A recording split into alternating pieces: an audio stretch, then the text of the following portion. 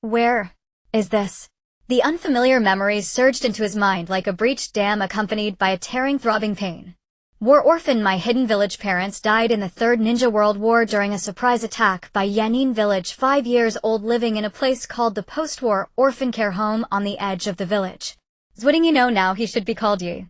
He pushed himself up from the cold ground and realized he was lying on a hard wooden bed covered with a thin blanket stitched with 3 patches.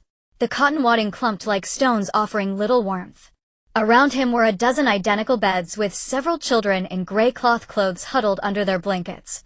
Their numb eyes stared at him like a pack of wild beasts abandoned in the wilderness, long accustomed to fear.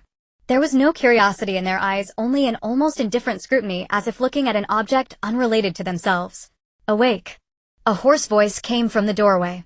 Yi followed the sound and saw an old woman with graying hair stooped back, holding a chipped wooden basin with a large gap in its rim. Her face was deeply wrinkled, like carved by knives, her eyes murky and weary. Get up and work. The director says kids who don't work don't eat. Such was the daily routine of the orphanage. In the merged memories of Yi, most children here had lost their families in the war. The younger ones helped sweep floors, wipe tables, wash and mend clothes. The older ones followed the laborers to the fields of Mai to weed and water, exchanging their labor for 2 bowls of thin porridge a day, so watery it reflected one's own face. Yi wrapped his patched blanket tightly and slowly slid off the bed. The floor was cold dirt mixed with gravel, the chill shooting from his soles to his head, making him shiver. He imitated the other children and quietly walked to the yard to line up. The yard was paved with gravel and dirt, puddles of last night's rain frozen into thin ice. Yi stood at the end of the line, his bare feet on the cold stone floor, toes numb and almost senseless. He watched the children ahead walk one by one to the wooden bucket and receive a chipped clay bowl. The bowl contained clear white porridge with only a few countable grains of rice floating in it, accompanied by a small pile of blackened pickled vegetables. Hurry up. What are you dawdling for? The man in charge of serving was burly and stout with impatient flesh on his face. Seeing Yi frozen in place, he reached out and pushed him. Yi, already unsteady, stumbled and nearly fell from the push. The clay bowl in his hand clattered to the ground, breaking into 2 pieces. The meager porridge and pickles spilled onto the mud, instantly pecked at by a few passing sparrows. A low snicker rose around him, piercing like needles into his ears. A big boy with a crew cut stepped forward. He was more than a head taller than Yi, his gray cloth clothes relatively tidy, with an old kunai tucked at his waist. This was Kenta, the child king of the orphanage, 10 years old. It was said his older brother was a ninja of Mai who died on the battlefield, leaving only this kunai. Kenta always wore it to show off and used it to intimidate the other children. Yo, isn't this the new blockhead? Kenta grinned, showing yellow teeth, stepped on the porridge on the ground and ground it viciously into paste. Can't even hold a bowl, a waste of food to live.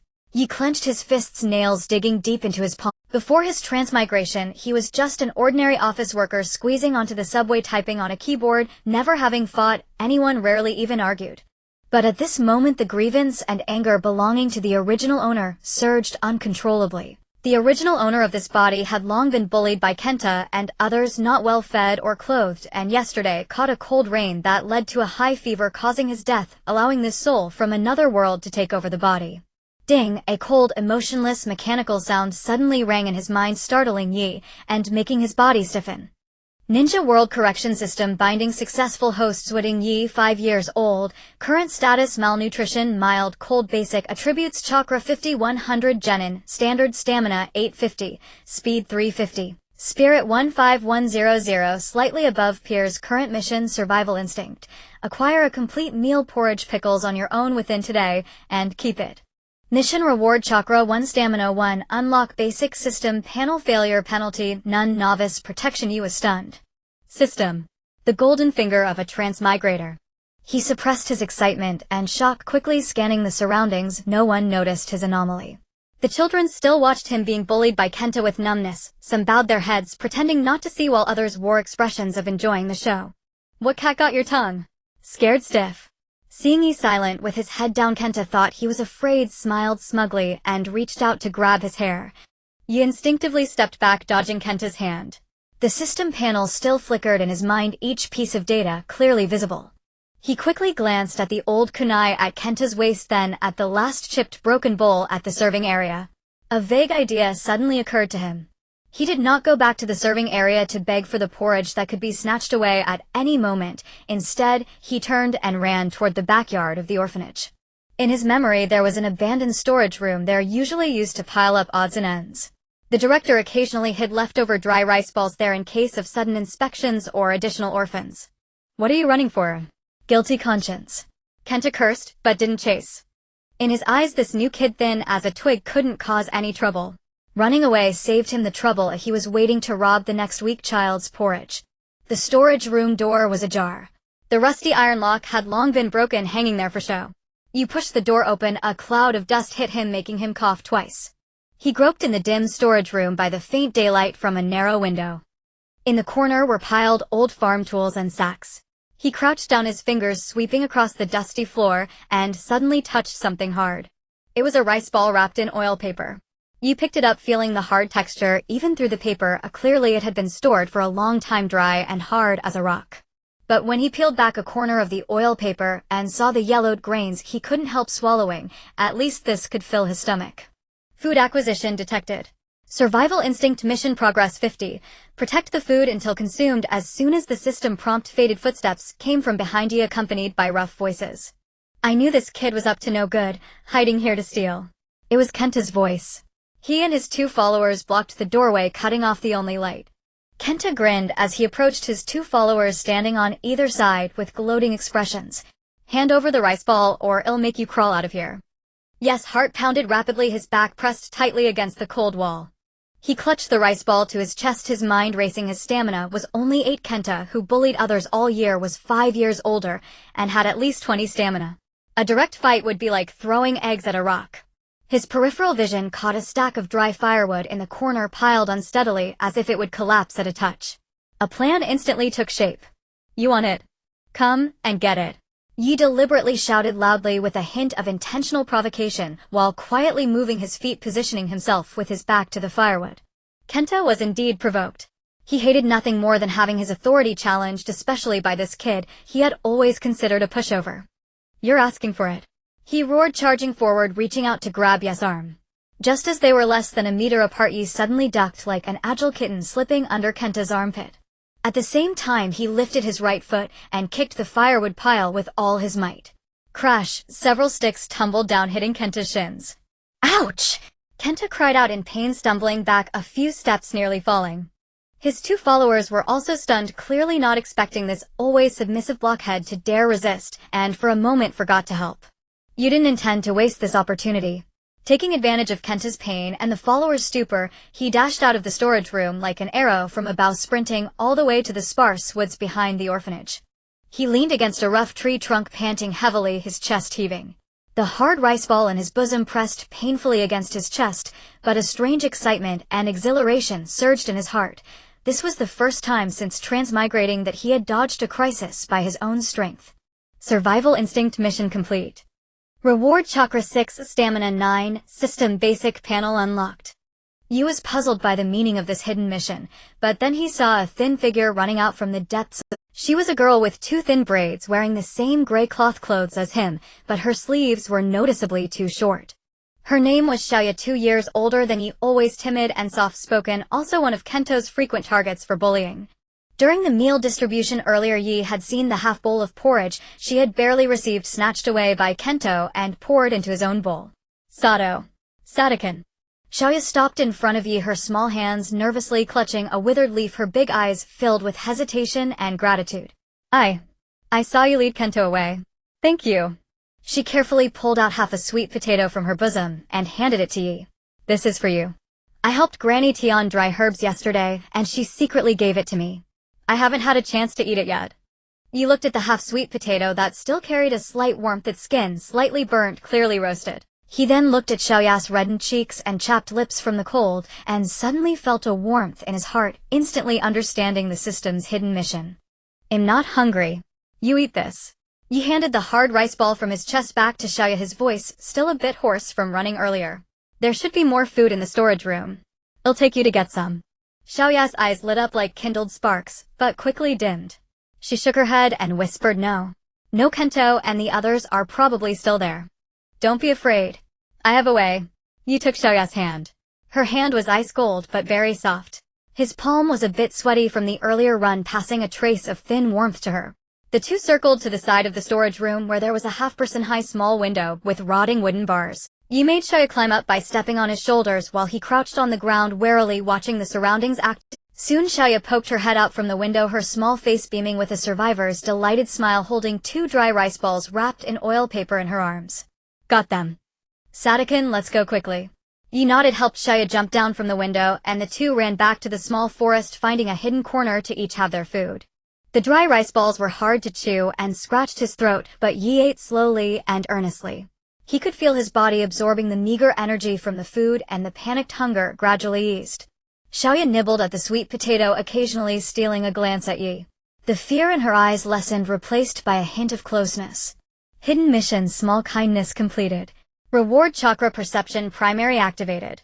Yi tried to focus his mind as instructed by the system to sense his surroundings. Soon he was astonished to find that his vision seemed to have gained an extra layer of faint light. He could see many faint light dots floating around him.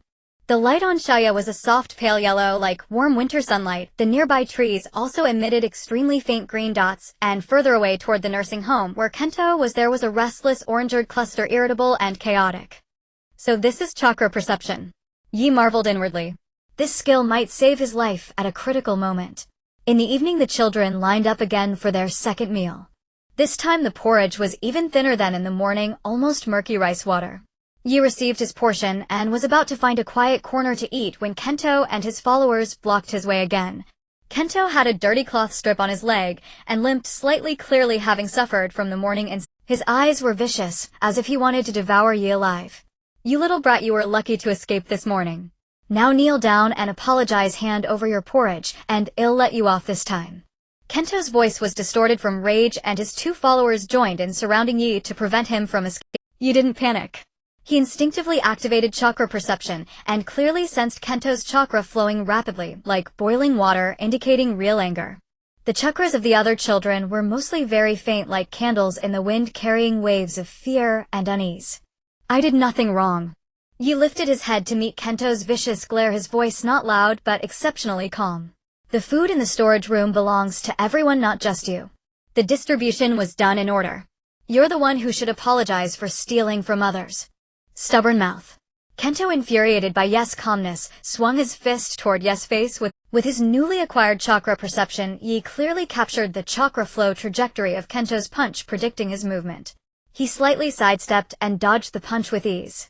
Kento's punch hit nothing but air, overexerting made him lose balance, and he accidentally punched his follower in the face. Ouch! The follower cried out in pain, squatting down as blood seeped through his fingers. You're asking for it. Kento, shocked and furious, felt humiliated and reached for the kunai at his waist. Stop. A stern, deep voice suddenly rang out like a boulder thrown into calm water, instantly silencing everyone present. Everyone turned to look. The director of the nursing home stood at the yard gate. He was a middle-aged man, tall, wearing a faded ninja vest with a long scar from forehead to chin on his left face, rather intimidating. It was said he was once a Konoha chunin who retired to manage the home after being injured in the Third Great Ninja War. Kento's hand froze mid-reach for the kunai. The viciousness on his face instantly faded, replaced by fear. Though arrogant, he was deeply afraid of the former ninja director. He snorted in dissatisfaction. Director, this kid stole food and hit people. The director ignored Kento's excuses. His deep eyes swept over the children and finally settled on Yi. He walked over, slowly crouched in front of Yi, and scrutinized him with a piercing gaze that seemed to see through hearts. Your name is Sato Yi. Yes. Yi met his gaze without flinching. He could sense the chakra within the director, not particularly vast, but exceptionally steady and condensed like a deep ancient well, completely different from Kento's restless chakra. This was the aura of a true ninja. I saw everything. The director's voice softened. The scar appeared less ferocious in the sunset light. In this yard, if you want to survive, just hiding won't work. But using your fists to bully the weaker ones doesn't make you a Konoha ninja, not even a decent human being. He paused, then took out a small oil paper package from his pocket and handed it to Yi. This is compressed biscuit. It fills your stomach better than porridge. Starting tomorrow you'll learn to read with me. Don't hang around with Kento's lot. Yi took the package, his fingertips touching the director's rough palm covered with thick calluses from years of holding swords and forming hand seals. He could feel that the director's gaze held no contempt or pity, only a calm assessment. The director patted his shoulder, not heavy, but with an undeniable strength. Study well. Don't waste the opportunity. Then he stood and turned to Kento, who was still fuming. You come to my office. Kento's face turned pale. He dared not disobey, lowered his head, and followed the director. The two followers quickly fled. The other children finally relaxed, looking at Yi with complex emotions, surprise, curiosity, and a hint of subtle closeness. Night fell. The children slept crowded on a communal bed with snoring and occasional murmurs interweaving in the dim room. Yi lay in the farthest corner, carefully opening the director's package in the cold moonlight filtering through the window lattice.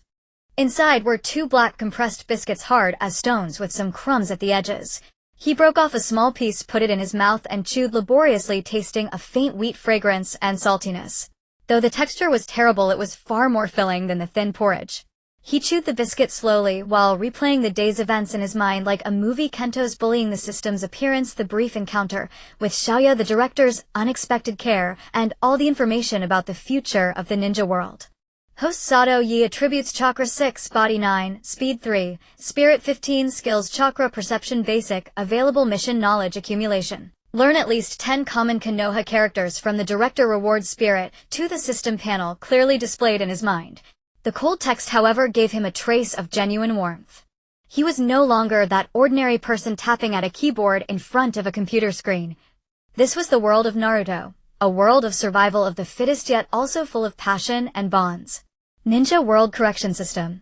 Correcting fate. He murmured to himself, his voice as soft as a breeze. Whatever your purpose, I won't die as pathetically as the original owner. He wanted to become strong, learn the skills to survive in this world, and see with his own eyes the scenery he had only seen on screens. The Hokage rock of Konoha, the training grounds, after rain, the distant forests and mountains. He would rely on his own feet to measure this dangerous yet fascinating world. Outside the window, moonlight passed through the gaps of branches, casting shifting shadows on the ground like lurking ninjas, silent and mysterious. Yi closed his eyes, put the last biscuit crumbs into his mouth, and chewed slowly. In the darkness, a faint but unwavering smile curled at the corner of his mouth.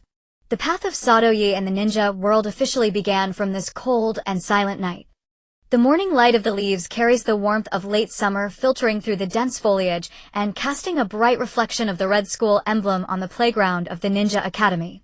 6-year-old Sato Yoru stood at the school gate, his palms slightly sweaty, the rough fabric crumpled in his... The old headmaster of the Nurturing Institute patted Yoru on the shoulder, the warmth of his palm seeping through the thin fabric of his clothes. As long as you pass the test, focus on your studies. If you don't be disheartened.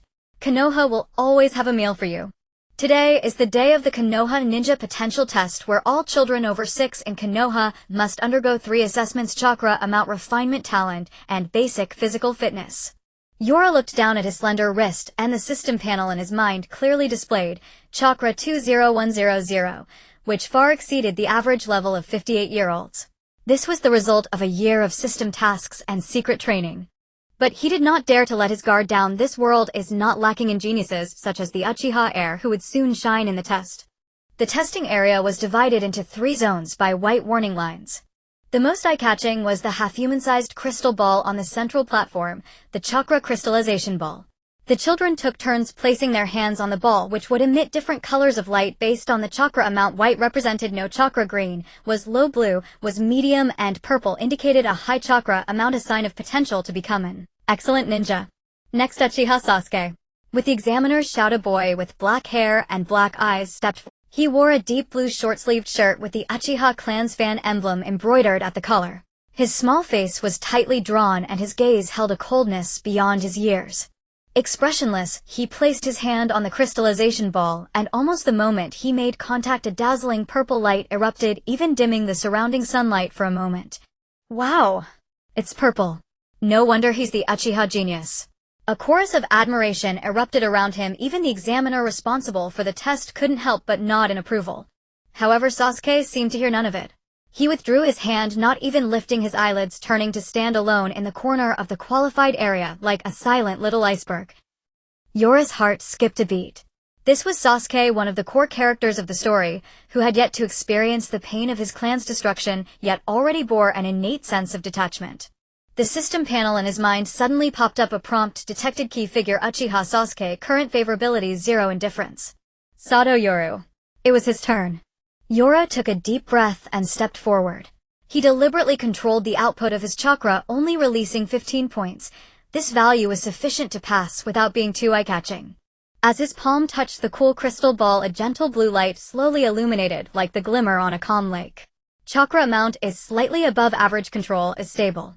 The examiner quickly noted it down, the pen scratching across the paper. Go to the physical fitness test area. Yora sighed in relief. As he turned, his peripheral vision caught sight of another corner of the qualified area. A boy, with spiky blonde hair, was crouched on the ground, drawing circles, his back to the crowd, his shoulders lightly shaking. During his test earlier, the crystal ball had only emitted a faint green light, leading the examiner to conclude chakra refinement is difficult, needs observation. It was Naruto. Yora's footsteps paused. The system's prompt sound timely echoed. Triggered task, a helping hand prerequisite. Comfort the emotionally downcast Uzumaki. Naruto reward. Uzumaki, Naruto favorability 5. Yora hesitated. Naruto was currently rejected by the entire village, regarded as a monster that everyone avoided. If he initiated conversation, would he be seen as a fellow of the outcast? He glanced at Sasuke's indifferent back, and then at Naruto's lonely figure, ultimately shaking his head. First he had to survive, then he could think about other matters. This was the first rule he set for himself after crossing into this world.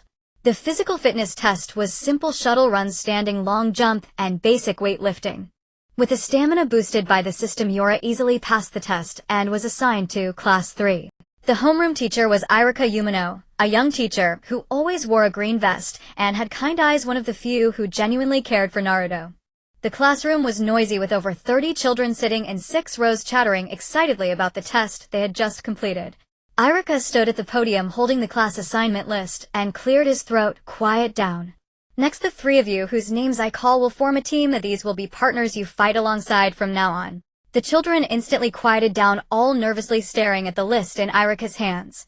Class 3, Sato Yoru, Mizuki Iwata. Yora looked up and saw the 2 children in the front row turning to look at him. The girl had shoulder-length blue short hair, her eyes like clear streams, tightly clutching a scroll, the edges of which were already worn. She was Mizuki. The boy was tall, sturdier than his peers, his face flushed, looking somewhat simple-minded, scratching his head and smiling at him. It was Iwata. Please take care of me. Mizuki bowed first, her voice clear like a wind chime. In Mizuki, my father is a water release ninja in the village, and I want to become a powerful water release user in the future. To Iwata. The boy's voice was a bit muffled, tinged with shyness. I am strong and good at taijutsu. I can protect you. Yora smiled and bowed slightly like them, saying, Sato Yoru, please take care of me. He discreetly swept his chakra perception over the 2. Mizuki's chakra flowed like a gentle stream, mild and enduring. Iwata's chakra felt like solid earth, stable and powerful. System prompt: team formation completed. Initial cooperation level 10,100. Iruka clapped his hands, attracting everyone's attention. From today on, you are a team. In the world of ninjas, partners are the most important treasure. Now, let's start with a little game. Work together to move the training equipment over there to the playground. He pointed to 3 heavy wooden dummies in the corner of the classroom, each requiring at least 2 children to barely move. Mizuki immediately raised her hand. I'll direct. My dad said the essence of water release is in teamwork, and so is team action. Why do you get to direct? Iwata frowned in dissatisfaction. In the strongest. You should listen to me, just lift it and move it. The 2 began to argue, their voices growing louder. Yora watched them and suddenly spoke up. Mizuki, your chakra is delicate and suitable for controlling direction. Iwata, your chakra is heavy and suitable for exerting strength. I'll coordinate the rhythm. He walked over to the dummy and pointed to the groove at the bottom. Iwata, lift from the front groove. Mizuki, stabilize the back handle. When I say 1, exert force, and when I say 2, adjust the angle. How about trying? Mizuki and Iwata were taken aback, although still somewhat unconvinced. They saw Yora's serious demeanor and half-heartedly complied. Taking a deep breath, Yora shouted 1. Iwata exerted force, and the dummy was steadily lifted. Upon shouting 2, Mizuki gently pushed, and the dummy smoothly turned. The 3 worked together and surprisingly managed to move the dummy, which was even taller than they were, to the center of the playground. Triggered side quest: class cohesion completed. Reward: team cooperation level 5, 15,100. Iruka's favorability 5. Iruka walked over with a smile and patted the shoulders of the 3. Very good. Sato understood how to observe his teammates' strengths, and Mizuki and Iwata were willing to set aside their disputes and cooperate. This is how a team should be. He looked at Yoru with a bit more appreciation in his eyes, saying you have a strong sense of teamwork, which is a very important quality in a ninja. The curriculum at the Ninja Academy was more rigorous than Yoru had imagined. The morning consisted of theoretical classes, ninja code, basics of chakra properties, overview of ninja villages, with dense knowledge points needing to be memorized.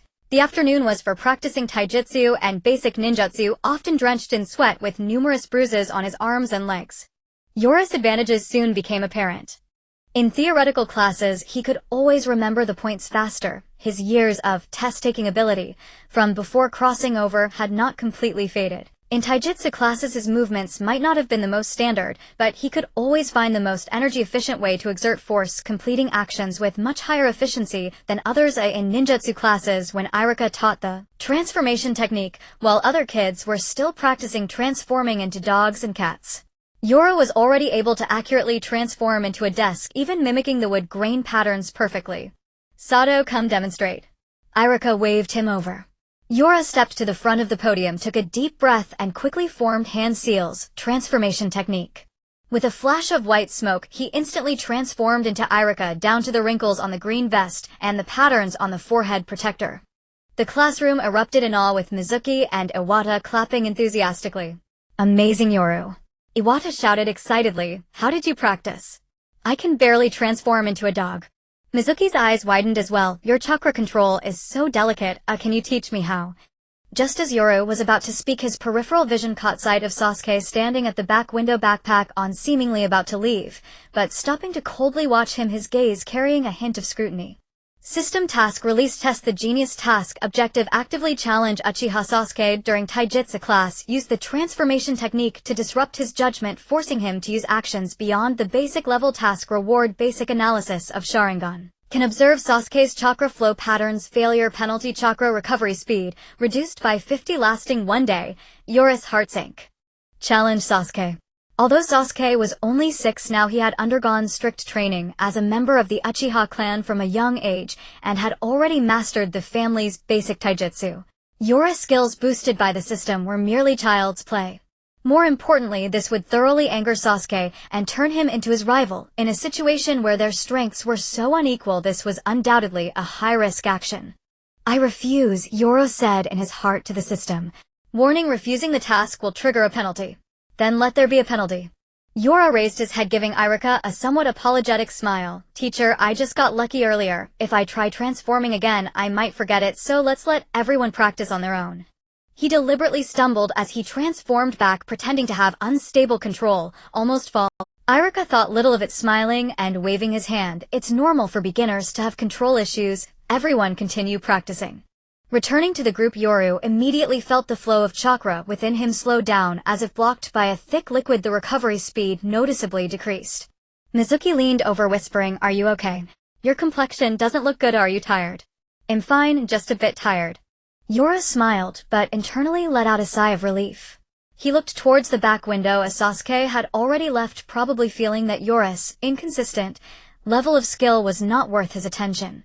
Days passed in classes and training, and the nights gradually fell into a routine, setting off to school in the morning with Mizuki and Yenta from the care center, grinding through tedious theoretical knowledge in the morning, sweating it out on the playground in the afternoon, and returning to the care center at night to secretly enhance his strength with the system's reward of chakra strengthening.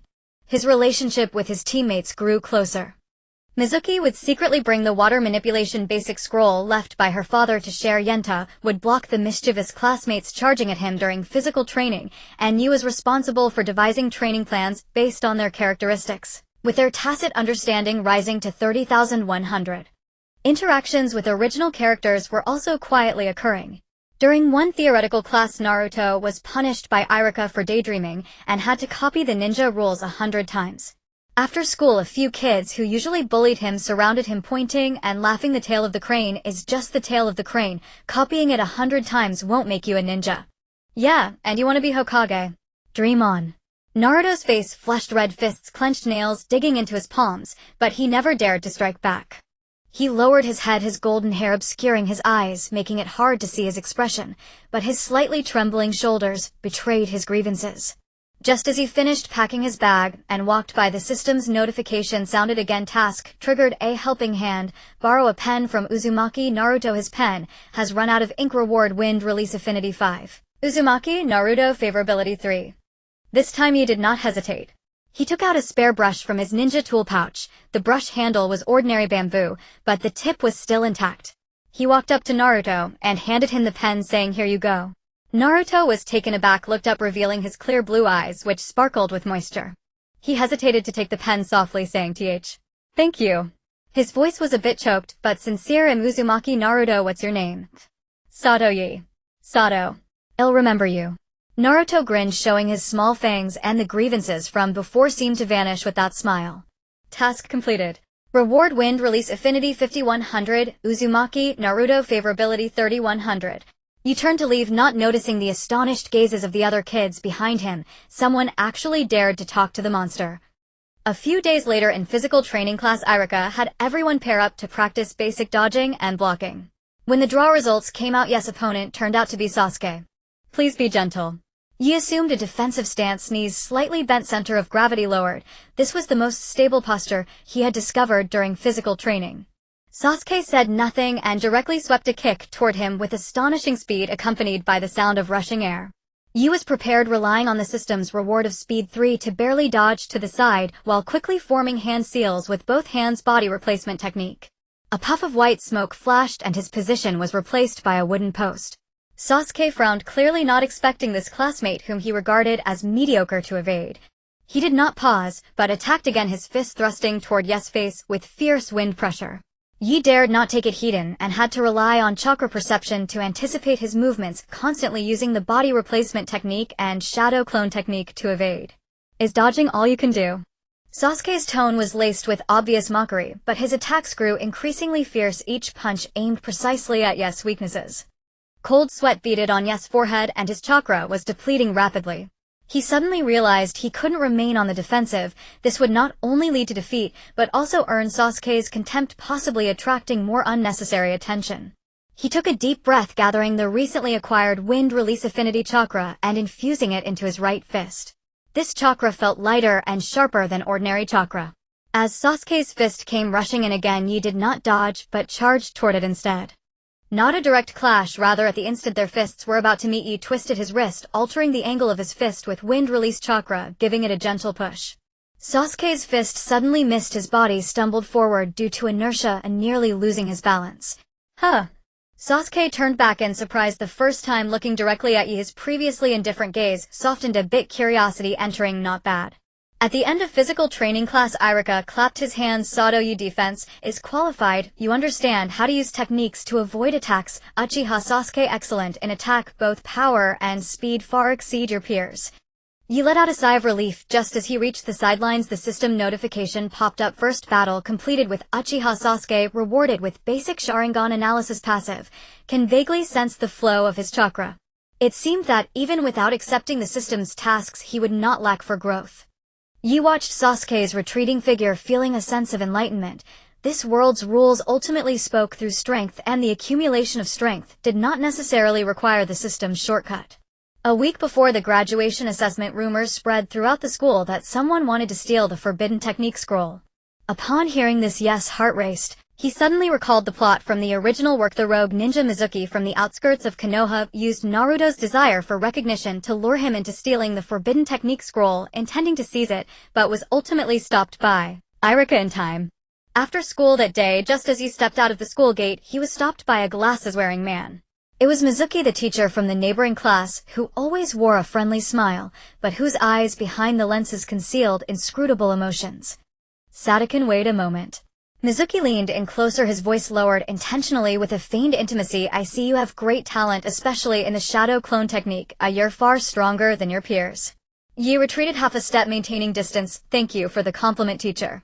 But don't you think what the school teaches is too basic?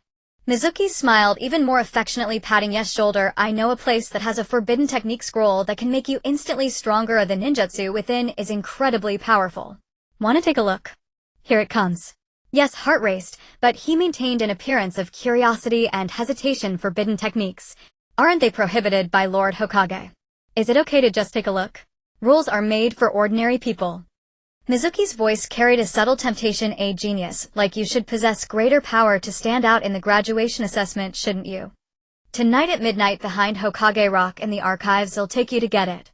Just a quick look, how about? System task released. Bait and trap. Option A, accept the invitation, report to Hokage after obtaining the scroll, reward chakra 50. Konoha high level trust 10. Option B, refuse on the spot and expose Mizuki, reward C, through lies passive Iruka trust 20. Option C, pretend to agree and secretly inform Iruka, reward chakra 30. C, through lies. He almost instantly made a choice. Option C.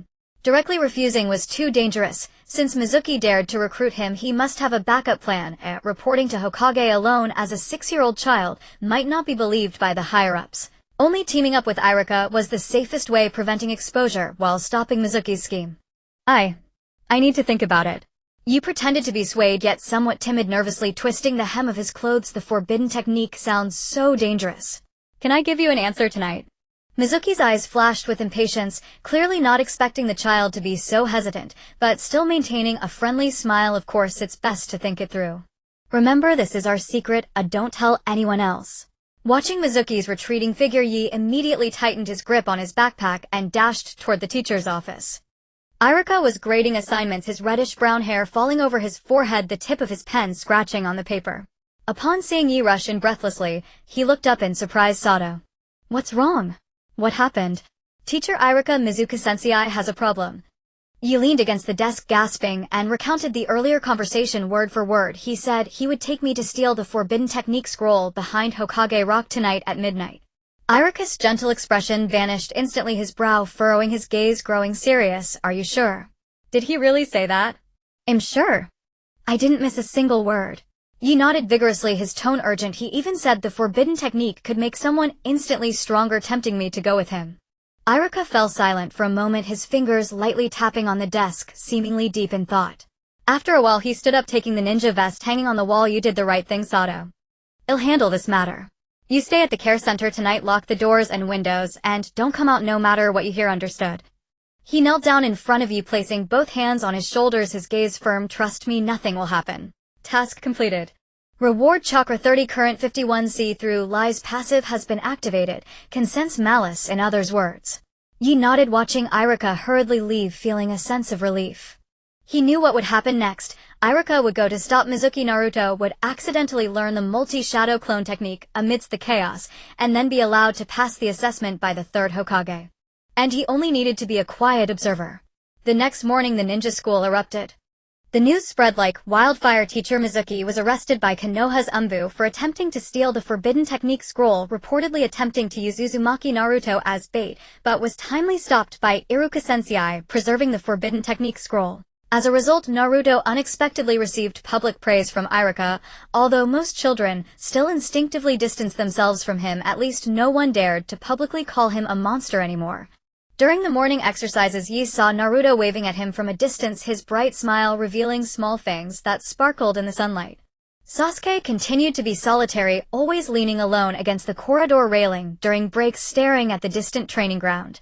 But Yi noticed that occasionally during physical training Sasuke would linger his gaze on him for a few seconds longer, seeming to regard him as a worthy opponent to pay some attention to. Mizuki and Yenta had already surrounded Yi, curiously asking Yi, did you know something was off with Teacher Mizuki? Iruka-sensei even praised you for your high alertness this morning. Yi smiled and evaded the core issue. I just felt something was off when he spoke. It didn't seem as natural as usual, so I told Teacher Iruka. He didn't mention the system. This was a secret he kept close to his heart, a way to protect himself and his teammates. Some powers are better kept known to fewer people. Just then Iruka approached, signaling Yi to come with him to the office. Navigating through the noisy corridor, Iruka led him to a wooden door marked Hokage office and knocked gently. Please come in. An old yet gentle voice came from within. Pushing the door open, the first thing that caught his eye was the wall covered with portraits of past Hokages, and sitting in the central office chair was an old man wearing a straw hat, smoking a pipe, his white beard hanging down to his chest. None other than the third Hokage, Hiruzen Sarutobi. Iruka said you were the first to discover Mizuki's scheme.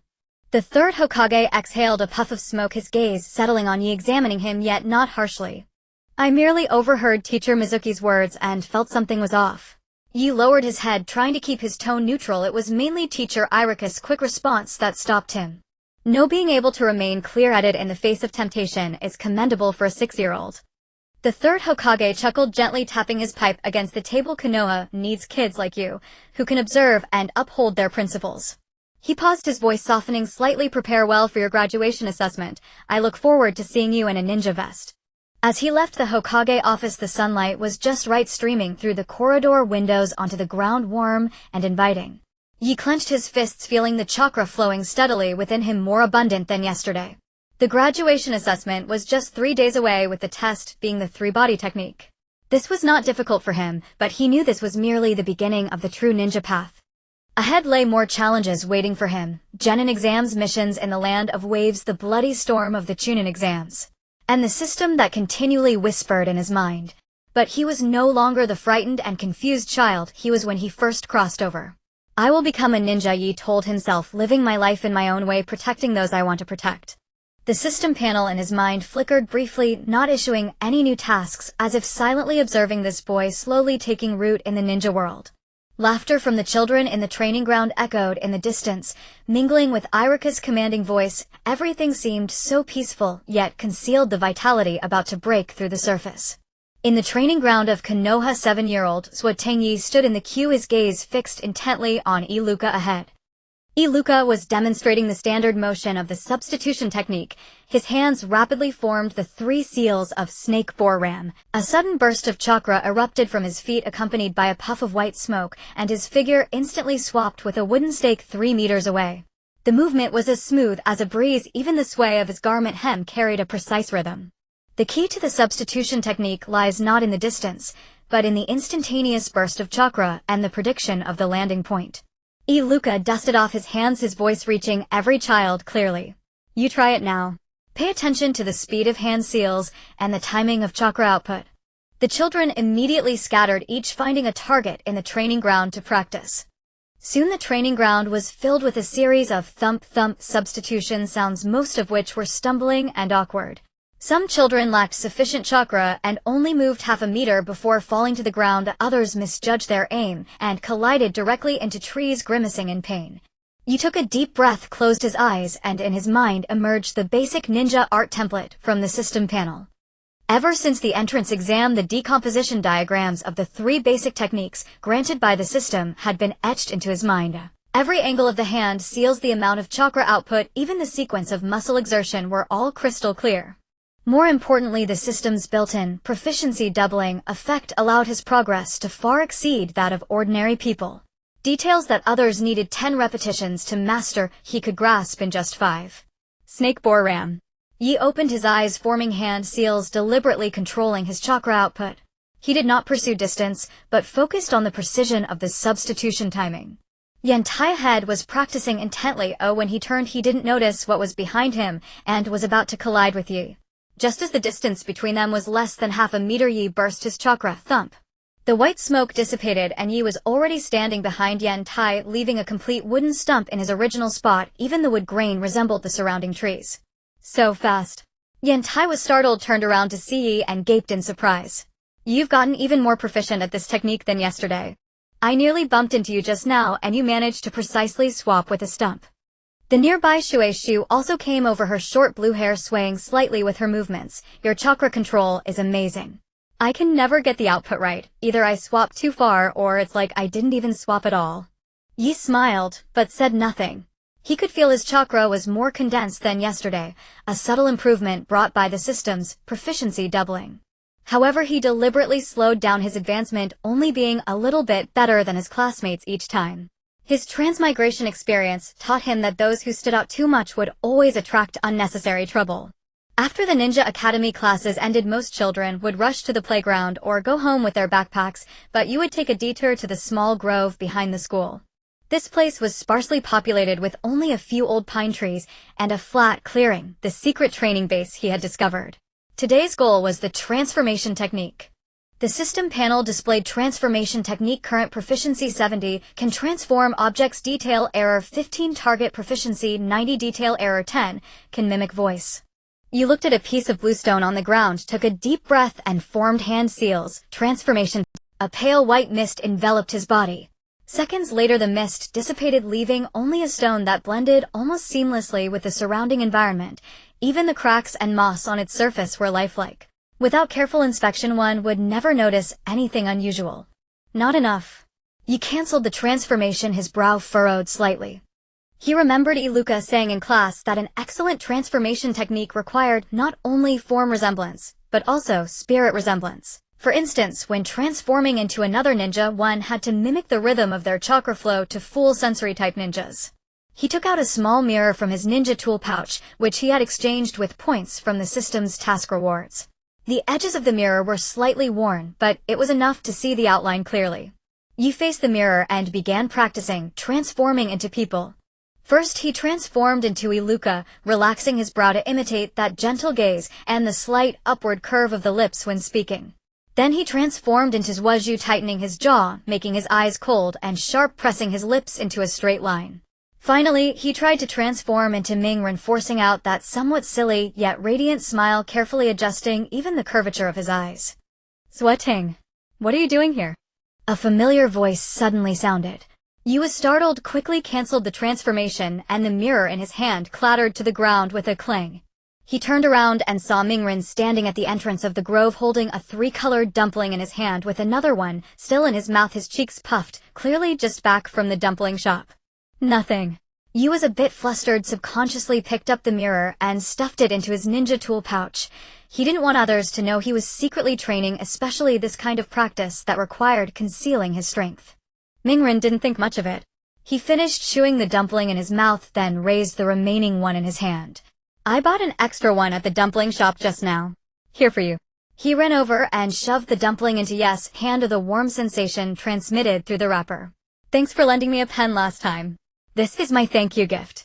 He looked at the 3-colored dumpling in his hand, a glutinous rice ball in red, white, and green wrapped around sweet red bean filling, exuding an enticing aroma. His heart stirred and the system panel promptly popped up a notification. Triggered quest, a little help, accept Mingren's share, and listen to him pour out his troubles of being mocked. Quest reward, wind release affinity 5, Xuanhua Mingren affinity 5. Thank you. Yi unwrapped the dumpling and took a bite. The sweet red bean paste melted in his mouth with a perfect sweetness. "It's good, right?" Mingren grinned, revealing 2 small canine teeth. "It's made by Uncle Elo, the best dumplings in the whole village. But just now at the dumpling shop someone called me a monster again." His voice suddenly dropped. He lowered his head and kicked a pebble, a shadow veiling his blue eyes. "Why doesn't everyone like me? I haven't done anything wrong." Yu was silent for a moment, recalling the loneliness and fear he felt when he first transmigrated into this world. The feeling of being rejected and ignored, very similar to what Mingren was experiencing now. He said softly, "Maybe they just don't know you yet. Once they realize that you're actually very hardworking and really want to become a great ninja, they won't say that anymore." "Really?" Mingren lifted his head abruptly, his eyes shining like stars. Yi nodded, his tone serious. "I've seen you practice the clone technique. You stay at the training ground after school and practice harder than most people." He had indeed seen it a few times. Mingren would always stay alone at the training ground practicing against wooden posts. Even after repeated failures, he never gave up. Mingren smiled even brighter, the blush on his cheeks like the color of sunset. "Zwitting, you're so nice. Let's be friends from now on." Quest completed. Reward, wind release affinity 10100, Xuanhua Mingren affinity 8100. Watching Mingren's bounding figure as he walked away humming a tuneless song, he tightened his grip on the remaining half of the dumpling in his hand. He suddenly felt that the system's correcting destiny didn't necessarily require doing something earth-shattering. Occasionally keeping this lonely child company and giving him a few more smiles, perhaps that was also a kind of change. He picked up the mirror again and practiced the transformation technique in front of it. This time he imitated Mingren's smile, that slightly goofy yet utterly sincere smile, and it seemed even more lifelike than before. The Taijutsu class was the most exhausting course at the Ninja Academy, and also the place where it was easiest to reveal one's true strength. Today's lesson was sparring practice with the rule of touch and stop, using basic taijutsu to push the opponent out of a 5-meter diameter circle to win. The moment Sasuke appeared, he became the center of attention. He effortlessly defeated all challengers using precise leg sweeps and thrusting punches to decisively shove them out of the circle, his face expressionless, as if he were merely going through a routine. "Next, who's up?" Iruka asked from outside the circle, his gaze sweeping over the line of children. No one answered. Everyone was somewhat afraid of Sasuke. His speed and strength far exceeded those of his peers. It was better to be an obedient spectator than to step up and be instantly defeated. "I'll go." Yi hesitated for a moment, then raised his hand. It wasn't because the system had issued a mission, but because he wanted to test for himself. Could the chakra flow control he had been practicing handle the Uchiha's basic taijutsu? "Oh." Sato challenges the Uchiha. A ripple of quiet murmurs spread around, and the children's gazes converged on Yi, some curious, some skeptical. Sasuke also looked at Yi, his dark bright eyes holding a hint of scrutiny, like studying a prey that had suddenly entered his field of vision, a subtle inquiry hidden behind his cold gaze. The two stood inside the circle. The moment Iruka shouted begin, Sasuke moved. His speed was even faster than Yi had anticipated. In an instant he was in front of Yi, a straight punch aimed at Yi's chest, the fist carrying a fierce chakra fluctuation, clearly using full force. Yi dared not receive it heed-in. He immediately rolled to the right to dodge the punch while using chakra sensing to closely track Sasuke's movements. He discovered that although Sasuke's taijutsu was fast, there was a clear pattern. After each punch, his right foot habitually took a half step forward, creating a 0.5-second opening, enough for an opponent to find an opportunity to counterattack. "Is dodging the only thing you can do?" Sasuke sneered, his attacks growing more ferocious. He alternated between kicks and punches from tricky angles, forcing you to retreat repeatedly, almost being pushed out of the circle several times, the hem of his pants trembling under the wind of Sasuke's fists. "Go Yi!" Mizuki shouted anxiously outside the circle, her small hands clenched into fists. Iwata also clapped vigorously, cheering for Yi with all his might. Yi took a deep breath, knowing he could no longer just dodge. Constant defense would only make him more passive and eventually be pushed out of the circle. The moment Sasuke threw another punch and his right foot moved forward half a step, Yi suddenly dropped low, evading the fist while using his shoulder to press against Sasuke's side and subtly tripping him. This was the clever force technique he had learned from teacher Aoba, who occasionally came to the academy requiring little strength, but precisely disrupting the opponent's balance. Sasuke clearly hadn't expected such an unorthodox taijutsu move from Yi. He staggered, and although he quickly recovered his stance, his right foot had already stepped outside the circle. "Sato wins," Iruka announced loudly. Silence fell around them. Even Sasuke himself was stunned. He looked down at his right foot outside the circle, then up at Yi, his eyes filled with disbelief, as if unable to accept losing to this classmate who had always seemed unremarkable. Yi immediately withdrew his hands and bowed to Sasuke. "That was just luck.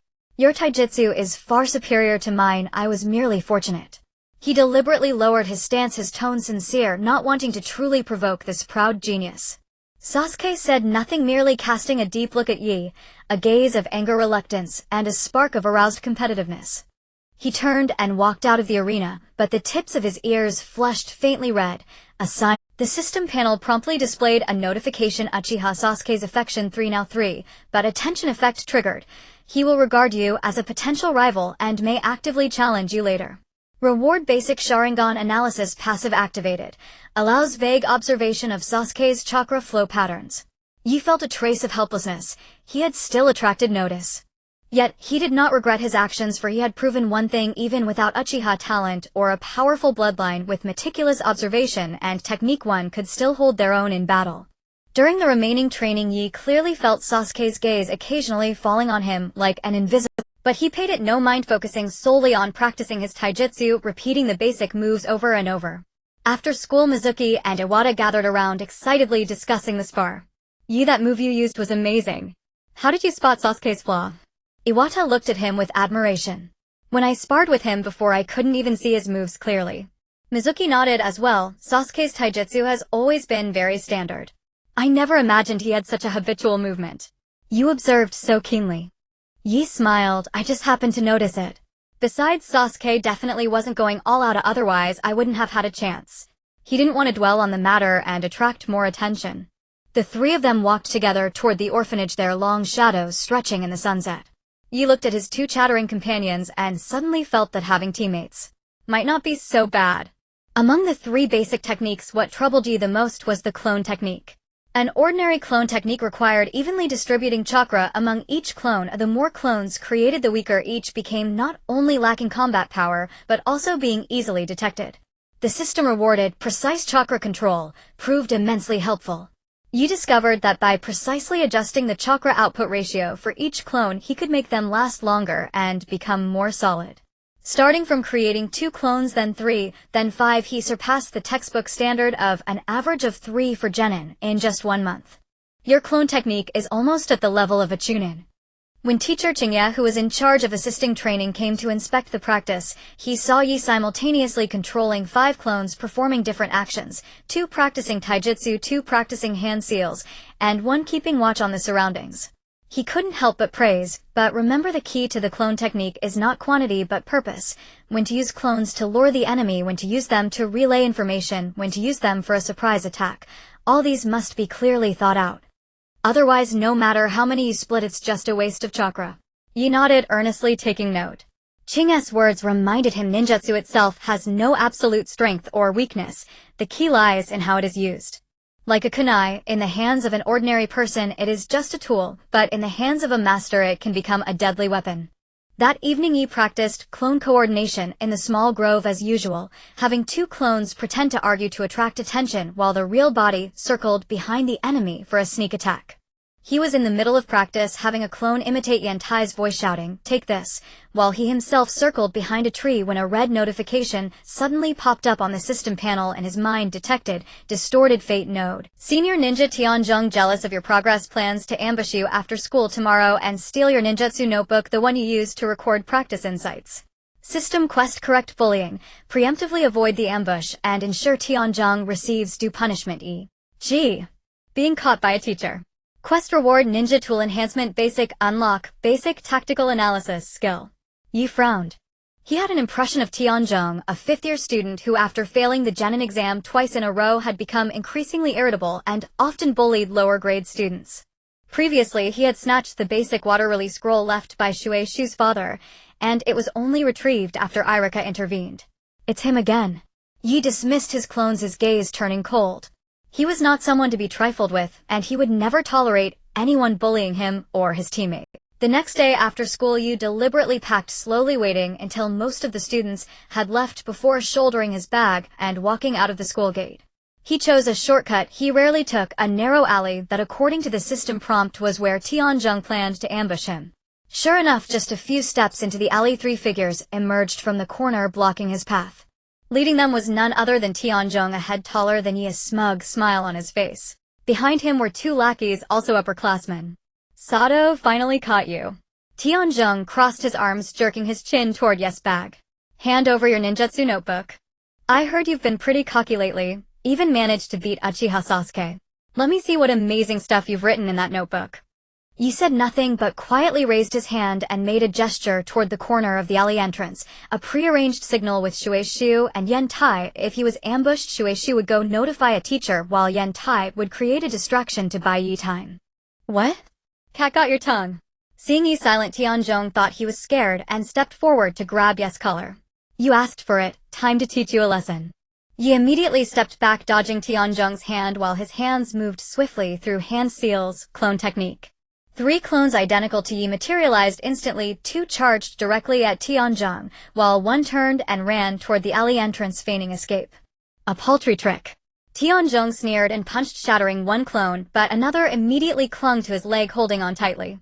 At that moment, Yantai burst out from the corner of the alley shouting, "Stop. Don't bully Yi." Although he was a bit scared, his legs trembling, he mustered courage and slammed into one of Tianzhong's lackeys, sending the boy stumbling. Tianzhong, entangled by clones and thrown off balance by Yantai, erupted in fury and kicked out at Yantai. Mind your own business, you idiot. Then came a cry, water release, water gun. A thin stream of water shot from the side, striking Tianzhong's ankle with precision. Though not very powerful, it made his foot slip, and he fell to the ground with a thud, kicking up a cloud of dust. It was Shueishu. She hadn't fully followed the plan to fetch a teacher. Instead, she trusted her teammates and quietly followed, using the basic water release she had just learned at the critical moment. Seizing the opportunity, Yi's real body quickly circled behind Tianzhong and drew a blunt shuriken from his ninja tool pouch, one enhanced by the system's ninja tool enhancement basic, making it more balanced in weight and steadier in hand. He gently pressed the shuriken against Tianzhong's nape, his voice calm but carrying an undeniable force. Don't move. Tianzhong's body instantly froze. He could clearly feel the cold of the shuriken, though he knew it was blunt. The feeling of being controlled sent a chill through him, and his earlier arrogance vanished. You dare touch me? I'm an upperclassman. Tianzhong blustered, his voice trembling. We don't want to hurt you, you said calmly, but you stole Shueishu's scroll before and now you're trying to steal my notebook. Shouldn't you give an explanation? Just then rapid footsteps sounded from the alley entrance. Iruka arrived with 2 patrolling Konoha ninja. It turned out Shueishu had secretly notified the teacher before launching her attack. Seeing the scene, Iruka's face darkened immediately, and he glared sternly at Tianzhong on the ground. Tianzhong, bullying lower grade students again. Come with me to the principal. Tianzhong's face turned pale. He couldn't utter a word as the patrol ninja half dragged him away. His 2 lackeys, already terrified and cowering in the corner, obediently followed. Quest complete. Reward Ninja Tool Enhancement Basic activated. Shueishu Trust 40100, Yen Tai Trust 35100. Walking back to the nursing home, the setting sun stretched the shadows of the 3 people long.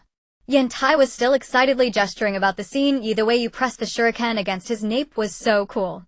And Shueishu, your water gun timing was perfect. It slipped him right away. Shueishu blushed and said softly, it was Yes' plan that arranged everything well. I just happened to be in time. Yi smiled, feeling an unusual warmth in his heart. He suddenly realized that he hadn't felt lonely for a long time. The fear and unease from when he first crossed into this world seemed to have quietly faded in the process of facing trouble shoulder to shoulder with his teammates. With such teammates by his side, it seemed that no matter how difficult the mission, they could get through it together. A week later, Yes' proficiency in the 3 basic techniques all exceeded 90. Transformation technique, not only could it perfectly mimic a person's appearance, but also their voice with detail error reduced to 5. Even sensor-type ninja would find it hard to see through without careful observation. Substitution technique could complete the replacement within 0.3 seconds, accurately landing at any location within 5 meters, and could even use smoke to obscure vision, creating the illusion of disappearance. Clone technique could create up to 8 clones with evenly distributed chakra, each capable of executing complex commands, such as forming hand seals, relaying information, and even briefly blocking a basic attack. System prompt 3 basic techniques advanced unlocked. Ninjutsu innovation permission can attempt to fuse basic ninjutsu to develop new moves.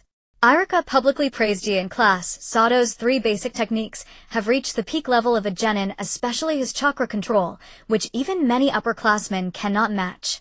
It is worth learning from. The way classmates looked at Yi changed. There was envy, admiration, but more of a subtle sense of distance. Except for Shueishu, Yen Tai, and Naruto, few people actively spoke to him. Everyone seemed to tacitly regard him as being on another level, just like with Sasuke, watching from afar but not daring to approach. Yi sat by the window watching Sasuke practicing taijutsu alone on the playground. His movements were still precise and fierce, sweat dripping down his cheeks, yet he showed no sign of stopping. In the distance, Naruto was pestering Iruka, excitedly showing off his newly learned clone technique. Though the clones he created were still crooked, he was beaming brightly. A confusion suddenly arose in Yes' heart. The system always talked about correcting fate, but what exactly was fate? Was it to make Sasuke let go of his clan's hatred and become an ordinary boy?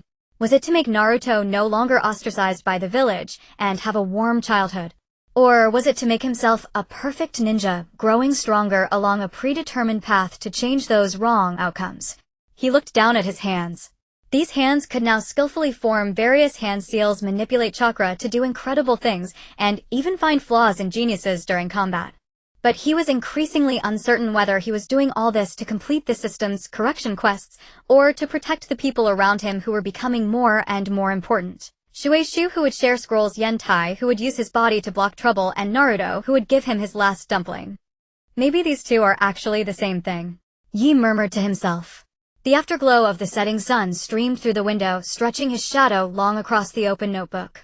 In addition to the densely written ninjutsu insights, there was a newly added line. The meaning of a ninja is not to live up to others' expectations, but to protect those you want to protect.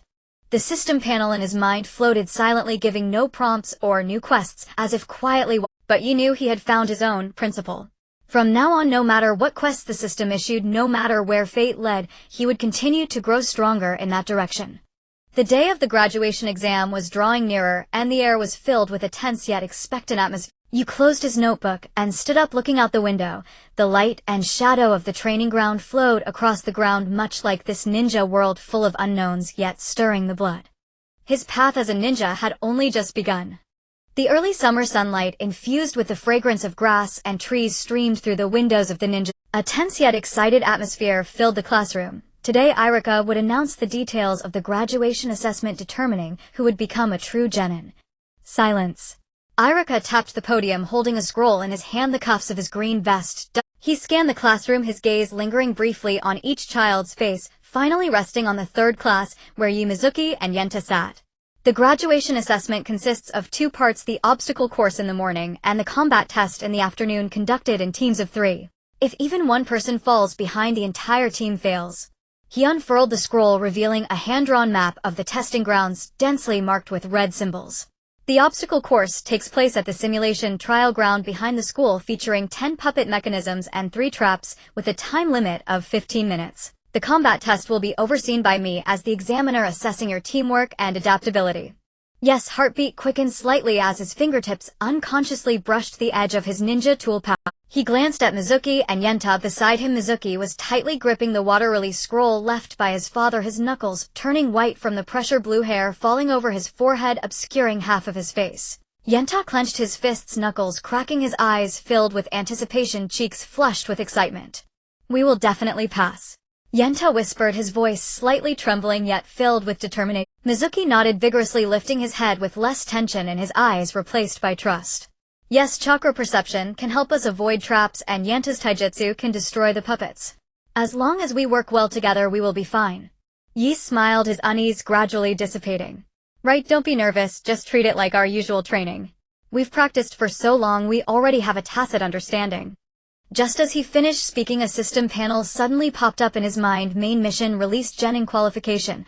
All team members must pass the graduation assessment. Reward: Shadow Clone Technique Special Edition. Chakra 30. The obstacle course starts promptly at 9 a.m. The 3rd class was assigned to the 5th group, following the guide to the entrance of the trial grounds, a heavy wooden door inscribed with a red ninja character, the edges worn and somewhat faded. Behind the door was pitch black, with faint sounds of mechanical operation echoing like some creature grinding its teeth in the dark. "You can enter when ready." The guide, a middle-aged ninja with a scruffy beard, pressed a button on the wall, and the wooden door slowly opened inward, revealing a winding passage filled with a mixture of oil and dust. "Go." Yi stepped into the passage first, silently activating his chakra perception.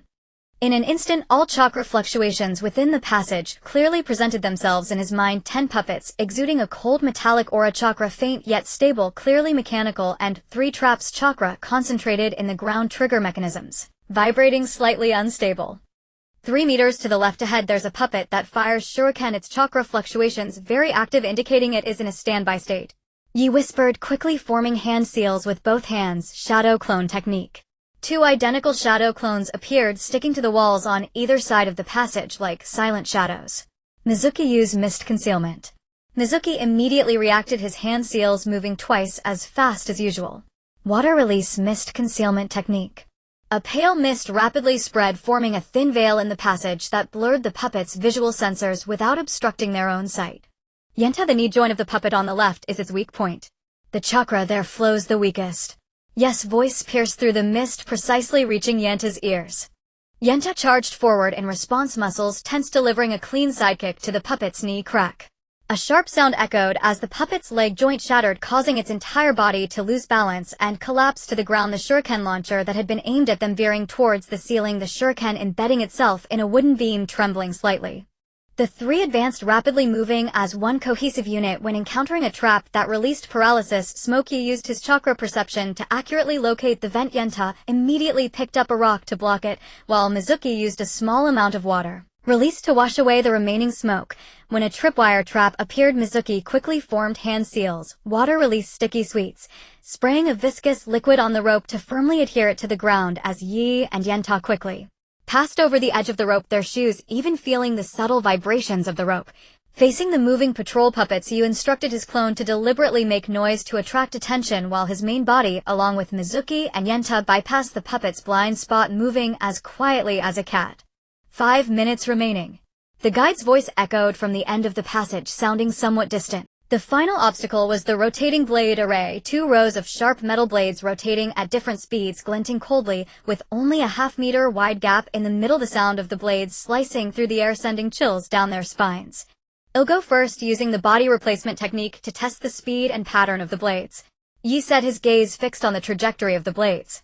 He took a deep breath and dashed forward. At the moment, the 2 rows of blades crossed simultaneously, forming hand seals, body replacement technique. A puff of white smoke flashed and his figure exchanged places with a stone in the corner of the opposite wall, standing unharmed on the other side of the blade array. The speed is 3 rotations per second, a rush through when the blades reach their highest point. That was the only gap. Yi shouted across the blade array, his voice tense with urgency. Yenta nodded, taking a deep breath, bending down to pick up Mizuki, and under Yes' direction found the right moment to shoot through the blade array like an arrow. Yi followed closely behind the 3, bursting through the passage in the last 10 seconds, sunlight flooding and forcing them to squint their eyes. Class 3 completed the obstacle course in 10 minutes. The guide quickly noted the score in his notebook, looking up at them with evident approval in his eyes. Good teamwork, especially that kid who sensed the traps very sharp. Mizuki and Yenta high-fived, sweat trickling down their cheeks, forming droplets on the ground, their faces shining with bright smiles. Yi also sighed in relief, his back soaked with sweat clinging to his skin, feeling cool. System notification: obstacle course completed. Team cohesion 10, current 40,100. The afternoon combat test took place on the school's open-air training ground. The sun was even stronger, baking the ground until it was scorching hot, and the air was filled with the smell of burnt grass. Iruka stood in the center of the training ground, holding a wooden shuriken in his hand with 2 copper bells hanging from his waist. The bells jingled softly with his movements, producing crisp sounds. The rules of the combat test are simple. Iruka's voice came through the waves of heat, clearly reaching each team member's ears. The 3 of you work together. As long as you can touch the bells on me, you win. Time limit 10 minutes. He shook the copper bells at his waist. Beware, I will use the 3 body techniques and shuriken. I won't go easy on you just because you're students. Yishueshu and Yentai stood at the edge of the training ground, exchanging glances. He'll definitely fool us with the substitution technique, just like in regular training. Yentai said in a low voice as he clenched his fists. I'll engage him hidden and create a diversion. You two find a chance to grab the bells. Shueshu nodded.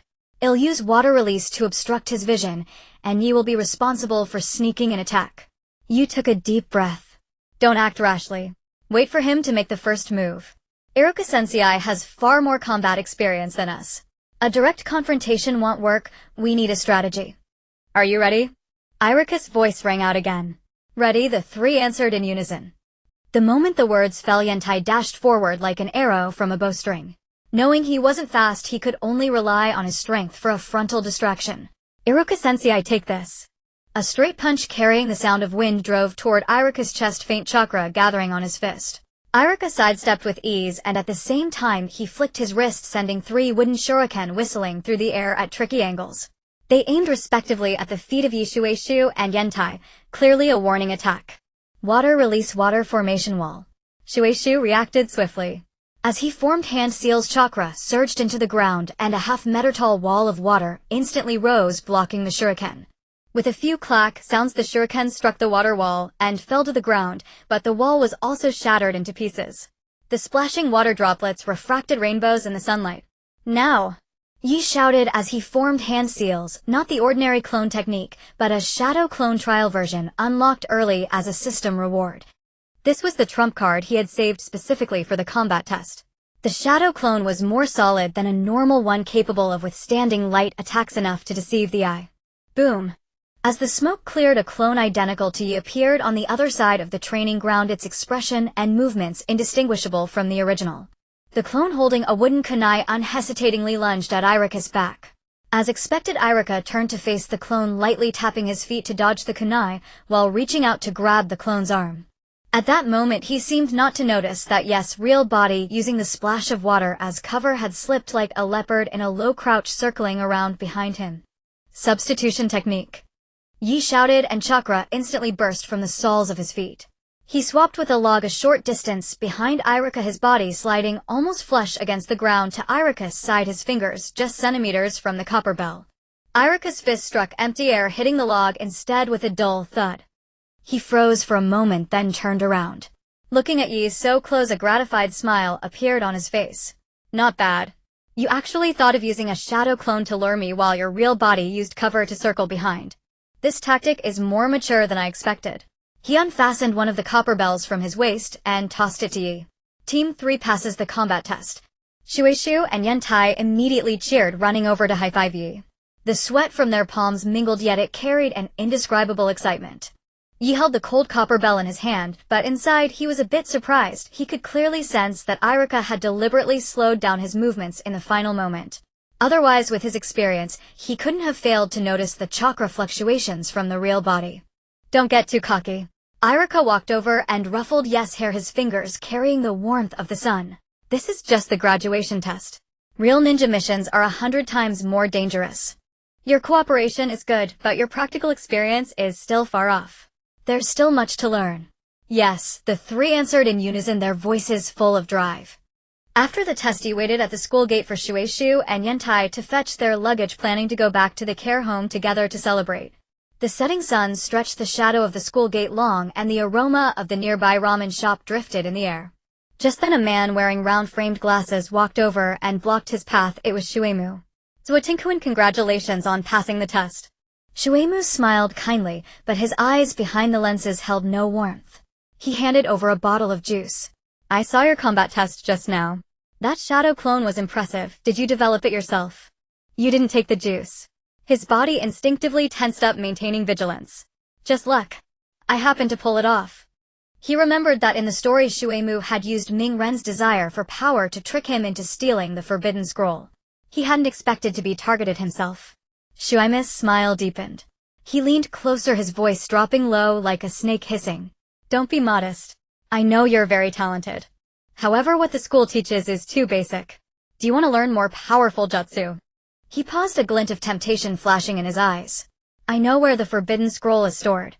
Inside there are the prototypes of the multiple shadow clone technique and the Rasengan. All you have to do is System mission released bait and trap. Option A, accept the invitation, retrieve the scroll, and report to the Hokage. Reward chakra 50, Miyi high rank trust 10. Option B, refuse on the spot and expose Shueimu. Reward lie detection passive skill Iruka trust 20. Yes, mind raced. Option A offered generous rewards, but touching the forbidden scroll was too dangerous. If he was mistaken for an accomplice, the consequences would be dire. Option B was safer, but exposing Shueimu directly might alert him and allow him to escape prematurely. I need to think about it. Yi deliberately showed a hesitant expression, twisting the hem of his clothes with his fingers, pretending to be tempted by the forbidden technique. Forbidden techniques sound dangerous, and won't the Hokage-sama find out? Nothing dangerous, Shueimu said, immediately his tone growing more eager. He even reached out and patted Yi on the shoulder. Just hand me the scroll. After you get it, I'll make a copy, then you put it back. No one will know. Midnight at the archive room behind the Hokage monument. I'll wait for you. Having said that, he turned and quickly walked away, his glasses reflecting a suspicious glint in the sunset. Yi watched his back, immediately activating chakra perception. The chakra fluctuations within Shueimu were chaotic and restless, like a pot of boiling water. He was obviously lying. Lie detection skill temporarily activated, detected that 90 of the target's words are lies. His real purpose is to obtain the forbidden scroll and then defect from Yi. Definitely something wrong. Yes, heart tightened. He immediately turned and ran toward Iruka's office. The shadow of the setting sun moved quickly behind him as if urging him to hurry. Iruka was grading the assessment scores in his office, his desk piled high with test papers, the red pen gliding across the pages, leaving neatly written comments. Seeing Yi rush and panting, he put down his pen, surprised. What happened? Did you forget something? Yi leaned against the door frame, gasping for breath, sweat dripping from his forehead. He just found me and asked me to steal the forbidden technique scroll from the archives behind Hokage Rock tonight, saying he wants to copy it. Iruka's gentle expression instantly faded, his brow furrowing, his gaze turning serious as his fingers unconsciously tapped the desk. Are you sure? What exactly did he say? I'm sure. Yi nodded vigorously, recounting the conversation word for word while deliberately obscuring the source of his lie detection, emphasizing his intuition. I felt something was off. His eyes flickered when he spoke, and his chakra fluctuations were strange, as if he was planning something malicious. Iruka pondered for a moment, stood up, walked to the corner to pick up a black communicator, and pressed the button. You did well, Sato. Shueimu's recent behavior has indeed been abnormal, frequently inquiring about the location of the forbidden technique scrolls. I've sensed something was off for a while. He whispered a few words into the communicator, which were roughly instructions for the ANBU to increase vigilance. You go to Hokage Rock, as he said, pretend to cooperate, and we will ambush nearby. Remember, protect yourself and don't act rashly. Okay. You nodded, feeling a bit nervous, his palms sweating, but more than that, a strange excitement. This was his first real participation in a plot event, and as a preventer. That night at midnight, the moonlight draped like a thin veil over Konoha. He arrived punctually at the archives behind Hokage Rock, far from residential areas, where only the sounds of insects and the rustling of leaves in the wind could be heard. The archives were an unassuming stone house, with a large lock hanging at the entrance, the moonlight reflecting coldly off the lock. Shuemu was already waiting there, dressed in dark clothing, holding a glinting silver key. Upon seeing Yi approach, a hint of eager smile crossed his face. You're here. Follow me, I've already made a key for the archives lock. Yi followed him closely, his eyes vigilantly scanning the surroundings. Although he couldn't see anyone, he could sense at least 3 powerful chakra sources hiding in the nearby woods, likely ANBU ninjas, and a familiar fluctuation came from the roof on the right. It was Iruka. This is the place. The forbidden technique scroll is in the innermost drawer, locked with a special chakra lock, but I have a way to open it. Shuemu opened the door to the archives, and a musty smell of old paper wafted out. He turned to Yi and said, you go in and get it, I'll keep watch at the door. If anyone comes, I'll warn you. Yi stepped into the archives, where the light was dim, only a few emergency lights illuminating rows of bookshelves and metal cabinets. He pretended to rummage through the metal cabinet, tapping the drawers with his fingers, but his eyes were watching Shuemu through the gaps in the cabinet. He was facing away from the door, his hand stealthily reaching for a kunai at his waist, his knuckles whitening with strain. Found it. Yi exclaimed, raising a prepared blank scroll, an old scroll taken from the care center, looking very ancient, his voice echoing in the quiet archives. Shuemu immediately turned around, the friendly expression on his face vanishing in an instant, replaced by ferocity. Hand it over. His hand had already grasped the kunai, his eyes flashing with murderous intent, clearly planning to kill and silence after obtaining the scroll. Now! Iruka's voice came from outside, and at the same time 3 shadows burst through the window, moving as swiftly as lightning, their kunai swiftly pressed against Shuemu's neck, the cold metal sensation making him stiffen. Shuemu was stunned, then slumped to the ground, his face drained of color, unwillingly cursing. I can't believe I was deceived by a brat. Iruka, you knew all along, didn't you? Iruka pulled Yi aside, checking him for injuries, and sighed in relief after confirming he was fine. Are you okay? He didn't scare you, did he? I'm fine. Yi shook his head, relieved, as he watched Shuemu being taken away by the ANBU. Just a moment ago, when Shuemu turned around, he truly thought the other party would strike. System prompt, task completed. System determined, over completion, reward chakra 50, lie detection passive skill activated, Iruka trust 30, Konoha higher-ups trust 15. The next morning, Yi was packing his things in the care center, preparing to leave the room he'd lived in for several years. If he passed the assessment after graduation, he could move to the ninja dormitory, when a masked ANBU ninja suddenly appeared at the door, his voice hoarse and flat. Sato, Yi, the Hokage summons you. Yi followed the ANBU through the streets of Konoha, the morning sunlight just spilling across the rooftops, and there were already many pedestrians on the streets, vendors calling out to sell breakfast, and children running by with their backpacks. Everything seemed peaceful and lively. But Yi knew beneath this peace lay unknown undercurrents, just like yesterday's Shuemu incident. Upon entering the Hokage's office, the 3rd Hokage was sitting behind a large desk, holding a pipe, smoke swirling around him, and his gaze appeared particularly gentle. The portraits of past Hokages on the wall silently watched over, as if witnessing every young person who came here. Have a seat, child. The 3rd Hokage gestured to the chair in front of the desk, his voice rich with the scent of tobacco. Yi sat down cautiously, his hands resting on his knees, not daring to move. The office was filled with a mixture of the smell of old books and tobacco, which inexplicably made him feel at ease. Iruka told me about Shuemu's matter. The 3rd Hokage exhaled a puff of smoke, lightly tapping his pipe on the table. You are very clever, not tempted by the forbidden techniques, and able to promptly inform Iruka. This calmness and judgment are stronger than many adult ninjas. I just felt something was off, and I trust Iruka-sensei. Yi lowered his head, not daring to look directly into the 3rd Hokage's eyes. He always felt this old man could see through people's hearts, including the secret of his origin from another world. The 3rd Hokage smiled, the wrinkles at the corners of his eyes crinkling together like crumpled paper. Konoha needs children like you. Ninjas must not only possess strength, but also the ability to discern right from wrong, knowing what should be done and what should not be touched. He paused, then changed the topic. Which class do you want to join after graduation? Is there a mentor you wish to follow? Yu was taken aback, not expecting the third Hokage to suddenly ask this. He thought for a moment, the faces of Mizuki and Iwata flashing through his mind. I haven't thought it through yet, but I hope to continue being in the same class with Mizuki and Iwata. We have already become very compatible teammates. Very good. The third Hokage nodded, a hint of approval flashing in his eyes. Companions are the most precious treasure for a ninja. I will arrange a suitable mentor for you.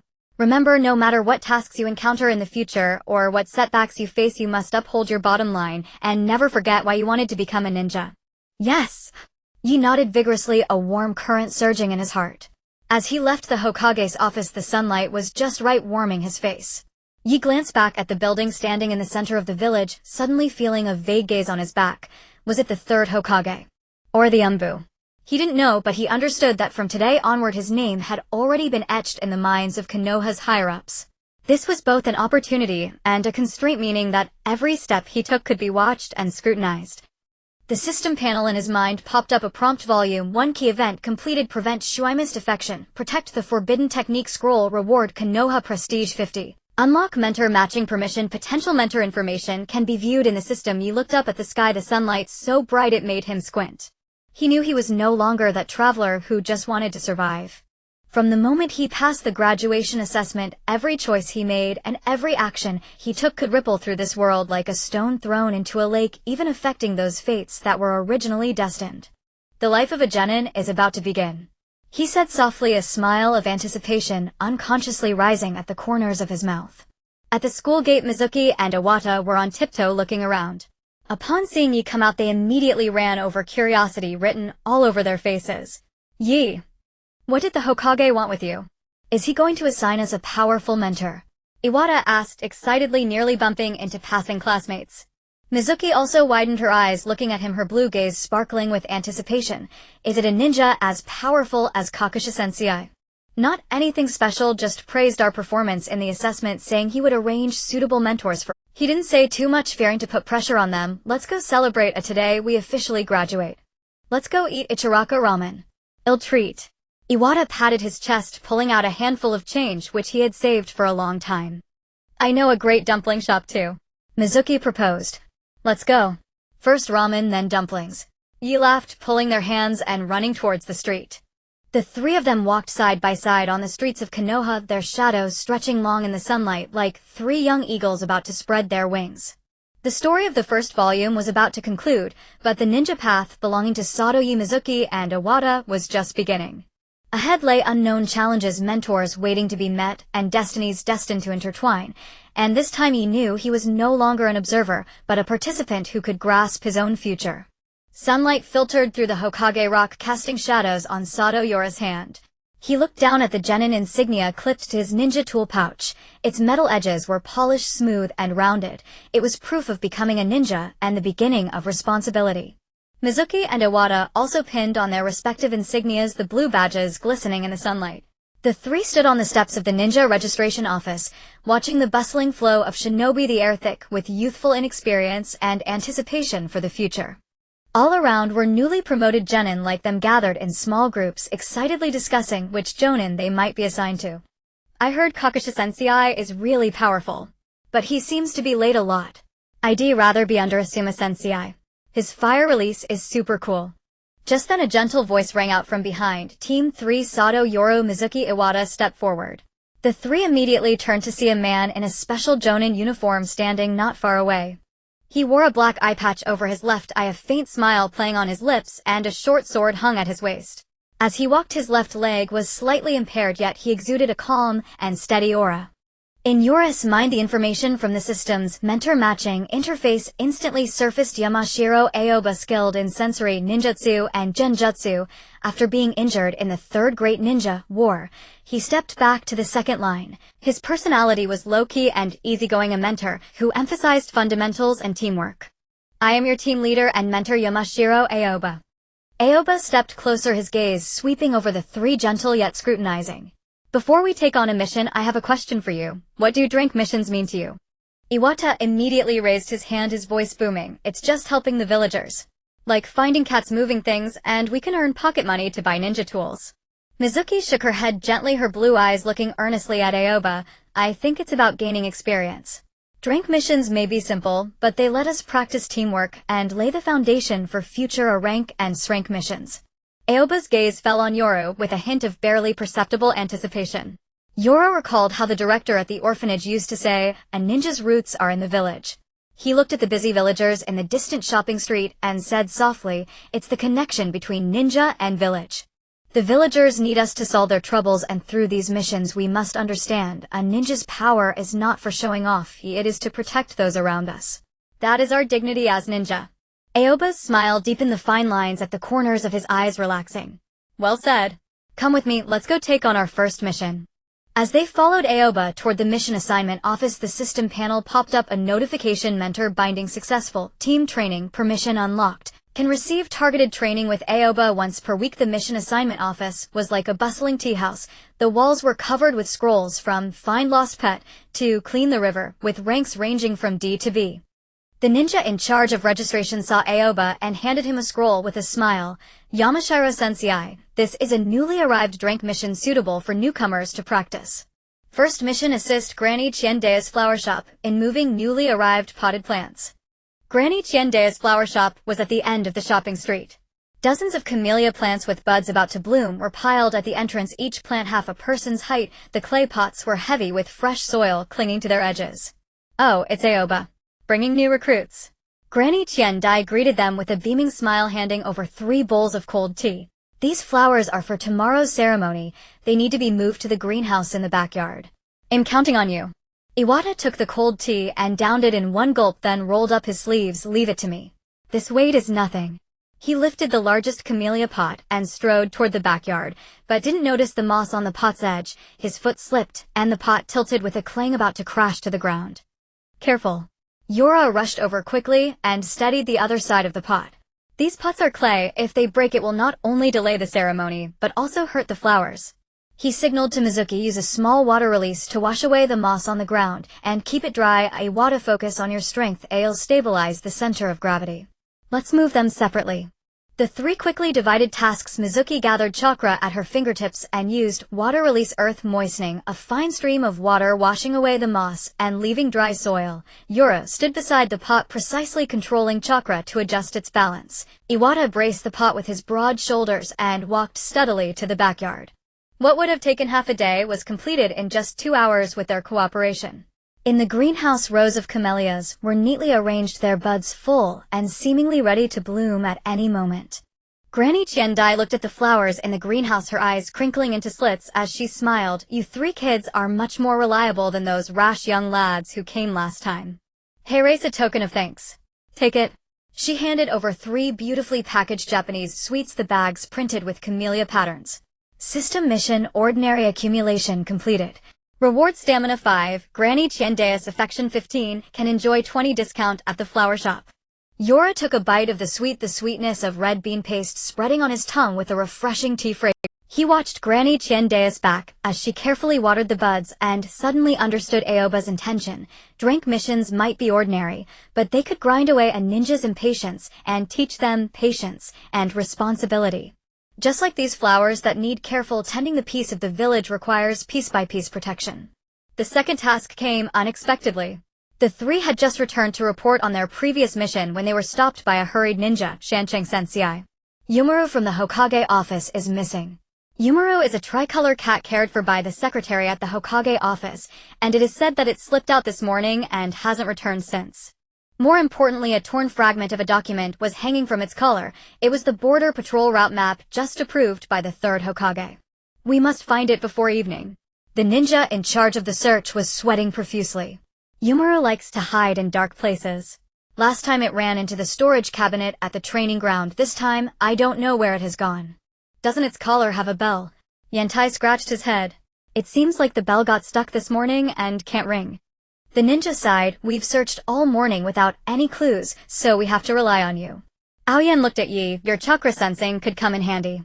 Yi nodded and immediately activated his chakra sensing. The surrounding chakra fluctuations surged into his mind like flowing water. The chakra of passersby was warm yet chaotic. The chakra of ninja dogs was sharp with vigilance, and the lively chakra of ninjas came from the training ground. Suddenly he caught a faint but distinct wave, a fluffy little ball filled with anxiety and unease coming from the abandoned warehouse in the northwest direction. I know where it is. Yi opened his eyes and pointed to the northwest. It's over by the abandoned warehouse. It seems to be in trouble. The abandoned warehouse was a building left over from a fire years ago, filled with old wooden boxes and broken ninja tools. The lighting was dim, with only a few beams of sunlight streaming through the holes in the roof, casting patches of light on the ground. Be quiet, don't scare it, Yi signaled for everyone to tread lightly as they moved towards the chakra fluctuation. Behind a broken wooden box they spotted the curled-up Yumaru. It was surrounded by 3 wild dogs, with its collar stuck in the gaps of the wooden planks, unable to move, letting out a pitiful whimper. How dare these wild dogs come into the village? Mizuki whispered, her eyes filled with concern. They might have been abandoned. They look like they've been strays for a long time. Aoyan frowned. Yi devised a strategy. Yi observed the terrain. On the left side of the warehouse were piles of empty wooden boxes, while on the right was a half-open iron door with Yumaru trapped behind the piles of boxes in the middle. Mizuki used mist concealment to block the wild dog's line of sight. Don't let them approach Yumaru. Aoyan, you are strong. Once the mist rises, kick the empty wooden box beside you to scare them away, but be careful not to hurt Yumaru. Understood, the two responded in unison. Mizuki immediately formed hand seals, water release mist concealment technique.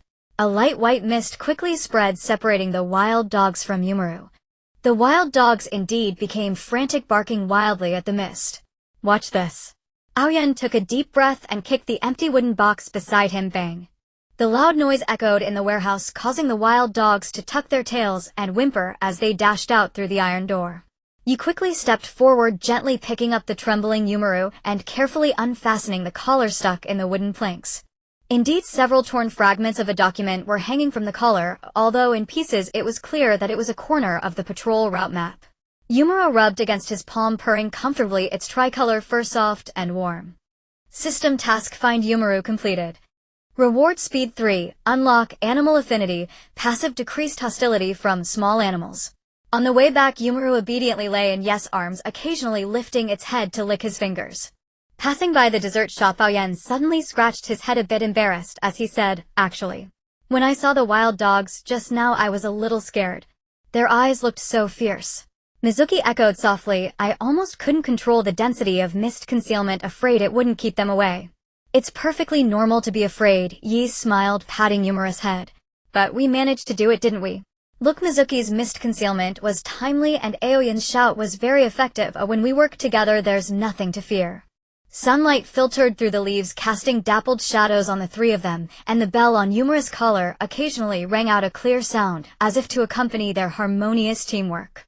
Aoyan followed behind, watching the backs of the 3 children, a smile of satisfaction lingering at the corners of her mouth. Compared to the strength of ninjutsu, this trust that allows them to openly share their fears and support one another is the most precious thing in a team. The 3rd mission made Yes' expression turn serious.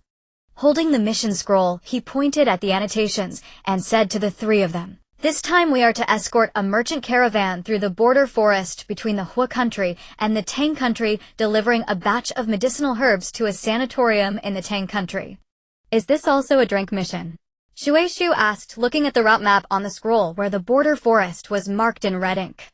"It sounds a bit dangerous." "The commission rank is drink because the caravan is transporting ordinary medicinal herbs, nothing confidential," Qingyi explained. "However, the border area is often frequented by rogue ninjas or smugglers. You must be prepared for combat." He paused briefly, then added, "I will accompany you throughout, but during actual combat, I hope you can solve problems on your own. This is the path to becoming a ninja who can stand on their own." The caravan consisted of 5 horse-drawn carts. The horses were sturdy, the carts covered with tarps, and a faint medicinal fragrance could be detected. The leader was a middle-aged man with dark skin named Fuji, his hands covered in calluses. He smiled, revealing 2 rows of neat teeth. "Sorry to trouble you ninjas. This batch of herbs is for the children at the sanatorium to treat coughs. It can't be delayed." After entering the border forest, the atmosphere changed noticeably. The trees grew tall and dense, blocking out the sky with sunlight, only filtering through the gaps in the leaves, casting scattered patches of light. The forest was eerily quiet, with only the rustling of wind through the leaves and the creaking of the cart wheels. Yi had activated his chakra perception, scanning the surroundings like a radar. The chakra fluctuations in the forest were strange. There were the rough fluctuations of beasts, the faint pulsations of plants, and a chaotic manic residual human chakra, like ink splattered on the ground, carrying an ominous aura. Everyone stay alert, Yi whispered, his fingers unconsciously gripping his ninja tool pouch. The chakra here is off, as if some ninja conducted experiments here. Qingyi nodded, a trace of gravity flickering beneath his left eye patch. I sense it too. These chakra residues are very fresh, no more than 3 days old. Maintain formation. Yan Tai, guard the left as Shueishu, prepare water release on the right. You stay by my side and continue sensing. After walking for about 2 hours, a sharp howl suddenly came from ahead. The sound was piercing and harsh, not like an ordinary dog carrying an unnatural frenzy. Yes, chakra perception instantly detected 3 powerful surges, enormous bodies with chaotic chakra, like boiling water, charging toward them at breakneck speed. Ninja dogs. Qingyi's expression changed, and he swiftly drew a short sword from his waist. And there, in a berserk state, Fuji quickly had the caravan retreat and hide behind the carts. Fuji, pale with terror, scrambled to direct the drivers to pull the carts back. Yi Shueishu and Yan Tai quickly formed a triangular formation facing the oncoming threat. 3 ninja dogs emerged in the forest clearing. They were the size of calves, with gray-black fur matted together, bloodshot eyes, drool dripping from their mouths, and a strong stench emanating from them. Around their necks were rusty collars with blurred numbers engraved: experimental subject 73, 74, 75, clearly abandoned test subjects driven berserk by failed experiments. Roar. The leading ninja dog lunged at the foremost cart, its sharp claws nearly tearing through the tarp. Fuji collapsed to the ground in terror, screaming uncontrollably. Yan Tai, block it, Yi shouted. Yan Tai charged forward without hesitation, crossing his arms in front of him with all his strength to withstand the ninja dog's impact. A loud crash echoed as he was pushed back 3 steps, its claws slashing a gash across his arm. Blood gushed out, staining his sleeve crimson. Yan Tai.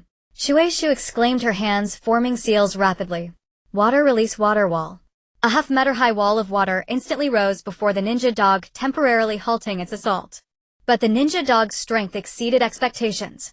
The water wall shook violently, cracks spreading across its surface, and soon it shattered into spray with a crash. Yi quickly formed hand seals, clone technique. 3 clones appeared, instantly attempting to divert the attention of the other 2 ninja dogs. Yet these ninja dogs possessed extraordinary senses, easily seeing through the clones' illusions and shredding them within moments. The ordinary clone's chakra was too weak to withstand the berserk dogs. A sinking feeling gripped him. Although the ninja dog's chakra was chaotic, it was immense. A direct confrontation would be disastrous. Shueishu's chakra was nearly depleted and Yan Tai was injured. They had to find a weakness. Yi, what do we do, eh? Shueishu's voice trembled, sweat beading on her forehead, but her hands never stopped forming seals. Yi looked at Yan Tai's bleeding arm, at Shueishu's pale face, then at the caravan members cowering behind the carts. He took a deep breath.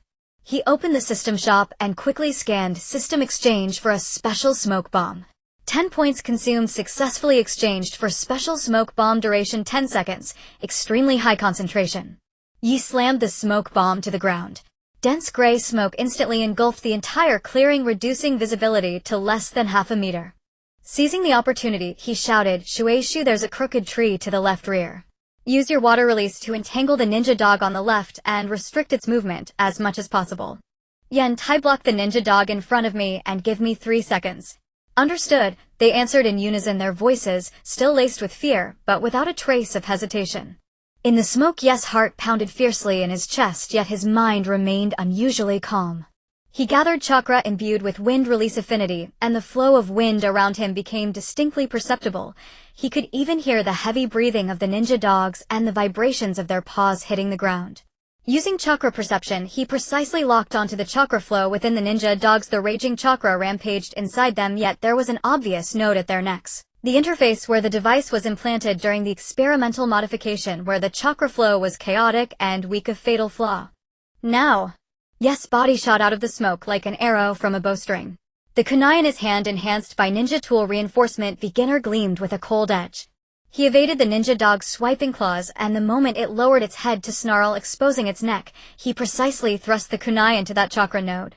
Oh whoa. The ninja dog let out a shrill cry, its massive body teetered, and then crashed heavily to the ground. Its limbs twitched a few times before becoming still. At the same time Mizuki's voice came from the left. I've got it trapped. You turned and through a gap in the smoke, saw the ninja dog on the left, tightly bound by water-formed ropes, struggling wildly with cracks already appearing in the water ropes. Iwata was bracing his shoulder against the chest of the last ninja dog, veins bulging on his forehead and teeth grinding. Yi, hurry. I can't hold on much longer. Coming. Yi immediately spun around, burst chakra from his feet, and charged at the last ninja dog. He repeated the tactic. Just as the ninja dog opened its mouth to bite Iwata, he dropped low and slid to its neck, once again piercing the node with precision. The ninja dog's movements ceased abruptly, its enormous body crashing to the ground, kicking up a cloud of dust. The smoke gradually dispersed, and all three ninja dogs lay on the ground.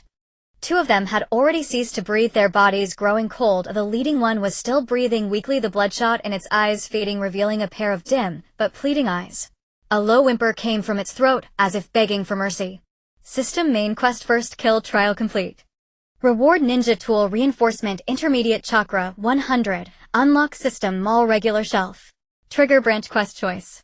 Option A, finish off the last ninja dog, ensure the merchant caravan's safety, avoid future risks, reward combat experience 50. Option B, use system points to exchange for strong sedative to save. It may expose the system, but preserve its life, reward life perception beginner.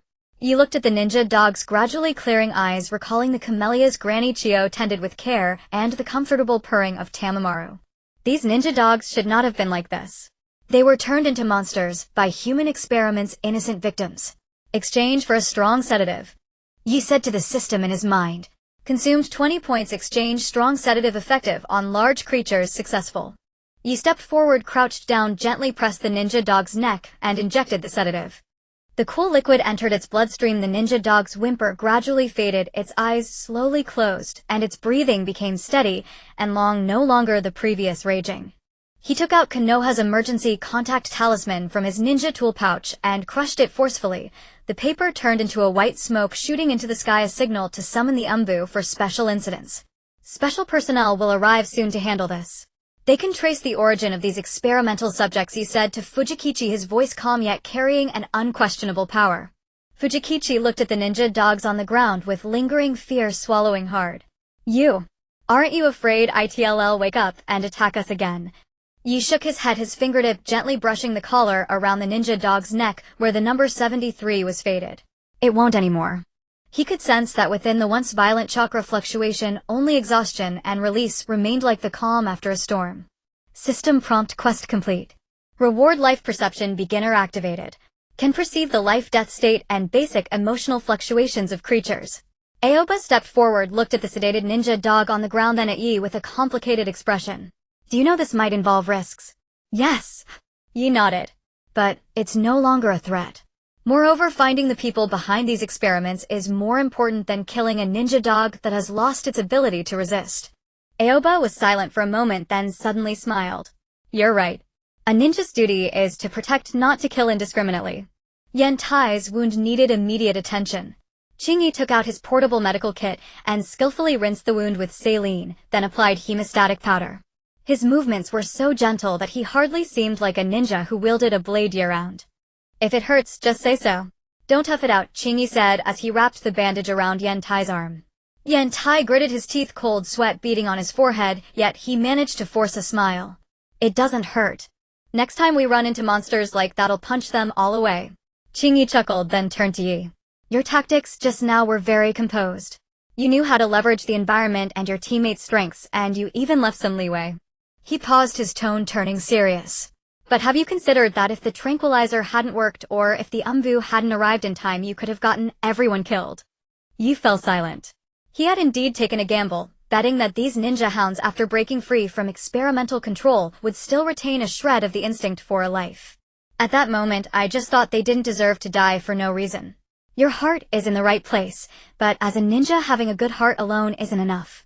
Qingyi put away the medical kit, his gaze sweeping over the three. You must remember, every decision requires weighing the risks. Today we were lucky, but luck won't always be on our side. He pointed at the sedated ninja hound. Still, the fact that you chose to save it in the end makes me. A ninja does not exist for slaughter. What we protect is life, including these innocents caught up in conflict. That is the ninja way of Konoha. Shueishu suddenly spoke, her voice soft but clear. When you charged at the ninja hound just now, I wasn't afraid at all because I knew you would definitely find a way. Yantai nodded vigorously. Right. I knew you could handle it. Even though I was a bit dazed from being knocked back, as long as I thought about you figuring things out, I felt I could hold on. Yi looked at his teammates' trusting eyes, warmth filling his heart. After crossing over to this world for the first time, he truly felt that he was no longer alone. A system panel popped up with a notification: team synchronization 20, current 60,100, Shanqing Qingya affinity 30. The caravan arrived safely at the sanatorium in the land of hot springs. When the carriage stopped at the entrance, a group of children in hospital gowns gathered around, their faces shining with expectant smiles. Most of them were pale, yet when they saw the medicinal herbs being unloaded, their eyes sparkled like stars. It's the ninja big brothers and sisters. A little girl with twin ponytails ran over and handed Yi a white paper flower. The petals were crooked, yet it radiated the purest sincerity.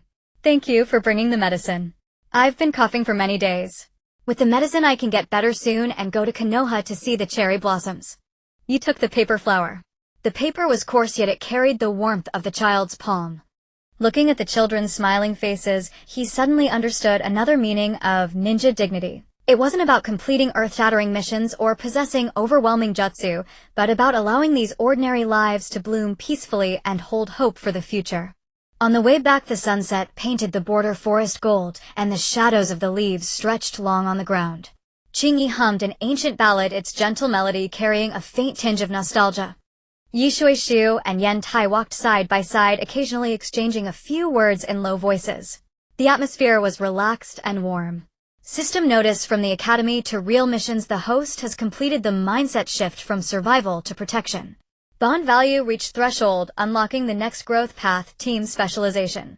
Yi clutched the paper flower in his hand. The paper was light, but it felt more reassuring than any system reward. He knew this was only the beginning. More challenges awaited them ahead, perhaps more dangerous missions, perhaps more formidable enemies. But as long as he had such teammates and a mentor by his side, he could keep moving forward, forging a path of his own, a path of revolution that protects bonds.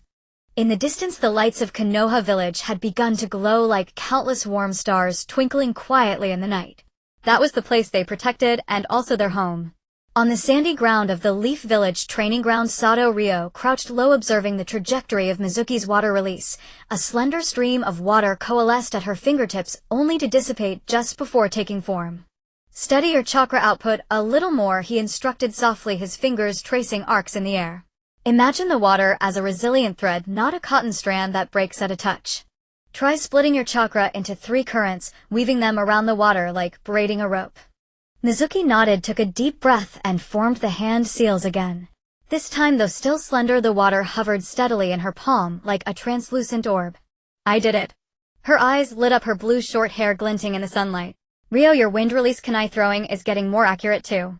Iwata came running over, holding a branch with a kunai lodged at its tip, one Ryo had thrown during practice. The kunai was deeply embedded in the wood, showing strength and precision far beyond their peers.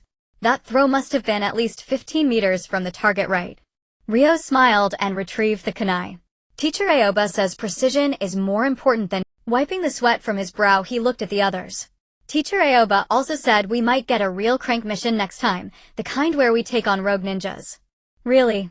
Iwata clenched his fists with excitement. Then I need to train more in taijutsu, aim to take down one with a single punch. Their laughter rang out like wind chimes, drawing glances from those nearby. After the mission in the border forest, Team 3 had quietly gained a reputation among the newcomers. They're the ones who handled the rampaging ninja dogs. That Sato Ryo has incredible chakra sensing.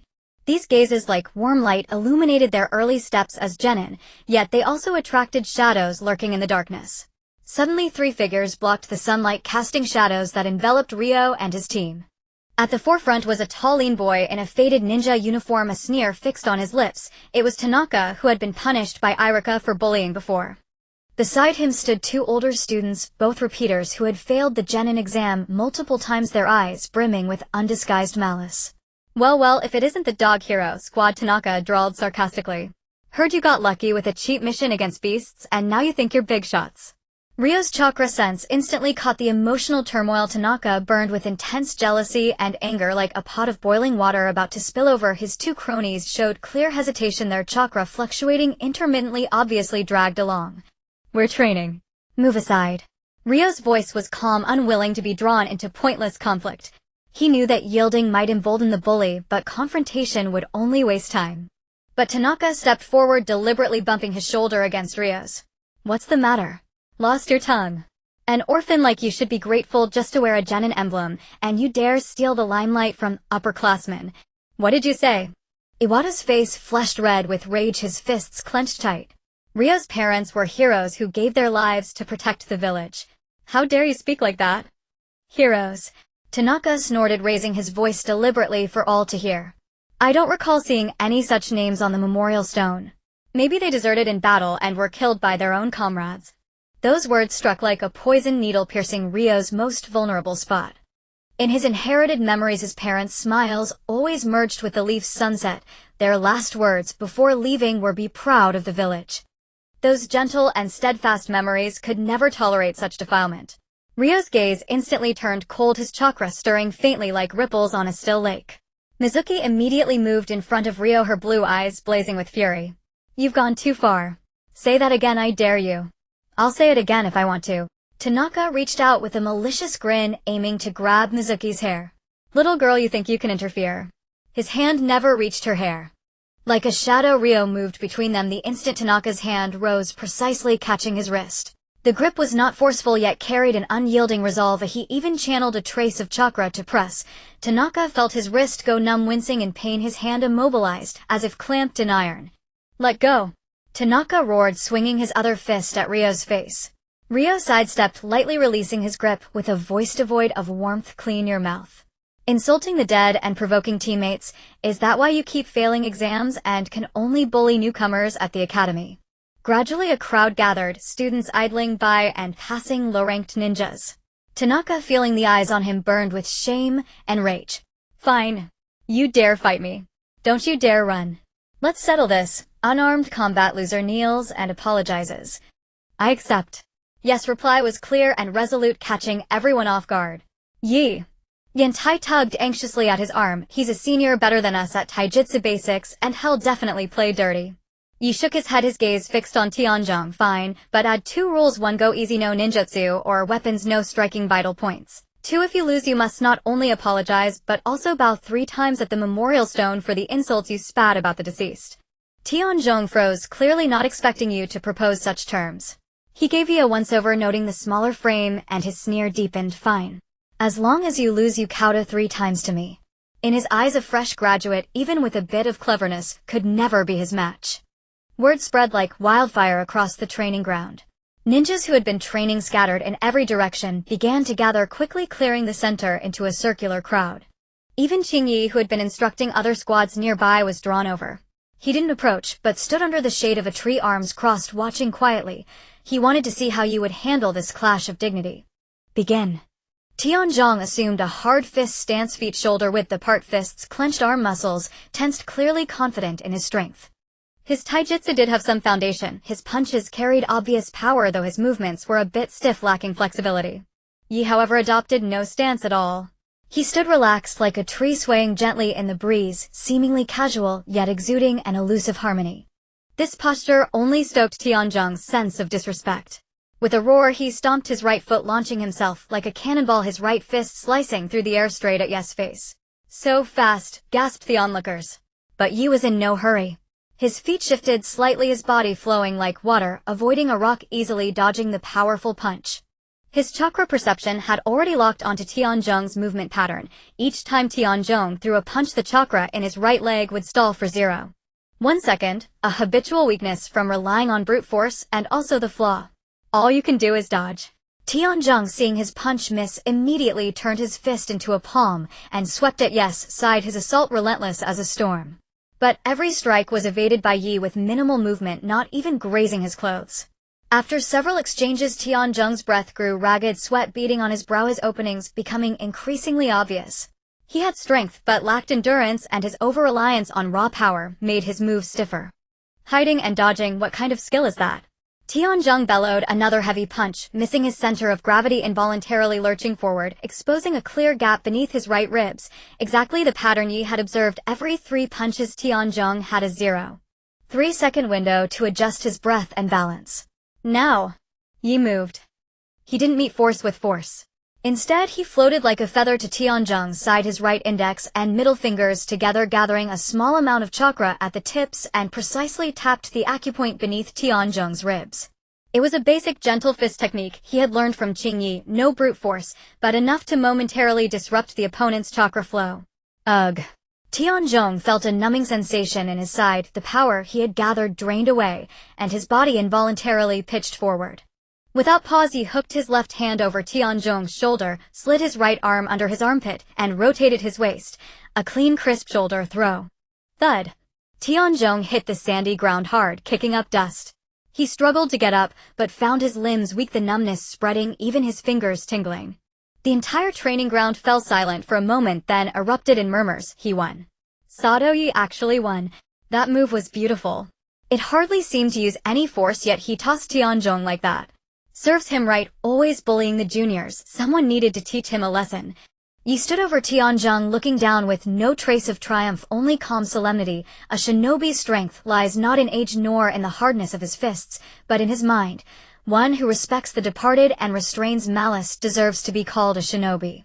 Tianzhong lay on the ground, his face flushed red, a tangled web of humiliation, anger, and resentment.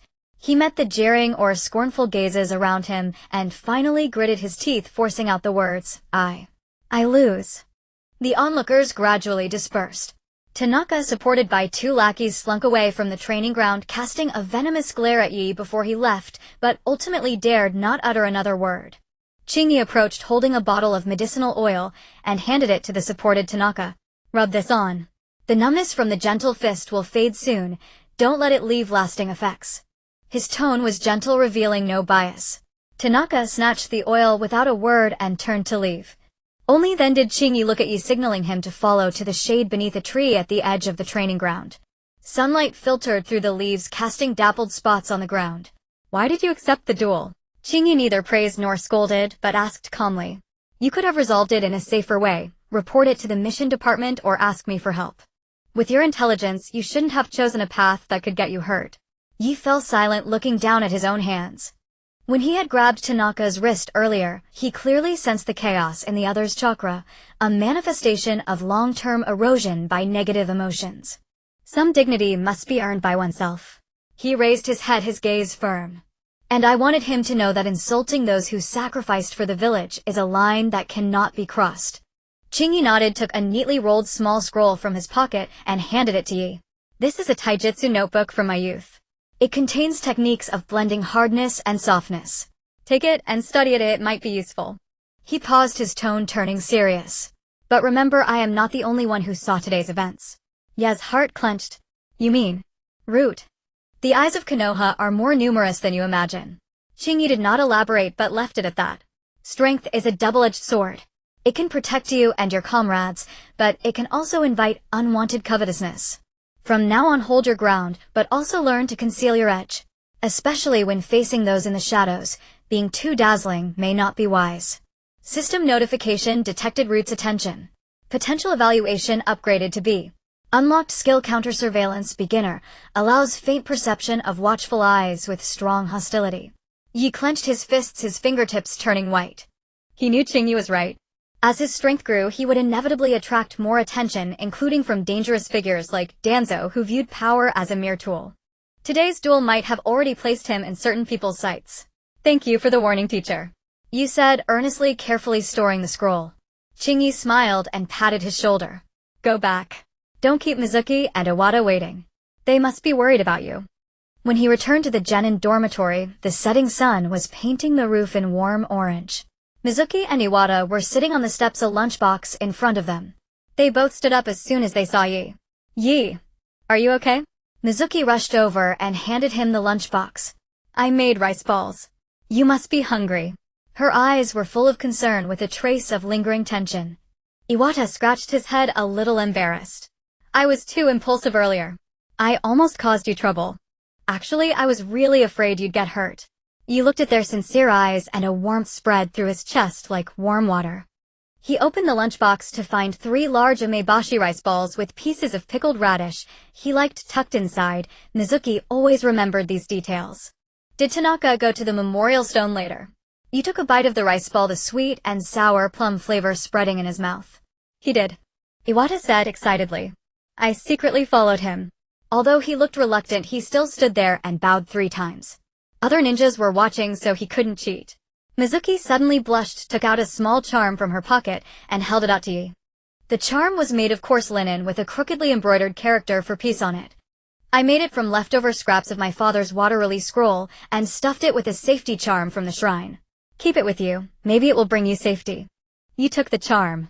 The linen felt rough, but it carried the warmth of sunlight and Mizuki's hand. He clearly sensed that the bond among the 3 had transcended ordinary teammates, becoming a trust that allowed them to watch each other's backs, a feeling that grounded him more than any system reward. System Notification Squad Report 20 Current 80,100. Mizuki Trust Level 85,100. Iwata Trust Level 80,100. Starting tomorrow, let's practice wind release and water release coordination. Yi looked at them with a smile. Chingya Sensei said we might get a crank mission next time, and we need to face real enemies. We need to get stronger. Yes! Mizuki and Iwata answered in unison, their eyes sparkling with anticipation.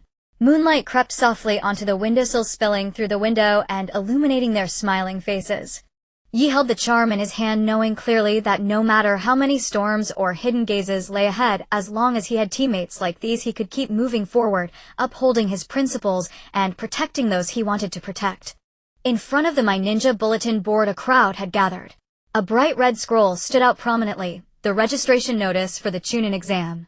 At the bottom, the words mortality rate 30 written in black ink were like an icy warning line, causing many students to instinctively step back half a pace. 30. Shueishu gazed at that line, his fingers unconsciously rubbing the water release scroll left by his father, his fingertips growing slightly cold. It's far more dangerous than the border forest mission. My dad said that a true ninja must cross this hurdle. Yantai clenched his fists, his knuckles turning white, but his eyes were exceptionally determined. If we don't even dare to participate in the Chunin exam, then how can we talk about protecting the village? He turned to Yi. What about you, Yi? Yes, gaze swept over the registration conditions on the bulletin board, then looked at the 2 beside him. Though Shueishu was nervous, a hint of unwillingness hid in her blue eyes. She had always wanted to prove that she was no less than those ninja from prestigious clans. Yantai's fists were still trembling slightly, but there was no sign of backing down. Let's go together. Yi nodded, his voice calm yet carrying strength. But we must first pass Teacher Chingya's assessment. The moment he finished speaking, a system panel popped up with a notification: Chunin exam access prerequisite mission released, demonstrate teamwork in Chingya's tactical assessment. Reward chakra reserve limit 50. Over the next few days, Team 3 practically lived at the training ground. Chingya's assessment was simple. In a simulated battlefield, the 3 had to break through the puppet defense line he had set up within 30 minutes and successfully retrieve the scroll at the end point. This was a tremendous test of their tactical coordination, chakra distribution, and on-the-spot adapt. Shueishu's mist concealment will cover the entire eastern area, blocking the puppet's vision. Yantai will be responsible for destroying the trigger mechanisms in the south, where the puppet density is lowest. I will attract the main force in the north and use the clone technique to create chaos. We'll rendezvous in the west and charge to the finish line together. Yi drew a tactical map on the sand, his fingertip tracing the stones representing the puppets. Remember, the chakra flow of the puppets follows a pattern. They switch to a different alert mode every 5 minutes. That's our best opportunity to break through. Shueishu and Yantai nodded earnestly. After their previous missions, they had grown accustomed to following Yes commands. His chakra perception could always accurately pinpoint the enemy's weaknesses, and his tactical arrangements always leveraged their strengths, while avoiding their weaknesses. On the day of the assessment, the 3 cooperated, seamlessly executed the strategy perfectly, and retrieved the scroll 5 minutes early. Chingy looked at the 3 panting figures, a gratified smile curling at the corners of his mouth. You pass. Go register. 3 days before the registration deadline, Yi encountered a strange examinee in an alley after school. The man had a pale complexion, wore a ninja uniform, and his eyes were as sinister as a viper's as he leaned against the wall staring at Yi. Little one, your chakra flow is quite special. The man spoke, his voice hoarse, with a hint of eerie smile, his gaze fixed on Yes' wrist. Like a flame in the wind, apparently weak yet stubborn. Yes' heart suddenly tightened, that voice, that gaze, it was unmistakably Deshiwan. He forced himself to remain calm and turned to leave. Senior, you must have mistaken me for someone else. Don't be in such a hurry to leave. Dashiwan's figure drifted in front of him like a ghost, blocking his path. I can give you power greater than any teacher in my can offer you. At that moment, a shrill system alarm suddenly blared and a red notification box filled his entire vision. Emergency mission intelligence gathering approach Dashiwan and extract basic research data on the cursed seal, such as conditions for implantation and initial side effects.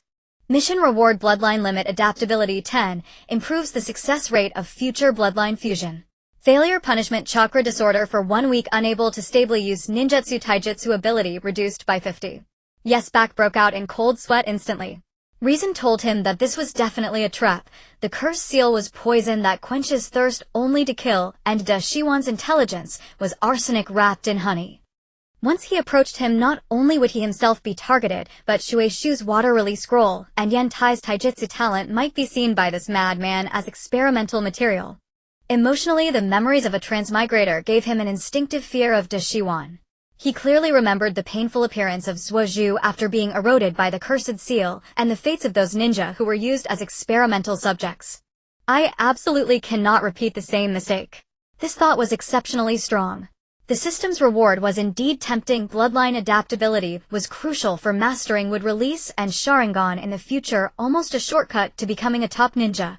But the penalty for failure was even more lethal. Chakra disorder meant that during the Chunin exam he would not only be unable to protect his teammates, but might even become a burden, leading to the elimination of all three. The risk far outweighs the reward.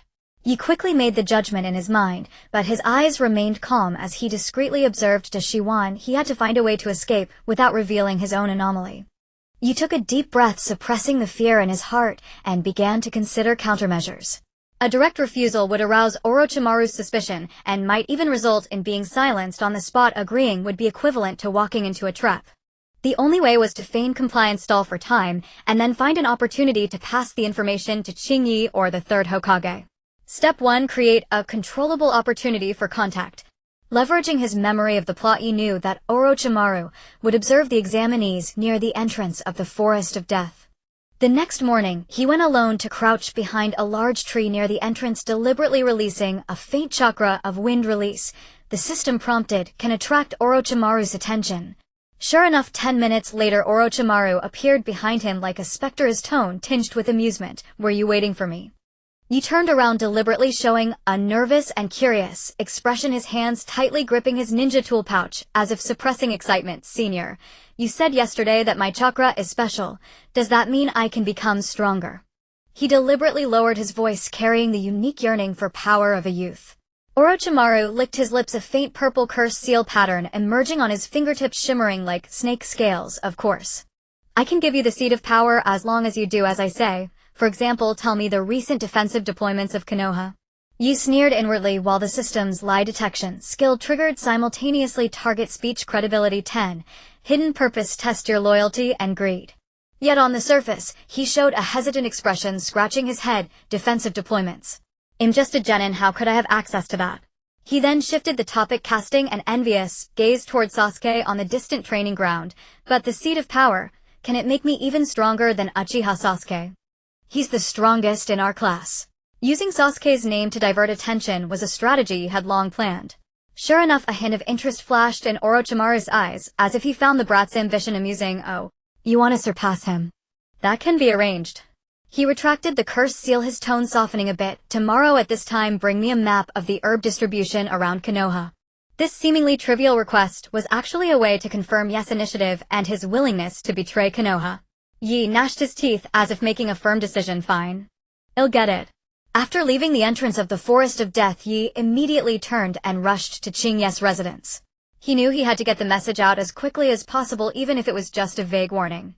Qingyi was organizing perception ninjutsu scrolls when he saw Yi rushing in, out of breath, sweat on his forehead. He couldn't help frowning. What's wrong? So flustered. Yi concealed the system mission and Orochimaru's true identity, merely saying, Teacher, I encountered a suspicious sound ninja at the entrance of the Forest of Death. He asked me for Konoha's intelligence and also mentioned a seed of power. It felt very dangerous. He described the other's physical features, pale face, sinister gaze, but concealed the key information of Orochimaru to avoid revealing his own precognition ability. Chingya's expression instantly turned grave. He put down the scroll and stood up. Did you see his forehead protector clearly? Was it the symbol of the Sound Village? Yes, a black forehead protector with the character sound. Yi nodded, his tone certain. I understand. Chingya's fingers tapped lightly on the desk, clearly deep in thought. Don't contact him again, and don't tell anyone about this, especially Mizuki and Iwata. Don't let them worry. That night Chingyi reported the intelligence to the third Hokage. In the Hokage's office, the third Hokage stroked his crystal ball the surface, reflecting the scene at the entrance of the Forest of Death. He murmured to himself, Orochimaru, so he has come after all. Then he picked up a brush, wrote a line on paper, and handed it to an ANBU ninja. Strengthen the surveillance around the Forest of Death. Don't alert him, just monitor. The next day he did not keep the appointment. He took Mizuki and Iwata to the training ground for extra practice, behaving as usual. He calculated that Orochimaru would not expose his whereabouts for a genin of unclear potential, and the ANBU's involvement would make the other party temporarily lie low. For Orochimaru, the Chunin exams were the main event. There was no need to take risks for a small fry like him. Yi, why did your wind release kunai go off target? Iwata picked up the kunai that had landed beside the target, asking with some confusion. You usually hit the bullseye every time. Yes, heart tightened. He realized that because he was preoccupied with Orochimaru, his chakra control had deviated. He smiled and covered up. Maybe I'm a bit tired, let's take a break. Mizuki, however, keenly noticed something off about him. You don't look well. Is something wrong? It's nothing, maybe I didn't sleep well last night. Yi avoided her gaze, but in his mind he was calculating the penalty for failing the system quest. Chakra disorder for 1 week, which for the upcoming Chunin exams was almost fatal. But he had no regrets. Compared to being targeted by Orochimaru, this punishment was nothing. 3 days later the system's chime resounded. No angry alarm, only a calm verdict. Mission failed to obtain intelligence on the cursed seal. Special judgment due to proactively avoiding the risk of being controlled by Orochimaru and indirectly alerting Konoha, the hidden condition guard. The bottom line was triggered. Penalty adjustment, chakra halved for 3 days. No other side effects. Yi felt his chakra shrink from a peak genin's 200 points to a mere 100. Even the most basic clone jutsu could only produce 2 copies now. But he breathed a sigh of relief, even feeling a sense of dodging a bullet. Not a bad deal. During training, Shueishu quickly noticed his anomaly. Yes, movements had slowed noticeably.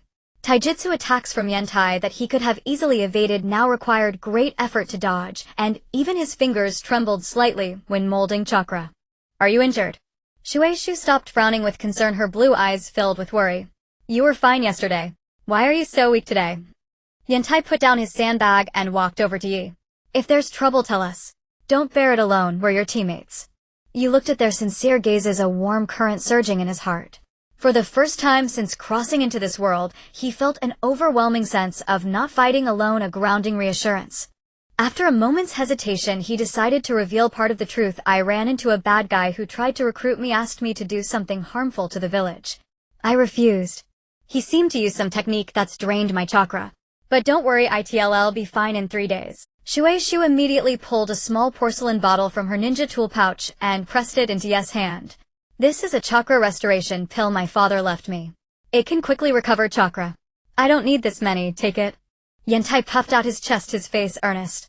I'll take on more of the training these 3 days. You just give orders. We'll train together again once you recover. Just then the system suddenly flashed a notification in a gentle green frame. Hidden quest, proof of bonds, accept your teammates' help. Reward squad chakra resonance basic. When fighting together the 3 can replenish each other's chakra up to 10. Yi gripped the porcelain bottle, gazing at the 2 before him, and suddenly smiled. No matter how tempting the system's reward, it could not compare to the warmth of those beside him. He twisted open the stopper, took out a pill, and swallowed it. Thanks. 3 days later Chingya found Yi, and handed him a recovery potion. The ANBU spotted traces of Otogekir ninja near the Forest of Death. They've been dealt with thanks to your timely warning. Yi accepted the potion. It was my duty. Chingya looked at him and sighed. The path of a shinobi is filled with shortcuts. Some can make you stronger quickly, as some can give you what you desire. But some costs once paid can never be reclaimed. He patted Yi on the shoulder. You did the right. Yi stared at the potion in his hand and said softly, I just didn't want to become someone I despise. Keeping that heart is more important than any jutsu. Chingya's voice was gentle yet carried an undeniable weight. In that moment Yi gained a new understanding of what a mentor truly meant. not merely one who imparts skills, but one who guides through confusion and guards the bottom line before temptation. What he didn't know was that in the Hokage's office, the third Hokage, after reading the ANBU's report, annotated beside the name Sato Yoru, resolute heart has principles, worthy of observation and cultivation, but must be kept out of Root's sight. Meanwhile, in Orochimaru's temporary hideout, he added a note to his experiment log: Sato Yoru, wind release affinity, mentally precocious, high vigilance. Refused the seat of power, yet cleverly delivered a message. Perhaps more intriguing than that Uchiha brat. What was more unexpected was that during those 3 days of half chakra, Yoru was forced to control his chakra output with far greater precision. To maintain the power of his wind-release kunai, he attempted to compress the chakra, and inadvertently unlocked the chakra compression technique, condensing 100 points of chakra into the volume of 50, nearly doubling the explosive force. This laid a crucial foundation for his subsequent refinement of wind-release techniques. Under the setting sun, the three figures in the training ground stretched long across the ground. You watched Shueishu's increasingly precise water release trajectories, saw the growing technique in Yentai's taijutsu, and suddenly understood the game with the system was merely the process. Guarding the bottom line and protecting his teammates, that was his true growth.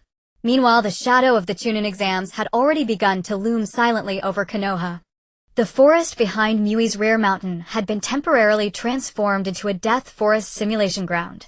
Sunlight was fragmented into broken patches by the dense foliage falling upon the ground strewn with disguised traps. Shanqingqingya stood on the high observation platform watching Sato Yoru's team at the entrance, each clutching a simple map with varied expressions. Remember the rules: obtain the fake heavenly scroll at the endpoint within 1 hour, and you will encounter 3 trials along the way. Qingya's voice came through the loudspeaker laden with an unyielding seriousness. Don't think this is just training. In the Chunin exams, death forest traps and enemies alike seek to kill you. A moment of hesitation could cost your life. Yoru tightened his kunai and quietly activated his chakra sensing. 50 meters ahead there were dense fluctuations of metallic chakra, clearly a kunai trap. Further away lurked several clusters of faint yet steady puppet chakra, mimicking the aura of small animals. He glanced at his teammates. Yentai was cracking his knuckles with excitement, but instinctively avoided a charred tree trunk to the right that had been struck by lightning. Yoru suddenly recalled that Yentai's father had died from an enemy's fire release jutsu, leaving him with a hidden fear of scorch marks. Shueishu stared intently at the map, her fingers trembling slightly at the marker for narrow gorge, her knuckles turning white. Let's move, Yoru said, quietly stepping into the simulation ground first.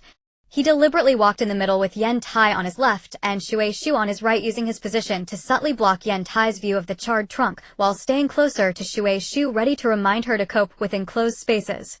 System quest release team bonding trial. Clear the simulation training with 0 casualties. Reward chakra synchronization technique basic. The triggering of the trap zone was more sudden than expected. As Yoru just rounded an ancient tree, the ground beneath him suddenly gave way, and dozens of kunai shot out from the surrounding trunks, locking all escape routes with deadly precision. The chakra of these kunai had been camouflaged with a special technique mixed into the faint fluctuations of fallen leaves. Had Yoru's perception not been keen enough, he would never have detected them in advance. Shueishu, upper left. Yoru shouted as he shoved Yentai to the right. He distinctly sensed that the trajectory of the kunai was concentrated in Yentai's blind spot. Shueishu immediately formed Hand Seal's water release water wall.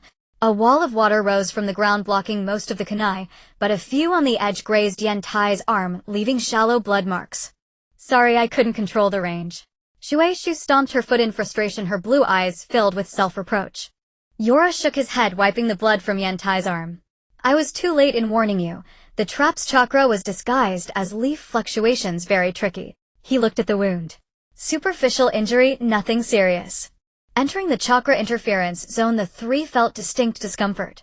The chakra in their bodies seemed pressed down by invisible hands, its flow drastically slowed. Yentai punched an obstructing puppet, but only cracked its shell. The puppet's metal arm struck his shoulder, making him grunt in pain. Shueishu tried to use water release to create cover, but her chakra dispersed midway, leaving a huge crack in the water wall. Yoru's shadow clone also malfunctioned. A clone that normally lasted 5 minutes only held for 2 under the interference, before dissolving into smoke. He gritted his teeth and analyzed the interference zone suppresses chakra output. We must reduce jutsu consumption and compensate with tactics. Yentai, focus your strength on the puppet's joints. Shueishu used minimal chakra to create hidden mist and disrupt their vision. Ill-find the chakra threads controlling the puppets. The final trial was a group attack by puppets. 10 armed puppets charged from the shadows, cornering them at a cliff's edge. In Yoru's chakra perception, the puppet's chakra merged into an impenetrable net of encirclement.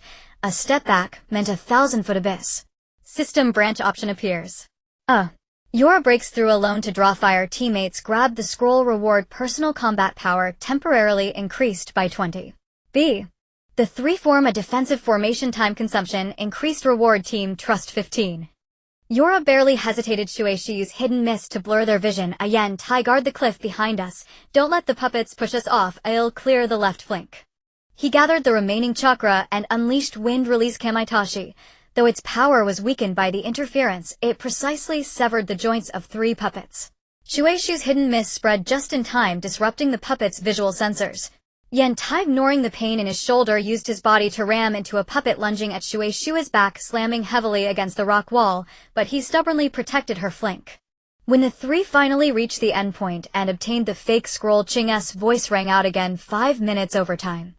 Yoru's heart was racing, but he saw the system panel pop up. Judgment conforms to the core of protection. Task exceeded expectations. Reward chakra synchronization technique basic. Ching's trust 10. Reward chakra synchronization technique basic. Ching's trust 10. After the simulation training ended, Chingya treated Yen Tai's wounds by the stream. He unrolled his left sleeve, revealing a scar extending from the elbow to the shoulder. The skin shriveled into a dark crimson, like paper licked by flames glaring under the sunlight. I got this during the Third Ninja World War. Ching's voice was soft, as if recounting someone else's story.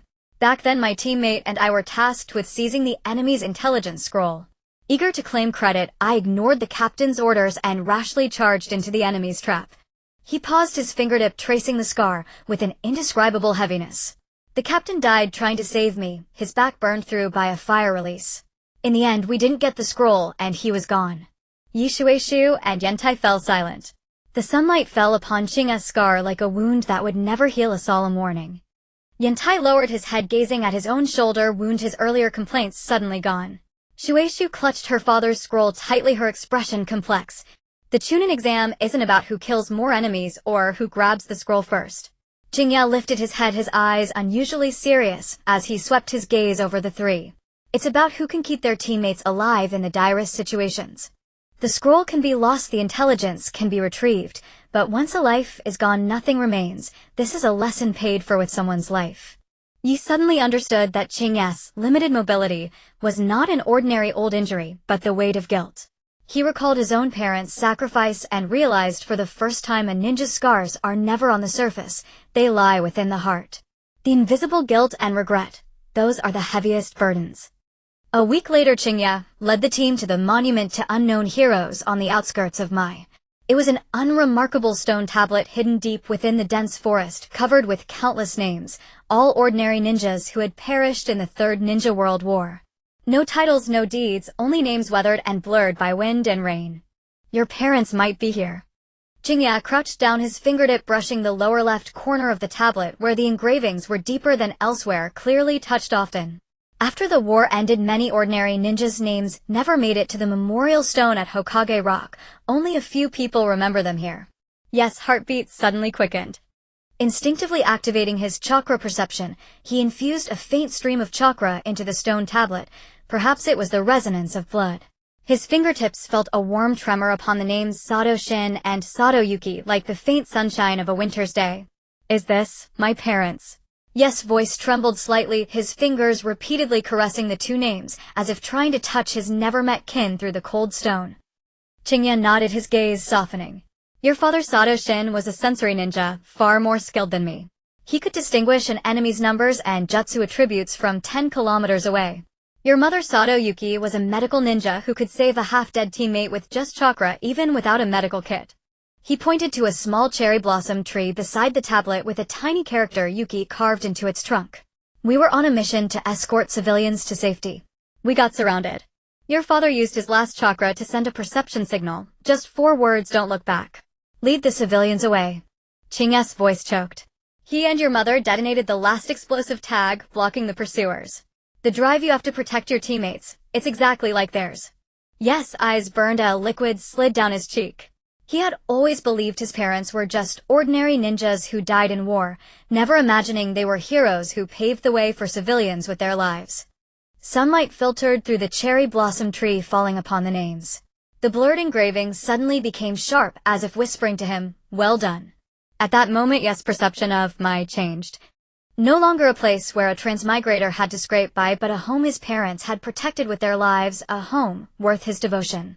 That night, while he was organizing the sensory ninjutsu notes given by Chingya in his dormitory, Shueishu knocked and entered, clutching her scroll, her cheeks flushed. "Can I ask you for advice on chakra control?" She placed the scroll on the table, her voice barely a whisper. "During today's simulation, my water release always lacked power at the end. I've been trying so hard to prove I'm stronger than my father, yet I can't even master the basics." Recalling Chingya's words, he handed her the chakra flow notes, rewarded by the system. "These are the techniques I've summarized. Look here, the key to water release isn't the amount of chakra, but flowing like water, bypassing resistance." He picked up a twig and drew the chakra pathway for water release on the ground. "Your father's water release was fierce, suited for frontal breakthroughs, but your chakra is more delicate, perfect for precise control, like this." Yi demonstrated how to form a tiny whirlpool of water at his fingertip with minimal chakra. Shueishu watched, mesmerized, her blue eyes shimmering with light. Moonlight streamed through the window, their shadows close on the floor. Their discussion gradually turned into soft laughter. "By the way," Shueishu suddenly looked up, "how did you know I was afraid of enclosed canyons during the simulation?" Yi paused, realizing he had never told her. He scratched his head and made an excuse. "Just a guess. Last time when you were looking for the cat in the warehouse, you seemed uncomfortable. Enclosed space too." Shueishu's eyes brightened. She lowered her head and said softly, "Back in the orphanage, the older kids locked me in a storage room." "Thank you for noticing." Yi watched Shueishu's profile as she studied the notes earnestly and suddenly felt that remembering the fragility and strength of those around him was more important than correcting fate. Perhaps this was why Chingya had brought them to the monument. Heroes are not cold names, but living people who could be afraid, could be hurt, yet still chose to protect. The entrance to the Chunin exam was packed with ninjas. 78 teams clad in the uniforms of different ninja villages filled the air with tension and ambition. Team Ya stood among the Konoha ninja, clutching the Earth Scroll tightly in their hands. Their goal was to find the Heaven Scroll in the Forest of Death, and only by gathering both scrolls could they enter the central tower. "Remember, when in danger, prioritize survival. The scroll can be retrieved later." Chingya's advice still echoed in his ears, his eyes concealing worry. "Especially the team from Hokage. Their movements are suspicious. Try to avoid them." Yes, chakra perception swept through the crowd, and sure enough, he discovered 3 ninjas with chilling auras in the corner: Tosa sound wave ninjutsu, Sake pressure blade, and Kino wire manipulation. Their chakra fluctuations carried a grating sensation like metal scraping, completely out of place, like 3 poison swords hidden in their sheaths. "Are they the Hokage shinobi?" Shueishu asked in a low voice, instinctively clutching her father's water release scroll. Yantai nodded, his fists clenched white. "They look formidable, much fiercer than the puppets in simulation training." As the examiner announced, "The second round of the Chunin exam begins." The gates of the Forest of Death slowly opened, with shadows shrouding the entrance like a giant maw devouring lives. Yet took a deep breath and said to his teammates, "Let's go. We'll follow the stream on the east side. The moisture is heavy, their chakra interference is minimal, and it's also convenient for Shueishu to perform her ninjutsu." System main quest issued: revise Sasuke's fate, prevent Orochimaru from implanting the curse seal on Sasuke. Reward: Byakugan fragment, 30 seconds experience. After entering the Forest of Death, team yet deliberately avoided other teams and advanced quickly along the stream. However, in a bamboo grove, 3 silhouettes suddenly landed in front of them, blocking the way. Precisely the Hokage trio. Konoha Brat's hand over the Earth Scroll. Tosa's voice sounded like sandpaper, rubbing his right hand pressed on the sound wave emitter at his waist, knuckles white. "Otherwise, we'll leave you here forever." Ya shielded Shueishu and Yantai behind him, sensing that the opponent's chakra amount far exceeded that of ordinary genin. Especially Tosu, whose internal chakra was like a boiling boiler ready to erupt at any moment. A heated fight would absolutely not be advantageous. They had to finish quickly. "Get lost if you don't want to die." Yes' voice was cold while secretly giving hand signals to his teammates. Shueishu, prepare water release. Yantai charge taijutsu, target Tosa's sound wave emitter. Tosa sneered, his right hand suddenly raised, sound wave ninjutsu, piercing cry. An invisible sound wave shot toward Ya at a speed barely visible to the naked eye, the air vibrating with a humming sound, and even the surrounding bamboo leaves trembled. Left rear. Ya shouted as he dove aside. The sound wave grazed his ears, causing a sharp pain in his eardrums and blood seeping from the corner of his mouth. Ignoring the pain, he shouted to Shueishu now. Shueishu immediately formed hand seals, water release water dragon bullet. A water dragon roared toward Tosu, accurately hitting his sound wave emitter. The machine emitted a harsh screech, then belched black smoke, completely malfunctioning. Annoying. Sake pulled out the pressure blade strapped to his arm. The blade buzzed as it thrust toward Shueishu, but Yentai blocked it with his arm. The pressure blade cut through Yentai's sleeve, leaving a wound deep enough to show bone. Blood gushed out, instantly staining his arm red. Yentai. Shueishu cried out, her eyes instantly reddening. Ye took the opportunity to circle behind Kina. Sensing that her chakra was concentrated at her fingertips, obviously manipulating wires, he immediately unleashed Wind Release Kamaitashi, cut off your toys. A gale lifted the gravel from the ground, not only cutting through Kina's wires, but also scratching the back of her hand, temporarily depriving her of her manipulation ability. The Otogekure ninja's offensive was temporarily suppressed, but Ye knew this was only the beginning. His chakra perception suddenly caught a terrifying aura, like a venomous snake lurking in the darkness, with a suffocating pressure emanating from deep within the bamboo grove, making his blood almost freeze. Who? Ya gripped his kunai, his heart pounding. This chakra was dozens of times stronger than Chinye's, and even faintly surpassed the third Hokage he had sensed before, carrying an inhuman cold. A man in a black trench coat walked out from behind a tree, his face pale with hair like a serpent and golden vertical pupils devoid of any warmth. His gaze swept over Team Yu, finally settling on Yi, a sinister smile curling at the corner of his mouth. Interesting wind release chakra. The man's voice was like a snake's hiss. Little one, do you wish to possess greater power? Power that can tear apart all obstacles. As the words fell, a pitch-black snake suddenly shot out from his sleeve, coiling around his ankle. The snake's eyes glowed with purple curse seal patterns. A chilling chakra flowed along the snake's body into Yes, like countless fine needles piercing his nerves. In his ears a seductive whisper seemed to say, accept it, and you will become stronger. And protect everyone. System emergency alert detected, curse seal, energy. Accept the curse seal. Gain strength combat power in the short-term reward. Curse seal initial control, long-term control by Orochimaru. B. Reject and counter. Endure 10 of Orochimaru's chakra pressure reward. Mental resistance 20. Yes, mind was drenched in ice water, instantly becoming sober. He bit his tongue, using the pain to resist the cursed seal's temptation, and shouted to Yentai, catch this. He gathered all his wind release chakra into his palm, then fiercely slapped Yentai's back. Chakra synchronization. Ya roared. This was a technique learned after simulation training, allowing teammates' chakra to temporarily merge properties. Although Yentai did not understand Yes' intention, out of instinctive trust, he merged his internal chakra with Yes' wind release. His fist suddenly burst into a pale blue light, carrying the power to tear the air, and slammed heavily into the ground. Boom! The ground cracked into spiderweb-like fissures. The shockwave blasted away the snake coiled around Yes' ankle and forced Orochimaru back. The man raised an eyebrow, seemingly a little surprised, then disappeared into a cloud of black smoke, leaving behind only a whisper, the game has just begun. Then find a safe route and strike when the other teams have weakened each other. Yes' voice was calm but firm as his eyes swept over the red dots on the map, areas where clashes might occur. Our goal is to survive and get the scroll, not to fight heat-in with anyone. The Chunin exam tests endurance, not momentary bravery. Iwata nodded vigorously, the bandage still wrapped around his arm.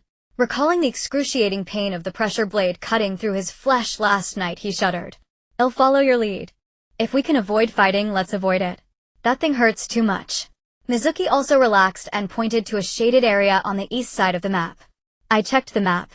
The swamp in the east has the strongest chakra interference, so there should be the fewest watchers. The miasma there is thick, most teams will go around. We can take that route to bypass the main battlefield. The three quickly packed up, tightened their ninja tool pouches, and moved toward the swamp under the cover of the morning mist. Yes, chakra perception was constantly on alert, like an invisible net capturing every trace of abnormal fluctuation. He could clearly sense that after last night's encounter the trust among teammates had deepened.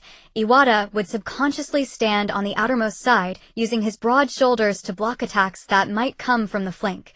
Mizuki would gather chakra in advance ready to dispel the swamp's miasma with her purifying water release, and he himself only needed to focus on perception and command without having to worry about watching his back. System prompt team report 10 current 95,100 triggered battle readiness state, all 3 members' chakra consumption reduced by 10. As they traversed the swamp, the stench of humus assaulted their senses, and the mud beneath their feet was knee-deep. Yi suddenly raised his hand to signal a halt. His perception caught a familiar chakra carrying suppressed anger mixed with a faint icy fluctuation. It was Sasuke. Hide! Yi whispered, pulling his teammates into the thick water weeds. The weeds were taller than their heads, just enough to conceal their figures without hindering perception. On a clearing not far away, Sasuke's team was being besieged by a group of rain ninja. The rain ninjas' techniques carried moisture, continuously blasting high-pressure water streams, forcing Sasuke back step by step. But Sasuke's movements were fiercer than usual, even with a hint of uncontrolled ferocity. His punches carried a sharp whistling sound as he sent a rain ninja flying with a single blow, crashing into a tree and knocking him unconscious. The sleeve of his left arm was torn, revealing faint purple curse mark patterns flickering on his skin, like some living things squirming beneath the surface. So he was still inflicted with the curse mark. Yes, heart sank. The progress of the system task correct Sasuke's fate remained at 30. Obviously, prevent implantation was no longer possible. He could only hope for the subsequent prevent spread. Sakura was using a kunai to support the injured Naruto, whose arm was cut by the rain ninja's water release, blood streaming down. She shouted anxiously at Sasuke, "Sasuke, don't be impulsive. They're trying to provoke you." But Sasuke acted as if he hadn't heard, his eyes filled with surging killing intent. He dashed forward again and slammed his knee hard into the rain ninja's chin. Mizuki tugged at Yes' sleeve, her voice very low. "Should we help? They seem about to collapse." Yi hesitated. Intervening directly might expose their strength and even attract Orochimaru's attention again. That man's gaze must still be roaming the forest of death. But standing by would violate the principles he now adhered to. He recalled Aoba's words, "You can lose the scroll, but not your life," and gritted his teeth. "Well, create chaos and let them take the chance to escape." Yi quickly made the decision, tapping his finger on the map. Mizuki used hidden mist to blind the rain ninja. The swamp's moisture is abundant, so your mist can spread faster. Iwata, pick up some hard mud and throw it behind the rain ninja to divert their attention. Don't get close. I'll circle around and use wind release to stir up muddy water and disrupt their movements. The 3 split up and acted swiftly and silently. Mizuki silently formed hand seals, and the water release hidden mist technique rapidly expanded with the swamp's moisture. White mist surged like a tide, instantly blurring the rain ninja's vision. Iwata picked up several hard clumps of mud wrapped with grass leaves, channeled taijutsu power, and threw them with precision. A smack hit the outermost rain ninja's helmet, making him turn with curses. Meanwhile, Yi, under the cover of the mist, circled to the side of the rain ninja, gathered wind-release chakra, stirred up the muddy water from the ground, and accurately splashed it into the eyes of 2 rain ninja. "Who's there?" The rain ninja's formation was disrupted by the sudden interference. They looked around warily, and their attack rhythm immediately fell into disorder. Sasuke seized this opening. His eyes sharpened, his body shot out like a leopard, and lion combo was instantly activated. His figure left after images in the air as he consecutively kicked the remaining 3 rain ninja, defeating them one by one. Upon landing, he warily peered into the depths of the mist, the purple curse mark patterns now even more pronounced. "Who's there? Show yourself." Yi did not reveal himself, only making a retreat gesture to his teammates. He knew that now was not the time to form deep ties with Sasuke's team. Especially the curse mark on Sasuke, like a bomb that could explode at any moment. Getting close would only bring danger. Before leaving, Yes' perception swept over Sasuke's arm one last time. The chakra of the curse mark was slowly eroding his normal chakra, entwining and devouring it like vines. Every time his emotions surged, that icy force grew stronger. System prompt detected that Sasuke's curse mark is in the initial activation state. Subsequent tasks suppress the curse mark can be triggered. Reward, chakra purification technique basic. After evading Sasuke's team, Yes' team slowed down near an abandoned hunter's cabin. The wooden walls of the cabin were rotten, half the roof had collapsed, and it seemed no one had been there for a long time. Yes' perception swept the surroundings and suddenly stopped. 30 meters northeast there were 3 faint chakra signatures, bearing the characteristics of Kuzunin village, and they carried the fluctuation of the celestial scroll. Found them. Yi gestured to his teammates, signaling them to tread lightly, a Kuzenin team holding the celestial scroll. They don't seem to have been in intense combat. Their chakra levels are quite stable. The three approached quietly, hiding behind a broken wall of the cabin to observe. The three Kuzenin ninjas were sitting on rocks eating dry rations with relaxed expressions, clearly unaware of the danger. The leading Kuzenin captain had a bulge at his waist, exactly the shape of a scroll. Hand over the scroll, or don't blame us for being impolite. The Kuzenin captain, as if sensing something, abruptly stood up, kunai in hand, and shouted with a blustering tone. His voice trembled, his eyes darted, clearly all bark and no bite. Yi wasted no words. Activating chakra sensing, he locked onto the enemy's chakra weaknesses. The Kuzenin captain's chakra had an obvious stagnation point at his right ankle, likely an old injury. The other two Kuzenin's chakra flow was chaotic, clearly indicating poor mental fortitude. He exchanged glances with Yantai and Shueishu, and the three instantly understood the tactic. Yantai took a deep breath, charged out from behind the broken wall, deliberately stomping loudly and swinging his fists with ferocity, yet deliberately exposing a flaw on his right side as he approached. The Kuzenin captain took the bait. Shouting now, he thrust his kunai toward Yantai's right. At that moment, Shueishu burst out from the other side, hands forming seals rapidly, water-style water binding technique. A stream of water suddenly surged from the ground, wrapping around the Kuzenin captain's ankle and immobilizing him. The remaining two Kuzenin, seeing this, hastily raised their kunai and charged forward, but were intercepted by Yes' shadow clone. The shadow clone deliberately acted flustered, dodging left and right to draw the attention of the two. Meanwhile, Yes' real body had already circled behind the Kuzenin captain, a kunai lightly pressed against his neck. His voice was icy cold, "The scroll, or your life." The Kuzenin captain stiffened in terror, his kunai clattering to the ground. Stuttering, he said, "The scroll is yours. Don't kill me." Trembling, he untied the scroll from his waist and handed it to Yi. Yi took the scroll, confirmed it was the celestial scroll, then signaled to his teammates. The three quickly retreated, creating distance. He didn't harm the Kuzenin team, merely lifting the scroll. In the Chunin exam, survival is more important than a scroll. The Kuzenin, as if pardoned, scrambled away in panic. The moment both scrolls were collected, a system prompt sounded. Main quest, Forest of Death survival completed. Reward chakra 80, shadow clone, chakra consumption reduced by 10. Yi carefully stored the two scrolls and said to his teammates, "Let's go." To the central tower. On the way to the central tower, the forest gradually thinned, sunlight streaming through the branches, dispelling much of the chill. Yet Yi felt a gaze clinging to his back like a thorn, pricking his spine. He silently activated the counter-surveillance basic skill, expanding his perception to the maximum. Sure enough, within the clouds above, he detected a faint yet extraordinarily concealed chakra. This chakra bore the characteristics of Konoha's ANBU, yet it was colder and more restrained than ordinary ANBU, like a snake lurking in the shadows, revealing its fangs only when necessary. "It's someone from Root," he said quietly to his teammates, eyes fixed ahead, not looking up. "Don't act suspiciously. Walk normally." He could sense that gaze evaluating them, from Yantai's tense muscles to Shueishu's fingers gripping the scroll to his own steady breathing. Every detail was being scrutinized. This feeling of being watched made him uncomfortable, but it also reinforced his resolve. He must become stronger as soon as possible. Strong enough to protect himself and his teammates, to not be manipulated by any power, to not become a pawn on someone else's chessboard. When the trio finally saw the silhouette of the central tower, the morning sun was just rising above the horizon. Golden light flooded over the forest like a tide, spilling onto them, dispelling the last chill of the Forest of Death. The central tower was built of ancient stone masonry, its flag fluttering in the wind at the top like a silent witness. Yi gripped the two scrolls in his hand, the texture of paper reaching his fingertips. He knew this was only the second stage of the Chunin exam. The real trials still awaited them inside the tower. But he was no longer as lost as when he first traversed here. His teammates beside him and the principles in his heart had become his most formidable armor. Shueishu looked at the central tower, exhaling softly, a relieved smile spreading across his face. "We made it." Yantai also grinned, flashing 2 rows of white teeth.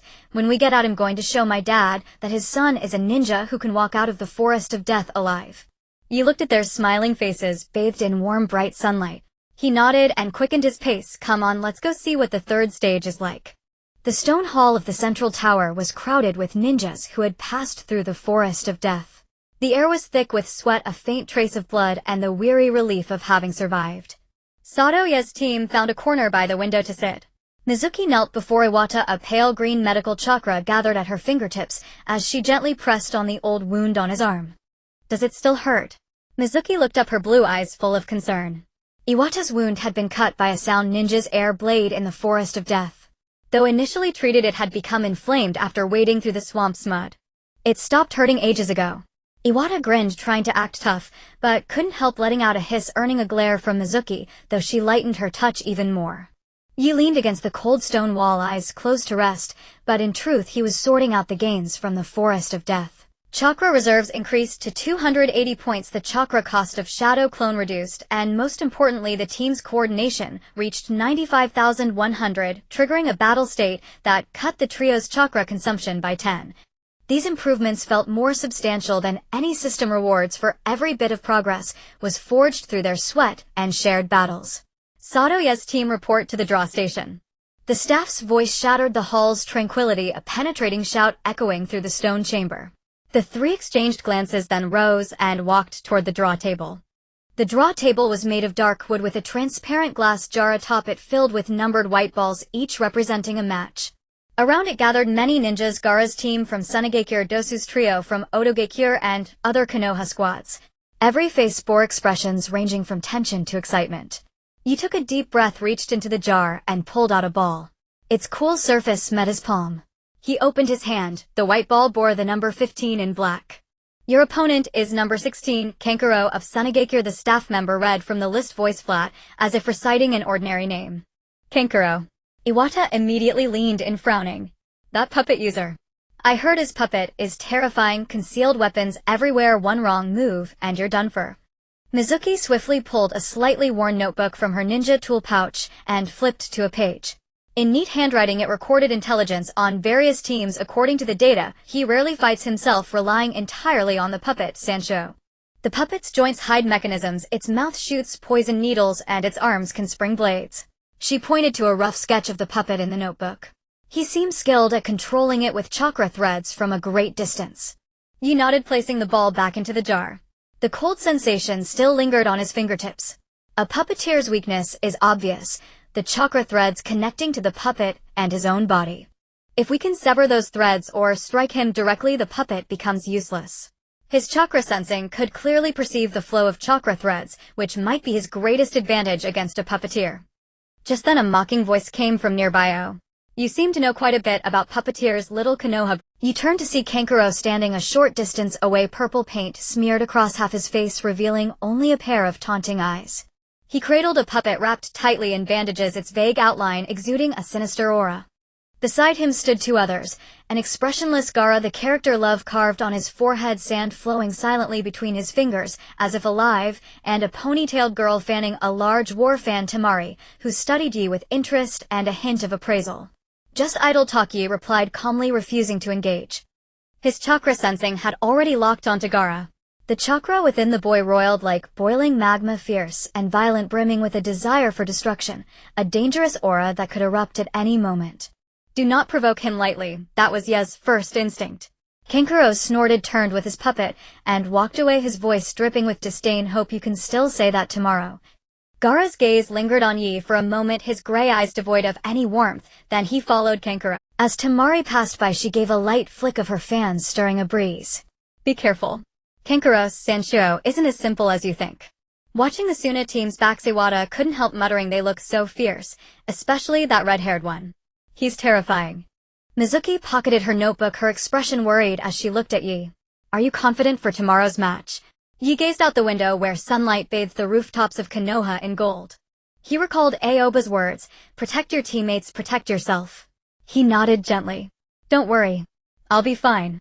On the day of the preliminaries, the Konoha arena was packed to capacity. Surrounding the vast circular arena, tiers of stands rose one upon another, crammed with daimyos, ninja representatives, and ordinary villagers from various nations. The air was thick with excited shouts and tense anticipation. Of banners fluttered high above the stands, while colorful ribbons were tossed into the air, drifting down to settle at the edge of the arena. At the highest VIP seats, the third Hokage Hiruzen, Sarutobi, sat in the center, holding his beloved pipe. Wreathed in smoke, his gaze swept calmly across the arena before finally settling on Yi in the preparation area, his eyes deep and carrying a faint, almost imperceptible curiosity. That child named Sato Yi, the one recommended by Yamashiro Aoba, the third Hokage, asked slowly, his voice carrying the characteristic hoarseness of old age. The assistant immediately handed over a thin file, replying respectfully, "Yes, Lord Hokage." He is an orphan. His parents were ordinary ninja who gave their lives in the Third Great Ninja War. His father a sensory type, his mother a medical ninja. He kept a low profile at the Ninja Academy with average grades, but his combat ability is strong, particularly in perception and tactical command. He performed outstandingly in the Border Forest Mission and the Forest of Death exam. The third Hokage opened the file, and on the yellowed page was a photo of Yi, a young boy in his academy uniform, his expression calm, but his eyes strikingly bright. He saw the performance record from the Forest of Death that Aoba had submitted, which omitted the part about Orochimaru and only noted successfully avoided a formidable foe and acquired the scroll through wit. A faint, barely noticeable smile tugged at the old man's lips as he tapped the file lightly with his pipe. Interesting. Much like his father, unassuming yet reliable. In the preparation area below the arena, Yi was making his final preparations before the match. Mizuki helped him check his tool pouch, arranging kunai shuriken and smoke bombs in perfect order with meticulous care. 10 kunai, 20 shuriken, 3 smoke bombs. And this. She pulled a small water flask from her own pouch and pressed it into Yi's hands. Inside is specially purified water mixed with chakra-boosting herbs. It can quickly replenish your chakra, might come in handy at a critical moment. Yi took the flask. It was warm to the touch, and he could sense the faint chakra fluctuation within the liquid. He nodded. "Thank you, Mizuki." Iwata slapped Yi on the shoulder, his strength not light but full of trust. "Don't be nervous. We'll be cheering you from the stands. That puppet user is no match for you. Remember, you dodged the sound waves of that sound ninja." Yi chuckled and pushed his hand away. "Don't worry, I know what I'm doing." He took a deep breath, adjusted the collar of his ninja uniform, and turned toward the arena entrance. The corridor was dim, and he could hear the thunderous roar of the crowd outside, a tide of sound crashing against his eardrums. When he reached the entrance, he paused for a moment, glancing back toward the stands. Though he couldn't make out specific figures, he could sense Mizuki's and Iwata's chakra, like two warm lights vividly distinct amidst the crowd. He tightened his grip on his tool pouch and strode into the arena. Sunlight flooded his body in an instant, somewhat blinding. The arena floor was paved with hard rock about 50 meters in diameter, surrounded by high railings. Kankuro was already standing across the arena. He placed the puppet on the ground and slowly unwound the bandages wrapped around it, revealing its true form, a ferocious-looking puppet covered in dark red armor plates, joints gleaming with metallic coldness, sharp teeth exposed in its mouth, and hollow black holes for eyes. It was the Sanshou. "Ready, you little Konoha brat." Kankuro's voice carried a hint of contempt across the arena. Yi did not reply, merely assuming a combat stance, feet shoulder-width apart, right hand gripping a kunai, left hand hanging naturally, ready to form hand seals at any moment. His chakra sensing had already been activated, silently covering the entire arena, especially the chakra threads extending from Kankuro's fingertips, silver strands connecting him to the puppet. "Begin." The referee standing at the edge of the arena brought his raised hand down sharply. Kankuro struck first, his fingers twitching as the chakra threads tautened puppet technique Sanshou. With his low chant, the Sanshou puppet lunged to life, its joints creaking. It opened its mouth and fired dozens of venomous needles glowing with a faint blue light aimed at treacherous angles, sealing off all of Yi's escape routes. Gasps erupted from the stands. Mizuki couldn't help clenching her fists, her nails digging deep into her palm. But Yi didn't meet the attack head-on. His body shifted like a leaf blown by the wind, sliding to the left in an odd arc, narrowly dodging the needles. At the same time, his hands flashed through hand seals, wind release kamaitachi. A gale materialized, whipping up gravel and dust from the ground, deflecting the remaining needles and blasting toward Kankuro.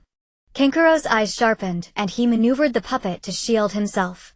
A clatter of impacts rang out as gravel and dust struck the puppet's armor, but caused no substantial damage. "All you can do is dodge," he sneered, his fingers dancing again. The right arm of the Sanshou suddenly extended a gleaming blade, and the puppet shot forward like a dark shadow, slashing straight at Yi's face. Its speed more than doubled. Yi's footsteps suddenly halted. Just as the mechanical arm was about to strike him, he whispered in his mind, "Activate Byakugan fragment." This was a reward obtained when he completed 30 of the correct Sasuke's Fate mission, granting him 30 seconds of Byakugan ability. In the next moment the world transformed before his eyes. The railings around the arena, the crowd in the stands, even the distant buildings became transparent. He could clearly see the chakra flow within everyone's body like glowing rivers. What caught his attention most, however, was the internal structure of the Sanshu puppet, the core gear connected to the chakra threads, the spare poison needles hidden in its arm, the smoke bomb mechanism concealed in its abdomen, and even another chakra thread Kankuro had kept hidden behind his back, the secret control for rotating the puppet's head, which had gone completely unnoticed earlier. So that's it. Yes, gaze locked onto a small metal node near the back of the puppet's neck, where all chakra threads converged. That was the puppet's core, striking it would disrupt the threads and send the puppet out of control. He didn't attack immediately.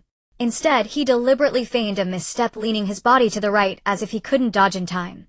Kankuro took the bait, a glint of smugness in his eyes as he directed the puppet's blade to slash at Yes' right side, inadvertently exposing the puppet's back and its core node. Right now, a sharp light flashed in Yes' eyes. He concentrated chakra into his right index and middle fingers using chakra flow control to compress wind-release chakra into a fine razor-sharp stream and flicked it toward the puppet's core node. Crack. A faint sound barely audible above the arena's din, but Kankuro's expression changed drastically. He felt the chakra threads connecting to the puppet become erratic like tangled threads, and no matter how he manipulated them, the puppet's movements grew stiff and sluggish. How is that possible? Kankuro cried out, disbelief flooding his voice. How did you know its weak point? The puppet's core node was his deepest secret, known to few even among his Suna comrades. You didn't answer. Seizing the opportunity, he planted his feet and surged forward like the wind, closing the distance to Kankuro. He gathered chakra into his right hand, forming a hand blade, and struck fast and precisely at the wrist, controlling the chakra threads. Kankuro cried out in pain. His wrist went numb, and the chakra threads connecting to the puppet snapped completely. The Sanshu puppet crashed to the ground with a clatter, unable to move. The entire arena fell silent for a heartbeat, then erupted into thunderous cheers. Sato, you wins. The referee's voice rang clear. Yi stood in the center of the arena, breathing hard, sweat beading on his forehead. He looked up toward the VIP seats, catching a vague glimpse of the third Hokage, who gave him a slight nod, approval gleaming in his eyes. In the shadows of the arena, a masked figure, Danzo, observed Yi through the slits of his mask, a cold glimmer of interest in his single eye. Those eyes, interesting. After the match, Yi walked along the tunnel back to the preparation area. The tunnel was empty, with only the echo of his footsteps. Just as he turned the corner, a familiar figure appeared before him. The third Hokage was standing with his back to him, looking out the window at Konoha, wisps of smoke rising from the pipe in his hand. Lord Hokage. Yi was somewhat surprised, instinctively stopping and giving a slight bow. The third Hokage turned around, a gentle smile on his face, and handed him a bright red apple. You fought well, child. Swift and tactically calm, even more outstanding than I imagined. Yi took the apple. It carried the warmth of the sunlight heavy in his hand. He kept a respectful distance. Thank you for the praise, Lord Hokage. I was just lucky. Luck is also part of strength. The third Hokage chuckled, walking over to stand beside him, both looking out the window. Who taught you perception ninjutsu? You're very sharp. You even detected the chakra threads Kankuro concealed. Yes, heart tightened slightly, knowing this was a test. He carefully considered his answer. It's self-taught. I often practiced alone in the forest when I was young and gradually developed some sensitivity. After becoming a genin teacher, Aoba also taught me some basics of perception ninjutsu. He wasn't telling the truth. The system's existence was his greatest secret and must never be exposed. The third Hokage didn't press further, only nodded, his gaze deep. Aoba is a good teacher. Although he doesn't stand out much usually, he has Konoha in his heart and knows how to teach children. Follow him well and don't disappoint his expectations. He paused, patted Yes' shoulder. The future of Konoha needs young people like you. Remember, no matter when, you must guard your heart. Yes, Lord Hokage, Yi answered earnestly. Watching the third Hokage's departing figure, he let out a sigh of relief, the apple in his hand slightly deformed from his grip. The old man's chakra was like warm sunlight, yet carried a sharpness that saw through everything, as if it could penetrate all his disguises. After returning to the dormitory, Yi immediately closed the door and locked it. He leaned against the door panel, his heart still faintly racing. The victory in the arena had attracted considerable attention, which was both good and meant more danger. He pulled up the system panel, ready to check the reward for winning the preliminary round, but froze when he saw the reward. Preliminary round victory reward issued. Would release branch insertion technique simplified version unlocked. Would release. Yes, breathing instantly quickened. This was the legendary bloodline limit of the first Hokage Hashirama Senju, possessing the power to control tree growth, one of the most powerful Kekkei Genkai in the ninja world. The system actually rewarded this. He suppressed his excitement and tried to gather chakra. Following the system's instructions, he fused wind, earth, and water nature chakra within his body and guided it to his fingertips. After a few seconds, several tiny wooden spikes emerged from his fingertips, pale green, full of life, with a bit of moist sap at their tips. But after just 2 seconds, the spikes withered and turned black from insufficient chakra, eventually dissolving into powder in the air. System prompt: would release requires vast amounts of chakra and life force to sustain. Current chakra reserves 280 are far insufficient. It is recommended to prioritize increasing chakra reserves or enhance life force through Sage Mode or Tailed Beast Chakra. Yi clenched his fist, his eyes sparkling with excitement and determination. Although he couldn't use it now, it meant he had the possibility of mastering would release. He vaguely felt that the system's correction goal might be grander than he imagined, perhaps not just to correct a certain character's fate, but to change the entire direction of the ninja world. In the following days, he kept watching other matches from the sidelines. He saw Naruto using the seemingly chaotic shadow clone technique to entangle Kiba, eventually winning through perseverance. Saw Sasuke defeat Rock Lee with the flashy lion combo, a beautiful victory, but one that reminded him of the cold curse seal aura in the Forest of Death. Also saw Gaara's match. The sand boy didn't even attack personally, just used flowing sand to easily crush his opponent's ninjutsu and severely injure him. That undisguised killing intent filled the whole arena with a chilling air, even the cheers from the stands becoming sparse. That sand guy is terrifying, Yen Tai said softly beside Yi, his voice laced with fear. In his eyes there's no match, only killing. It's like if anyone stands in his way, he'll destroy them without hesitation. Shueishu also nodded, her face pale. If we meet him in the subsequent matches, I'm afraid we have no chance at all. In her notebook, the information about Gaara was just a few lines, mostly ability unknown and extremely dangerous. Yi remained silent, saying nothing. He knew Gaara's past, knew that he was feared by the entire village because of the one-tail Shikaku inside him, and knew that his childhood was filled with loneliness and pain. But none of that justifies him hurting others. Pain is not an excuse to harm others. If we meet him, we'll forfeit. Yi suddenly said, his voice calm yet exceptionally firm. There's no need to fight a madman. The purpose of the Chunin exam is to prove oneself, not to court death. Yen Tai and Shueishu were both stunned, then nodded vigorously. In their hearts, yes, decisions were always the safest. Just then a lively voice rang out beside them. Sato, your match against that puppeteer a moment ago was amazing. You took care of the puppet in one go. You turned and saw Naruto standing there excitedly holding 2 popsicles with a bandage on his forehead, the injury from his match against Niji. He handed one of the popsicles to Yi. Here, celebrate your win. I'm going to fight Niji next. Niji, the genius of the Hyuga clan. Yi took the popsicle. The cool touch of the wrapper sobered him up a bit. Right. That guy. Naruto took a big bite of the popsicle and mumbled indistinctly, but his eyes sparkled with unyielding determination. Although he's strong and says fate is predetermined, I will definitely win. Because I'm going to be Hokage. Seeing Naruto's confident demeanor, Yi suddenly understood something. Everyone has their own path. Naruto breaks so-called fate with persistence, never giving up even if battered as Sasuke seeks power through revenge, but is seduced by darkness without realizing it. And he's Sato. You neither wants to be as reckless as Naruto nor be consumed by hatred like Sasuke. He will protect those around him in his own way, proving his existence through protection. System prompt: hosts conviction confirmed. Protection attribute enhanced. Chakra recovery speed permanently increased by 5. The sun was setting. Golden afterglow flooded the arena, stretching the shadows of the stands. Most matches had ended, and the list of finalists was finalized. Naruto, Sasuke, Gaara, Temari, Kankuro. Though he lost to Yi, he advanced as a substitute, because he later forfeited Niji, Tenten, and Rock Lee withdrew, due to injury, replaced by another. Yi sat in the stands looking at the distant Hokage monument. The popsicle in his hand had already half-melted, cool liquid trickling down his fingers. He knew that the preliminary victory was just the beginning, and the real storm awaited them on the final day. The Sans ambition, Orochimaru's schemes, the undercurrents within Konoha. Everything was brewing silently. But he was no longer the boy who only wanted to survive when he first transmigrated. His teammates beside him Aoba's teachings his parents' sacrifice, and this newly sprouted would release power, all gave him something he must protect. Let's go. Time to train, Yi said standing up addressing Yen Tai and Shui Shu. Train. Yen Tai asked in confusion. Don't we still have a few days until the finals? Exactly, because there are a few days we need to make the most of them. Yi smiled, his eyes bright. Our goal isn't just to pass the exam. He needed to become stronger, strong enough to protect his teammates, strong enough to fight the hidden darkness, strong enough to forge his own path of protection in this cruel ninja world. Under the setting sun, the figures of three youths walked side by side toward the training ground, their shadows stretched long as if foreshadowing their future path, long and resolute. And behind them the spire of the central tower pierced the twilight clouds, standing like a guardian sword on the soil of Konoha.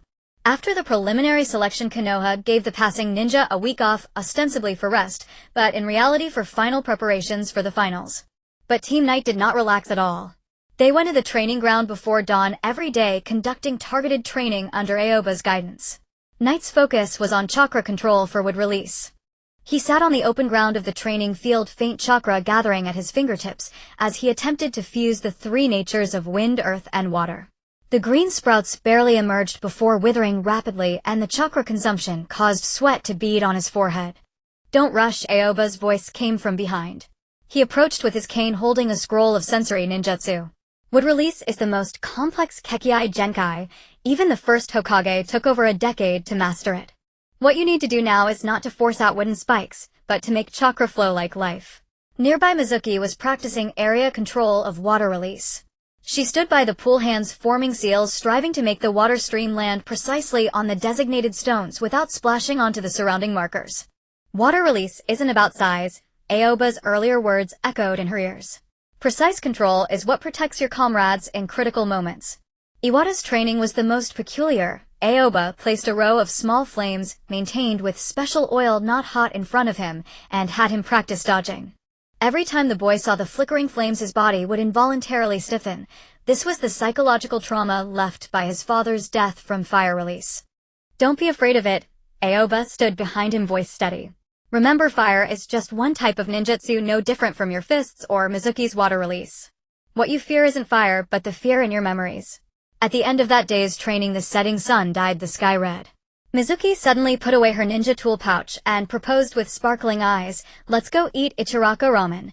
I heard from Naruto that the ramen there is amazing, especially the special ramen with 2 big slices of chashu." Iwata's eyes immediately lit up and he nodded vigorously, yeah. I've been wanting to go there for so long. After training this long, I'm starving. Knight looked at their eager expressions, warmth filling his heart, and couldn't help but smile. Let's go. He actually didn't like crowds, but the feeling of being with his teammates made him more grounded than solitude. Ichiraka ramen was tucked away in a corner of the shopping street, very small, with only a long counter and a few low stools. Uncle Tucci was busy behind the stove, his profile looking gentle in the swirling steam. Sister Ayam was wiping bowls nearby. When she saw them enter, she immediately smiled. Welcome. Naruto was there too, holding a bowl bigger than his face, eating with grease all over his mouth. When he saw Knight and the others enter, he immediately waved. Sato. Mizuki. Iwata. Come sit over here. The ramen here is awesome. Even more surprisingly, Aoba had somehow followed them. He leaned against the doorframe and said with a smile, "Today's my treat. Everyone order the special ramen with extra chashu and egg." Yeah. Long live Aoba sensei. Iwata cheered as he jumped onto the stool. The 4 of them squeezed onto the counter, watching Uncle Tucci bring over steaming bowls of ramen, rich bone broth, steaming emerald green scallions floating on the milky white soup, 2 large slices of chashu glistening with oil, a soft boiled egg trembling on the noodles. The aroma instantly filled the entire shop, dispelling the fatigue after training. Eat up, it won't taste good when it's cold, Sister Ayam said with a smile. Knight picked up his chopsticks, took a piece of chashu, and put it in his mouth. The meat was tender with the rich fragrance of bone broth burning his tongue, yet making him want another bite. He noticed that Mizuki didn't really like the yolk of the soft-boiled egg, so he silently gave half of his own egg to her, keeping only the egg white. Mizuki was momentarily stunned, then blushed and whispered, "Thank you." Iwata ate the fastest. With a few slurps, he finished half a bowl, not even caring about the soup stains at the corners of his mouth. Aoba watched them with a look full of gratification, occasionally exchanging a few words with Uncle Tucci about the past, about the hardships of the Third Great Ninja War, about the changes in Konoha, his tone carrying a deep appreciation for peace. Just then a few drunkards staggered in, reeking of alcohol. When they saw Naruto at the counter, their eyes immediately turned malicious, and they cursed rudely, "Yo, isn't this that unwanted orphan? Parents died early, and you still dare to come to a place like this to eat." Naruto's hand holding the chopsticks abruptly stopped, his shoulders trembling slightly, eyes reddening, but he stubbornly refused to look up. Knight put down his bowl slowly, stood up, and calmly looked at the drunkard. "Apologize to him. You little brat dare to meddle." The leading drunkard sneered and reached out to push Knight, but Knight nimbly sidestepped. Knight's chakra sensing had already captured the opponent's movement trajectory. At the same time, he quietly gathered wind-released chakra and blew lightly toward the wine gourd at the drunkard's waist. Clang.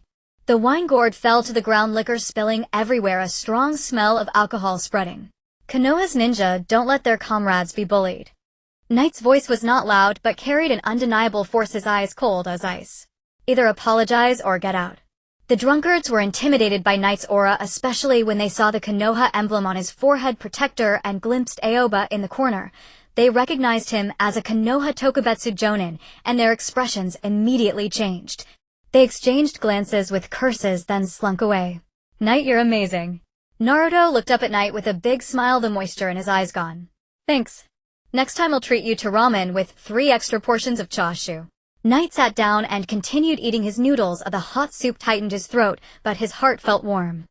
He looked at his teammates beside him, gentle Aoba Sensei and busy Uncle Tucci, and suddenly understood.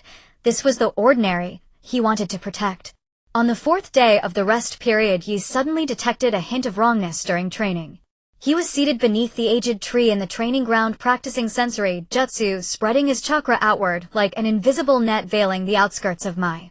Ordinarily, the chakra flow at the village's edge was placid and rhythmic, the patrolling shinobi, the coming and going of villagers, the birds and beasts, each following their own trajectory. But today the chakra in that area was extraordinarily chaotic, as though countless unfamiliar streams of chakra were gathering quietly, deliberately suppressing their presence, harboring concealed malice, like serpents lurking in the grass. "What's wrong, Yi?" Shueishu noticed his grave expression, stopped training, and walked over. "Your face looks so serious." Yi frowned, retracting his chakra. "The chakra on Mui's outskirts is very strange, as if many people are lying in ambush. Their chakra has been specially processed, highly concealed, but it can't fool close-range perception." He immediately dragged Shueishu to find Qingyi. Qingyi was organizing his tools. After hearing Yes' description, his expression turned stern at once. He closed his eyes and activated his sensory jutsu. A few minutes later, he opened his eyes, his face dark. "You're right. These chakra signatures are very covert, as if specially trained to evade perception. There are quite a few scattered across the 4 corners of Mai, as if surrounding the village." Qingyi reported the situation to the 3rd Hokage via communicator that very day, but the reply was indifferent. During the Chunin exams, shinobi from various nations gather. Complex chakra fluctuations are normal. Additional ANBU patrols have been dispatched, no need for excessive concern. Qingyi set down the communicator, brows tightly knit. The higher-ups think we're being oversensitive. A surge of intense unease rose in Yes' heart. He knew that the core of the Mai collapse plan was to exploit the chaos of the Chunin exam, allowing the allied forces of Shuin and Inrin to infiltrate Mai and launch a surprise attack during the finals. Those hidden chakra signatures were likely the enemy's advance force, confirming Mui's defensive deployment. "We can't wait." Yi said to Qingyi, his gaze resolute. "Even if the higher-ups don't take it seriously, we must prepare. Every person we warn could be a life saved." Qingyi was silent for a moment, then pulled 3 yellowed maps from a drawer covered in dense red markings. "These are the civilian shelter maps of Mai, along with several hidden evacuation routes left over from the 3rd Shinobi World War. Many have forgotten them. You 3 split up by area. Quietly warn those you know, like Auntie Chiendea's flower shop, Uncle Shoda at Ichiraka Ramen. Tell them there may be unrest soon, stay indoors and avoid the arena." "What about you?" Shueishu asked worriedly. "I'll keep an eye on the Shuin and Inrin camp." Qingyi's eyes sharpened. He picked up a dust-covered short sword from the corner, wiped the blade, and said, "If they make a move, I'll find a way to signal, at least to alert the village in advance." Over the next 2 days, Yes' team split up. Yu was responsible for the commercial district. He first went to Auntie Chiendea's flower shop. The old woman was pruning camellias as she smiled when she saw him, Xiao Yu, buying flowers. Yu pretended to buy a bunch of white camellias. He remembered they were his mother's favorite, slipped a note with the shelter location into the bouquet, and whispered, "Auntie, don't set up your stall recently, stay safe at home." Auntie Qiandai paused, looked at Yes' serious expression, and nodded, "All right, I'll listen to you." Then he went to a chakra ramen. Uncle Shodo was boiling broth. Yu used the excuse of bringing fresh vegetables, actually picked from his home garden, handed the note to Sister Changpu, and said, "Sister, don't open on the day of the finals. Lock the doors and windows." Though puzzled, Sister Changpu earnestly tucked the note away. Shueishu returned to the orphanage. The elderly caretaker was telling stories to the children. Xiaoya saw Shueishu and immediately rushed into her arms. Holding Xiaoya, Shueishu quietly sketched the shelter location on a piece of paper and handed it to the elderly woman, murmuring, "Anti-trouble may be coming. Lock up at night, don't open doors to strangers, and if danger strikes, take the children to the underground shelter east of here." The old woman, who had lived through war, understood at once. She gripped Shueishu's hand tightly. "Be careful too, Shueishu." Yantai then ran through the homes near the training ground. In his most honest tone, he repeated to every household, "Uncle Andy, teacher Qingyi told me there might be unrest soon. Don't go to crowded places, especially the arena. Stay home, it's safest." Though some thought he was overreacting seeing the boys' earnestness, most of them nodded. No one knew that behind these seemingly ordinary warnings lay the struggle of 3 young shinobi against fate. Yes, anti-reconnaissance basic technique sensed following gazes several times. They were from the route monitoring all abnormal shinobi. But perhaps because Yes Team's actions were too mundane, the route merely dismissed them as children's play and didn't investigate further. On the eve of the finals, the streets of Mai were already thick with tension. Every household was discussing tomorrow's matches while children mimicked battles with ninja dolls, oblivious to the approaching danger. In the dormitory of Yes Team, the light burned late into the night. The 3 sat around the table sorting their ninja tools, their movements carrying a silent understanding. Yantai inserted each gleaming kunai back into his tool pouch, wiping the blade with his finger after each one, making sure no dust remained. His shoulder was still wrapped in bandages from the fight with the Inin shinobi, but now he patted it carelessly. "If I run into those Shine guys tomorrow, I'll knock them flying."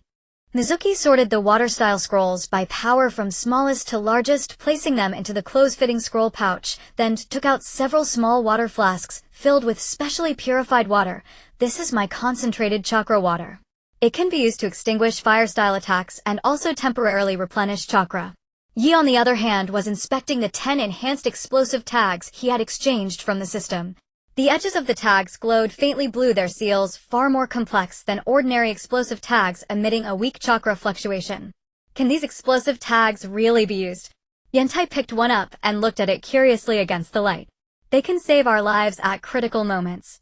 Yi divided the tags into 3 shares, 3 each. "Remember, don't use them unless absolutely necessary. The noise will expose us, and it might hurt civilians." Mizuki suddenly took out 3 amulets from her backpack, red paper with simple peace knots embroidered on them, and handed them to Yi and Yantai. "I went all night to get these peace charms. They have my water chakra on them, and can slightly block physical attacks. It's not much, but I hope they keep us safe." Yantai immediately put his around his neck, slapping his chest and promising, "With this thing I can take on 10. He tightened his grip on the amulet, his fingertips feeling a familiar cool touch, just like Mizuki's chakra, delicate and firm. He tucked the amulet into the innermost layer of his ninja tool pouch right against his heart. The night grew deep and the streets of Mai gradually quieted down. Only the occasional footsteps of patrolling shinobi could be heard. He stood on the roof of the dormitory gazing at the brightly lit arena in the distance, where tomorrow the Chunin exam finals would be held, the triggering point of the Mai collapse plan. The huge circular structure was like a dormant beast waiting to devour everything. He thought of Xiaoya's smiling face holding a doll at the orphanage, of the camellia's grandma Qian Dai carefully tended, of the steam rising from the Ichiraka ramen shop, and of his parents' names on the nameless monument. These ordinary fragments pieced together his entire understanding of home, and they were what he had to protect. "I won't let this place be destroyed," Yi said softly, the wind brushing his hair, carrying a faint hint of gunpowder, like an omen of the coming storm. On the morning of the finals, just before dawn, the sky showed pale fish belly white, and Yes Team had already gathered at the dormitory gate. Jingya stood there leaning on a cane with faint dark circles under his eyes, obviously having not slept all night yet, forcing a smile. "These are for you." Jingya handed over 3 scrolls, their craft paper covers already worn. Inside are my insights on sensory ninjutsu and Nyui's emergency contact codes. If you get separated, use the codes to contact each other. Don't be a hero. He paused, his gaze sweeping over the three, his eyes filled with reluctance and worry. Remember, no matter what happens in the arena, don't act rashly. Find a chance to head to the shelter. Protecting civilians is more important than the match. You are still young, and living is more important than anything. What about you? Yi asked, his voice choked. He knew how dangerous what Qingye was about to do was. Keeping watch on the Shayin and Iron camps was like dancing on the blade of a knife. I'm your mentor, I have to do what a mentor should. Qingye smiled, slapping Yes' shoulder hard, heavier than usual. Come back alive, got it? Yes, the three answered in unison, their voices choked with suppressed sobs. When they reached the arena entrance, they met Mingren. He still looked full of energy, with a fresh bandage on his forehead, waving his fist and shouting, Yi, just watch me. I will definitely win. I will make everyone acknowledge me. Yi looked at his bright smile and suddenly said, Mingren, after the match, wait for me at the Ichiraka ramen shop. I'll treat you with 3 extra slices of pork. Mingren was taken aback, then burst into laughter, revealing bright white teeth. Great. No backing out. I'll win all the way, and I'll be waiting for your ramen. Yi watched Mingren's back as he dashed into the arena and silently said to himself, I must live to wait for that bowl of ramen. In the distance, the arena erupted with cheers from the audience, waves of sound washing over all of my, heralding the start of the finals. Sunlight pierced through the clouds, illuminating the arena's flags and also brightening the path ahead for Yes' team. Yi tightened his grip on his kunai, Mizuki and Yentai standing beside him. Their eyes met, no words needed, a shared resolve already formed. The smoke of the My Collapse plan was waiting not far ahead. But this time Zhuotangi was no longer just a transmigrator who only wanted to survive. He was a ninja of my teammate's comrade and the inheritor of his parents' beliefs.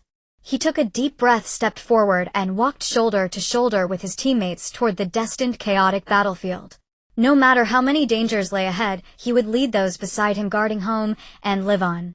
The Konoha arena was packed on the final day as sunlight streamed through the specially designed canopy, casting bright reflections on the faces of the spectators in the circular stands.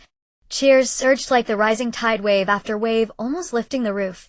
People waved banners and shouted the names of their favored ninja, the air thick with excitement and anticipation. Yi stood in the shadows of the competitor passage, his fingertips unconsciously rubbing the edge of his ninja. Inside the pouch, a pale yellow talisman was sewn, a perception enhancement talisman, prepared specially by Qingye, which when infused with chakra could temporarily expand his perception range to 50 meters. The old man had pressed it into his hand this morning, only saying be careful, but the worry in his eyes was unmistakable. Mizuki was organizing her water release scrolls, sorting them by activation speed, her fingertips trembling slightly, not from fear but from tension. She looked up at Yi and met his gaze, immediately flashing a reassuring smile. Ready? Yi nodded, turning his gaze toward the arena entrance at the end of the passage. According to the schedule, his opponent was Hyuga Hikaru of the Hyuga branch family, a genius skilled in soft fist who is said to have already rudimentary use of the Byakugan's clairvoyant ability. Iwata was repeatedly flexing his wrists, cracking his knuckles, muttering, after the match, I'm definitely going to find those sound ninjas. They hurt me in the forest of death last time, this time I'll beat them down. Just then the referee's voice came through the loudspeakers, clearly resonating throughout the arena. Next, please welcome the contestants Sato Yi and Hyuga Hikaru. Yi took a deep breath and was about to step forward when the ground beneath his feet suddenly let out a groan of overburdened strain. At first, only a slight tremor, like a heavy carriage passing in the distance. Spectators on the stands were still laughing, wondering, is it an earthquake? But the next second the tremor escalated into violent shaking, as if the entire arena were seized by an invisible giant hand, crazily swaying left and right. What's happening? Is it an earthquake? Screams of alarm replaced the cheers as spectators in the stands started shrieking. Seats toppled and shattered in the chaos. Some people were shoved and rolled down the steps, blood instantly staining the stairways. Yes, chakra perception had activated the moment the shaking began, and now suddenly detected a sinister energy. For streams of violet chakra erupted simultaneously from the 4 corners of the arena, spreading like venomous snakes along the ground, finally converging at the edge of the battlefield. Not good. Yes, pupils constricted sharply. Almost at the same time he spoke, the barrier seals of the 4 violet flames formation lit up all around the arena. Purple flame-like walls of light surged upward with a scorching heat wave, instantly isolating the entire battlefield from the outside world into a sealed prison. The surface of the light wall flowed with strange runes exuding an oppressive aura that suffocated, trapping the audience's screams and cries tightly inside. System emergency alert detected large-scale barrier jutsu for violet flames formation, judged that the Konoha crush plan has officially commenced.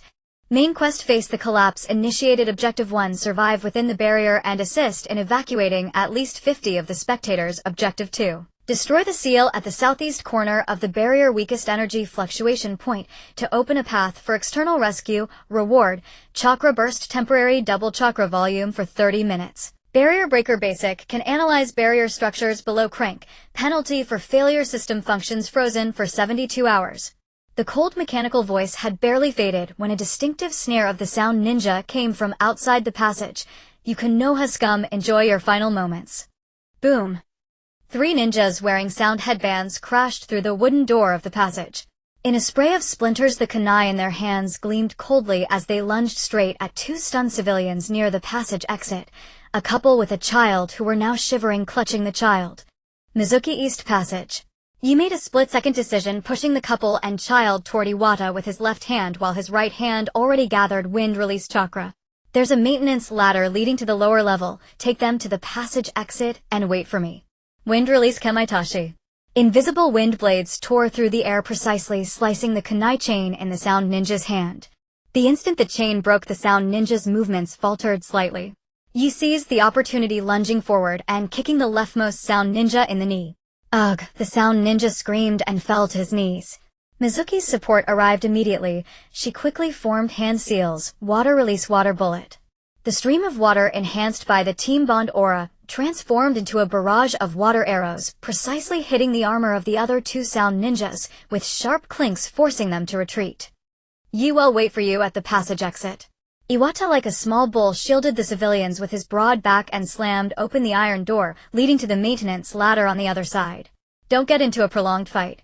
Yi fought while retreating. From the corner of his eye he glimpsed the direction of the central arena. Amidst the dust, the third Hokage stood alone, facing Orochimaru, his aged figure looking particularly frail in the billowing dust. Behind Orochimaru, 2 figures radiating terrifying chakra were slowly emerging. That chakra carried a heavy aura from the past, causing Yes' heart to suddenly clench. It was the impure world reincarnation of the first Hokage and the second Hokage. A surge of impulse rose in his heart, wanting to rush over and help the third Hokage. But he immediately forced himself to look away. Charging over now would only leave the civilians in the passage unprotected, causing them to die faster.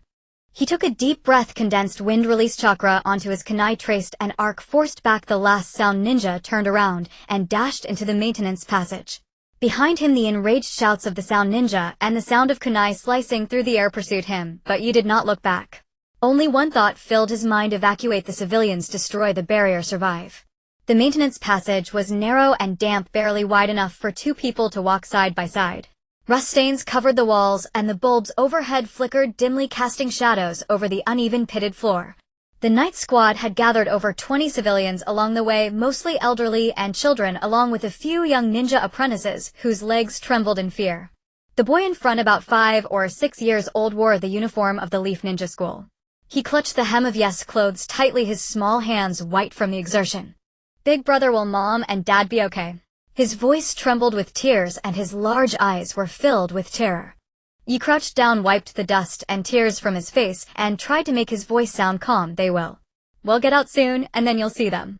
A sudden heat surged from the perception talisman at his fingertips, a custom early warning from Chingya indicating that the talisman energy at the southeast corner was violently fluctuating, as if some yin were urgently reinforcing it. The passage ended at the underground pipe chamber of the arena. When he pushed open the rusted iron door, blinding sunlight leaked through the gaps in the barrier, casting long, narrow patches of light on the floor. Yi signaled everyone to halt, then leaned out to observe. The southeast corner talisman was engraved on the pillar of the spectator's stance, purplish runes squirming like living things exuding dense chakra. 3 Nins stood before the talisman, their hands pressed against the pillar as they poured their chakra continuously into it. With their infusion, the light wall of the 4 violet flame formation brightened noticeably, the air itself warping from the heat. That's the spot. Mizuki whispered, his right hand quietly resting on the water release scroll at his waist. My water wall can block their attacks and buy you time. Iwata sheltered the civilians in the shadows deep inside the pipe chamber, where several thick water pipes provided cover. "You'll draw their fire." He rolled his shoulders, his eyes sharpening.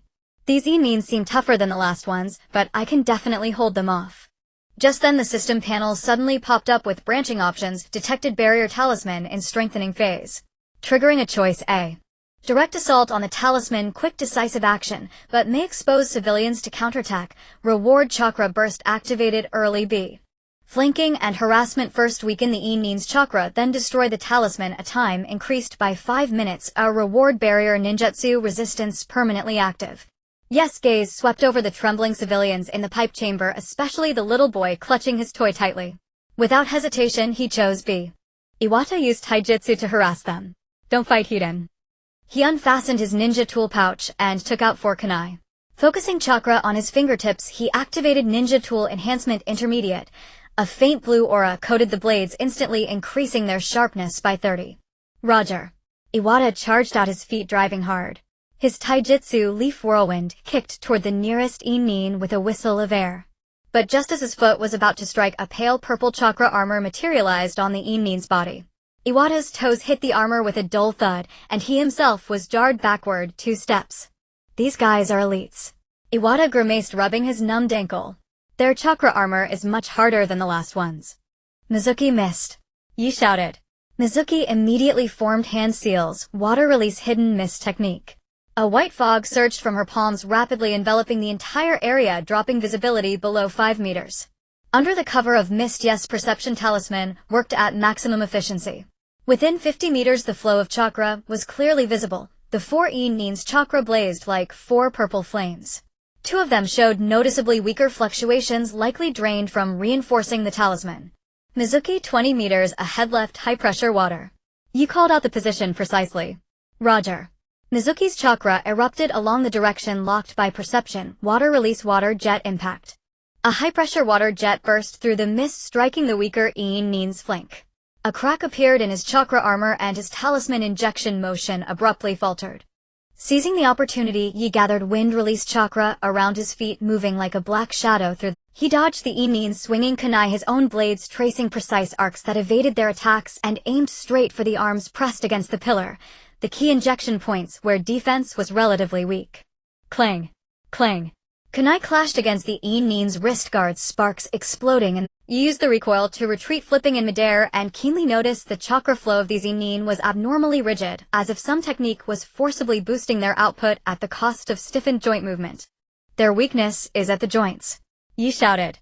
Iwata hit the knees. Iwata instantly changed tactics, dropping low and charging. A taijutsu low kick precisely smashed into a genin's knee. The chakra armor at the joint, already thin, shattered on impact. The genin screamed and collapsed, his talisman injection severed instantly. Now, Mizuki seized the moment, joining hand seals, water release, water binding technique.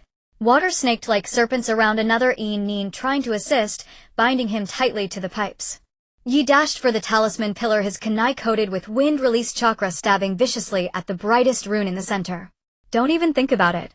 The remaining 2 genin suddenly burst with chakra. The purple light wall contracted inward, sharply pressing down with a scorching wave that forced you to retreat. The barrier talisman reached peak brightness, its runes spinning faster and faster, even beginning to sear the surrounding air. The temperature inside the pipe chamber shot up. Cough, cough. A child's cry came from the pipe chamber. An elderly person started coughing from the heat and lack of oxygen. Yi stared at the talisman, suddenly recalling a line from Ching's perception ninjutsu notes: chakra flows like water. Forcing it is not as good as guiding it. Going against its path often reveals weaknesses. He took a deep breath, abandoned the idea of directly attacking the talisman, and instead transformed his wind-released chakra into countless fine streams that seeped backward along the talisman's lines. What is he doing? The remaining genin stared in astonishment at Yes' movements, unable to understand why he had suddenly given up the attack. You didn't answer, concentrating entirely on guiding his chakra. The talisman's energy indeed fell into disorder, like a river meeting a countercurrent. The once smooth chakra began colliding with itself, emitting a sizzling sound, and the talisman's brightness flickered. Now! Yi shouted. Mizuki, your strongest water release. Mizuki hesitated not a moment, condensing all her chakra. Water release, water dragon bomb technique. A dragon made of water roared out from the mist, carrying the wind-release chakra Yi had injected, forming a spinning water tornado. With the force to tear the air, it slammed into the talisman.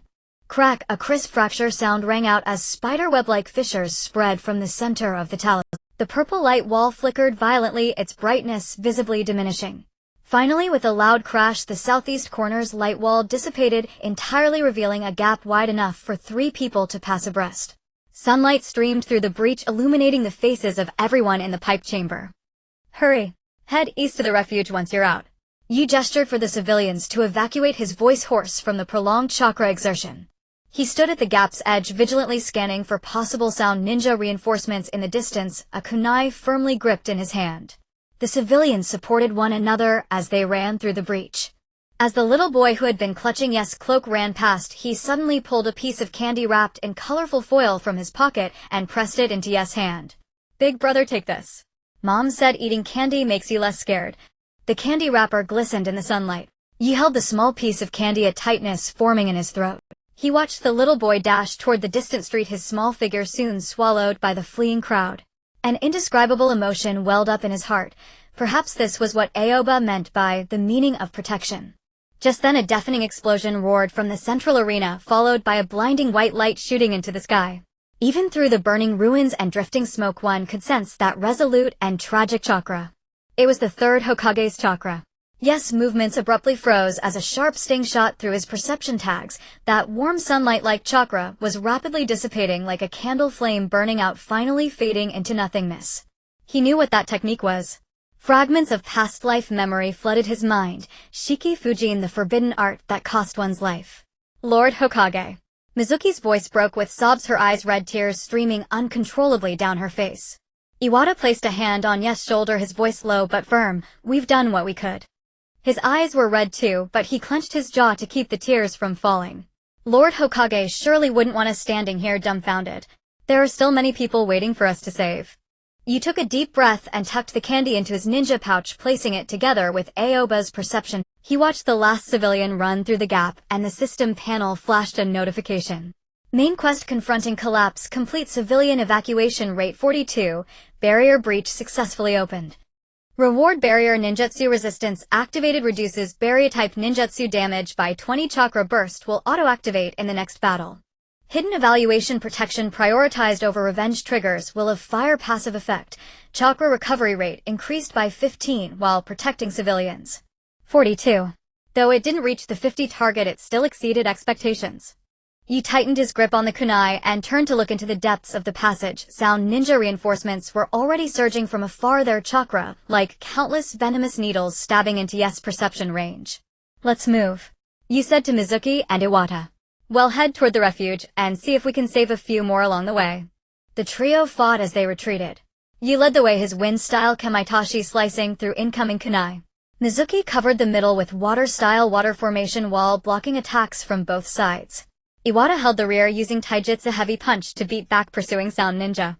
Behind them the arena was ablaze, flames licking the collapsed stands, thick smoke billowing. Ahead civilians fled in panic, their cries and screams weaving together into a hellish scene. Yi glanced back at the fading white light and gripped his kunai even tighter. On this day he lost the Hokage he revered, lost the piece of daily life, lost countless strangers he had never spoken to. But he also finally understood to be a shinobi is to hold a light for others in the deepest darkness. They advanced through the ruins of the commercial district, rescuing Granny Chio, who was trapped under a collapsed shelf, reinforcing the doors and windows of Ichiraka Ramen for Tukazin and Ayamani, and escorting several children trapped in the ninja academy to safety. With each person saved, he felt the weight in his heart lighten. His chakra slowly recovered under the will of fire passive effect.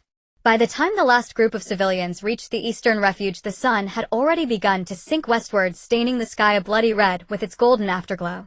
The refuge was an underground bunker, its entrance guarded by several Konoha ninja. Inside it was packed with survivors, crowded yet filled with the breath of life. Good work, the ninja at the entrance saluted them. The medical unit is inside, go get your wound. Yes, squad all bore injuries. Yes, arm had a gash from a sound ninja's kunai. Mizuki's forehead was scraped and Iwata's back was burned by the blast wave. But they simply wrapped bandages around them, sat on the steps at the bunker entrance, and stared out at Konoha as it was slowly consumed by the night. Just then Yes' perception tag flickered faintly.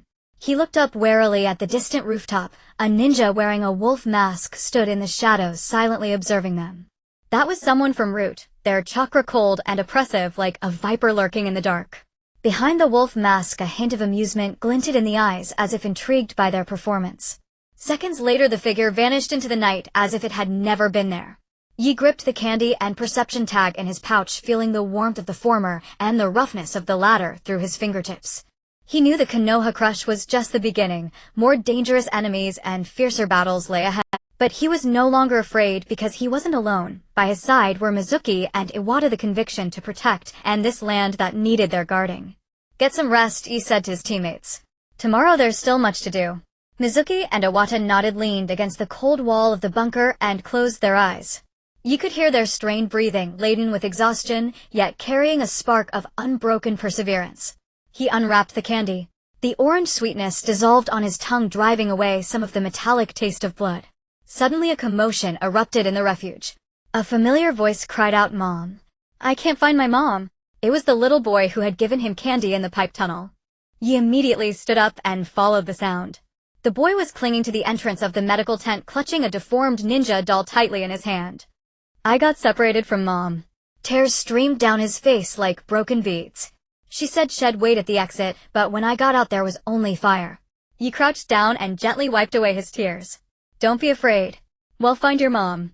He thought of the third Hokage's final chakra pulse of the lives that had faded within the barrier, and his voice unconsciously softened. What's your name? Kosuka. The boy sniffled. Mom said when I grow up I can enter the ninja academy. Yes, heart felt like it had been struck by something. He took out the perception tag Aoba had given him, infused it with a little chakra, and said, "Here, take this." The tag glowed faintly in the boy's palm. If you feel it get warm, it means Mom is nearby. Kosuka held the tag with a mixture of doubt and hope, his tears gradually stopping. Really? Really? Yi smiled. My name is Sato Yoru. From now on you can follow me and we'll find your mom together. Just then Mizuki and Iwata also came over. Mizuki took out a clean piece of gauze from her medical kit and gently wiped the dirt off Kosuka's face. I'm Shimizu Mizuki. I'll be your big sister from now on. Iwata, like a magician, pulled out an unopened piece of jerky from his pocket. Eat something. You need strength to find your mom. Kosuka looked at them and suddenly broke into a teary smile like the sun after a rain. The night deepened and the refuge gradually quieted down, leaving only the sound of breathing rising and falling. He curled up in a corner, reading Aoba's notebook by the light of an emergency lamp. Apart from insights on perception ninjutsu, the notebook also contained a few pages of random thoughts on the will of fire. What they call legacy isn't about remembering names. It's about remembering the protection behind those names. He thought of the third Hokage's final silhouette of the ninja who had sacrificed themselves within the barrier and suddenly understood. Perhaps what collapsed were buildings and order, but as long as people remembered why they fought, Konoha would never truly fall. The next morning, as the first rays of sunlight streamed through the bunker's ventilation shaft, he was startled awake by hurried footsteps. The ninja on watch ran in, his face beaming with disbelief. Reinforcements have arrived. It's Lady Tsunade and Lord Jiraiya. The crowd erupted into excitement. Yi followed the flow of people outside and saw two familiar figures. Lady Tsunade's silvery white hair dazzling under the sun. Behind her, Lord Jiraiya waved cheerfully at everyone, a copy of Iruka Paradise in his hand. Not bad, kid. Jiraiya gave Yi a firm pat on the shoulder. Heard you saved quite a few people. Yi scratched his head, about to say something, but Tsunade cut him off. Get your wounds treated first. She crouched down, green chakra gathering at her fingertips as she gently pressed them against the gash on his arm. To a shinobi, this wound is nothing, but to someone who protects others, every scar deserves proper care. Warm chakra flowed through his body and the pain in the wound gradually faded. As he watched Lady Tsunade's earnest profile, he suddenly recalled a line from Aoba's notebook. The Hokage of Konoha is never the strongest. It's the one who understands protection best. Just then Kosuka tugged at his cloak. The perception tag in his hand was faintly warm. Brother Yi, it's getting hot. Yi immediately stood up and followed the direction the tag indicated. A woman covered in dust was staggering toward the refuge, clutching a ninja doll identical to Kosuka's. Mom! Kosuka shouted and dashed toward her. As mother and son embraced, you seemed to see countless similar scenes, people who had been separated in the disaster, and now reunited figures who had given everything to protect one another. He turned to Mizuki and Iwata. They were both looking at him with smiles, their eyes brighter than the sunlight. Jiraiya appeared beside him at some point and chuckled. Hey kid, do you know why Konoha can keep standing up again and again? You watched the reconstruction teams already beginning to clear the rubble, watched Lady Tsunade directing the medical unit to treat the wounded, watched Kosuke and his mother huddled together and answered softly. Because there are always people who remember what to protect. Jiraiya burst into laughter. Not bad, not bad. Reminds me of my younger self. Sunlight bathed the land, shining on everyone's faces. You knew the road to reconstruction was still long and enemies might still be lurking in the shadows, but as long as they were here, as long as the word protection remained in their hearts, Konoha would always be Konoha. He tightened his grip on the perception tag and the half-eaten candy in his pouch, then turned to Mizuki and Iwata. Come on, let's go help clear the rubble. The moment the barrier shattered, a scorching wave of heat, mixed with acrid smoke, surged forth, nearly searing the respiratory tract. The streets of Mai had already transformed into a sea of flames, and the collapsed remnants of houses lay like the bones of colossal beasts, blocking most of the path. The clash of ninja shouts, the wails of civilians, and the thunderous roar of collapsing buildings wove together into a desperate and chaotic symphony echoing through the burning village. After escorting the last group of civilians to the eastern shelter, Team Yi barely had a moment to catch their breath before they turned and charged back into the inferno. Teacher Chingya said he would meet us near the western perception tower. Yes, voice was hoarse from the smoke, every word carrying a searing pain. He pressed the perception talisman given by Chingya against his wrist. The talisman emitted a faint warmth. This was the signal they had agreed upon in advance. The chakra resonance device at the perception tower could amplify the signal, allowing them to find each other amidst the chaos. But at this moment the warmth was intermittent, flickering like a candle in the wind, threatening to extinguish at any moment. Shueishu clasped her hands in a seal. Water release. Water formation wall rose like a transparent barrier ahead, blocking the falling embers and debris. The perception talisman's signal is weakening, she shouted anxiously, cold sweat on her forehead instantly evaporated by the intense heat. If this continues, we might lose track of the teacher's position entirely. Yantai, like an indefatigable young bull, carried a broken beam, dragged from the rubble, forcibly clearing a path through the debris. Just ahead is the commercial district. It's the worst collapsed area. His voice was laced with breaths, the burns on his back soaked with sweat, causing a stinging pain, but he didn't stop. I think I saw the perception tower's top half collapse just now. Could the teacher be? No way. Yi cut him off, his voice steady, though his gaze involuntarily swept over the surrounding ruins. The perception tower was the hub of Mui's perception ninjutsu and the place where Chingya had spent most of his life. The old man knew every inch of its structure like the back of his hand. He would never be easily trapped. Yet the perception talisman on his wrist grew hotter and hotter, but it still couldn't lock onto a clear location, as if shrouded in a thick layer of smoke and dust, indistinct. As they passed through the burning silk shop, the hanging silk had long turned to ash, leaving only a few charred wooden poles crackling in the flames. Just then, yes, perception suddenly caught a trace of familiar chakra, weak, chaotic, with a deathly sluggishness, yet bearing Chingya's unique perception ninjutsu fluctuations like a stone thrown into a lake rippling across his perception network. Over there. Yi dashed toward the broken wall at the street corner, where a small ninja tool shop once stood, now nothing more than half a collapsed earthen wall. He dug through the piles of bricks atop it and saw Chingya sitting amidst the rubble, his left arm twisted at an unnatural angle, clearly broken, his forehead covered in cold sweat, his face pale as paper. The old man's right hand gripped a burning scroll tightly. Flames had already licked at his sleeve, yet he still refused to let go. Teacher. Yi lunged forward, tore off his own ninja vest sleeve, and fiercely beat out the fire on them. The edges of the scroll had been burnt away, the charred pages crumbling at the slightest touch. The remaining part bore a complex route map with red markings reading Suna, Odogekure, withdrawal time, ambush point, and similar notations. Though the ink had blurred slightly from the heat, the key information remained legible. Chingya opened his eyes with difficulty. When his clouded gaze fell on Yi, a faint smile finally tugged at the corner of his taut mouth. You. It's good you're all right. He coughed a few times, a trace of blood seeping from the corner of his lips, staining the stubble on his chin. I thought I wouldn't see you again. Hold on. The medical station is nearby. Yi tried to carry Chingya on his back, but the old man pressed his shoulder with the only hand that could still move. Chingya's fingers trembled, but his strength was immense. He pointed at Yes' ninja tool pouch inside. There's my perception notes. That's a lifetime's work. You must continue the research for me. System triggered, hidden quest legacy.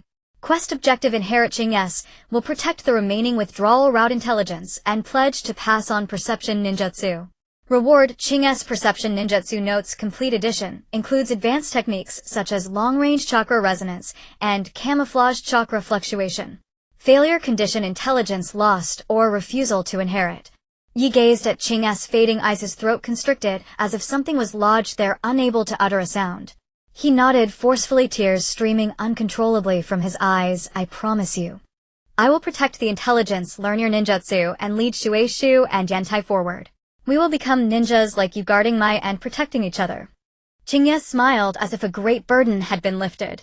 His hand pressing on Ye's shoulder fell limp and his eyes closed forever. His face was serene as if he had merely completed his final task and could finally rest.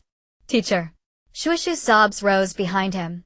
Yu took a deep breath, wiped away his tears with his sleeve, carefully folded the half-scroll, and placed it in the innermost pocket of his ninja tool pouch. Then he bent down, carried Ching-Ye on his back, and sprinted madly toward the medical station. Shueishu and Yantai followed closely behind. Their three figures stretched long in the firelight, each step planting firmly on the scorching rubble, exuding a stubbornness that refused to fall. While rushing toward the medical station, the night sky suddenly blazed with a blinding white light piercing through the thick smoke like a sword cutting through the darkness, instantly illuminating the entire Konoha. That light was warm yet determined, carrying the unique chakra signature of the third Hokage, a calm authority that brooked no doubt, now like a dying star erupting in one final glorious blaze. It was the light of the dead demon-consuming seal. Yes, steps halted abruptly. A Ching-Ye on his back seemed to stir faintly, as if silently bidding farewell to that old friend. He looked up at the white light, his senses telling him a familiar chakra was rapidly dissipating, like a tide receding, like a candle burning out, finally returning to nothingness. The third Hokage, that old man who always loved to hold a pipe and wore a gentle smile, was gone too. Hokage-sama. Shueishu covered her mouth, tears silently streaming down. She recalled the entrance ceremony when the third Hokage personally tied the headbands on them and said with a smile, "Konoha's future is in your hands." The sunlight from that day merged with this white light, now stinging their eyes with pain. Yantai gritted his teeth and slammed his fist into the broken wall beside him. His fist was cut by the rubble, blood seeping out unnoticed. Why? We've tried so hard. Yi said nothing but resumed walking faster than before. He knew this was not the time for grief. Ching-Ye still awaited proper care, the survivors wounded and waiting for treatment, and countless others needed them, the living ninja, to protect. The medical station was set up in a classroom of the Ninja Academy that had not been completely burned down. It was once where Yi and his teammates studied ninjutsu theory, now crowded with the wounded. In the hallway lay moaning shinobi and civilians. A medical ninja in blood-stained white coats moved through the crowd, their faces etched with exhaustion. As he handed Ching-Ye over to the medical ninja, he heard people around murmuring, "Have you heard? The Hokage has fallen." To seal Orochimaru and the first and second Hokage, summoned by Edo Tensei. That traitor Orochimaru using such forbidden jutsu to desecrate the former Hokage. Shueishu supported an old woman with a broken leg, wiping the dust off her face, her eyes red. Yantai leaned against the classroom wall, back to everyone's shoulders, trembling slightly, fists clenched so tight his knuckles turned white. Yi stood at the classroom door, watching the still burning houses outside. The thick smoke took on an eerie orange-red hue under the setting sun. He suddenly recalled himself when he first transmigrated into this world. Back then he only wanted to survive with the system, had no concept of responsibility toward Konoha or being a ninja, and even thought words like protection were too heavy, better to just scrape by.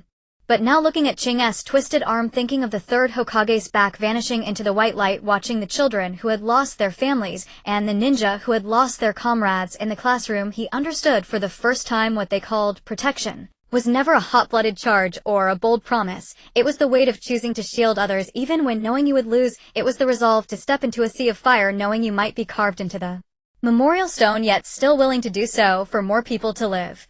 After an unknown time, a medical ninja came out of the emergency room, removed his blood-stained mask, shook his head at Yi, and said apologetically, "I'm sorry, we did our best." He lost too much blood, severe internal injuries. By the time he arrived, there were no vital signs. Yi nodded, feeling oddly calm inside. He walked to Ching-Ye's remains. The old man's eyes were closed, his face serene as if mere. Yi crouched down and carefully placed the half of the retreat route map, which had been safely stored, back into Ching-Ye's arms. This was the intelligence the old man had traded his life for. It should be delivered by him personally. Then he took out the cloth bundle Chingya had given him from his ninja tool pouch. Inside were a stack of yellowed papers filled with delicate handwriting notes on sensory jutsu. Yi turned the pages one by one. They contained not only the principles of sensory jutsu and practice techniques, but also the old man's casual insights. Sensing is not to find enemies, but to protect comrades. Chakra can deceive, but the heartbeat cannot. The last page had 3 crooked little figures labeled Yi Shueishu and Yentai, with 4 red characters beside them, my students. System notification hidden quest inheritance completed. Reward Ching's sensory jutsu notes complete edition has been issued. Yi hugged the notebook tightly to his chest, as if holding the old man's weighty life. 3 days later the blaze in Konoha was finally contained. The air was thick with the scent of charred wood and disinfectant. The shinobi began clearing the rubble tallying casualties. Before the memorial stone a dense array of new names had been added, mostly on hastily made wooden plaques simply carved with names and ranks planted in the earth and swaying gently in the wind. Aoba's temporary nameplate was placed in a corner bearing only the 4 characters, Shanqingqingya, no title, no deeds. Just like in life, so low-key that it could almost be overlooked. Yi stood before the stone clutching the stack of perception insights in his hand. The system panel hovered silently in his vision, issuing no tasks, prompting no notifications. This was the first time since his transmigration that the system had been so silent, as if mourning the disaster. System, Yi asked softly in his mind, his voice tinged with exhaustion and confusion. You said we were to correct destiny. But now the 3rd Hokage is dead and Teacher Aoba is dead. Even if we saved more civilians than in the original story, even if the casualty rate is lower, those who are lost can never come back. Does this have any meaning? The system was silent for a long time, so long that Yi thought it wouldn't answer. Then slowly a line of text appeared on the panel. The meaning of protection is not to reclaim what has been lost, but to ensure that more people need not be etched into stone monuments. The civilians you saved, the comrades you protected, the will you passed on, all are the unextinguished embers in this collapse. Yi was stunned and looked up at the sky. Finally sunlight pierced through the smoke that had lingered for days, spilling over the broken walls and shattered ruins, reflecting in tiny specks of light. In the distance a few children ran back and forth near the shinobi, clearing the rubble, clutching intact toys they had found among the debris. Their laughter was crisp like water droplets striking a stone, shattering the heavy silence. Shueishu stood behind him holding a medical kit. Time to change your bandages. Her voice was soft. Her gaze fell on the note in Yes' hand. She paused, then said softly, Teacher Aoba once told me that the highest level of perception ninjutsu is not about sensing how far away an enemy is, nor about distinguishing how many types of chakra. It is about hearing the voices of the departed, their hopes, their regrets, their unfinished words. All of these become the strength that drives us forward.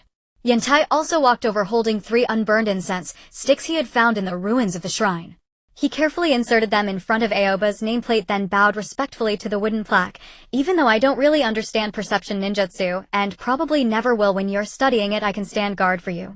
If anyone dares to disturb, you will punch them flying. Yi looked at his teammates beside him. Shueishu's gaze was gentle yet resolute. Yentai's fists were clenched with sincerity. Their chakra gently rippled in the sunlight like vines intertwined in mutual support. He lowered his head to look at the notes in his hand and the half-burned retreat route map already submitted to the higher-ups. Suddenly the heavy word protection seemed to gain a bit of warmth. He was not bearing it alone.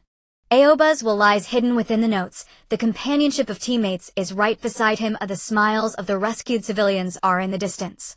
All these are the strength that supports him to move forward, the unquenched embers the system spoke of.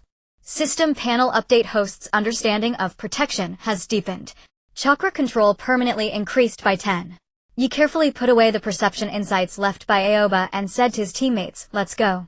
Let's check on the intelligence matter.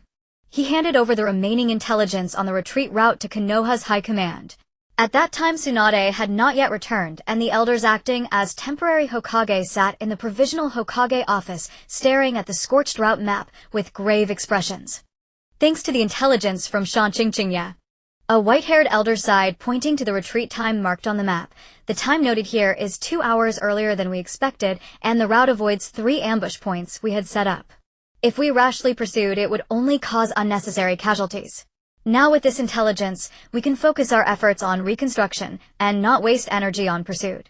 Another elder looked at you with approval. Sato, you managed to protect the intelligence in that chaos and bring it back safely. Aoba must be proud to have a student like you. Yi shook his head. All credit goes to teacher Aoba. He exchanged his life for this intelligence. He paused, then gathered his courage and said, I have only one request. I hope that the name of Shanqingqingya can be carved on the official memorial stone. He deserves to be remembered. The elders exchanged glances and nodded. It should be done. Once the reconstruction work is completed, we will hold a formal memorial ceremony for the fallen shinobi, and his name will be carved then.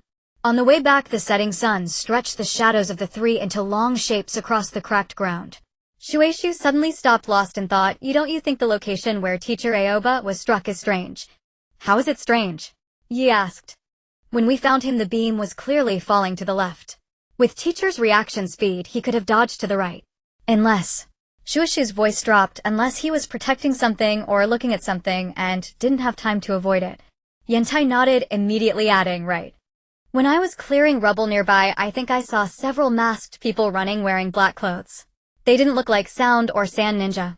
They moved very fast and disappeared into an alley in an instant. Yes' heart suddenly sank. He unconsciously tightened his grip on the perception insights. He stopped and flipped open the last page of the notebook. In the twilight, he examined it closely. Beside the three little figures Aoba had drawn there was a faint line of characters, as if scratched with a fingernail. It was almost invisible without careful inspection. Root. Nearby. Root. Danzo's root.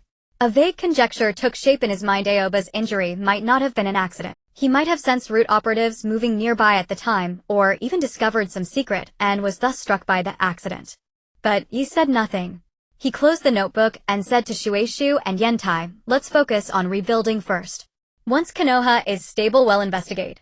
Under the setting sun, the three walked side by side through the ruins, their shadows overlapping like a tightly rooted clover. Yi knew that Konoha's darkness was far from over. Orochimaru's threat remained. The shadow of root lurked in the dark, and the road to reconstruction was destined to be thorny. But he was no longer afraid, because he was not alone. Aoba's will whispered in the notebook. The footsteps of his teammates echoed beside him, and the laughter of children in the distance drifted on the wind. All these were new shoots sprouting from the ashes. As long as the three of them stayed together and carried forward this conviction of protection, one day they could make Konoha flourish again. He looked up at the Hokage rock. The statue of the third Hokage, though covered in a layer of dust, still gazed upon this land. He tightened his grip on the ninja tool pouch. Inside were the perception insights, the still warm blood of passion, and a ninja's full understanding of protection. He strode toward the place that needed them. 3 months into the reconstruction of Konoha, wooden frames of new houses had risen among the rubble, their roof tiles shimmering with a youthful luster under the sunlight. The patrolling shinobi no longer moved with the same haste as before. Occasionally, they would pause to help civilians carry building materials. Children chased each other on a makeshift playground, their laughter crisp as a spring brook washing away the dust of ruins. The night squad had been assigned to the security forces, donning identical deep blue uniforms. Their patrol range covered the civilian district west of the city. This area had suffered the worst from the fire. Half of its houses had been reduced to charred skeletons. Though reconstruction was underway, many abandoned buildings still stood crookedly by the roadside, becoming hiding places for petty criminals and potential threats. On a night of torrential rain, raindrops as large as beans crashed onto the ground, splashing water half a foot high. The world was shrouded in a white curtain of rain. Yi was checking the doors and windows of an abandoned warehouse, once a storage room for ninja tools, now only a husk after the fire. Lately, people had reported hearing strange noises from inside at night. He pushed the warped wooden door, its hinges groaning in protest. Rainwater leaked through holes in the eaves, forming small puddles on the floor. Just then, clear footsteps sounded through the rain curtain, splashing in the puddles with a rhythmic pata-pata. The newcomer wore the white uniform of a Konoha medical ninja, a blue mask over his face, and a hat pulled low, obscuring most of his features. He carried a silver metal medical kit that gleamed coldly under the dim streetlight. It was Do. Yes, pupils contracted slightly, and his steps instinctively halted. Do seemed to have just come from a nearby temporary medical station. When he saw you, he paused as well, then raised his head, revealing a standard gentle smile. His voice came muffled through the mask. Satoken patrolling so late. With such heavy rain, you must be working hard. Yes, perception technique tensed instantly. His chakra spread like a fine net, silently enveloping. Do's chakra appeared calm and gentle, perfectly matching the kind medical ninja image he always showed. But beneath that gentleness lurked a faint eerie fluctuation, like a venomous snake hiding in the grass bearing an ominous resonance with the chakra of Orochimaru in the forest of death. "It's Dao-senpai," he said, keeping his composure as he pressed his hand on his ninja tool pouch, his fingertips touching the cold kunai. "The rain is too heavy. I'm worried about leaks or collapses, so I came to check." "Are you just getting off work, senpai?" Do stepped closer, the metal clasps of the medical kit reflecting fragmented light in the rain. He stopped 3 meters away from Yi, then suddenly tilted his head, lowering his voice. Beneath the mask, the corner of his mouth seemed to curl into a sinister grin. "Orochimaru-sama appreciates you." Yes, heart plummeted as his fingers tightened around the kunai. Do's left hand silently opened the medical kit, pulling out a syringe. The green liquid inside glowed with a faint fluorescence under the dim light, like the blood of some living creature. "This is the curse mark adaptogen." His voice was almost drowned by the rain, yet every word pierced Yes' ears with clarity. "A more perfect version than the one given to Sasuke, no painful erosion, allowing you to control the power of the curse mark without suffering even. Surpass him. System alert, high concentration of curse mark energy detected. Judged as Orochimaru's temptation trap. Emergency countermeasure mission initiated. Mission objective: repel Do and destroy all curse mark reagents. Mission reward: curse mark antibody permanent, grants immunity to crank and below curse mark erosion. Failure penalty: sustained curse mark energy interference, chakra stability decreased by 30. The cold system prompt had barely faded when Do's hand holding the syringe struck like a serpent, faster than any ordinary medical ninja, directly aimed at Yes' neck.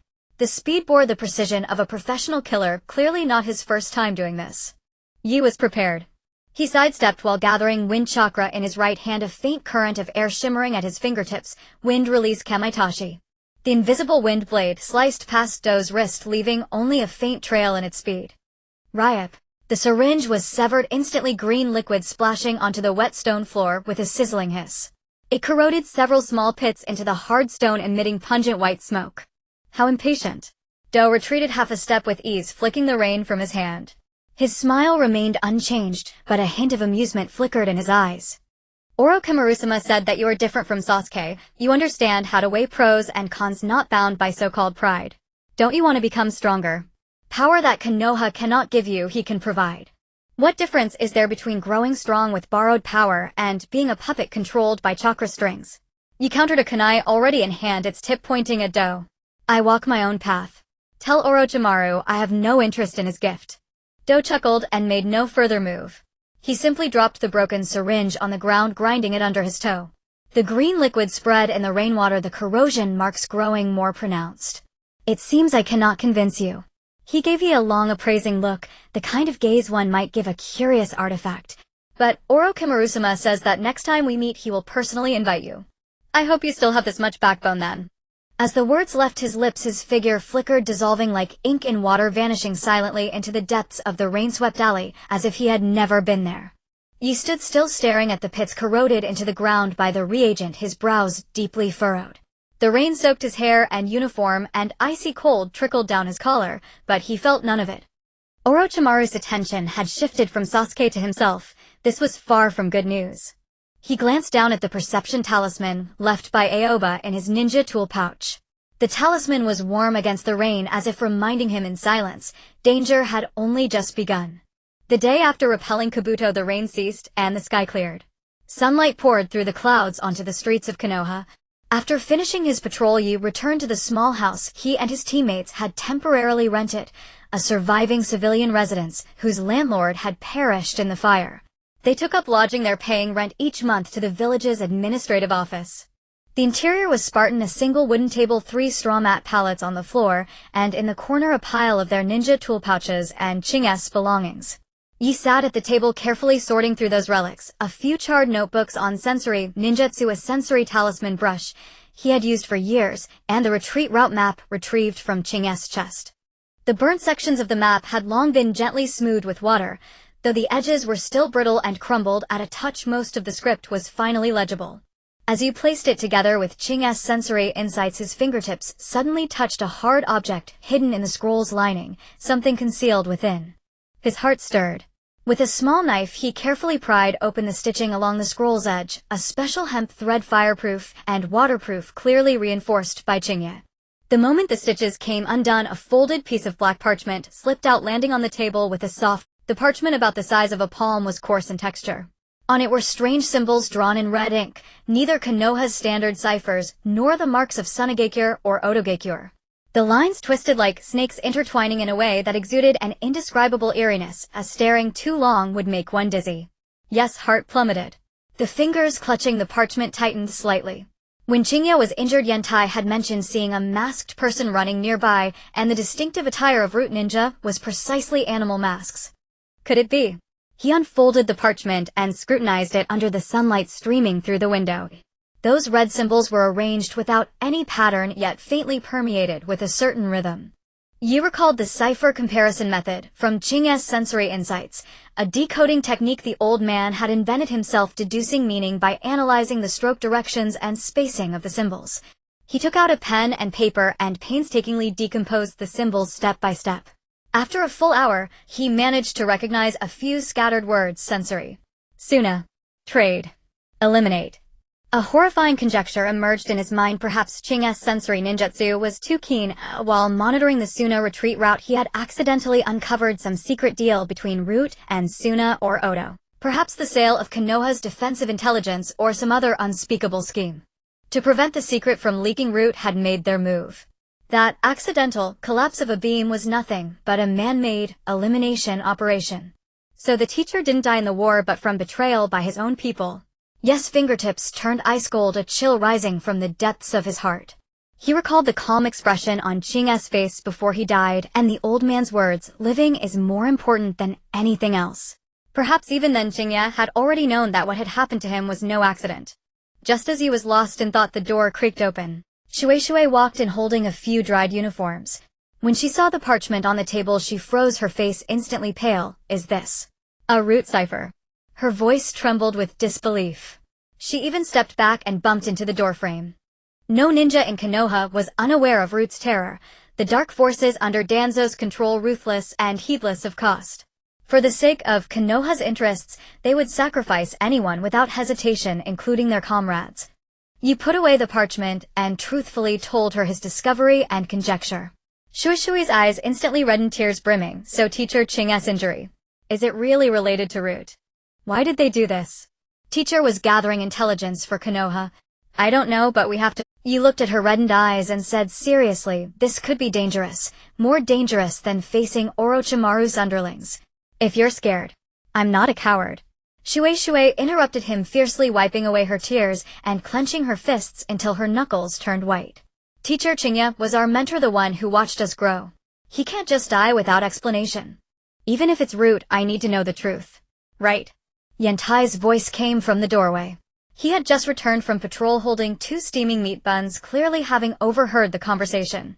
He tossed the buns onto the table and slammed his fist against the wall, shaking a few specks of dust from the ceiling. Root, or whatever the hell it is, if they harmed teacher Chingya, I'll smash every one of their masks to pieces. Let them know we're not to be trifled with. Yi looked at the determination in his teammates' eyes, and the chill that had risen from his conjectures gradually gave way to warmth. He opened the system panel and projected the newly unlocked Root Cipher Decoder Basic onto the wall, a virtual keyboard composed of countless symbols that could automatically compare the cipher database. Decoding requires sensory ninjutsu coordination. Yi assigned tasks. Shuei, your chakra is delicate. Help me identify the energy residue in the symbols. Different symbols may correspond to different chakra fluctuations. Yantai, you handle perimeter security. Especially while we're analyzing the cipher, no one can approach this place, not even other ninjas from the security squad. He paused, looking at the two with unprecedented seriousness. This is our shared mission. No matter what we find, we'll bear it together. Shuei and Yantai exchanged a glance and nodded firmly. Over the following week, the night squad conducted secret investigations during the gaps between their patrol. By day, they swept through the ruins west of the city, alert for any suspicious traces. By night, they returned to the small hut, analyzing the parchment and Chingya's notes by the faint glow of an oil lamp. Leveraging her delicate chakra perception, Shuei managed to detect residual energy in the red ink of the cipher symbols. Those symbols were not random, but inscribed with ink infused with different chakras. Some carried the earthy fluctuations unique to shinobi from the Shine village, while others retained the cold, eerie aura of the Yin village. A few symbols even harbored a chakra signature similar to that of the masked man Yantai had encountered, chilling, restrained, and filled with deliberately suppressed killing intent. This symbol's corresponding chakra closely resembles that of an anonymous donor I saw at the medical. Shueishu pointed at a twisted serpent-shaped symbol, her brows tightly knit. That person always wore a hat and mask, left the medicine, and left immediately. The medical team said he was from Root, but no one dared to ask further. Yantai discovered a bloodstained mask fragment in the corner of an abandoned building. The fragment was black, made of a special material with dried blood along its edges. He secretly brought the fragment to a familiar nurse at the medical unit for analysis. The results showed that the chakra fluctuation in the blood shared a 70 similarity with Qingye's chakra, clear evidence that Qingye had clashed with the masked figure while wounded. So it was Root's doing.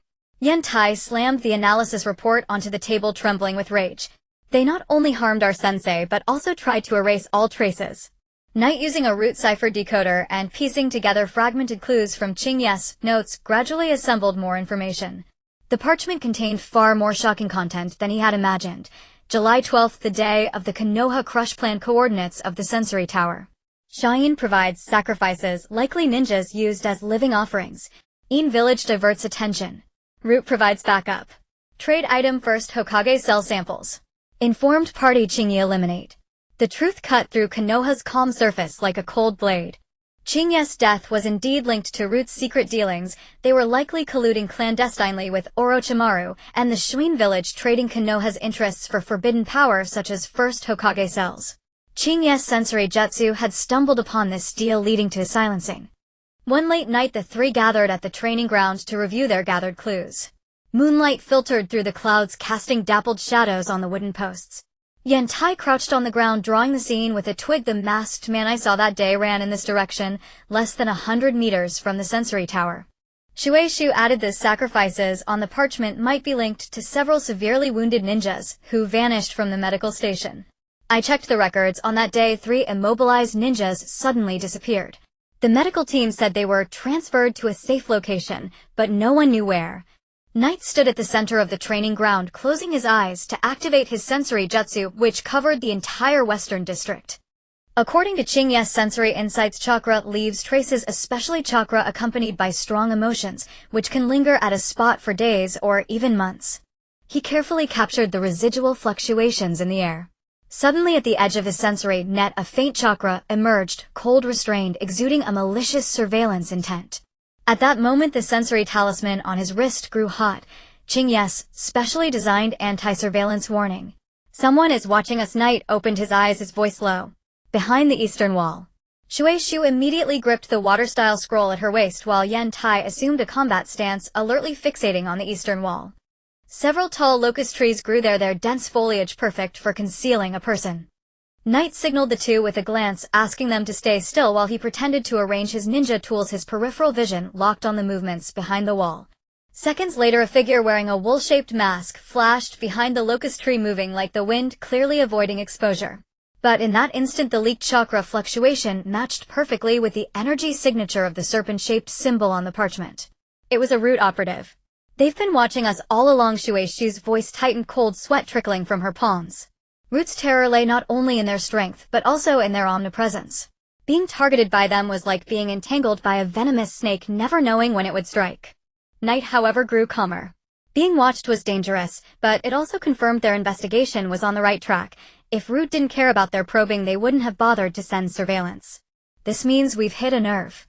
He stared at the wall direction, eyes sharp. They haven't made a move yet, either because they think we haven't gathered decisive evidence or because they're waiting for us to uncover more clues so they can wipe us all out at once. Either way, we can't stop. Shueishu took a deep breath and nodded. You're right. The more dangerous it is, the more it proves something is wrong with Sensei's death. We can't back down. Yantai thumped his chest. If one comes, they'll knock one down. If a pair comes, they'll knock both. I don't believe they can cover the sky with one hand. Knight smiled. He suddenly understood that the system unlocked live and die together was not just a skill, but a bond forged through trust and tacit understanding during their countless battles. From fighting back-to-back in the forest of death to covering each other during Konoha's collapse and now facing Root's shadow together, they were no longer simple teammates, but family who could entrust their backs to one another. No matter the blades of root ahead or Orochimaru's looming shadow, as long as the three were together they had the courage to move forward. System prompt progress for Unearth the Shadow Mission 30. Reward Root Action Pattern Analysis Basic. Enables prediction of Root Shinobi's standard ambush tactics. At that moment the clouds parted and the bright moonlight bathed the training ground, illuminating the three faces. Knight gazed at the silhouette of the Hokage tower in the distance. Its peak stood silent in the night like a giant question mark. He tightened his grip on the sensory insights, whispering in his heart, "Sensei, we will find the truth." And those deals, conspiracies, and blood hidden in the darkness would eventually be dragged into the light, letting everyone see the shadows beneath Konoha's radiant exterior. Shueishu and Yantai walked to his side, and the trio's gazes simultaneously focused on the darkness beyond the wall. Their eyes held no fear, only the unwavering resolve to face everything together. Knight knew that the investigation had only just begun, but as long as the three of them were together nothing could stop their pursuit of the truth. As the reconstruction of Konoha entered its 5th month, the early summer sun became scorching, and a cluster of new wooden houses had risen in the western civilian district, their rooftops gleaming uniformly under the sunlight.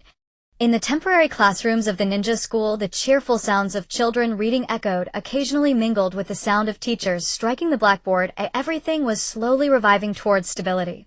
The night squad had just finished helping elderly people repair their roofs, and was now resting on the stone steps of the training ground. Mizuki squatted on the ground, carefully sorting the muddy water release scroll. She had accidentally gotten it wet while helping the elderly clear the drainage ditch in the morning, and now she was gently wiping it with a cloth, afraid that the ink would smudge.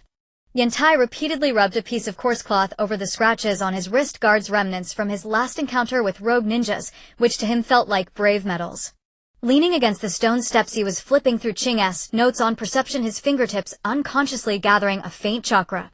He attempted to merge the wood release energy with the surrounding natural aura, and suddenly a sprout of vibrant green grass emerged from a crack in the ground, glistening with dewdrops under the sun.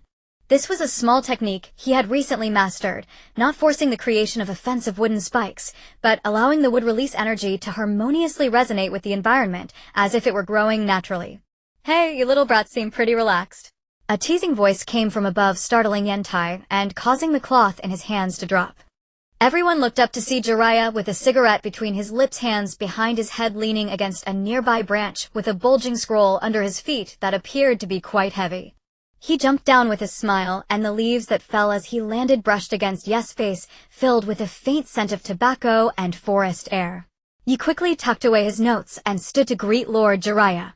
Mizuki and Yantai also quickly stood up, their faces a mix of nervousness and excitement. This man was the legendary Sannin, a figure whom even the 3rd Hokage respected, someone they had only seen in textbooks, now unexpectedly appearing in their training ground. Jiraiya waved a stack of papers in his hand, the pages printed with the names and mission records of the night squad, escorting civilians, repairing houses, assisting medical points, and distributing medicine. "You guys are taking the public security team duties more seriously than actual ninja missions." He shifted his tone, his gaze landing on the sprout at Yes' fingertips, and his previously casual expression suddenly sharpened. "This wood release technique, did you practice it yourself?" Yi nodded, lightly brushing his fingertips over the leaves of the sprout. "I try it occasionally, but am not very skilled yet." "Occasionally." Jiraiya raised an eyebrow and suddenly struck without warning, his palm rushing toward Yes' shoulder with a gust of wind. Yi instinctively sidestepped the wind-released chakra, instantly shielding his back, but Jiraiya's palm gently pressed down. There was no expected impact. Instead, a gentle yet substantial chakra surged in, wrapping around Yes' internal would-release energy like warm water encasing an ice block, quietly sensing it, as if listening to the source of this power. A few seconds later, Jiraiya withdrew his hand, his fingertips still lingering with a faint natural aura, his smile now carrying a touch of seriousness. "Interesting. Your chakra is mixed with a very pure natural aura, unlike those who forcibly implant the wood release, which comes with a sense of discomfort." He pulled out a yellowed map from his pocket and slapped it into Yes' hand. "The route to Miyaboku Mountain. Would you like to come with me and learn how to use this aura?" The map depicted a winding mountain road with a few key junctions marked in vermilion, and at the end there was a vivid drawing of a toad accompanied by a few hastily written yet powerful lines: "Gather sage chakra to break all techniques." Yes' heartbeat involuntarily quickened. Miyaboku Mountain Sage Arts. These words he had only heard in legends were now so vividly laid out before him. He could sense a faint yet pure energy still lingering on the map, resonating subtly with the would-release aura within him as if calling out. The system issued a mission: Sage Art Enlightenment Mission Objective: Follow Jiraiya to Miyaboku Mountain and master the basics of refining natural energy. Mission reward: Natural Energy Perception. Beginner can sense the flow of natural energy within a 10-meter radius of branch options. Depart immediately. Leave within 3 days. Reward: Sage Chakra Conversion Rate 5, but miss the completion of Konoha's reconstruction. B. Delay for 3 months. Leave after completing the reconstruction. Reward: Konoha Prestige 500, but the difficulty of entering Sage Arts increases by 20. Jiraiya looked at the map in Yes' hands, a playful smile tugging at his lips. Don't underestimate these Sage Arts. Once you learn them, not only will you be able to deal with some root trash, but even Orochimaru's cursed seals could be snapped in half. He deliberately emphasized the name Orochimaru, observing Yes' reaction. Yes' grip on the map tightens slightly. Sage Arts. This was a power that could contend with Orochimaru's cursed seals, even against the Akatsuki's tailed beasts, a trump card deemed capable of breaking all techniques by the system. Choosing it meant rapidly gaining strength, escaping the passive situation of being coveted by Orochimaru and the roots, and perhaps uncovering the truth behind Ching's death sooner. Yet his gaze involuntarily drifted toward the construction site not far away.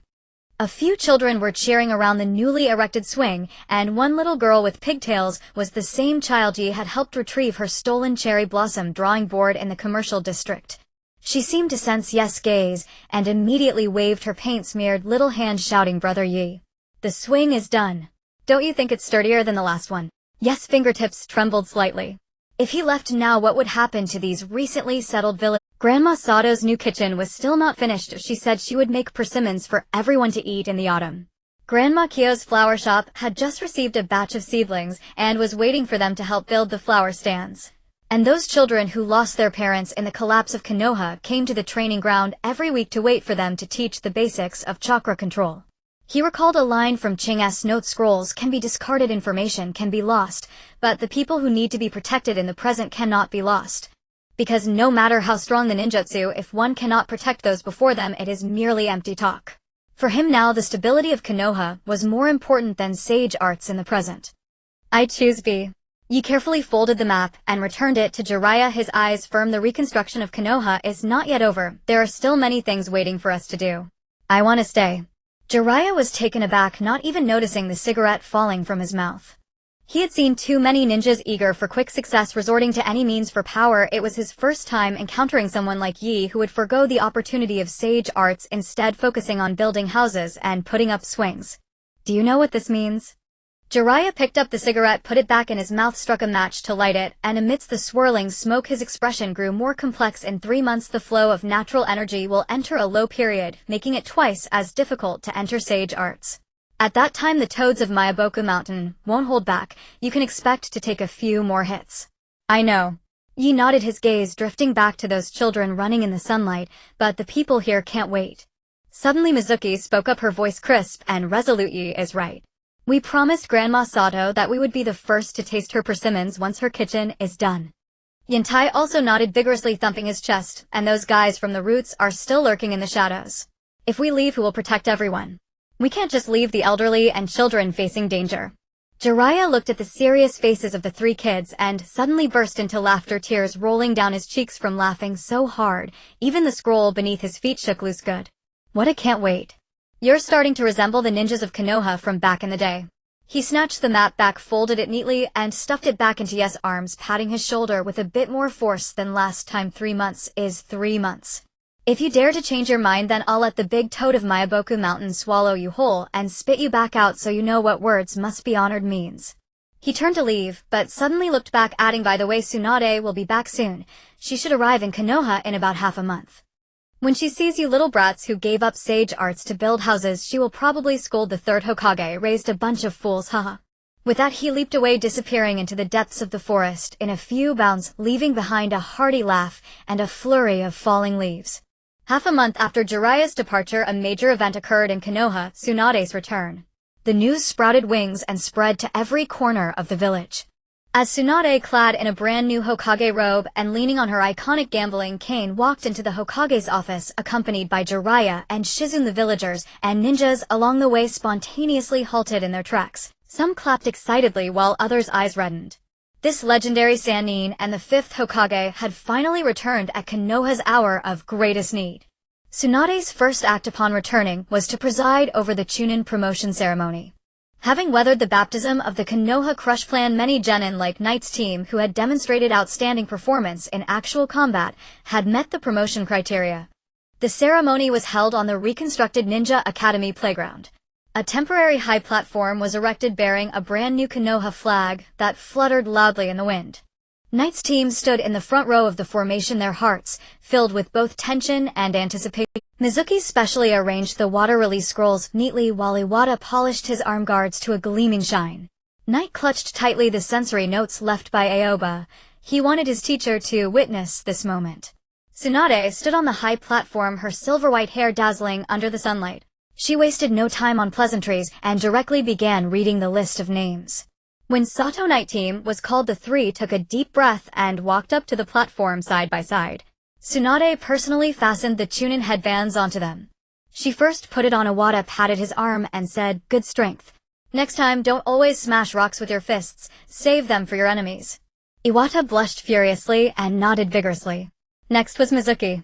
Tsunade glanced at the water release charm on her wrist and smiled.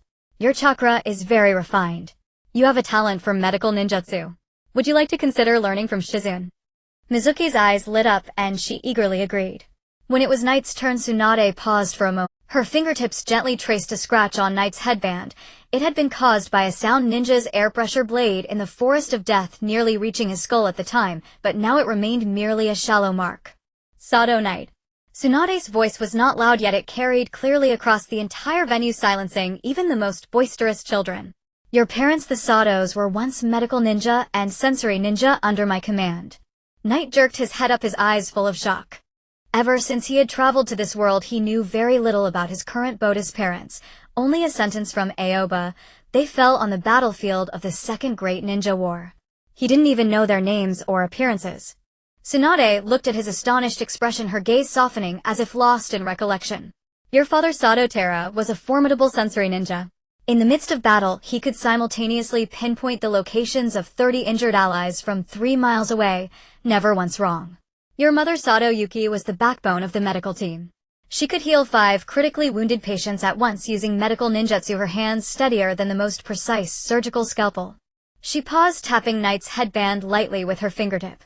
"They always said that a ninja's hands are not meant to hold a blade, they are meant to support their comrades." She pressed the headband gently onto Knight's forehead with a gesture that carried an almost tender solemnity. "This headband, you wear it worthily. If they could see you now, they would surely be proud." Knight's eyes welled up slightly as he looked down at the headband hanging on his chest. Sunlight filtered through the edge of the headband, casting tiny speckles of light on the back of his hand. Suddenly, he felt that his parents had left behind not just this body, but also something that flowed in his blood. That unwavering devotion to protection and comrades had been etched into his bones from the very beginning. System panel updated, detected that the host's guardian belief deeply integrates personal will and bloodline inheritance. System mode switched from corrector to builder. Added infrastructure reward library. Includes would release growth technique, accelerates plant growth, chakra purification array, purifies negative chakra in the soil group, healing aura boosts teammates' self-healing speed within a small area, and other support type abilities. After the ceremony, Tsunade had Shizune summon Knight to the Hokage's office. The office was still under reconstruction, temporarily set up in a spacious civilian house. On the wall hung a newly drawn map of Konoha with red markings indicating the reconstruction progress. Jiraiya was sitting at the desk flipping through documents. When he saw Knight enter, he gave him a wink. Tsunade stood by the window gazing at the busy villagers outside, twirling her gambling cane in her hand. "Jiraiya told me about Mount Mayaboku." Tsunade turned around and tossed a small bottle to Knight filled with a pale green liquid. "This is a chakra booster. When you can't bear the strain of learning sage mode, take a sip. It will help you stabilize natural energy." Her tone still carried a hint of impatience, but her gaze was earnest. "Don't dishonor your parents, and don't dishonor Konoha's ninjas." Knight clutched the small bottle tightly. Its cool touch warmed his heart. "Yes, Lady Tsunade. 3 months from now, the final stage of reconstruction will be handed over to other teams." Tsunade walked to the map and pointed at the western part of the village. Your mission is to prepare well and go to Mount Myaboku to learn the skills. Konoha needs ninjas who can fight, but even more it needs ninjas who know why they fight. She paused, then added that Guide Jiraiya may seem unreliable, but he knows how to teach disciples. Follow him diligently and don't slack off. When Knight walked out of the office, the sunlight was perfect. He looked down at the booster in his hand, then touched the Chunin headband on his forehead. Suddenly he felt that becoming stronger and protecting had never been opposites. Going to Mount Myaboku to learn Sage Mode was not merely about chasing power, but about gaining the ability to protect this newly restored peace. To ensure that the sacrifices of his parents and Aoba would not be in vain, and to make sure that when danger next strikes, the people around him would not have to endure loss again. After returning from the Chunin ceremony, Yi walked straight to the training ground where he saw Shueishu and Yantai testing their new abilities from a distance.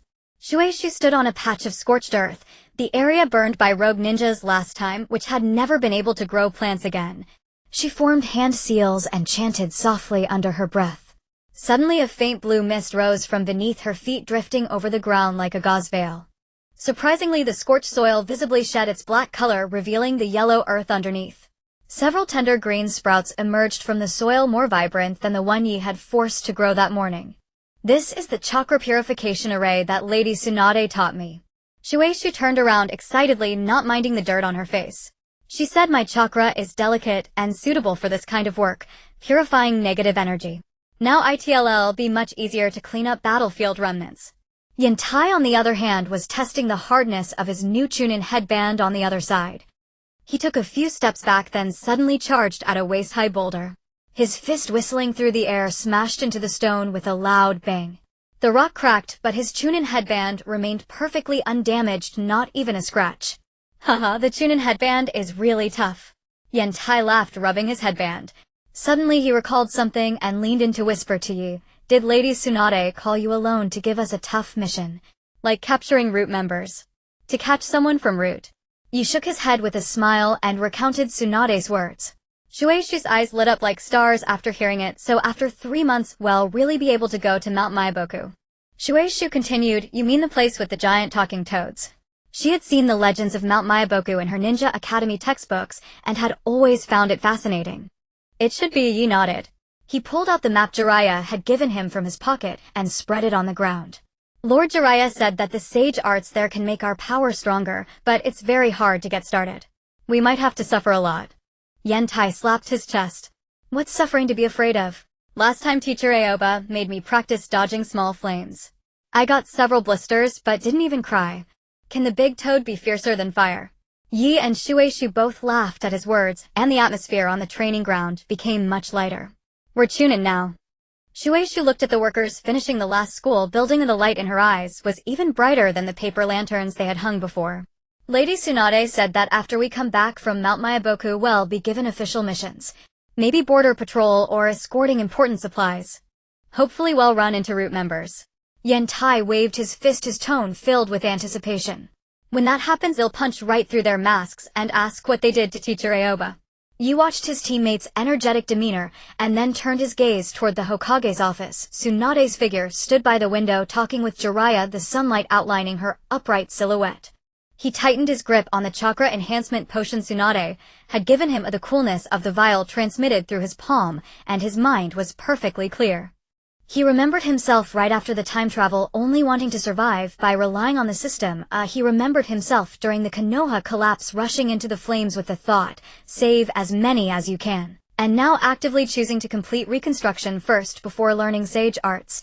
The changes along the way were unbelievable even to himself. Perhaps this was the power of Konoha. Not by bloodline limits, not by powerful ninjutsu, but by the people around the moments that need protection, the beliefs passed down from predecessors, slowly pushing a person to grow, turning protection from an abstract word into an instinct engraved in the bones. System prompt: Konoha reputation has reached 500, unlocked. Villagers trust status within Konoha. Civilian cooperation increases by 30, and chakra recovery speed slightly increases. The setting sun stretched 3 long shadows overlapping on the land where grass had just sprouted. Yi put away the map and said to his teammates, over the next 3 months, we need to hurry and prepare. Shueishu, continue practicing your purification array. Yantai, strengthen your taijutsu and tool throwing.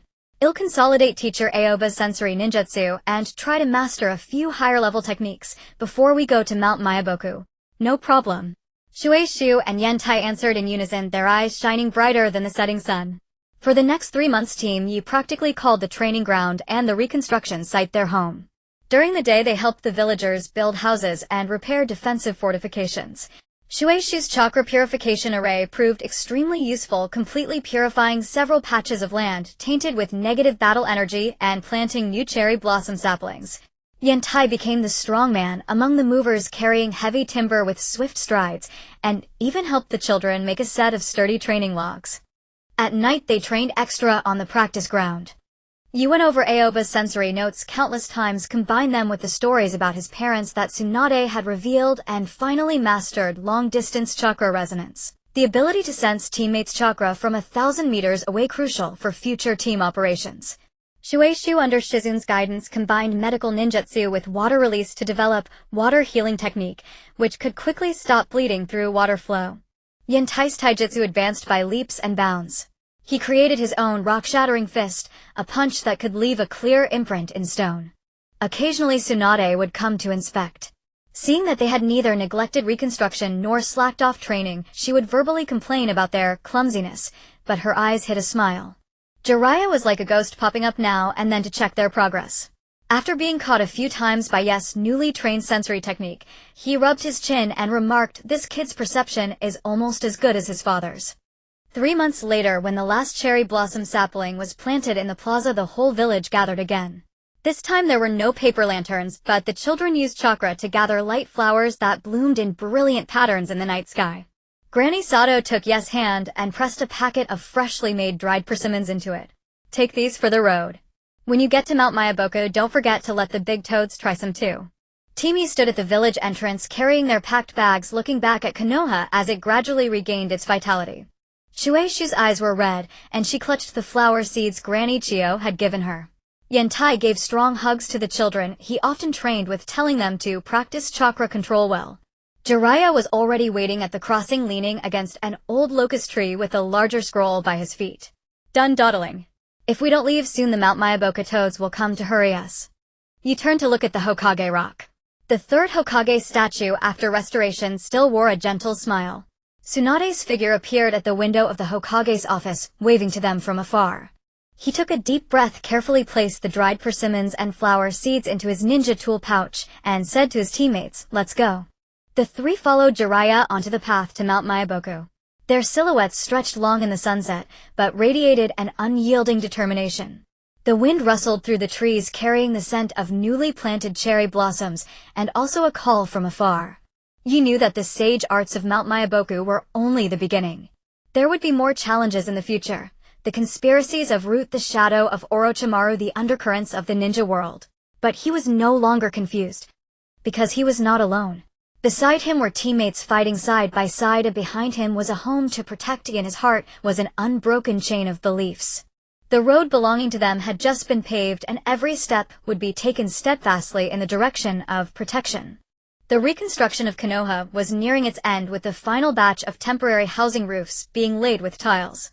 Sunlight filtered through the sparse clouds, casting a warm glow on the bustling crowd.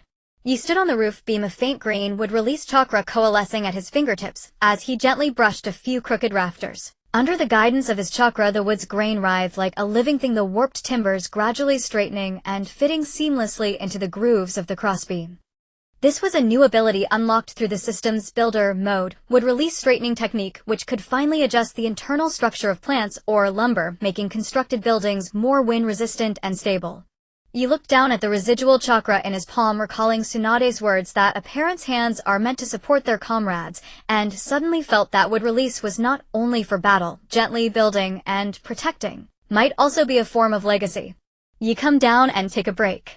Yentai's voice came from the ground, his head tilted upward, sweat covering his forehead, a handful of unfinished nails still clutched in his hand. Granny Sato just finished cooking red bean soup and said that once this house is done, she'll treat us to all we can drink.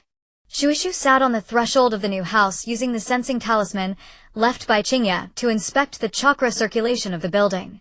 She pressed the talisman against the wall, channeling a thread of chakra, and the paper glowed with a faint blue light traveling along the wall's grain. This was to ensure no residual combat energy would affect the civilians moving in, especially those children who had lived through Konoha's collapse and were particularly sensitive to negative energy.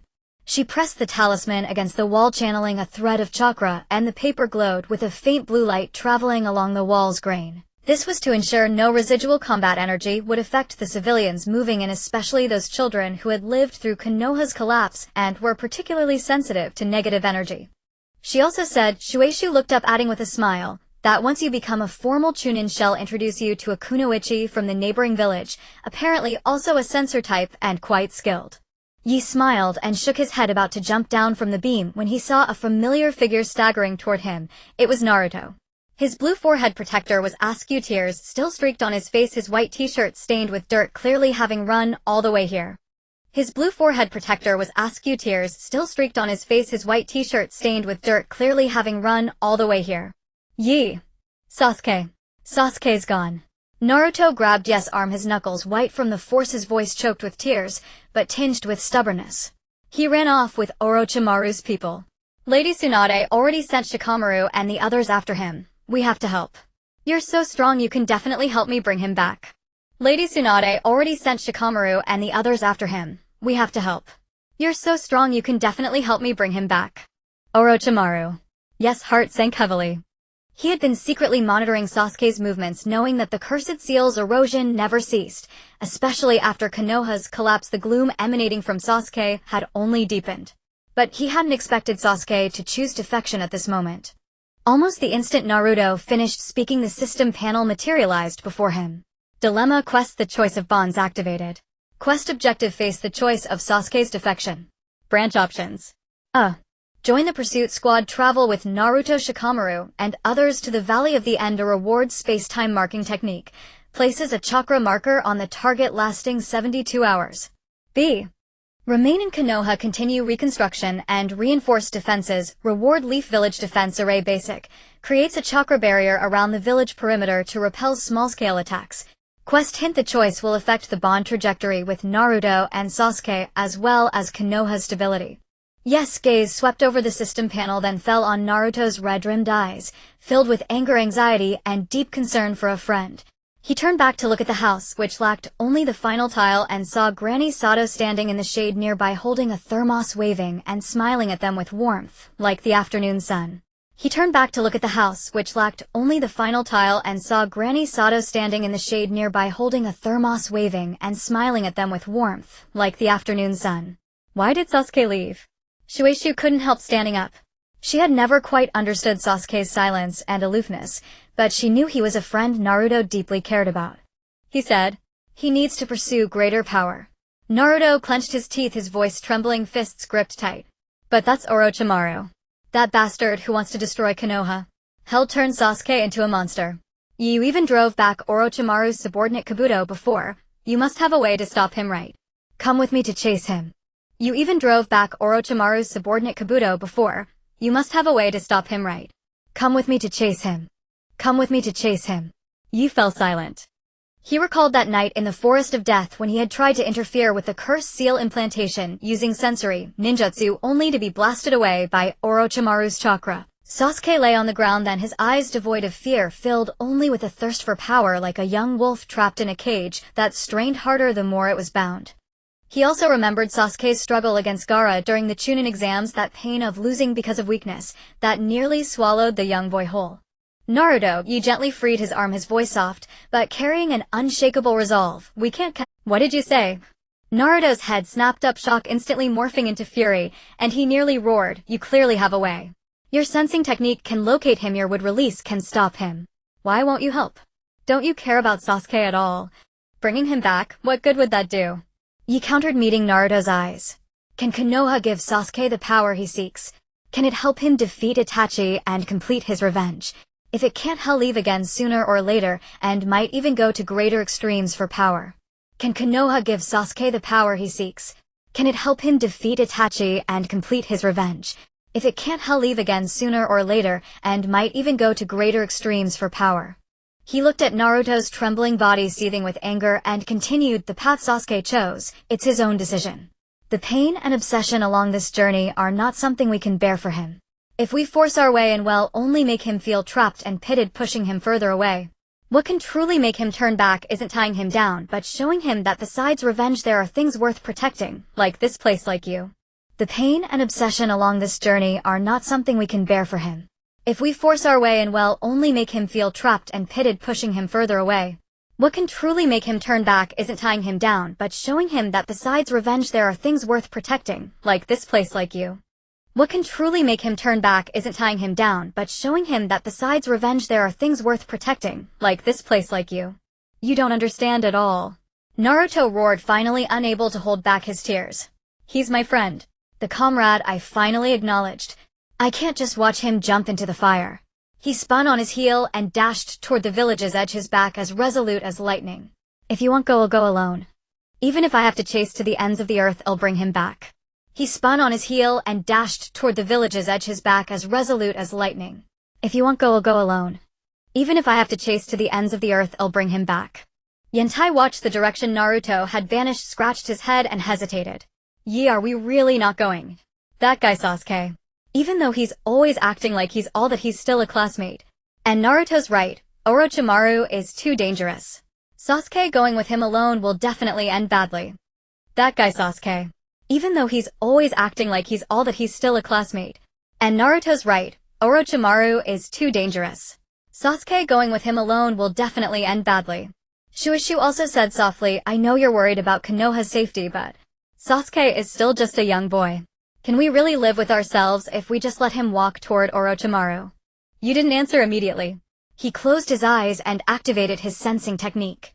His sensory network spread like an invisible web, leaping over Konoha's walls and stretching toward the Valley of the End, where the chakra fluctuations were growing increasingly chaotic, two familiar signatures clashing violently.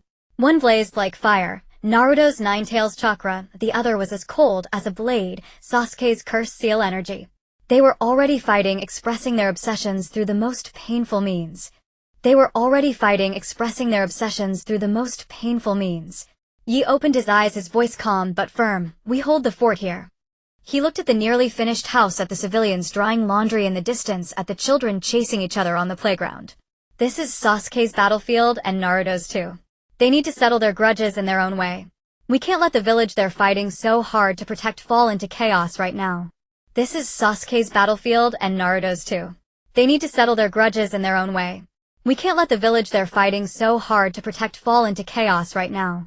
System notification choice aligns with the principles of respecting individual choices and protecting core responsibilities. Awarded Chakra Purity 15 would release Chakra Refinement Efficiency increased, laying the foundation for future advancement. After Naruto left, he silently climbed onto the roof beam and laid the last tile. The sunlight fell precisely into the gaps between the tiles, refracting into tiny glimmers as if casting a warm seal over the new house. Granny Sato came over carrying a bowl of red bean soup. Seeing Yi sitting alone on the beam, she hesitated for a moment, then finally spoke.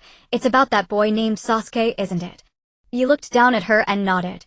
The old woman sighed, put the thermos on the ground, and sat on the doorstep gazing at the distant Hokage rock. When my husband was young, he always wanted to go out and explore. At that time, the Leaf Village had just finished a war, and there were cracks everywhere. He insisted on going to the border to work as a mercenary, saying he could make big money. No matter what I said, he wouldn't listen until he broke his leg on a mission and came back dejected. She chuckled, the wrinkles at the corners of her eyes gathering with the tenderness of age. People sometimes are like stubborn mules. They won't turn back until they hit the wall. The tighter you pull the reins, the more he wants to break free. But as long as the light is on at home and someone is waiting for him, one day he will grow tired and want to come back to see. Yes, heart stirred slightly. He looked down at the ground where Mizuki and Iwata were silently reinforcing the door frame of the house without saying a word. Mizuki attached a sensory talisman to the door hinge to ensure no residual negative energy would affect the occupants. Iwata carefully hammered each nail with even force, as if completing an important work of art. They might not fully agree with his decision, but they chose to trust him. This unspoken trust made him feel more grounded than any system reward. Mizuki jumped down from the beam and dusted himself off. Use your sensory ninjutsu to monitor the surroundings of the village, especially the forest to the east and the valley to the west, to prevent anyone from causing trouble. The news of Sasuke's defection will surely spread. There might be spies from hostile ninja villages trying to fish in troubled waters. Alright. Mizuki immediately took out several sensory talismans. The moment chakra was infused, the talismans turned into blue specks of light that scattered like a swarm of fireflies, silently merging into the surrounding environment. She closed her eyes and the sensory network rapidly spread out. Her voice carried a professional calm. There are no abnormal chakra fluctuations at the moment, but I'll stay vigilant. Iwata took a reinforced kunai from his ninja tool pouch. The blade had been infused with would release chakra glowing faintly green. Come with me to check the nodes of the defense formation. We need to set up the Leaf Village defense formation based on the diagram Lady Tsunade sent yesterday. Iwata took the kunai and suddenly said in a muffled voice, "When that guy Sasuke comes back, I'm going to punch him first to let him know how worrying it is to run off like that." "Don't stop me then." Yi laughed, the heaviness in his eyes fading slightly. "Alright, well, do it together." As the sun set, the last node of the Leaf Village defense formation was completed. When the final stream of chakra was injected into the formation, a pale green light film rose from the nodes around the village, like a gentle armor shrouding the entire Leaf Village. The light film flowed with a unique life energy of would release, neither obstructing the villagers' movement nor preventing effective warnings against foreign chakra intrusion. Yi stood at the village entrance, gazing toward the Valley of the End. In his perception, the chakra clash there had subsided. Only a cold energy was gradually receding, Sasuke's curse-sealed chakra, while another blazing energy remained at the spot, heavy with exhaustion and reluctance. Naruto. The battle was over. Before long, Kakashi returned carrying Naruto on his back. Naruto was covered in wounds. His white t-shirt, stained red with blood, and a deep bone-deep scar on his back, was particularly glaring, clearly inflicted by Sasuke's Chidori. But he kept his eyes open, staring at the sky with hollow eyes like a lost child. When he saw Yi, he said nothing, only turned his head away and buried his face into Kakashi's shoulder. "You didn't explain." He silently walked to the medical station and helped the medical ninja treat the wound on Naruto's back. When his fingers touched the scar, Naruto flinched violently, but still clenched his teeth without a sound. Yet tears fell like broken beads, hitting the ground and spreading into small damp spots. "When he wakes up, tell him," he said to Kakashi after finishing the treatment, "we haven't forgotten about Sasuke. But well, wait here for him, wait for the day he himself understands. Until then, well, protect the Leaf Village, protect the place he might return to." Kakashi looked at Yi, a flicker of complexity in the Sharingan under his eye patch finally turning into a soft sigh. "You're more mature than I thought. If it were me, I might have chosen to chase after him. It was teacher Aoba who taught me." Yi said, his gaze falling on the direction of the memorial stone in the distance. He said sometimes a ninja needs to charge forward and shield their comrades, but sometimes they also need to stand still and guard the path for them to return. That night you practiced would release in the training ground. After the improvement in chakra purity, the sprouts from his fingertips were no longer a fragile pale green, but shimmered with a jade-like luster, and one could even faintly see clear wood grain patterns. He tried to condense chakra following the guidance of the chakra shaping technique from Aoba's notes, a technique that controlled chakra with precision down to a thread. It was originally for more detailed perception of enemies, but unexpectedly, when applied to would release, it yielded remarkable results. Under the shaping of chakra, the sprout gradually elongated and sharpened, eventually growing into a slender wooden spike. The tip of the spike was as sharp as a blade, yet possessed the unique resilience of a plant gleaming coldly under the moonlight. System prompt would release chakra purity achieved, unlocking would release would stake technique prototype, basic piercing attack can be unleashed. Yi held the wooden spike, feeling a cool touch at his fingertips. He suddenly understood becoming stronger wasn't just for fighting, but for having the ability to guard the right to wait. Waiting for Naruto to move past his pain and pull himself together, or waiting for Sasuke to see a path beyond revenge and be willing to turn back. Waiting for the Leaf Village to truly revive so that no child would ever experience war like they did. And he had to be strong enough so that when that day came, he could stand by their side and say, "Welcome back." Mizuki and Iwata sat on the stone steps, not far away, watching the wood release glow in Yes' hand without disturbing him. Mizuki was polishing her water release scroll. Iwata was sharpening his wrist guard. Under the moonlight, the three shadows leaned tightly together like a tree rooted in the earth, silent yet steadfast. When Yi returned to his temporary lodging, the sky had already begun to lighten. He pulled out a notebook from under his pillow. It was left by Aoba, originally used for recording sensory ninjutsu insights, but now Yi used it as a diary. He opened the notebook and wrote on a new page, "Everyone has their own path to walk. Naruto chose to chase, Sasuke chose to walk alone, and my path is to guard the starting point and wait for them to return. After writing, he closed the notebook. From outside the window came a faint eagle cry, clear yet distant. It was Sasuke's summoning beast flying toward the distance. You looked up through the window. The eastern sky had already brightened and a new day was about to begin. His eyes were calm as water because he knew that as long as the light of the Leaf Village remained, as long as they stayed here, one day those who left would follow the direction of the light and find the way home. The morning mist of Konoha had yet to dissipate when the faint sound of wood rubbing came from the construction site of the commercial district. He stood at the center of the worksite, his fingertips gathering a pale green wood-style chakra, which he slowly infused into the soil beneath his feet. Verdant vines climbed along the half-finished house frame, intertwining and coiling as if alive, swiftly coalescing into sturdy beams with fine grain and hardness rivaling refined steel. This was the wood-style growth technique unlocked in the builder mode, capable of hastening plant growth at 3 times the speed of traditional carpentry. "Brother, you're doing magic again." A crisp voice rang out. A little girl with twin buns carrying a drawing board ran over, followed by a group of children holding wildflowers freshly picked from the hills, daisies, dandelions, and a few early blooming cherry blossoms. The girl tiptoed and tucked a pink-white cherry blossom into the lapel of Yes' clothes, looking up and saying, "Granny Sato said that if we plant this cherry tree next to the monument, Grandpa Aoba will be able to see us building new houses." You looked down at the girl's bright eyes and a warmth spread through his heart. He turned his gaze to the nearby monument of anonymous heroes, where a newly planted cherry tree stood, planted by the villagers themselves. On the trunk, the characters Yamashiro Aoba were carefully carved with a knife. Ever since he used wood style to accelerate reconstruction, the villagers affectionately called him the new sprout of Konoha, and the children gathered around him every day, regarding his ninjutsu as a magic that builds houses, and always asking if he could conjure fruit-bearing trees. System prompt detected the host's sustained guardianship and reconstruction behavior, triggering hidden mission remembrance and rebirth. Mission objective complete: a commemorative tree planting beside the monument of anonymous heroes, and have at least 10 villagers participate in the memorial ceremony. Mission progress completed: cherry tree alive, 23 villagers participated. Mission reward: medical ninjutsu notes of Mr. and Mrs. Sato, including lost techniques such as group chakra stabilization technique and plant toxin detoxification method, permanently increasing the host's medical ninjutsu effectiveness by 10. Yi retrieved the newly obtained notes from his ninja tool pouch. The yellowed pages bore delicate handwriting unmistakably from his mother Sato Yuki. Beside the chapter on plants and medicine, there was a small Konoha leaf emblem with a note: plants have spirits as does chakra. When they merge, they can heal wounds.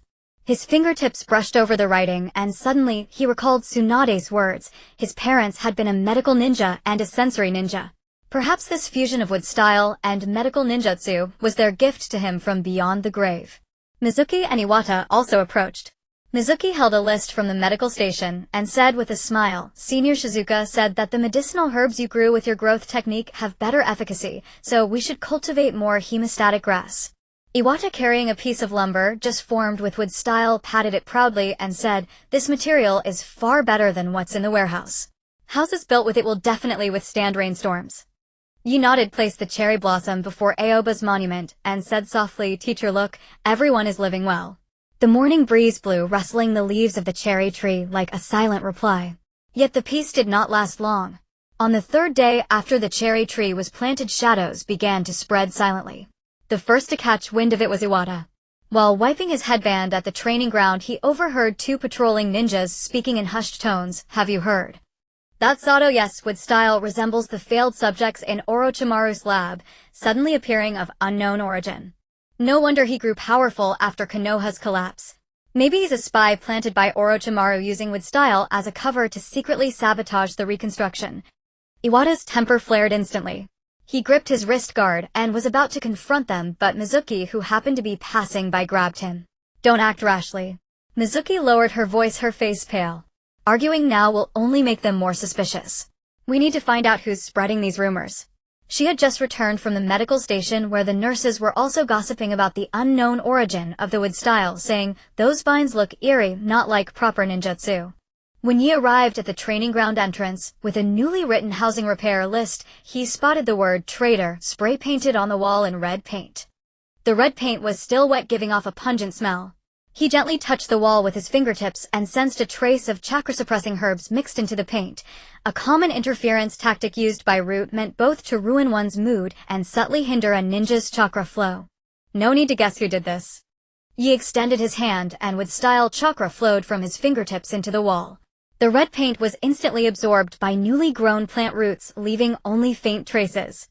Danzo doesn't want Konoha to have a stable symbol, especially someone who might uncover the truth about teacher Aoba. He's afraid well used with style to accelerate reconstruction, afraid the villagers will reunite. That's why he's using rumors to shake people's hearts. System prompt detected Root's verbal attack. New mechanism unlocked. The popular support value system has been activated. Current value 380-1000. Popular support value effect reflects the villagers' trust in the host, affecting mission execution efficiency and special state triggers. Ways to increase complete livelihood missions, protect villagers' safety, publicly clarify misunderstandings, etc. Penalty: if popular support value drops below 100, trust crisis will be triggered. Villager cooperation decreases by 50. Some construction-type ninjutsu effects weakened. That afternoon the rumors intensified. Some said they saw Yi secretly meeting with sound ninjas, which was actually a misreported scene from that rainy night when he drove off Kabuto. Others claimed his wood style would drain the life force from houses, actually an illusion of accelerated wood aging. Some parents even forbade their children from approaching Yi, fearing they'd be contaminated by his sinister chakra. Even Granny Sato, who used to bring them red bean soup every time, showed hesitation in her eyes when she next saw Yi, her words caught in her throat. Let's go explain to Lady Tsunade. Iwata couldn't hold back. His fists clenched so hard his knuckles whitened. Lady Tsunade definitely knows your character. She'll help us clear this up. Explanation requires evidence, and what we lack most right now is evidence. Yi flipped through Aoba's sensory notes and stopped at the section on chakra camouflage and rumor guidance. Aoba had recorded how Root used rumors to suppress dissidents. But we can prove ourselves through actions. Rumors are like bubbles. They look frightening, but once you pop one, the rest will collapse on their own. He closed the notes and looked toward the leaky temporary shelter in the distance. Let's fix the roof first. The rainy season is coming. 5 days after the rumors began, a torrential rain fell on Konoha. Large raindrops pounded the roof with a clatter. Several temporary shelters in the western part of the city, built on unstable foundations, began to leak. The most perilous was one housing 7 orphans and a blind elderly woman. When Yes team arrived, rainwater had already seeped over the threshold. The children huddled in terror, and the blind elderly woman fumbled to plug the leaking gaps, but the incessant cold water soaked her garments. Don't panic. Yi immediately formed hand seals and activated with style growth technique. Verdant vines emerged from the building's frame, weaving into a dense canopy that firmly blocked the rain. Mizuki meanwhile used the group chakra stabilization technique she had learned from the Sato couple's notes. Pale blue chakra waves spread like a warm blanket, calming the terrified children. Don't be afraid. The rain will stop soon. Iwata picked up the blind elderly woman, carefully moved her to a high wooden bed, and found a dry towel to wipe her face. Sato boy, are you really not a bad person? The elderly woman touched the hot tea, handed her her fingers, trembling faintly, her voice laced with hesitation. They all said, you were sent by Orochimaru using ninjutsu to deceive us. That your wood style would suck the life out of houses. Yi crouched down, took her hand, and pressed her palm against the wall. Granny, feel this timber on the roof. It's alive, warm, breathing. Orochimaru's ninjutsu only brings decay and pain, like the curse mark he left on Konoha, which only causes suffering. But true wood style is growth, is protection, like this cherry tree. It will bloom, bear fruit, and shelter everyone from the wind and rain. The elderly woman ran her hand over the wall, feeling the fresh wood grain and faint scent of cherry blossoms, the breath of life. She suddenly gripped Yes' hand tightly, tears streaming down her wrinkled face. Your hand. It feels like your mother's. During the Second Great Ninja War, we were trapped in a collapsed cave. Your mother held up the cavean with medical ninjutsu, using her hand to block falling rocks. Her hand was just like this, warm and strong. Just then a cry came from the rain. The youngest orphan had slipped into the swollen drainage ditch outside while trying to retrieve his toy bear that had fallen into the water. The current was swift, carrying mud and gravel. The child struggled in the water, about to be swept away. Watch out. Without a second thought, you leaped into the icy drainage ditch. The water instantly rose above his chest, pushing him downstream with force. He steadied himself and rapidly condensed wood style chakra, spawning countless flexible vines at the bottom, spreading like a net. They precisely wrapped around the child's waist, and with a powerful thrust he lifted the child toward the bank. Iwata reached out from the shore and caught the child. Mizuki wrapped him in a towel and infused warm chakra to drive off the cold. When he drenched to the bone crawled ashore, his lips were purple from cold, but his first concern was checking that the child was safe before finally sighing in relief. Suddenly silence fell. The villagers who had been watching from a distance and whispering stopped in their tracks, staring at Yes' dripping clothes and his reddened cheeks from the chill. The little girl with twin buns raised her drawing board and rushed forward holding it high. On it was a scene of Yi helping her retrieve her cherry blossom painting earlier with crooked words written beside it, "Brother Yi is a good person. He saved me." Behind her, Granny Sato stepped forward with her cane, her voice resounding, "I vouch for him. This child has been saving us ever since the collapse of Konoha. Carrying our belongings, blocking falling rocks, building houses. How is any of that like a villain?"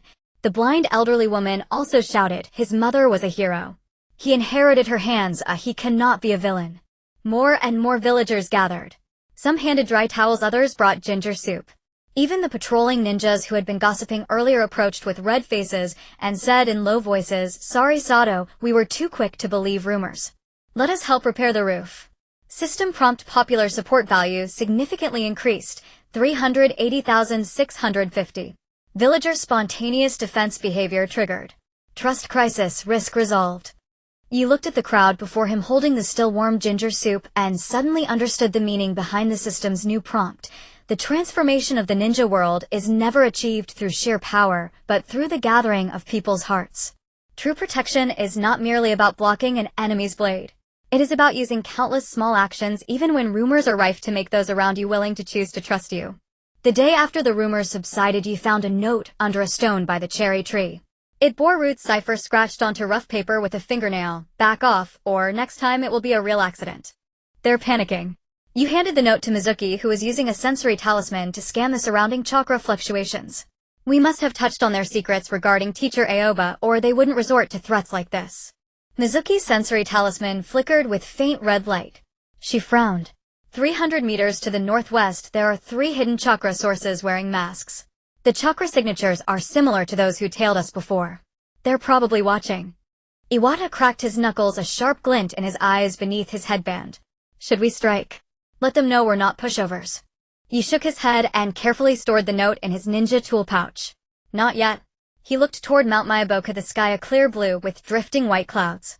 "Our goal is to grow stronger, not to confront Root Hiden right now. Lady Tsunade said that impulse is a ninja's greatest enemy." He unfolded the map Jiraiya had given him, its routes already marked repeatedly with red pen. "We have 1 month until we depart for Mount Myaboku. Until then we need to enhance our strength, not invite trouble." System prompt popular support value system remains active. Current value 680. Construction permission unlocked. Simple medical station can quickly set up temporary medical points within the village at a small chakra cost. The setting sun cast golden rays over the training ground. Team Yi was practicing new techniques he combined with style, with medical ninjutsu producing vines that could both transfer chakra and release antidotes balanced for offense, defense, and healing in combat. Mizuki's sensory range expanded to 80 meters, enabling her to precisely detect enemy chakra hidden behind walls, and even identify their ninjutsu attributes. Iwata integrated chakra burst techniques into taijutsu, cracking half-meter-thick rocks with a single punch, nearly double his previous power. The cherry tree swayed in the evening breeze, pink petals falling on the 3 of them like a gentle blanket. Yi looked at his teammates' focused profiles, then gazed at the village whose lights were gradually lighting up in the distance, his heart at peace. He knew that Root's shadow would not vanish easily, that Orochimaru's threat still lurked in the dark, and that the road ahead would be far from smooth. But as long as he held on to this popular support, this mutual trust, this glimmer of reconstruction in Konoha, the newborn flame would never be extinguished. System prompt popular support value reached 600. Passive effect villager assistance unlocked. During missions there is a 10 chance of receiving intelligence or material support from villagers. Yi gripped the Sato couple's notes tightly. The wood-style chakra and medical chakra intertwined at his fingertips, glowing with a warm light. He understood that this was not just growth in power, but a deepening of his understanding of protection. True strength is never about making everyone fear you, but about making everyone willing to believe in you, willing to stand with you, and together march toward tomorrow. The training ground of the Leaf Ninja Academy had just been renovated with freshly laid turf carrying the scent of earth soft underfoot. On the hastily built wooden podium stood a bundle of wild chrysanthemums rescued from the ruins, their yellow and white petals dotted with tiny dewdrops glistening faintly in the sunlight. Sunlight streamed through half-repaired windows, casting mottled patterns on the floor like countless dancing golden fragments. Today was a special graduation ceremony. These students had lived through the smoke of the Konoha crush, some losing their teachers in the chaos, others huddled in underground shelters through the most terrifying nights, and still others witnessing the moment the Hokage monument crumbled. Now dressed in crisp new dark blue ninja uniforms with gleaming forehead protectors pinned to their chests, they wore expressions of calm beyond their years, their eyes carrying a resilience that belied their age.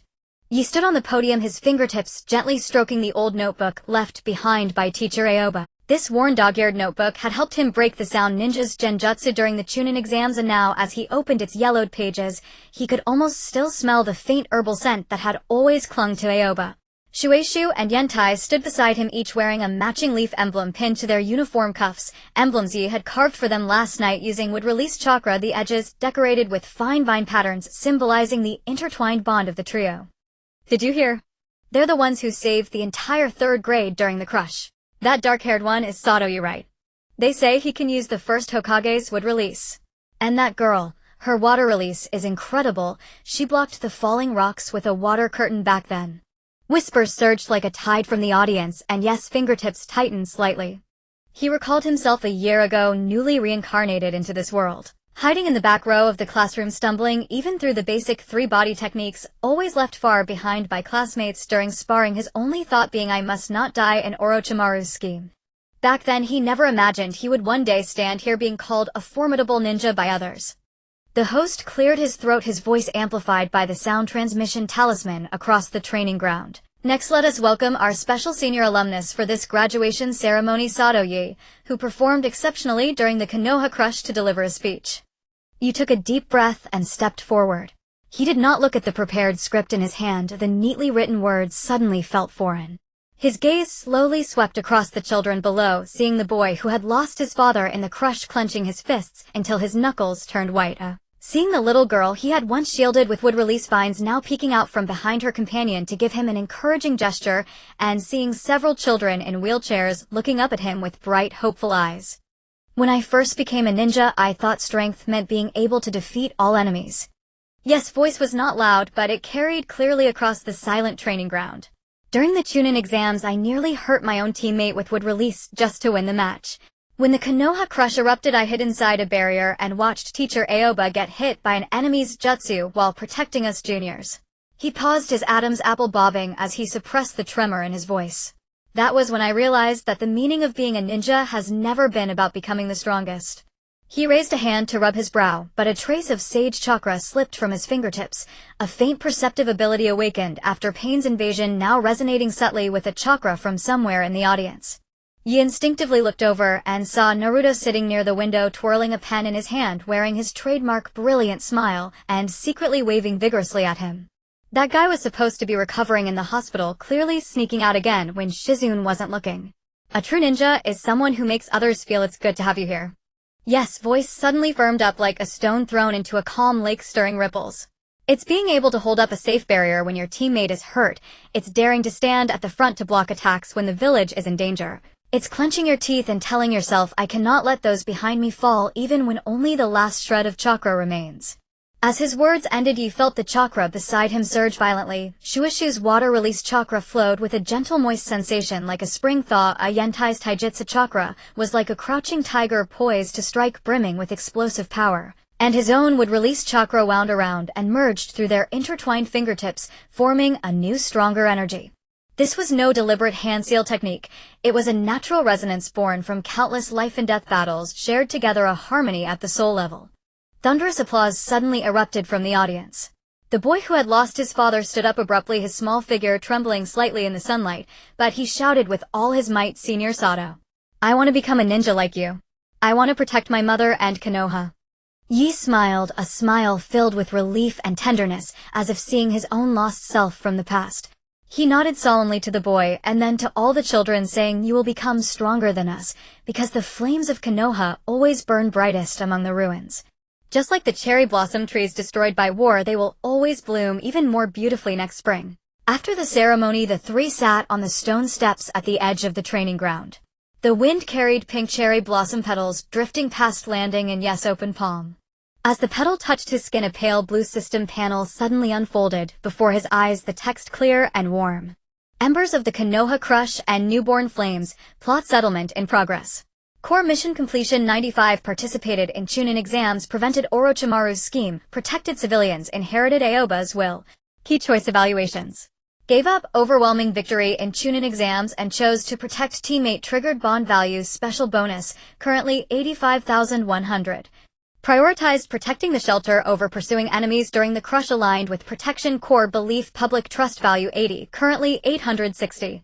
Refused early recruitment from root. Hidden plot, maintained purity of conviction. Unlocked Konoha, high-ranking trust prerequisite. Overall rating S. Rewards issued. 1. Chakra capacity breakthrough to peak Chunin, 18002500. 2. Would release piercing thorn complete, can freely control vine growth speed and hardness. Maximum range expanded to 20 meters. 3. Unlocked 3 ninja inheritance quest line. Bond depth with Jiraiya and Tsunade will affect future sage medical ninjutsu learning permissions. 4. Hidden reward. Shared life and death status solidified when in coordinated combat with Shueishu and Yentai. Chakra flow efficiency increased by 30. When Yi dismissed the panel, the cherry blossom petal in his palm had been revived by would release chakra, its edges glowing with healthy pink. He turned to look at his teammates beside him. Shueishu was gently tapping the ground with thin streams of water, forming a crooked victory symbol under her fingertip, a faint smile on her face. Yentai flipped over on the grass, deliberately striking a cool pose, as he landed shouting, "Finally, we can shake off the rookie title." Sweat dripped onto the grass blades, refracting rainbow-like light. The three walked side by side on the road back to the dormitory. Passing the Hokage monument, they saw Tsunade standing under the first Hokage statue talking with Jiraiya. Jiraiya's eyes swept across the crowd and found Yi. He raised his gourd sake bottle toward him, a hint of meaning in his gaze. The signal from last week, when Yi had asked him about sage arts, and they agreed to discuss in detail after the battle. The dormitory window faced the old cherry blossom tree that had weathered the war. Its trunk still bore scorch marks from the explosions like ugly scars. Yet now a tender green shoot had stubbornly emerged from a crack, putting out a few small new leaves. Leaning by the window, Yi gazed at that fresh green, unconsciously gathering would release chakra at his fingertips. As the chakra flowed, he could almost feel the resilient life force of the cherry tree. "What are you thinking about?" Shueishu walked in with freshly brewed tea. Steam rose from the white porcelain cup, and the fragrance of tea mixed with a faint scent of cherry blossoms filled the air. "Lady Tsunade just said that Lord Jiraiya wants to take you to a place to train. Mount Myaboku, was it?" Yentai squeezed in behind her, holding 3 newly issued mission scrolls, waving them excitedly. "Wherever he goes, we're definitely going together." He slapped the scrolls onto the table. "See. Lady Tsunade assigned us an escort, a scholar mission, heading to the border to investigate ancient ruins, and it's on the way." Yi did not take the scrolls. His sage perception suddenly brushed against a sinister chakra, a chakra from the direction of root, like a dormant viper silently watching his dormitory. He also saw that on the border of the land of fields, Orochimaru's base was emanating ominous curse seal energy, dark and viscous. Further away, Uchiha Sasuke's chakra flickered like a restless flame wrapped in unmelting ice, cold, yet carrying a trace of struggle. "We need to become stronger," Yi said, abruptly cutting off Yentai's words. He looked out at the cherry blossom tree, the charred trunk overlaid with the new green sprout, a mirror of Konoha now, and of them ninjas growing through storms. Next stop, Mount Myaboku. The setting suns stretched their shadows long, covering the path in front of the dormitory that had been destroyed by war and then rebuilt. Shueishu carefully packed the tea bowl into her backpack, chakra dancing lightly at her fingertips, clearly ready to set off at any moment. Yentai hoisted a tool pack taller than himself, metallic wrist guards gleaming in the sun, his steps firm. Yi took one last look at the cherry blossom tree, gathering Aoba's notebook, his parents' keepsakes, and his teammates' heavy trust all into his heart. They did not take the main road, but cut through the forest behind the training ground. Passing the entrance to the Forest of Death from the Chunin exams, Yi stopped and used would release to carve a small line of text onto the stone tablet that read, "Entry forbidden, but for protection passage is always allowed." As they left the forest, they ran straight into Naruto. He was being chased by Tsunade for sneaking out of the hospital to attend the graduation ceremony. Spotting Yes Team, he wriggled free, agilely waved his fist at them and shouted, "When you get back, I'm definitely going to have a match with you. I won't lose this time." "Any time," Yi nodded with a smile. The corner of his eye caught the distant Hokage monument. The silhouettes of the past Hokages stood silent in the twilight like silent guardians watching the new generation of ninjas embark on their journey. Their figures gradually disappeared along the path leading to the border, behind them the smoke of cooking fires rising from Konoha. From the reconstruction sites came the clang of hammers, the rhythm of a homeland reborn. Children's laughter drifted from the Ninja Academy, crisp and bright. Old folks sat under newly built eaves basking in the sun with peaceful smiles. Here it was the home they had guarded with their scarred hands. Here it was the place where they were willing to stake their lives to keep the flame alive. The road ahead may be thorny, but as long as the three walk side by side, no obstacle is insurmountable. For the flames of Konoha have already blazed into a prairie fire in their hearts. As they passed through the vortex-like spatial passage, the roaring airflow filled their ears, and the familiar street scenery of Konoha distorted into a hazy green glow. The next moment the sensation underfoot abruptly changed. The firm soil turned into damp, soft moss, carrying a refreshing coolness of moisture. The three members of the night team stumbled a few steps before steadying themselves. Looking up, they saw towering giant trees all around their trunks, so thick that it would take a dozen people to encircle them. Glowing vines hung from the branches, and the air was thick with an almost tangible fragrance of vegetation. Yet within that fresh scent lingered a nearly violent energy. Cough. Cough. Iwata suddenly clutched his chest, his face turning crimson, veins bulging on his forehead. "What is this? It feels like countless needles piercing into the marrow of my bones."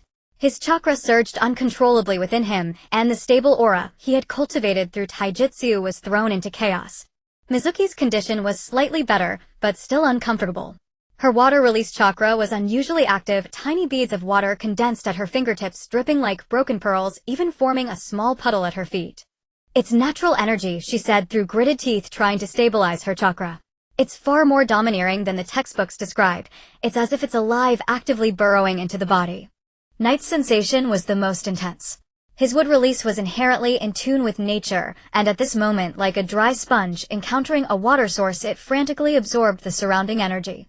Natural energy poured into his body, through his pores and meridians colliding and intertwining with his own chakra, causing violent oscillations. His temples throbbed and double vision even appeared before his eyes. The red light on the system panel was dazzling. Knight forcibly suppressed the surging energy within him and looked ahead. Not far away, a giant toad statue stood before the cliff. Its eyes slowly opened, revealing deep amber pupils. Fukasaku Sage and Shima Sage sat atop it, their skin covered in wrinkles, bearing the marks of time. Surrounding them were dozens of toads of various sizes, some taller than a person carrying sharp ninja tools on their backs, others only palm-sized, crouching on rocks and curiously examining the newcomers. Fukasaku Sage's voice was like the grating of ancient tree roots, low and imposing. "Outsiders welcome to Mount Maiboku.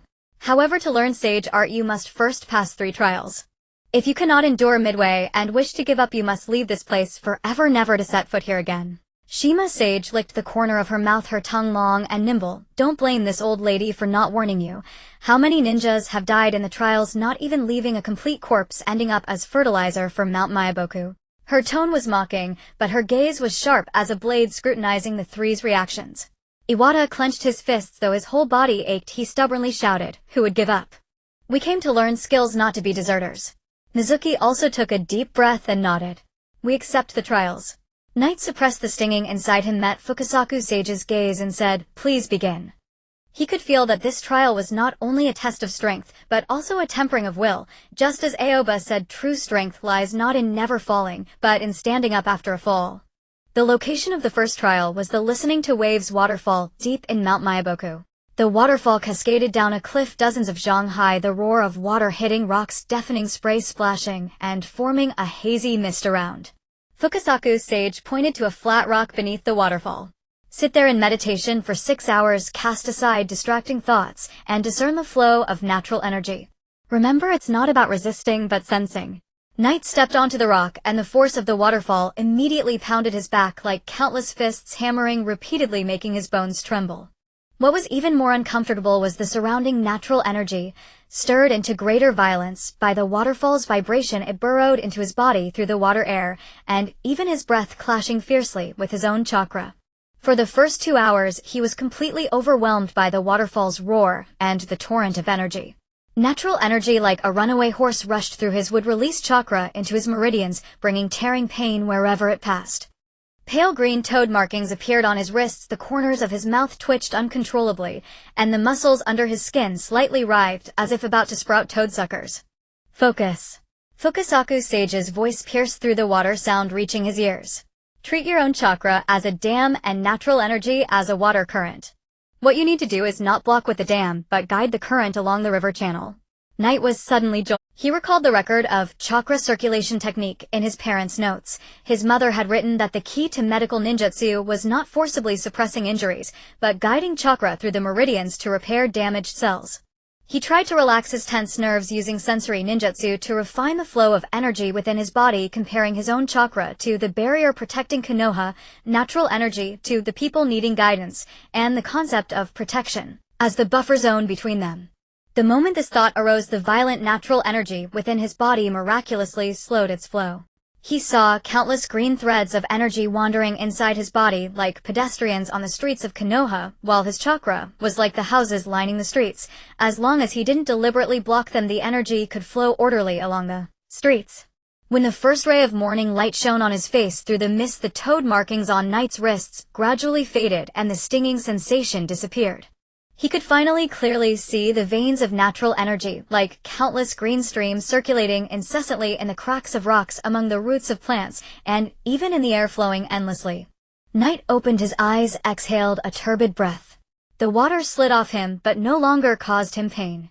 He looked toward the shore where Mizuki was using a clean cloth to wipe the dirt off Iwata's face. Iwata had just tried to rush into the waterfall to help him, but was stopped by Shima Sage, and now he was crouching on the ground scratching his hair in frustration. Seeing that Knight was fine, both of them sighed with relief and smiled. Knight smiled too. He suddenly understood that this first trial was not only about sensing natural energy, but also about tempering the will to stay clear-headed amid chaos. Just as during the reconstruction of Konoha, no matter how many difficulties arose, one must hold fast to one's original heart. After passing the first trial, Shima Sage presented a bowl of luminescent green liquid. The surface of the liquid was covered with fine bubbles and carried a faint fishy scent. It was diluted toad oil, capable of aiding the stabilization of natural energy, but also amplifying the risk of losing control. One misstep could lead to energy backlash. Apply the oil to your body and guide the energy into your chakra, Shima Sage said unhurriedly, her tongue wrapped around a small clay pot. If you can't hold on and turn into a toad, don't blame this old lady for not warning you. There are already too many toads in Miyaboka Mountain. One more or less won't matter. You took the bowl and evenly spread the toad oil over his palms, wrists, and forehead. The moment the icy liquid seeped into his skin, the surrounding natural energy surged into his body like a flood, as if finding an outlet. This time he did not resist forcefully. Instead, he used the intention of a dam to guide the energy to interweave and merge with his own chakra. The chakra ratio slowly approached equilibrium, 1:1. Green sage chakra began to condense at his fingertips, radiating a warm and potent aura. Just as the ratio was about to stabilize, several mischievous little toads suddenly leaped from behind a rock, landing on his back and disrupting his perception with fine threads of chakra. Pfft! Natural energy instantly went berserk. Frog-like markings crawled up his neck at an alarming rate, even spreading to his cheeks. His eyes bulged slightly, and a croaking sound like garugwa escaped his throat. Get lost. Yen Tai rushed over without a second thought, sending the little toads flying with a swift taijutsu strike. Dare to cause trouble? I'll catch you all and roast you. During these days in Miyaboku, he had grown thoroughly irritated by these mischievous little toads. Shueishu quickly formed hand seals, condensing chakra into a transparent water membrane. Water release, water starch binding. The water membrane gently enveloped Ye's body, forming a barrier that temporarily isolated the external natural energy, granting him a moment to catch his breath. You focus your mind. Remember the perception technique teacher Iwaki taught. You seized that fleeting gap, forcibly suppressing the surging energy. He recalled the words from Iwaki's notes. Perception is not isolated, it must integrate everything around you. Your comrade's chakra, the enemy's movements, even the rustling of wind and grass, all are part of perception. He used the chakra of Shueishu and Yen Tai as anchors to stabilize his own chakra, then readjusted the proportion of natural energy. When the green sage chakra condensed steadily at his fingertips, without flickering, Fukasaku's sage nodded a hint of approval in his voice. The protection of comrades is also part of balance. Sage art is not a weapon for a lone wolf. Knowing how to borrow strength, that's how you pass the second trial. System notification, trial progress 60. Unlocked basic sage chakra conversion. The final trial was a simulated battle against Gamabunta, requiring the integration of sage chakra into ninjutsu. Gamabunta crouched in the center of the plaza, larger than when ye had seen him in Konoha, a pipe in his mouth, the smoke rings drifting into the air. He glanced sideways at ye, blowing an impatient smoke ring. Kid, don't waste time. If you can't withstand even one of my moves, you might as well go back to Konoha and drink milk. No need to embarrass yourself in Miyaboku. You took a deep breath. Sage chakra flowed through his body, green patterns spreading up his arms, bringing a sensation of warmth and immense power. Please guide me. He positioned his feet apart, assuming a combat stance. Wind release.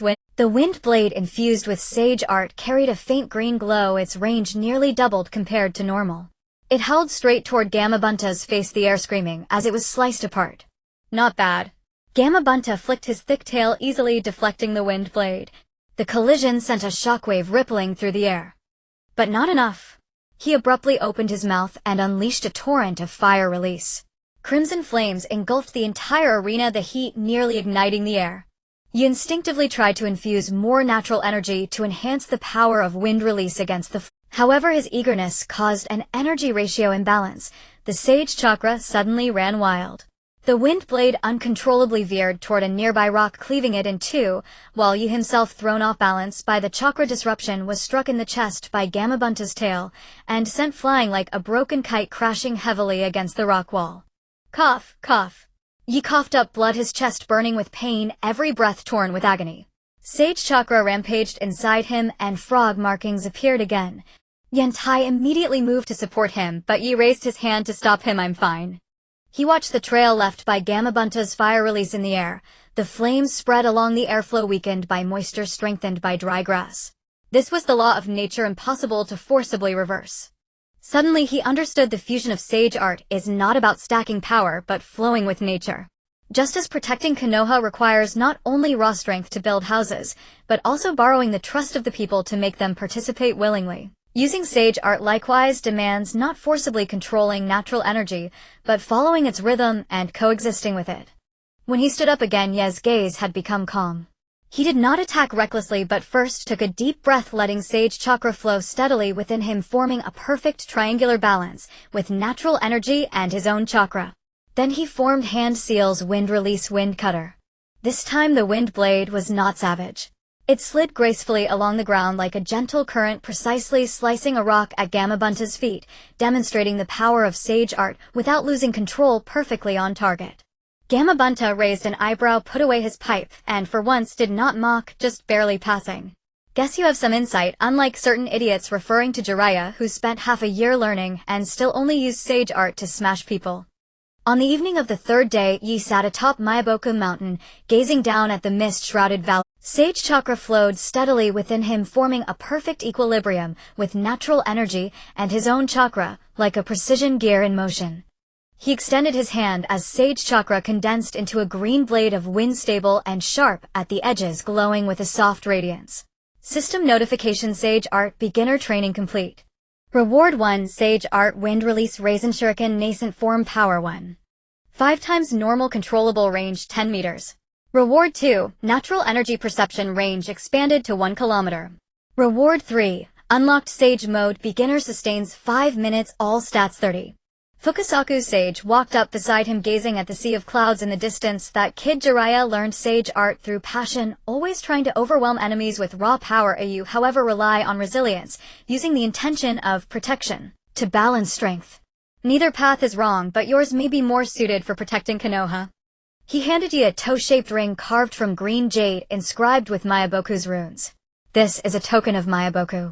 With it you can summon us anytime. You took the ring and slipped it onto his finger. The cool touch brought a sense of reassurance. He looked toward Shueishu and Yantai, who were not far away. Though they could not train in sage art, they had also gained much over these 3 days. Yantai had adapted to Miyaboku's gravity, which was 3 times stronger than Konoha's, making his taijutsu impact far more powerful. A single punch could shatter hard obsidian. Shueishu had learned an advanced chakra stabilization technique from Shima, sage aiding comrades in energy control. "We should head back," he said, rising to his feet as sage chakra gathered under him, gently lifting him to the ground. "Konoha is waiting for us." "Wait." Gamabunta chased after them from behind, a larger pipe in his mouth. "Next time you come, I'll teach you how to ride a toad. Guaranteed to be 10 times faster than walking." Yentai's eyes lit up instantly, and he chimed in, "I want to ride the biggest one. Even bigger than you, Gamabunta."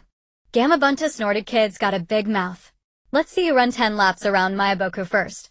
The afterglow of sunset spilled onto the entrance of the space tunnel, elongating the trio's shadows. Yu tightened his grip on the ring, the sage chakra at his fingertips flickering faintly. He knew that mastering sage art was not the end, but the beginning of growing stronger. And this power would ultimately be used to protect everything he cherished, the dawn of Konoha, the smiles of his comrades, and those ordinary yet precious daily moments that needed his hands to hold. The morning mist of Miyaboku had yet to dissipate, and the stone training ground was still damp with dew when Jiraiya's figure appeared silently at the edge of the field, carrying the scent of tobacco. He held a crumpled intelligence report, its corners curled from rain, with a cigarette dangling crookedly from his lips, yet his gaze was heavier than usual. "Kids, I've got a job for you." Jiraiya exhaled a smoke ring and slapped the report onto the stone. "You had just finished his morning practice," the sage chakra flowing smoothly within him, the faint green patterns on his arms yet to fully fade, a remnant of the initial sage mode, which lingered briefly after each session. Shueishu sat nearby, using the chakra stabilization technique, taught by Shima Sage to regulate Yentai's breathing. After 3 months of training on Miyaboku, Yentai's taijutsu chakra had condensed like refined iron, his fists able to shatter half-meter-thick toadstone statues, but the cost was that his whole body ached after every practice, requiring Shueishu's aid to recover quickly. The Hidden Rain Village. Jiraiya tapped the center of the report with his finger, where a striking red cloud symbol was drawn with several blurred place names marked on the edges. The Akatsuki's lair might be there. They've been active lately, and a lot of intelligence has gone missing along the Fire Country border. I suspect they're involved. I need you to investigate their members' movements, especially a guy named Pain. System main quest, tracking the dawn activated. Objective: obtain intelligence on the abilities of at least 3 Akatsuki members, including bloodline limits, jutsu characteristics, etc. Reward: Akatsuki member wanted poster, enhanced version marking known weaknesses and counter strategies. Hidden hint: there is a special chakra interference field in the Hidden Rain Village, reducing the effectiveness of conventional sensing techniques by 50. The sage chakra at Yes' fingertips fluctuated slightly, and he immediately caught on. Natural energy sensing was unaffected by ordinary chakra interference fields, perhaps their greatest advantage on this mission. "Who is Pain?" he pressed as Jiraiya's tone carried an unprecedented seriousness that demanded attention. Jiraiya's gaze darkened, and he crushed the cigarette between his fingers. "A monster with a Rinnegan. It's said to be the Sage of Six Paths' eyes with bizarre abilities. Remember, your mission is reconnaissance, not combat. No matter what you see, don't engage. What matters most is that you come back alive." 3 days later, Yes team disguised themselves as medicine merchants driving a cart loaded with hay across the border between the Fire Country and the Rain Country. No sooner had they stepped into the Rain Country's territory than a cold rain began to fall without warning, pea-sized drops pounding on the cart's canopy with a dull thud. Strangely, the rain seemed to have no source. The deeper they ventured into the Rain Country, the heavier it became, turning the world a gloomy gray like an endless weep. The air was thick with a damp oppression, and chakra felt like waterlogged cotton, sluggish and heavy. Yentai couldn't help shivering. "This hellish place, does it ever stop raining? My clothes are soaked through." Shueishu opened an oil paper umbrella, and as the raindrops touched its surface, a faint ripple of chakra shimmered and quickly vanished into the rain curtain. "There's something wrong with this rain." She frowned, gathering a thread of sensing chakra into the raindrops. "It feels like an artificial barrier able to interfere with chakra flow and monitor intruders. Our position may already be compromised." Yi said nothing, silently deploying his sage sense. Pale green energy threads pierced the rain curtain like countless sensitive antennae, meticulously scanning the area within a kilometer. Soon, 3 anomalous chakra signatures entered his perception. One was like a dead, still lake, seemingly calm yet hiding shards of sharpness, its form as light as paper. System instant annotation: Xiaonan paper release danger level A. One coiled like a venomous serpent, half as cold as rotting earth, half as scorching as magma, 2 polar energies coexisting grotesquely within the same body. System annotation: Ju plant type danger level unknown. And the last, Vast as an abyss exuding a suffocating pressure, its dojutsu energy sharp, as if to pierce the soul. Mere contact with its residual waves caused a stabbing pain in Yes retinas. System urgent annotation target pain tendo ability unknown danger level SS. Rinnegan chakra signature detected. Immediate avoidance recommended. Yi quickly withdrew his perception, lowering his voice. Turn left, take the slums. Pain's chakra is straight ahead, well go around him.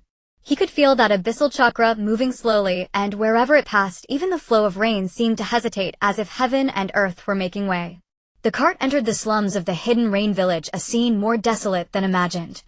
Houses were cobbled together from planks and tattered cloth swaying precariously in the wind and rain.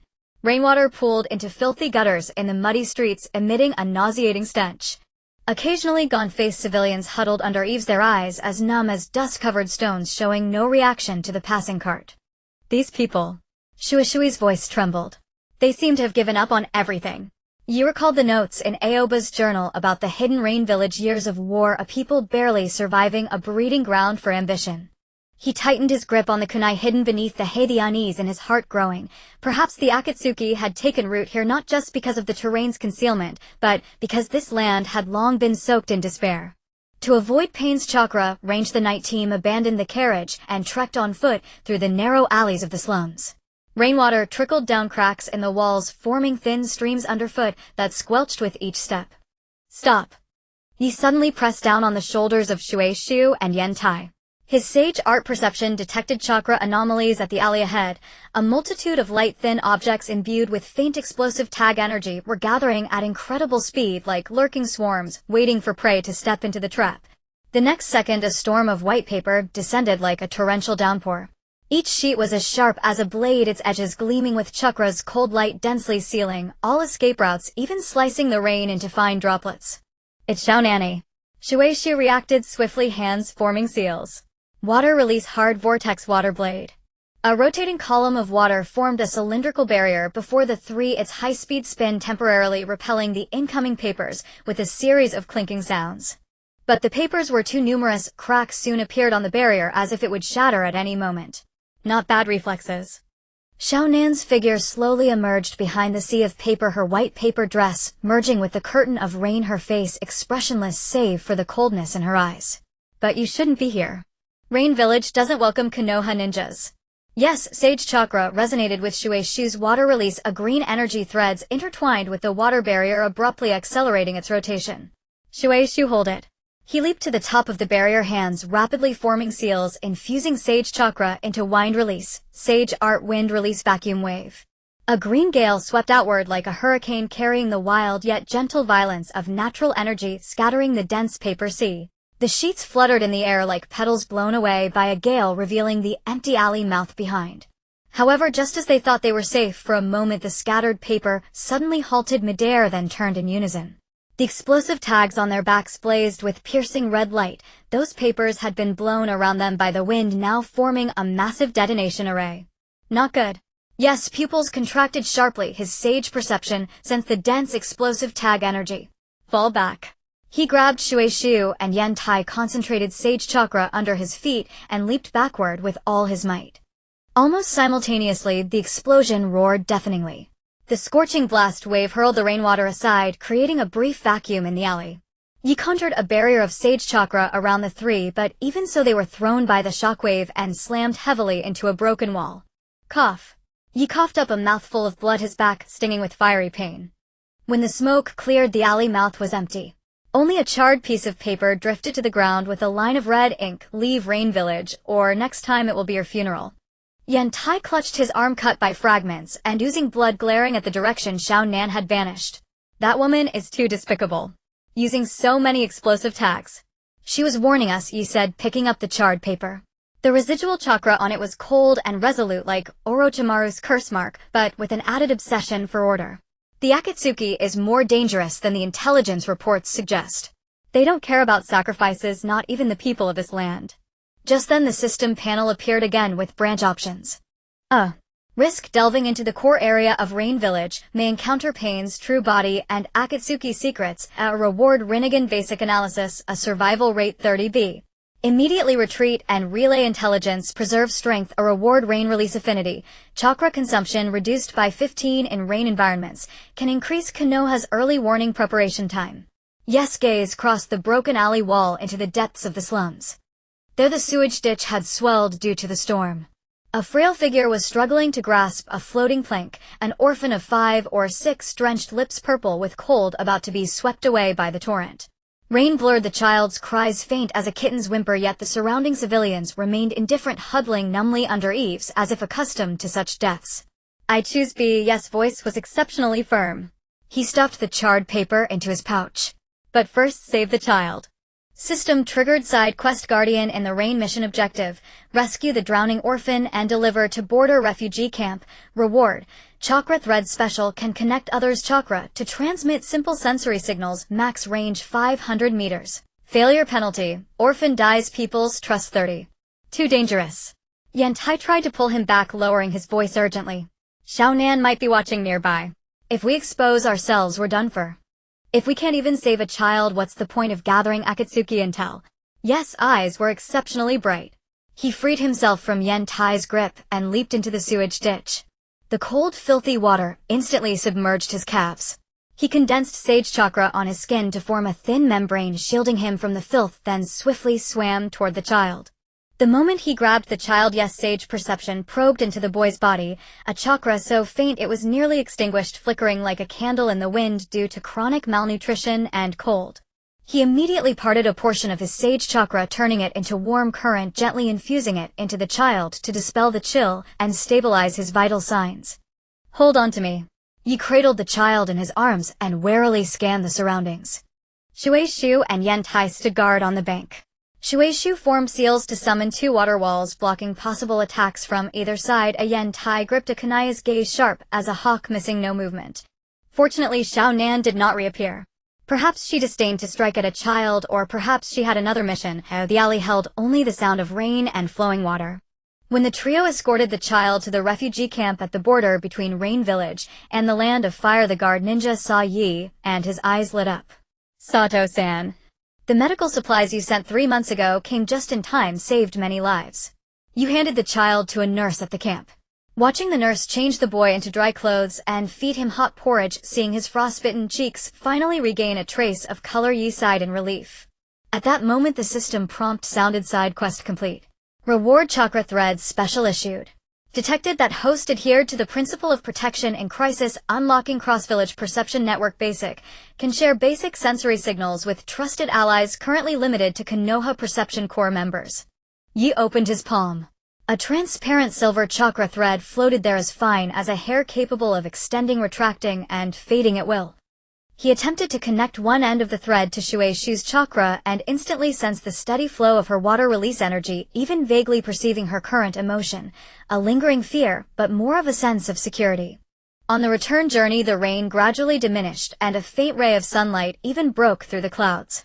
Shueishu looked at the chakra thread wound around Yes' wrist and asked softly, "Do you regret it? Giving up the chance to approach pain? That's the Rinnegan, maybe the key to countering the Akatsuki." Yi shook his head. The thread on his fingertip quivered lightly, connecting to Yantai's chakra ahead, a mass of blazing fire full of power. No regrets. Intelligence is important, but people matter more. He recalled the look in the orphan's eyes when drinking hot porridge, from numbness to surprise, then to a faint curiosity, like a spark reignited. Lord Jiraiya sent us to investigate the Akatsuki to stop them from hurting more people. If we ignore a life to get intel, we betray the original purpose. Yantai turned back from ahead and clapped Yi on the shoulder, grinning sheepishly.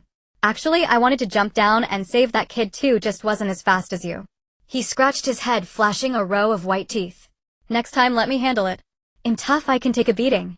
Yi smiled. Within his sage perception range, the direction of Rain Village was still shrouded in heavy shadows. Pain's chakra lurked like a dormant beast, Zetsus energy clung like parasitic vines, and Xiaonan's paper release hung like a blade over their heads, ready to fall at any moment. But he tightened his grip on the chakra thread. This thread connected not only chakra, but also a guarding heart that had not been extinguished in the darkness. System prompt: main quest, tracking the Akatsuki shadow, progress 30, acquired intel on Xiaonan's abilities.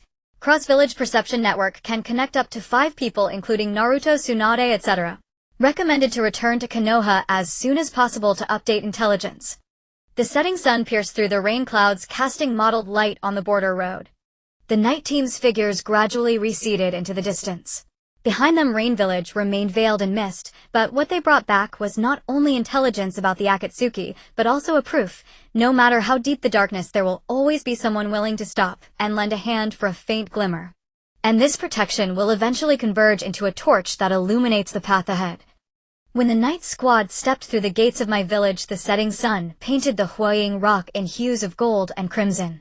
The village, which had been tense 3 months prior due to the threat of pain, now showed signs of reconstruction. Piles of lumber awaited repair on street corners, and battle scars still lingered on walls, yet a measure of vitality had returned. Children chased one another at the edge of the training ground, brandishing homemade ninja dolls. The cries of vendors wove through the streets, blending with the fragrance of newly planted cherry blossoms to drift toward the distant memorial stone. Let's report the intel first. Yi tucked away the investigation notes from Yuin, whose cover still bore the damp mud and water-wrinkled edges. Lord Gangho should still be in the Hokage's office. Yet as soon as they reached the foot of the stone steps leading to the Hokage Tower, 3 ninjas, wearing animal masks, emerged from the shadows like apparitions blocking their path. Crow, Jackal, Viper. The patterns on the masks were ferocious and chilling. The chakra fluctuations were so suppressed as to be suffocating. They were from Root. Lord Tuanzang wishes to see you. The leader wearing the crow mask rasped like rusted iron scraping together, devoid of warmth. The rest wait here. Yentai immediately clenched his fists, knuckles whitening. On what authority? We have urgent intelligence to deliver to the Hokage. What right do you Root bastards have to block our path? Shueishu also stepped back, warily, hand on the water-style scroll at his waist, a faint chakra gathering at his fingertips. Root has no authority to intercept ninjas returning from a mission. According to my regulations, vital intelligence must be reported to the Hokage first. Yi placed a hand on his teammate's shoulder, his sensory jutsu silently sweeping across the 3 men. Their chakra had been suppressed to an unnaturally steady state, nearly flawless, like polished iron ingots, yet at the depths of their eyes lurked an elusive malice, like a viper poised to strike. I'll go with you. Yi shot his teammates a glance and said in a breath only they could understand, hand the notes to Lady Jingin first, tell her I'll be there shortly. He could not risk the Yuin intelligence, nor could he let his teammates be drawn into Root's vortex.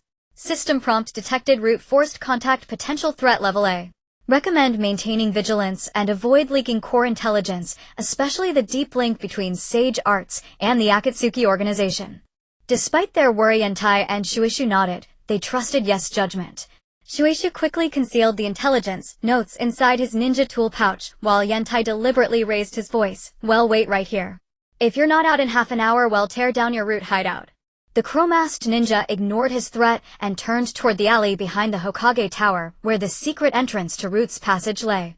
Yi followed his steps, each footfall treading on the edge of shadows, his sage art perception maintaining the highest alert, encompassing all chakra flows within a kilometer. Root's base was more concealed than he imagined, the entrance hidden behind a dilapidated stone wall, disguised as a collapsed ruin.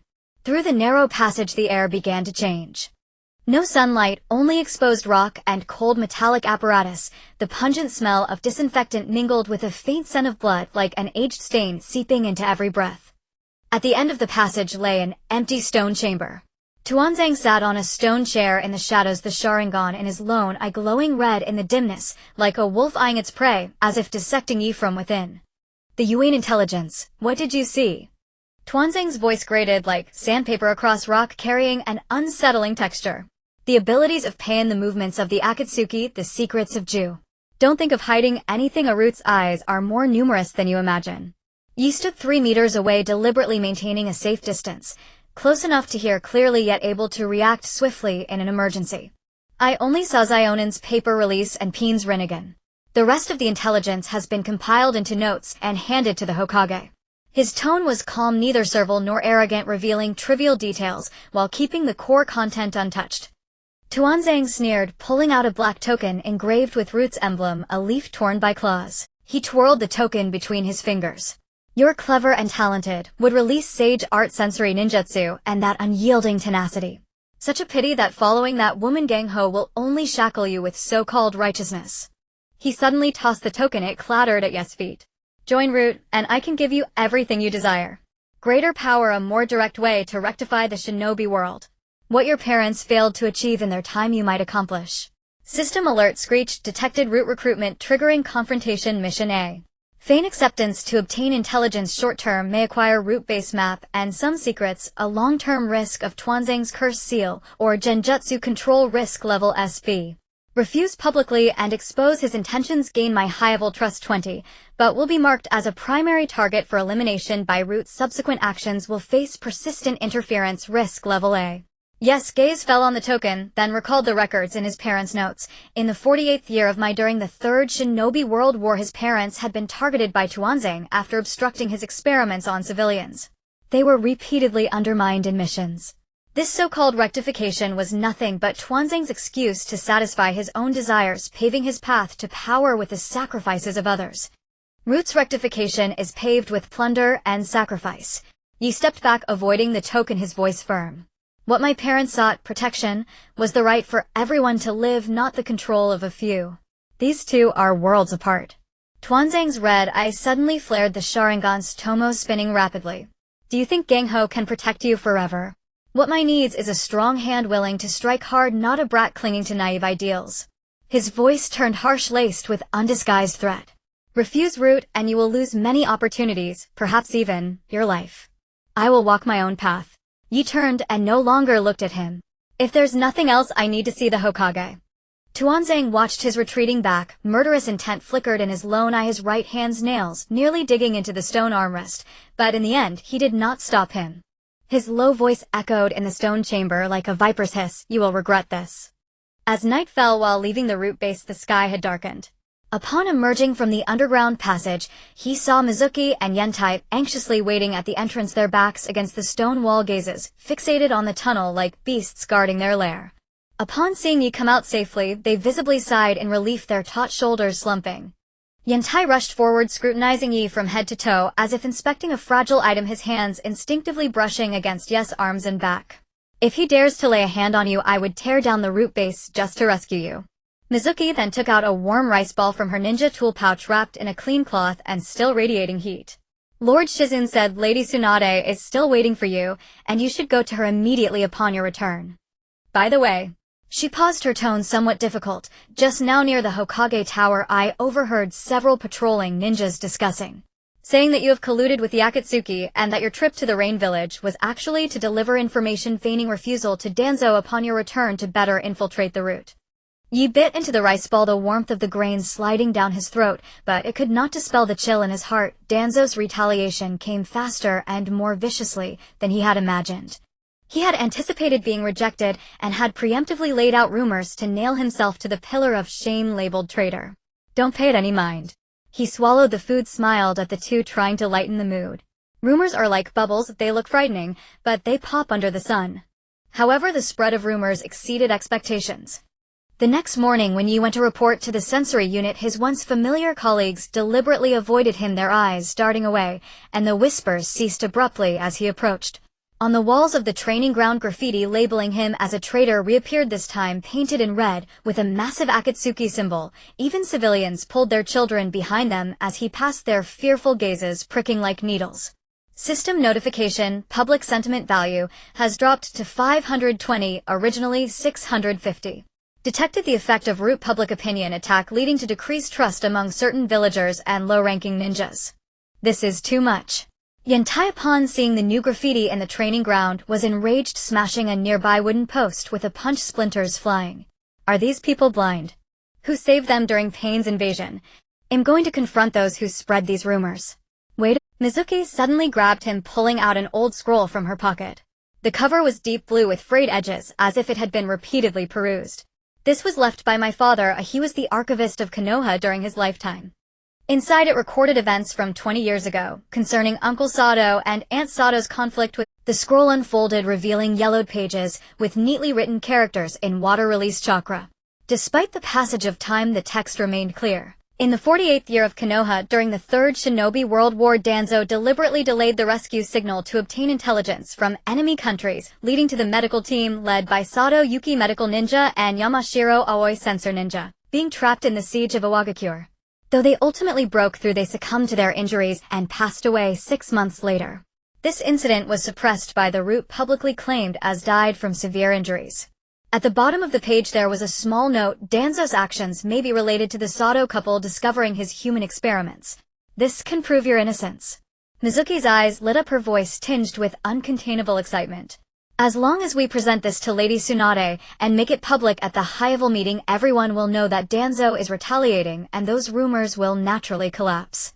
Yi gazed at the characters on the scroll, his fingertips lightly brushing over the name Sato Yuki, his eyes slightly moist. He suddenly recalled a phrase from his parents' notes: guarding is not a solitary act, it is believing that companions will stand by you. All along he had thought to bear everything himself, forgetting that there were those willing to step up for him. He lifted his head and saw Yentai, though still angry, silently standing in front of him like a sturdy wall, blocking the prying eyes of the scroll, and Mizuki's hand shimmered subtly in the sunlight, exuding undeniable power, more persuasive than any argument. Let's go. Yi clenched his fists, the pent-up frustration in his chest dissipated by a warm current. We need to find Lady Tsunade. Yentai immediately nodded, rolling up his sleeves. Right. Let that old fox know we are not to be trifled with. The three walked side by side towards the Hokage Tower, the sunlight casting long shadows behind them. The whispers along the way still existed, but Yi no longer cared. When there are trustworthy companions by your side and evidence in your hand to prove the truth, even the most vicious rumors are but fleeting clouds. In the Hokage's office, Tsunade frowned at the mountain of documents before her, her knuckles whitening as she pressed her temples. When she saw Night Squad enter, she set down her pen, a trace of barely perceptible worry in her eyes. Clearly she too had heard the rampant rumors. What did Danzo want with you? Tsunade cut straight to the point, without pleasantries, her tone laced with gravity. She knew Danzo too well. That old fox never did anything without purpose, and summoning Night suddenly spelled trouble. Night recounted the entire conversation with Danzo, including the root token and the so-called recruitment, as well as Danzo's threats when he refused, without concealing a single detail. Mizuki then handed over his father's scroll. Ma'am, this is a file left by my father proving Danzo is lying. He targeted Night and spread rumors out of a grudge from 20 years ago. Tsunade took the scroll, unrolled it, and read it word by word, her expression growing darker. When she saw deliberately delayed rescue and human experimentation, she slammed the scroll onto the desk, cracking the solid wood surface and splashing tea. That old fox. I suspected something was off about Sato and Aoba's deaths back then, and sure enough he was behind it. Taking a deep breath to steady herself, she looked at Night with a softer gaze tinged with elder affection. Your parents once dared to confront Danzo in front of the Elder Council, saying he trades shinobi lives for power and is unfit to speak of protecting Konoha. That stubborn spirit of yours is exactly like theirs. That afternoon, as Hokage Tsunade urgently summoned Konoha's high-ranking officials and squad leaders, including Elder Council members Koharu Yuditane and Hamura Midokado, as well as a root representative, Danzo himself did not attend. The meeting room was tense, everyone sensed the approaching storm. I have called you all here today for two matters, Tsunade said from her seat, her voice calm, but carrying undeniable authority. First, the rumor that Sato Yi colluded with the Akatsuki is pure nonsense. She produced the false accusation evidence submitted by Root, several forged recording scrolls containing doctored conversations that vaguely resembled Yi and Conan's voices. Instead of playing them, Tsunade crushed them with her chakra. Such crude forgeries deceive no one. Then she passed around Mizuki's father's scroll. 20 years ago, Danzo deliberately delayed a rescue due to personal enmity, leading to the deaths of Sato Setsu and Yamashiro Aoba. Now, having failed to recruit Sato Yi, he retaliates with rumors. Such conduct is unworthy of a Konoha shinobi. Koharu Yuditane and Hamura Midokado read the scroll with complex expressions, then sighed. This is indeed Danzo's fault. Second, Tsunade Rose walked tonight and took out a badge engraved with the symbol of the Perception Corps, pinning it on his chest. From today, Sato Yi is Vice Captain of Konoha's Perception Corps, authorized to coordinate perception resources, report emergencies directly to me, and monitor any threat to Konoha's security. Her final words swept over the root representative with clear warning. System notification: high-level Konoha approval gained. Konoha high-level trust 30, current 50,100. Unlocked Konoha Defense System Access Basic, can utilize 4 Red Sun Formation Basic nodes, perception sharing, talismans, etc. The root representative's face turned ashen, but he dared not refute. Tsunade's decision was well-founded and tacitly approved by the Elder Council. As they stepped out of the meeting room, the setting sun cast the Hokage rock's silhouette in warm orange. Iwata enthusiastically punched Knight's shoulder with considerable force, Vice Captain. Now you're an official. Let's see who dares talk trash. Mizuki added with a smile, now let's see who dares spread rumors. Lady Tsunade has recognized you. Anyone who slanders now slaps the Hokage in the face. Knight touched the badge on his chest. The cool metal through the fabric gave him a sense of unprecedented. He knew Danzo's threat had not vanished. Root's shadow still lurked in the darkness, and this counterattack might only drive him to greater madness. But now he was no longer fighting alone. With the trust of his comrades, Tsunade support villagers who still believed in protection and the convictions left by his parents. System notification favor value recovered to 600. Unlocked Perception Core Synergy Compatibility can share Sage Perception range with teammates max 5. In the distant training ground, several children were chasing and playing, their laughter crisp as wind chimes. Knight gripped his badge tightly, turned to his teammates and said, let's go check the new assignments for the Perception Core. There's much to be done to protect Konoha. The three vanished into the corridor leading to the Perception Core, their steps firm. Behind them, the Hokage Tower cast a long shadow in the dusk, like a steadfast barrier guarding this land that had weathered countless storms yet never fallen. Cracks might remain, but as long as there were those willing to fill them with conviction and action, Konoha would never truly crumble. The training ground of Mai was filled with the damp scent after the rain, the mingled aroma of mud and grass, lazily drifting through the air. Mingren was furiously punching a wooden post, each strike tearing through the air with a sharp whistle. The force was so immense that the hard surface of the post was already covered in a web of cracks. His forehead protector was askew, revealing a smooth brow where veins bulged with anger. Sweat mixed with soil dripped from his chin, forming small muddy pits on the ground. Zuozhu. He actually left with Dashyuan. Mingren spun around, slamming his fist into a nearby rock. With a sharp crack, the rock shattered, sending fine stone chips flying. His eyes were bloodshot, roiling with resentment and fury. Zilla Yezensai said that bastard Dashyuan would use him as a vessel and seize his body. You have to help me. We must bring him back. Yi stood in the shadow of a tree not far away, watching Mingren's reddened eyes. Within them burned a flame of bonds rivaling any other, fierce and unyielding. Shueishu had just returned from the perception unit and handed him a freshly compiled report. The cross-village perception network detected Zuozu's chakra near the border of Tian country. It's very unstable. The energy fluctuations from the Zhuyin account for nearly half, almost overwhelming his own chakra. Yantai clenched his fists, his knuckles cracking, and his eyes beneath the forehead protector blazed with anger. That bastard Dashyuan. I didn't crush him during the collapse of my last time. Now we'll settle old and new scores together. Dare to target Zuozhu. It'll make him taste the power of my fists. System main quest continuation of bonds initiated. Quest objective: infiltrate Dashuan's base in Tian country, confirm Zuozu's condition, and prevent him from being completely eroded by the Zhuyin. Quest reward: Wanhuading Xyalunian fragment. 10-second experience allows brief insight into the principles of a rank and below Wanchu. Hidden hint: the base is covered with Zhuyin traps. Perception ninjutsu must be used cautiously to avoid triggering energy resonance. Yes, fingertips trembled slightly with strands of chakra. This was a skill he had gained after saving an orphan in Yuin, capable of connecting others' chakras to transmit simple signals. He looked at Mingren, his tone calm yet carrying an unshakable resolve. I can go, but you cannot. Mingren retorted immediately, stepping forward anxiously. Zuozhu is my friend, I have to go. Because Dashuan's target may not be only Zuozhu. Yi met his gaze. Your Jiawei chakra is also an extremely tempting power to him. If you go, not only will you fail to save Zuozhu, but you might also get yourself caught. He paused, then added, this isn't mistrust, it's a tactical necessity. Mingren wanted to argue, his lips moving, but Yi interrupted him. Trust me. I will bring back news of him, and I will make sure he knows that someone is waiting for him in Mai, that an unfinished duel awaits him. Mingren stared into Yi's eyes. They held no wavering, only steady resolve. After a long moment, he finally gritted his teeth and nodded. Make sure he knows I haven't given up on our duel. When he comes back, I will definitely defeat him. I will. Yi patted his shoulder, then turned to Shueishu and Yantai. Get ready. We set off tomorrow. That afternoon, the three of them studied maps of Tian country in the archives of the perception unit. Shueishu circled the approximate location of Dashuan's base with a red pen. According to intelligence, the base is built in an abandoned valley surrounded by 3 layers of Zhuyin barriers. Ordinary ninjutsu would find it nearly impossible to break through. Yantai pointed to a narrow crevice on the map. There's a natural ventilation shaft here, just wide enough for a person to pass through. Perhaps we can infiltrate from there. Yi looked at the map, his Xianshu perception spreading unconsciously, as if he had already touched the land shrouded in darkness.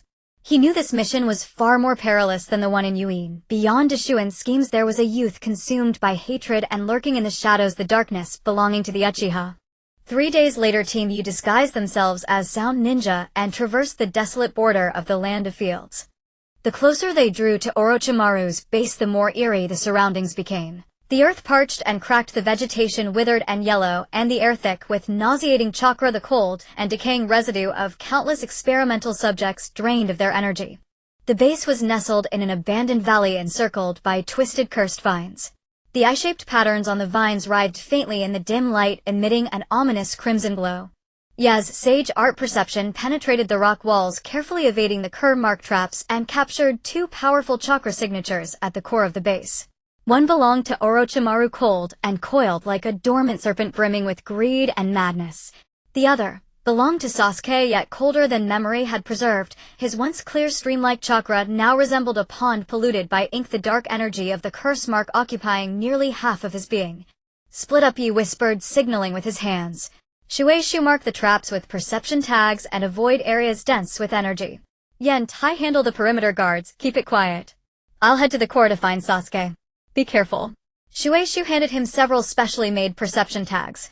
These can mask your chakra fluctuations for about 15 minutes. Yen Tai patted the kunai at his waist. We'll wait at the ventilation shaft. Signal if anything goes wrong.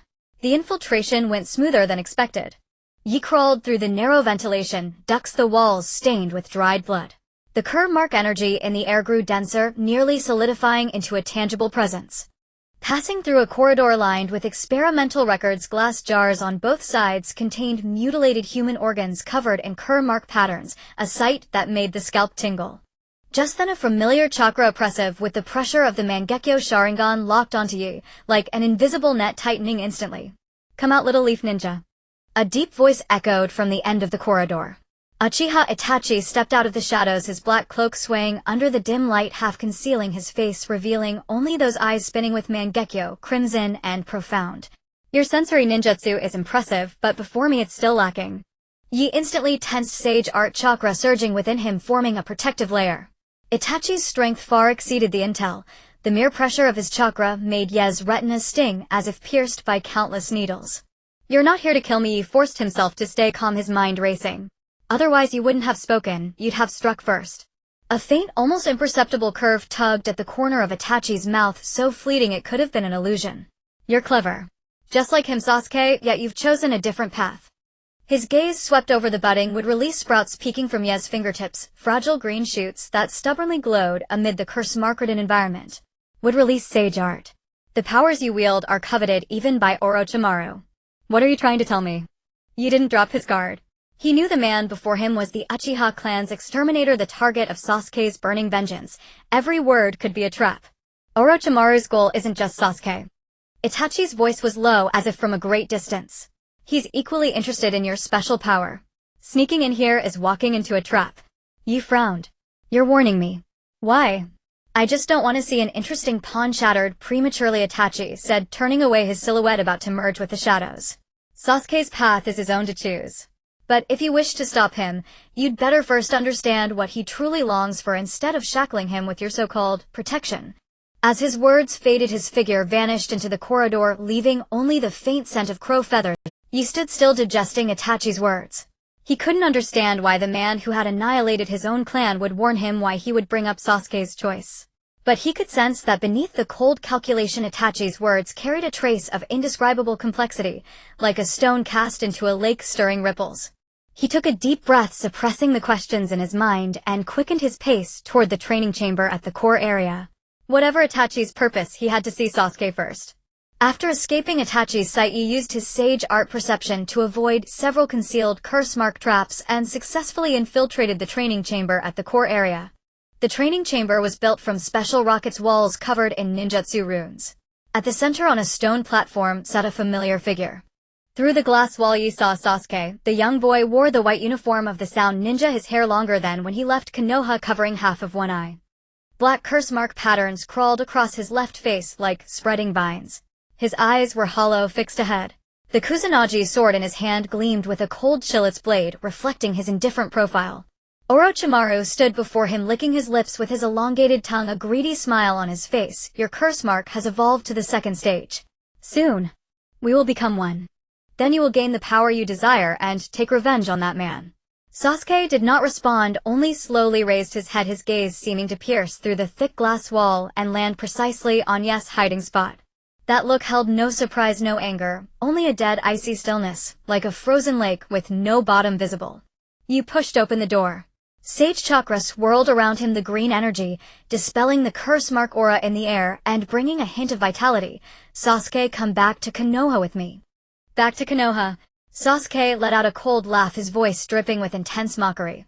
The curse mark patterns erupted instantly, black chakra rising like flames and engulfing him entirely. To go back and see your sympathetic looks. To go back and be chased by that guy Naruto shouting friend. He sprang to his feet, the Kusanagi blade screeching from its sheath, pointing directly at Yes' throat, the tip mere inches from the skin. I don't need it. Power. I only need power. You did not retreat. Instead, he reached out a hand, and chakra threads extended like silver filaments, gently stretching toward Sasuke. Carried within those threads were fragments of memory from his parents' notes about protection rather than revenge.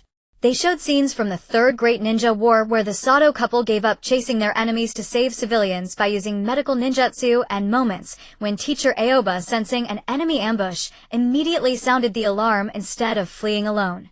He wanted Sasuke to understand that the meaning of power went beyond vengeance. Don't touch me. Sasuke's curse-marked chakra exploded violently, forming a black shockwave that severed the chakra threads. His eyes grew even sharper, churning with pain and fury. Your protection means nothing to me but cheap sympathy. I'm different from you.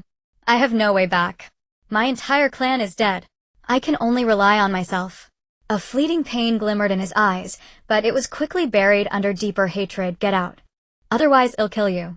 The system presents options. Forcefully take Sasuke away temporarily prevents Orochimaru from devouring him. Reward illusion resistance 30, but intensifies his hatred toward Konoha. Wavering value 20. B. Leave behind the conviction of protection. Use sage art to carve a bond symbol on the wall, conveying a signal of waiting. Reward Sasuke's wavering value 10. Ye saw the struggle in Sasuke's eyes. Beneath that frozen layer seemed to hide a still unquenched ember. Suddenly he understood Itachi's words. Forcing things would only drive him further down the path of hatred, just like gripping sand. The tighter you hold, the faster it slips away. I won't force you. Yi withdrew his hand, his sage chakra condensing into a green orb in his palm, and turned toward the cold stone wall. But Konoha will always have a place for you. Naruto. And many others are waiting for you to return. Green sage chakra flowed from his fingertips, carving two names into the hard rock, Ya and Uchiha Sasuke. Between the names wood release vines connected them, and on the vines bloomed a tiny cherry blossom, teacher Aoba's favorite flower, symbolizing that even after a harsh winter one can bloom again, and also representing the bond that had never been forgotten. What is this? Sasuke's voice held a barely perceptible tremor, and his grip on the Kusanagi loosened slightly. Proof. You did not look back, his voice calm yet clear. Proof that someone believes you won't be swallowed by darkness. No matter how far you go, if you ever want to come back, Konoha will always have a lamplet for you. With that he turned and left the training chamber, his sage chakra masking his trail. He did not cast another glance at Sasuke. As he left he once again sensed Itachi's chakra watching from afar. The fluctuation seemed less cold, carrying an inexpressible loosening. The system panel suddenly lit up. Choice aligns with the principle of respecting individual choices. Reward Sasuke's wavering value 10, current 20,100. Mangekyo Sharingan fragment experience activated. Automatically triggers during the next illusion encounter lasting 10 seconds. When Yes' squad withdrew from the base, the eastern sky was already brushing with pale light. The first rays of sunlight pierced the clouds, illuminating the barren valley. Iwata stared at the wound on Yes' arm, grazed by the curse mark with faint black chi around it. He fumed. That kid is utterly unreasonable. When he comes back I'll teach him a lesson and show him what real power is. Mizuki, however, said softly, he saw the mark on the wall, didn't he? I sensed a fluctuation in his chakra, faint but indeed a wavering. Yi gazed toward the direction of the land of fields. There Sasuke's chakra still pulsed, it seemed, to contain a little less pure darkness and a little more faint own light. He clenched his fist. One day he will understand. The end of revenge is not destruction. System notification main quest continuation of bonds completion 60 confirmed Sasuke's status, transmitted the signal of conviction. Cross-Village Perception Network has recorded Sasuke's chakra signature, allowing periodic tracking of his location. In the distant valley before the rock wall of the training chamber, Sasuke stood beside the carved names. His fingers gently traced the cherry blossom formed by sage art. The petals of the cherry blossom emitted a faint green chakra radiating warmth, a stark contrast to the curse mark energy inside his body.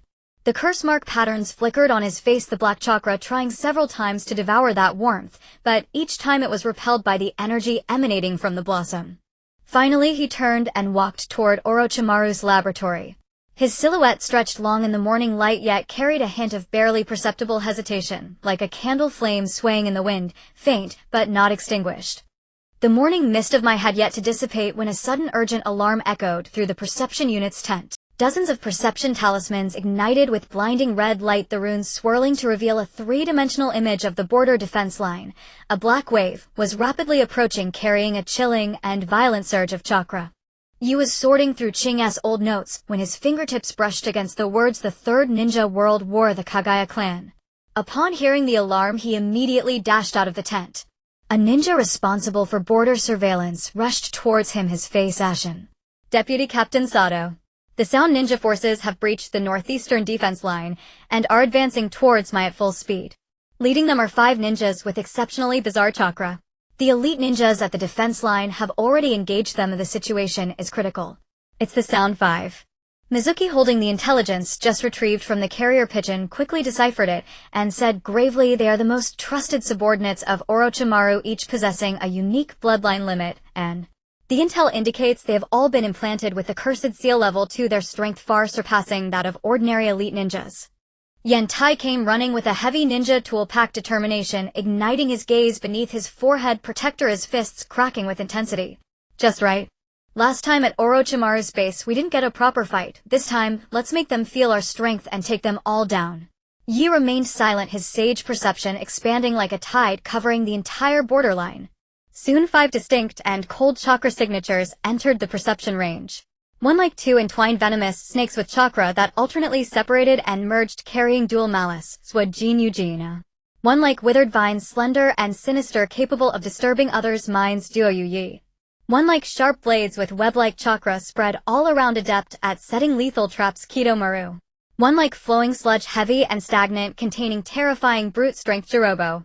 And the foremost one bearing the chilling sensation of bones grinding, pure and incisive, seemingly able to cut through everything, Kinjo Maru. Main system mission triggered, legacy of the 3 wars. Mission objective: repel the Sound 5, uncover their bloodline limits and connections to the Third Ninja World War. Mission rewards: bloodline limit suppressor, beginner temporarily suppresses curse seal level 2, affects secrets of the Kagaya clan. Danger warning: the power of the Sound 5's curse seal level 2 is equivalent to the pinnacle of elite ninjas, and they have been working together for a long time with a high degree of coordination, skilled in surrounding tactics.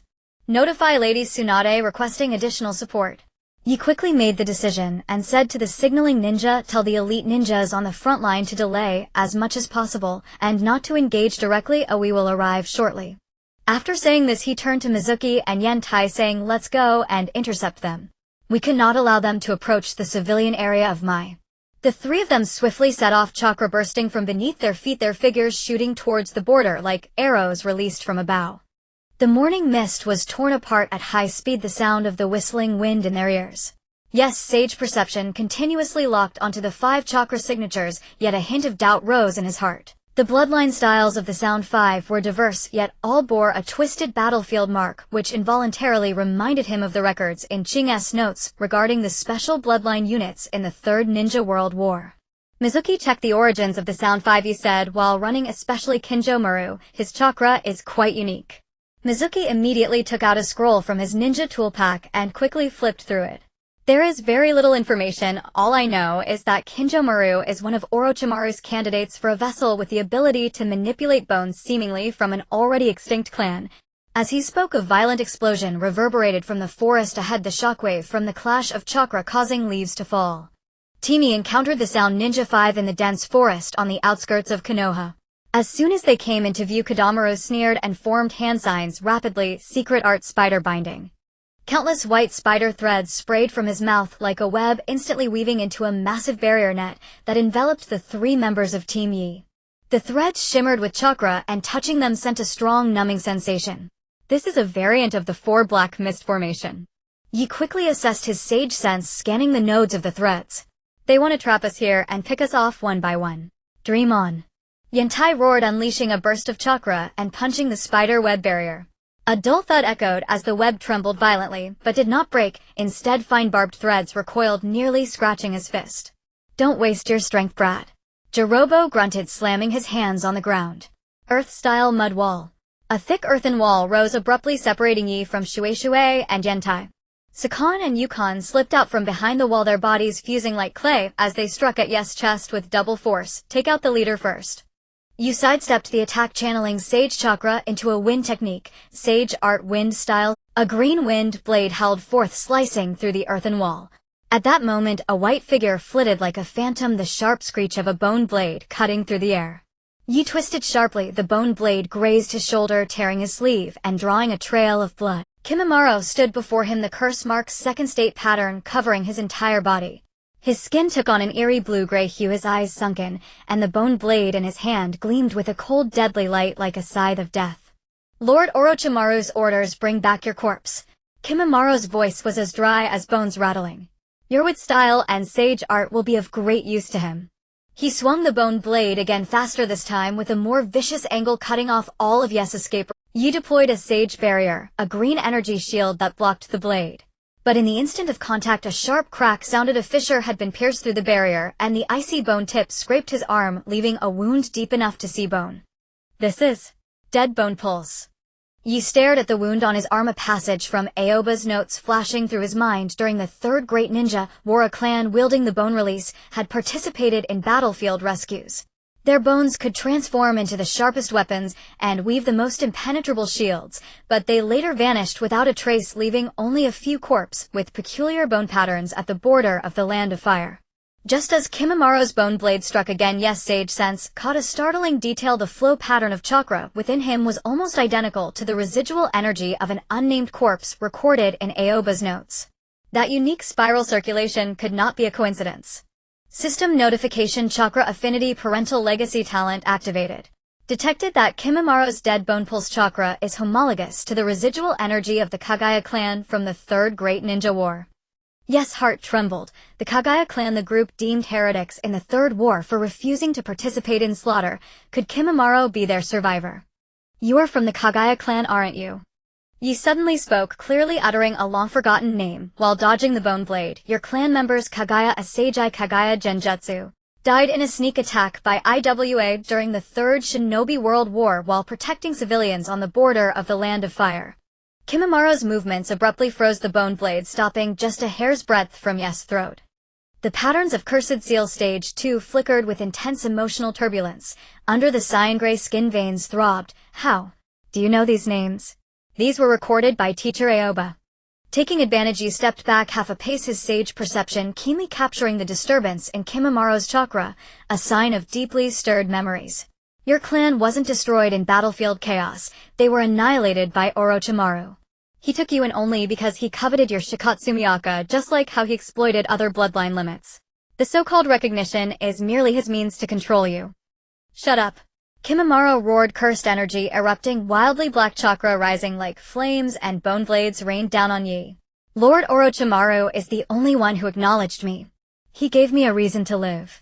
What do you Konoha ninja understand? But his attacks already showed clear flaws: slower speed, less cunning angles. Each swing of the bone blade carried a faint, barely perceptible hesitation. Yi immediately sent a signal to his distant teammates using chakra threads. Mizuki understood and rapidly formed hand seals, water-style water prison technique. A transparent water membrane instantly enveloped Kimimaro's lower body, freezing him in icy water and restricting his movement. Iwata broke through Sakan and Yukon's entanglement, landing a heavy punch laden with chakra on Kodomaru's spider web barrier. With a bang, the barrier shattered. Now, Yi seized the opportunity, gathering sage chakra in his palm, with style piercing Emerald vines burst from the earth, coiling around Kimamaro's arms like spirit snakes, temporarily sealing his bone release.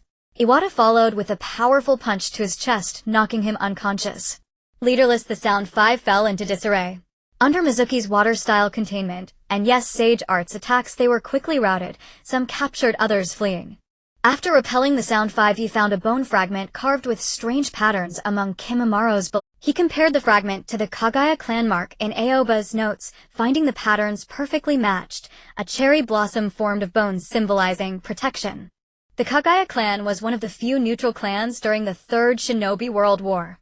You leafed through the Kagaya clan's secrets, unlocked by the system, his voice heavy. They wielded the powerful Shikatsumiyaku, but refused to serve any village, instead building a small settlement on the border to protect civilians displaced by war. Orochimaru coveted their bloodline limit, orchestrated the clan's massacre at the war's end, leaving only the young Kimamaro, controlling him with a cursed seal and molding him into an emotionless killing tool. Mizuki watched as Kimamaro was carried away by medical ninja. Even in unconsciousness, the boy's brow was tightly furrowed, as if enduring immense pain.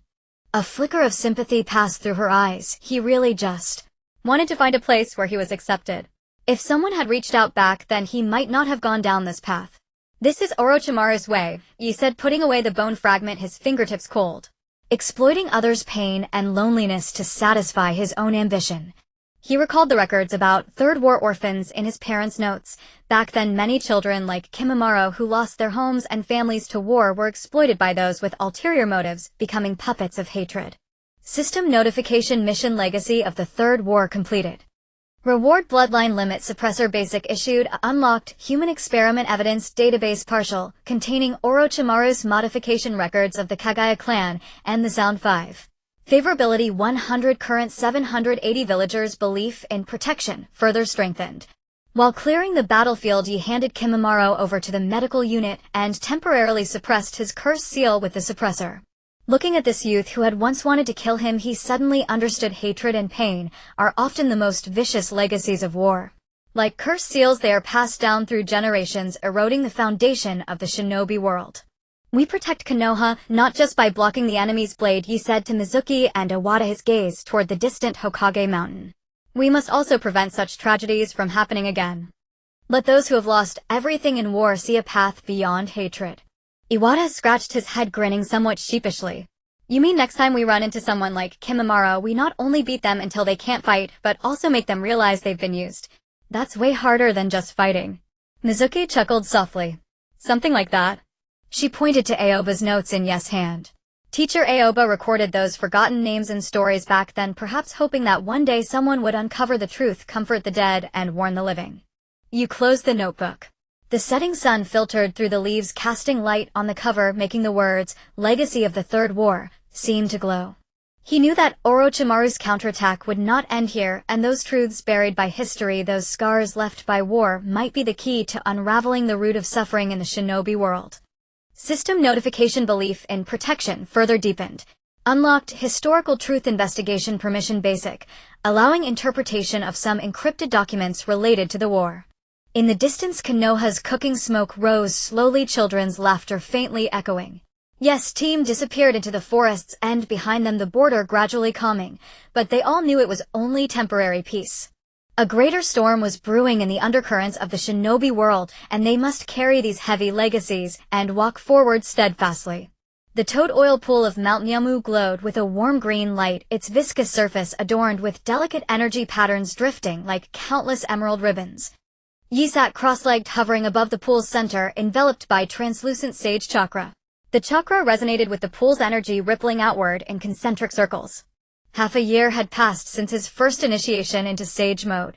His control over sage chakra had grown ever more refined. He could even sustain balance while moving, yet Sage Fukasaku always said this is not enough. True sage mode is not about controlling nature, but about becoming one with nature. By the pool's edge, Sage Shima stirred another vat of thick toad oil with a wooden ladle. The green liquid surface revealed intricate energy patterns, faintly forming a topographical miniature of Mount Nyamu. Back when I taught that boy Jiraiya, he rushed out into battle after just 3 days, thinking that turning into a toad meant he had mastered sage mode. But every time in combat he lost control, ending up half human half toad, and the enemy laughed him to scorn. She cast a glance at you, tapping the ladle against the vat with a crisp clink. You have more patience than he did, but you cling too tightly to the tension of protection, and that becomes your shackle. Natural energy abhors rigidity. Water flows around a stubborn stone. If you insist on clashing heat, how can you ever merge with it? You closed his eyes. His sage perception gradually spread across the entire Mount Miamu. He could hear the rhythmic breathing of distant toads, each with a unique chakra frequency. He could smell the subtle sound of moss absorbing moisture as damp energy seeped through roots into the earth. He could even touch the pulse of tree roots growing deep underground, their resilient vitality spreading through the soil. These sounds had once bewildered him, as if countless threads were tugging at his nerves.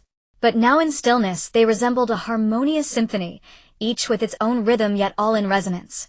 For the first 3 days he attempted to apply his previous damn mindset, using sheer will to forcibly harmonize his own chakra with natural energy. Yet at critical moments a blockage always occurred. The sage chakra would suddenly stiffen like a taut bowstring, unable to fully release or flexibly redirect. Sage Fukasaku watched him fail time and again, only saying you cling to the obsession of protection, as if drawing a circle around natural energy. It cannot enter and you cannot merge. Then on the morning of the 4th day, a small toad with an injured wing stumbled and fell into the oil pool, struggling in the green liquid. Yi instinctively reached out. Sage chakra surged forth without conscious guidance, yet the energy seemed alive, naturally enveloping the little toad, lifting it above the oil surface, and even seeping into the wound, slowly healing the damaged wing.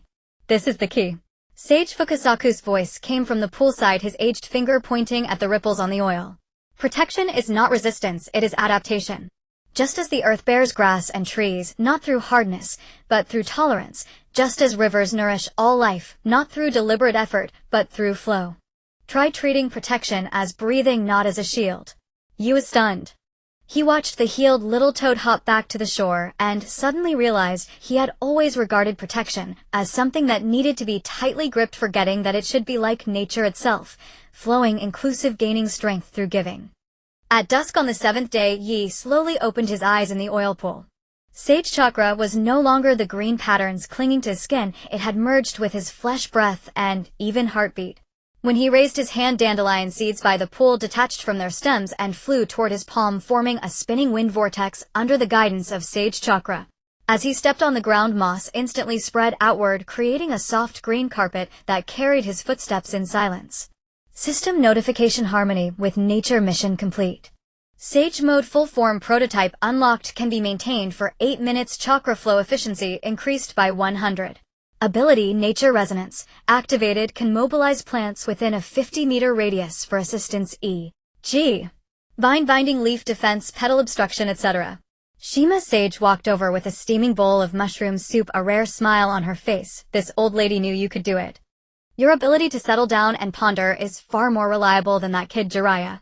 When he learned sage mode back then, he was so anxious, he rolled around in the oil pool, almost kicking the toad eggs at the bottom to pieces. You took the bowl, and the sage chakra at his fingertips resonated with the rising steam, which condensed into a crystalline water lotus, spinning gently along the rim of the bowl.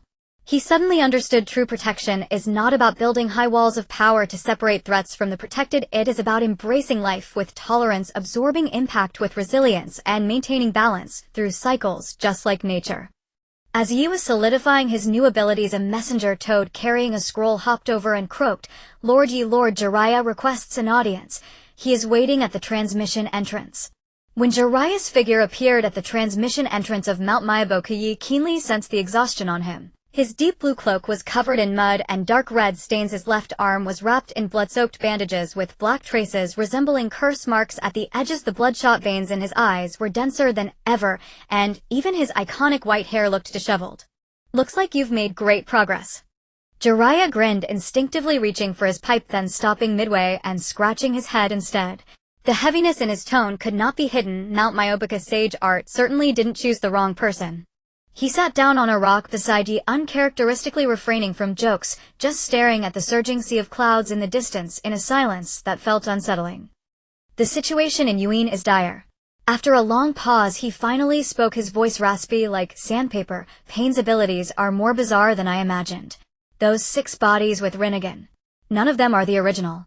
They're like puppets controlled by someone hidden in the shadows. I have to go again and find his true body or else Konoha will fall into trouble sooner or later. Yes, heart sank, and he blurted out, that's too dangerous. We can go together. The perception core can also provide support or... No. Jiraiya interrupted him, pulling a yellowed notebook from his chest. The cover read Complete Sage Mode Insights, in red ink, its corners worn from countless readings. Konoha needs someone to hold the fort, especially Naruto. That kid's Nine-Tails chakra is getting stronger. He'll be targeted by Akatsuki sooner or later. After I'm gone, the only person I can trust with this responsibility is you.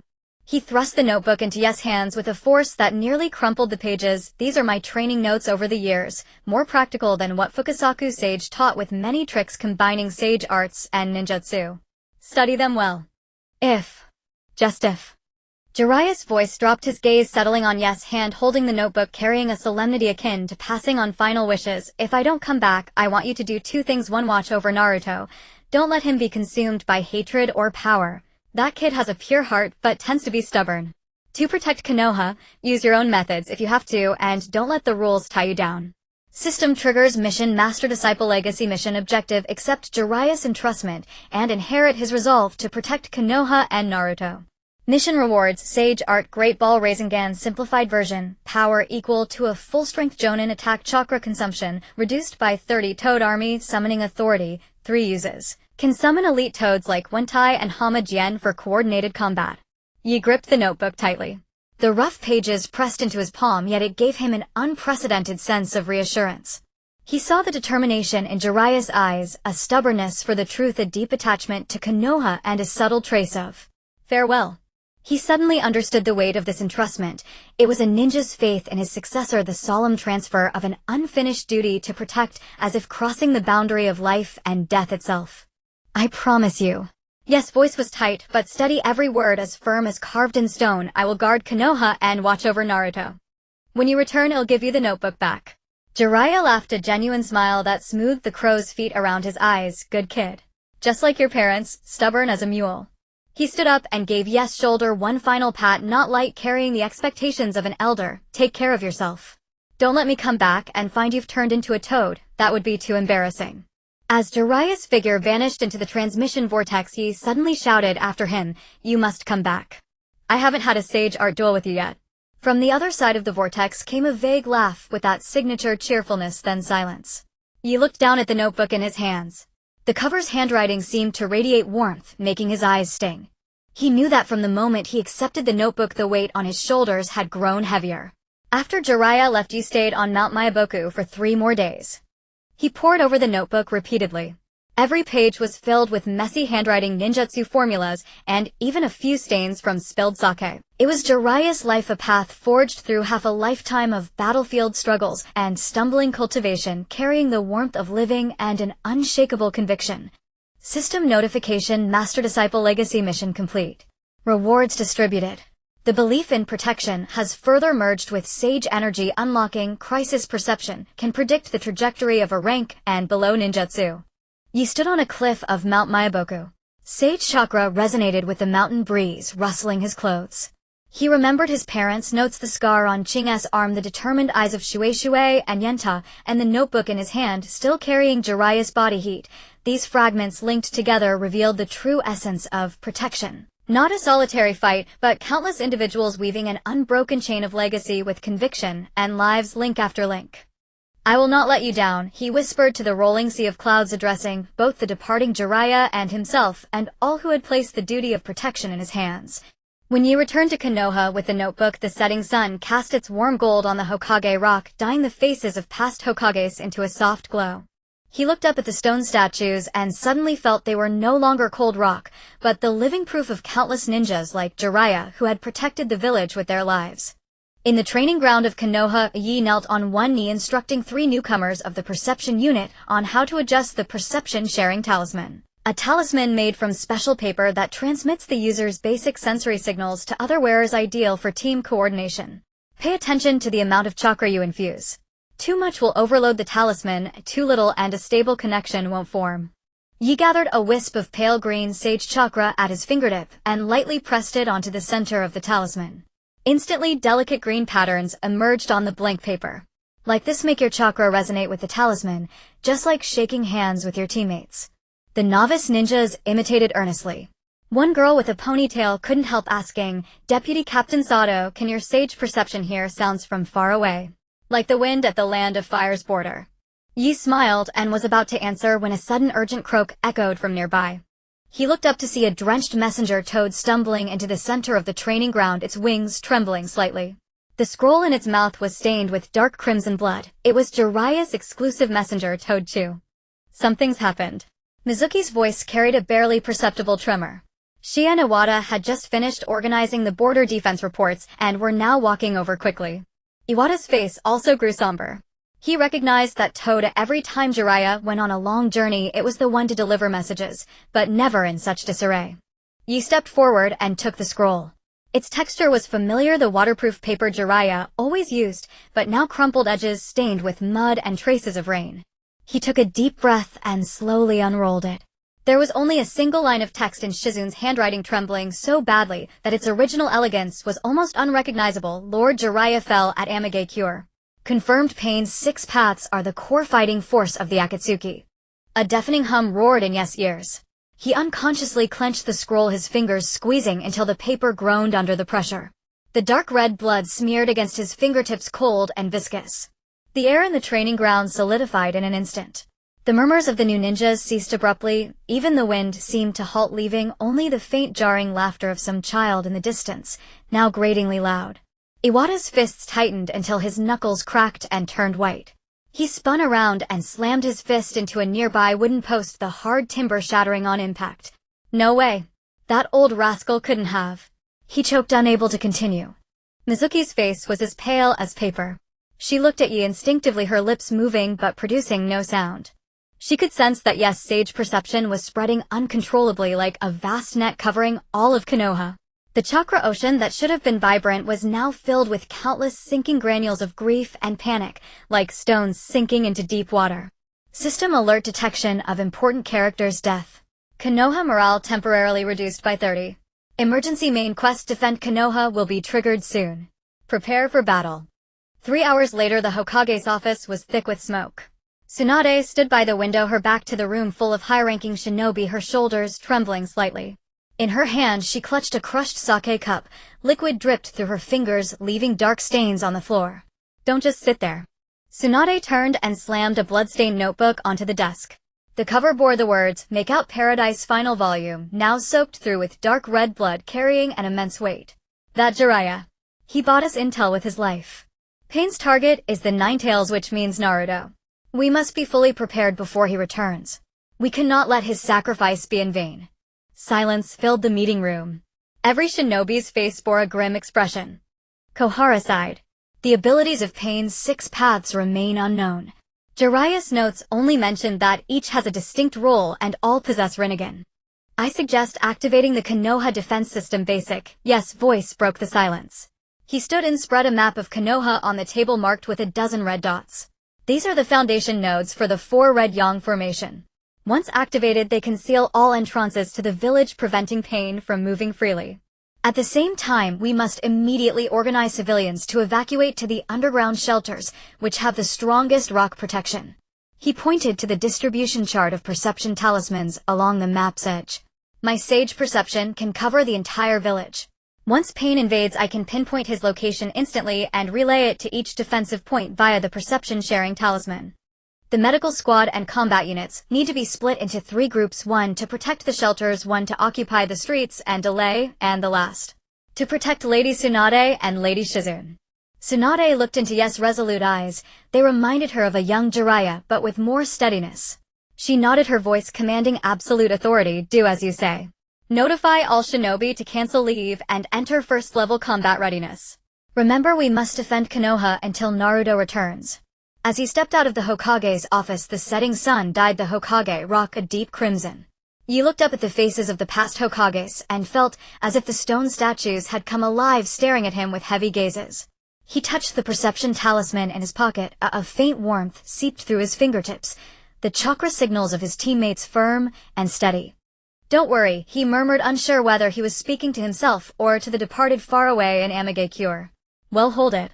At dusk, the sky over my suddenly darkened. It was not the dimness caused by clouds hiding the sun but an eerie gloom as if something had devoured the light itself. The air grew thick and oppressive, and even the wind carried a bone-chilling cold. Yi, who was organizing the evacuation of civilians, abruptly halted. His immortal art's perception tightened as if pricked by a needle, 6 inhuman chakras carrying an overwhelming pressure that could annihilate heaven and earth crashed down from the clouds like meteors toward the center of my. Where they passed, even natural energy trembled violently. Here they come. Yes, voice spread through the chakra threads on his wrist to all defense points. The threads connected to Shueishu Yantai and a dozen sensory-type ninjas. All personnel to battle stations. I repeat, all personnel to battle stations. Before his words faded, an indescribable repulsive force suddenly erupted in the center of my. It was not the impact of a jutsu nor a clash of chakra, but a pure repulsion carrying the essence of negating all existence. The training ground's floor was torn up entirely, soil and rocks shooting into the sky like a fountain. In the distance, the Hokage rock shattered with a crash as the third Hokage's visage crumbled, rubble tumbling down. Further away, houses crumpled like toys crushed by invisible giant hands, instantly reduced to ruins. Yi instinctively lunged forward, shielding 3 children who stood frozen in terror with his own body, while elevating his immortal art's chakra to its peak, forming a green protective barrier around himself. Even so, he was hurled away by the tremendous blast, his back crashing heavily against the broken city wall. With a crack, he felt a distinct snap in his ribs and a coppery taste surged in his throat. Cough. Cough. Yi coughed up a mouthful of blood, his vision blurring, but he forced himself to raise his head and spread his immortal art's perception again. The building damage rate in my had already exceeded 60. The streets were filled with collapsed houses and panicked civilians, cries, explosions, and the rumbling of crumbling structures intertwined like a symphony of despair. The system panel refreshed frantically, detected invasion of the 6 paths of pain, danger level SSS, Deva path used, divine repulsion, my building damage rate 60, emergency main quest, defend my officially activated quest objective 1, protect high-level combatants such as Tsunade and Shizune, quest objective 2, guide civilians to underground shelters, current progress 10, quest objective 3, contain the 6 paths of pain to buy time for Naruto, ultimate reward, with style true several. 1,000 hands prototype can temporarily mobilize a large amount of wood-style chakra for large-scale defense. In the dust-choked ruins, 6 figures slowly descended to the ground. They wore identical black cloaks and different nose rings on their faces, but the most striking feature was their eyes, the Rinnegan purple pupils devoid of any emotion, only a dead frozen indifference. The Deva Path Pain floated in midair, his short black hair ruffled by the wind. He looked down at the ruins beneath him, his voice as flat as if stating a fact. Pain will make you understand the true meaning of peace. Without experiencing destruction, you cannot comprehend the meaning of existence. Bullshit. Yentai's roar came from the side. He punched the Hellpath's summoning beast that was trying to approach civilians, sending the huge rhinoceros-like creature flying sideways, crashing into half a wall. You bastards. What right do you have to destroy our home? Yi wiped the blood from the corner of his mouth and signaled to Yantai and Shueishu, speaking in a hushed tone only they could understand, divide and conquer. Shueishu, come with me to the orphanage. There are 50 children there and the caretakers have no combat power. He pulled out the wood-style scroll from his waist and unfurled it. Yantai, take the medical team and remaining civilians to the underground shelter. The entrance is under the training ground in the eastern block. I've marked the safe route with chakra threads. If you encounter any rogue ninjas, show no mercy. Be careful. Yantai punched back the hell path that charged again, pointing at the sky. That floating one is the most dangerous. Don't go head-to-head with him. Got it. Yi replied, grabbing Shueishu's wrist and dashing toward the orphanage. His immortal art's perception told him that the orphanage's location had not yet been affected, but the animal path's chakra was rapidly approaching. They had to establish defenses before it arrived. The orphanage's walls had already been shattered by the shockwave of the divine repulsion. Amid the ruins, several caretakers were shielding the children with their own bodies. Some children were crying, others were too frightened to speak, their faces pale. The moment he landed, he frantically poured immortal art's chakra into the ground, with a resonant hum. Countless emerald vines burst from the ground, growing wildly, as if alive, rapidly intertwining into an impenetrable dome that completely enveloped the orphanage. The vines were covered with sharp thorns that glinted coldly enough to intimidate ordinary summoning beasts. Shueishu, use your water style. Yi shouted, sensing the animal path's chakra getting closer. Let the water flow along the vines to form a second layer of defense. Pain can absorb chakra, but if the water style is mixed with natural energy, he may not be able to absorb it completely. Shueishu immediately nodded and quickly formed hand signs, water-style water binding. The rain that had begun to fall from the sky and abnormal weather brought by pain was drawn by her chakra, like countless blue ribbons rapidly flowing along the vine patterns, forming a shimmering blue water curtain on the dome's surface. At that moment, a deafening roar sounded. A giant centipede over 10 meters long crashed into the barrier. It was a summoning beast called by the animal path, its shell hard as iron, corrosive saliva dripping from its mouth. With a tremendous bang, the water curtain and vines trembled violently. The thorns of the vines pierced deep into the centipede's shell, while the water curtain acted like a cushion, absorbing most of its impact. Great job. Yes, Immortal Art's perception suddenly caught a greedy chakra approaching from the side. It was the hungry ghost path hiding behind the ruins, trying to absorb the barrier's energy with its ability. The luster of the vines had already begun to dull. Yes, eyes sharpened. He leaped out of the barrier. You want my chakra? Come and get. He quickly formed hand signs, Immortal Art's chakra spinning and compressing in his palm, forming the prototype of a green spiral sphere, Immortal Art Wind-style Spiral Shuriken prototype.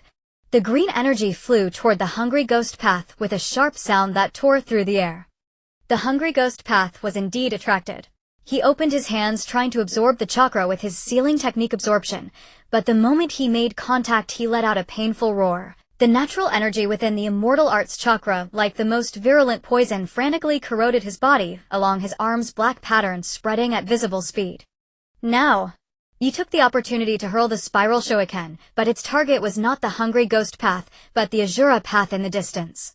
However, just as the jutsu was about to hit, a black shadow suddenly intercepted it. The Azura path's mechanical arm precisely caught the spiral shuriken, which then detonated with a boom. Amid the blast wave, you squinted and saw the Deva Path Pain raising his hand again, the Rinnegan flashing a dangerous red light. The surrounding air began to thicken as if something terrible was brewing. System warning detected, energy accumulation of planetary devastation activation intent. A violent explosion knocked you to the ground. He crashed heavily onto a pile of rubble, his ribs searing with a pain akin to fractures, while blackness swam before his eyes. Struggling to lift his head, he peered through the thick drifting dust and saw a sight that made his heart stop. Tendo Pain hovered midair, a black gravitational core slowly forming in his palm. Around him, fragments of rock, broken timber, and even distant pieces of houses began to float uncontrollably, gradually converging toward the core to form an ever-expanding sphere. That was the Chibaku Tensei, a terrifying jutsu capable of compressing the entire Hidden Leaf village into a single meteor. Give up. The system's icy voice rang in his consciousness, with mechanical calm. Current survival probability 17. Continued resistance may lead to death. Detected, your chakra reserves are below 20, insufficient to maintain effective defense. A series of images flashed through Yes' mind, Jiraiya's back, as he left Mount Myaboku, his hearty laughter saying, "Wait for my return," teacher Aoba lying on his sickbed weakly, but firmly saying, "Protection isn't about being brave. It's about living to see tomorrow." Mizuki watering the cherry blossom tree by the training ground, smiling and saying, "When the flowers bloom, let's have a picnic together." Iwata shattering a wooden post with his fist, proudly declaring, "See my taijutsu. I can protect everyone." And the faces of the orphanage children, fearful yet trusting of the little girl who had secretly clutched the hem of his shirt when he shielded them. "I am a ninja of the Hidden Leaf." He coughed up a mouthful of blood, yet a faint smile slowly curved at the corners of his lips. He could feel the sage chakra within him burning in a nearly self-destructive frenzy, not because he had lost control, but because he had actively chosen to detonate 10 of his own chakra in exchange for a fleeting moment of ultimate power. System alert limit break triggered. Burn 10 chakra to gain 30 seconds of perfect sage mode, duration reduced from 8 minutes to 30-second burst. Temporary ability, nature energy absorption, can reversely corrode Pain's puppet bodies. A reward, chakra hyper regeneration. Activated post-battle. Pale green sage markings instantly spread across Yes' entire body, even his pupils taking on an emerald luster. At this moment, the sage chakra was no longer merely a means of defense or attack. It had become completely one with his will and his convictions. He rose to his feet, meeting the Rinnegan of Tendo Pain's gaze. In the depths of those cold violet pupils, he caught a fleeting trace of human suffering and uncertainty. "You don't understand the power of protection." Yes' voice resonated with nature energy, clearly echoing across the ruins. "Pain will not bring peace, it only breeds more hatred." True peace means giving people the chance to protect what they cherish, not allowing despair and destruction. He leaped toward the still screaming Preta path. The earlier Sage Chakra had already caused cracks in its puppet body. Sage Chakra condensed in his right fist, forming a glowing green fist. The moment it touched the Preta path's body, he chose not to destroy, but to frantically inject nature energy of purification, annihilating the unnatural man-altered energies within Pain's puppet. The Preta path's body disintegrated like melting ice in the green light, turning into countless black fragments that dissipated in the air. Yes, gaze passed over the ruins, locking firmly onto Tendo Pain, who was still gathering energy for Chibaku Tensei. Green chakra exploded beneath his feet, and he shot forward like an arrow from a bow. The 30-second burst passed in a flash. When Tendo Pain's Chibaku Tensei finally took form, and its immense gravity began tearing at the Earth's body, as if drained of all strength, crashed heavily to the ground, his consciousness fading. He felt his body being pulled uncontrollably toward that black core, a rubble scraped against his skin, leaving searing pain. Give up. The system's voice sounded again with a barely perceptible tremor. You did not answer. With the last of his strength, he raised his hand and gently pressed the remnants of Sage Chakra at his fingertips into the ground. This time there was no earth-shattering jutsu, only countless tiny, nearly invisible green seeds that followed his chakra patterns and silently rooted themselves in the soil of the ruins. They were the toughest grass seeds he had brought back from Mount Myaboku, capable of sprouting in any environment. Protection is not one person fighting alone. He recalled the words of Fukasaku sage from Mount Myaboku. It is like the earth, embracing all life, allowing everyone to take root and grow here. At that moment, a warm chakra suddenly surged from all directions. Yes, sage perception caught it. Mizuki's water release barrier had not disappeared. Instead, driven by her chakra, it drew more rainwater toward the orphanage, forming a sturdier defense. Iwata, having evacuated the civilians, was now leading several taijutsu specialists, smashing through the summoned beasts of the Azura path with his fists charging in yes direction. Medical nin risked their lives, weaving through the ruins to heal the wounded with medical jutsu, their chakra faint yet unwavering. And countless ordinary leaf ninja, whether jonin, chunin, or genin, all fought, protected, and rescued to the best of their ability. Their chakra, like countless tiny streams, converged toward Yi and resonated with the seeds he had left in the soil. System alert, protection, belief triggers, will of fire resonance. All surviving leaf ninjas' chakra temporarily increased by 50. Your chakra hyper-regeneration, activated early. A warm current suddenly rose from his dantian, swiftly spreading through his limbs and bones. His broken ribs tingled with a numb itch, and his depleted chakra was rapidly regenerating.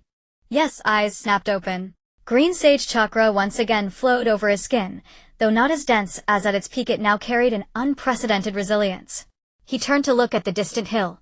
His sage perception caught a familiar vibrant golden chakra approaching at high speed, Naruto's aura carrying the wildness of the Ninetales yet also the unique stubbornness of a youth. The moment Naruto landed, golden Ninetales chakra erupted like flames, blasting away the surrounding rubble. He immediately spotted Yi struggling to rise in the ruins. His eyes narrowed sharply and the Ninetales chakra subdued slightly. Yi, are you alright? I'm fine. Yes, voice was still weak but carried a relieved ease. You're back. That's great. He struggled to his feet and pulled out the blood-stained notebook from his chest, the very one Jiraiya had entrusted to him. Pain's real body. Might be related to Jiraiya Sensei's investigation somewhere in the Hidden Rain. This is the intel he bought with his life. Inside is an analysis of the 6 paths of Pain's abilities.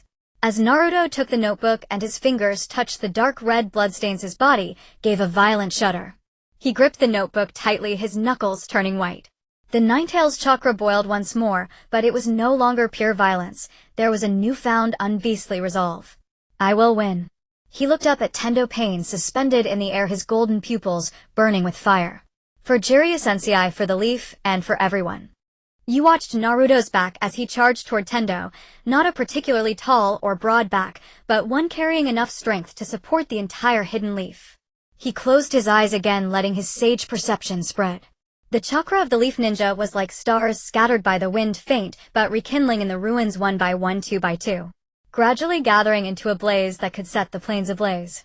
He knew the battle was not over.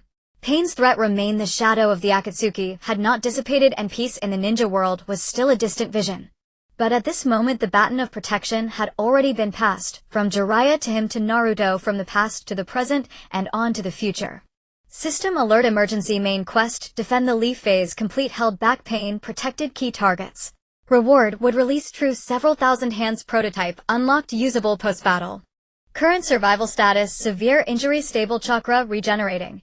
The sky above the ruins remained dim, a rain mixed with dust fell, soaking the scattered rubble and broken timbers.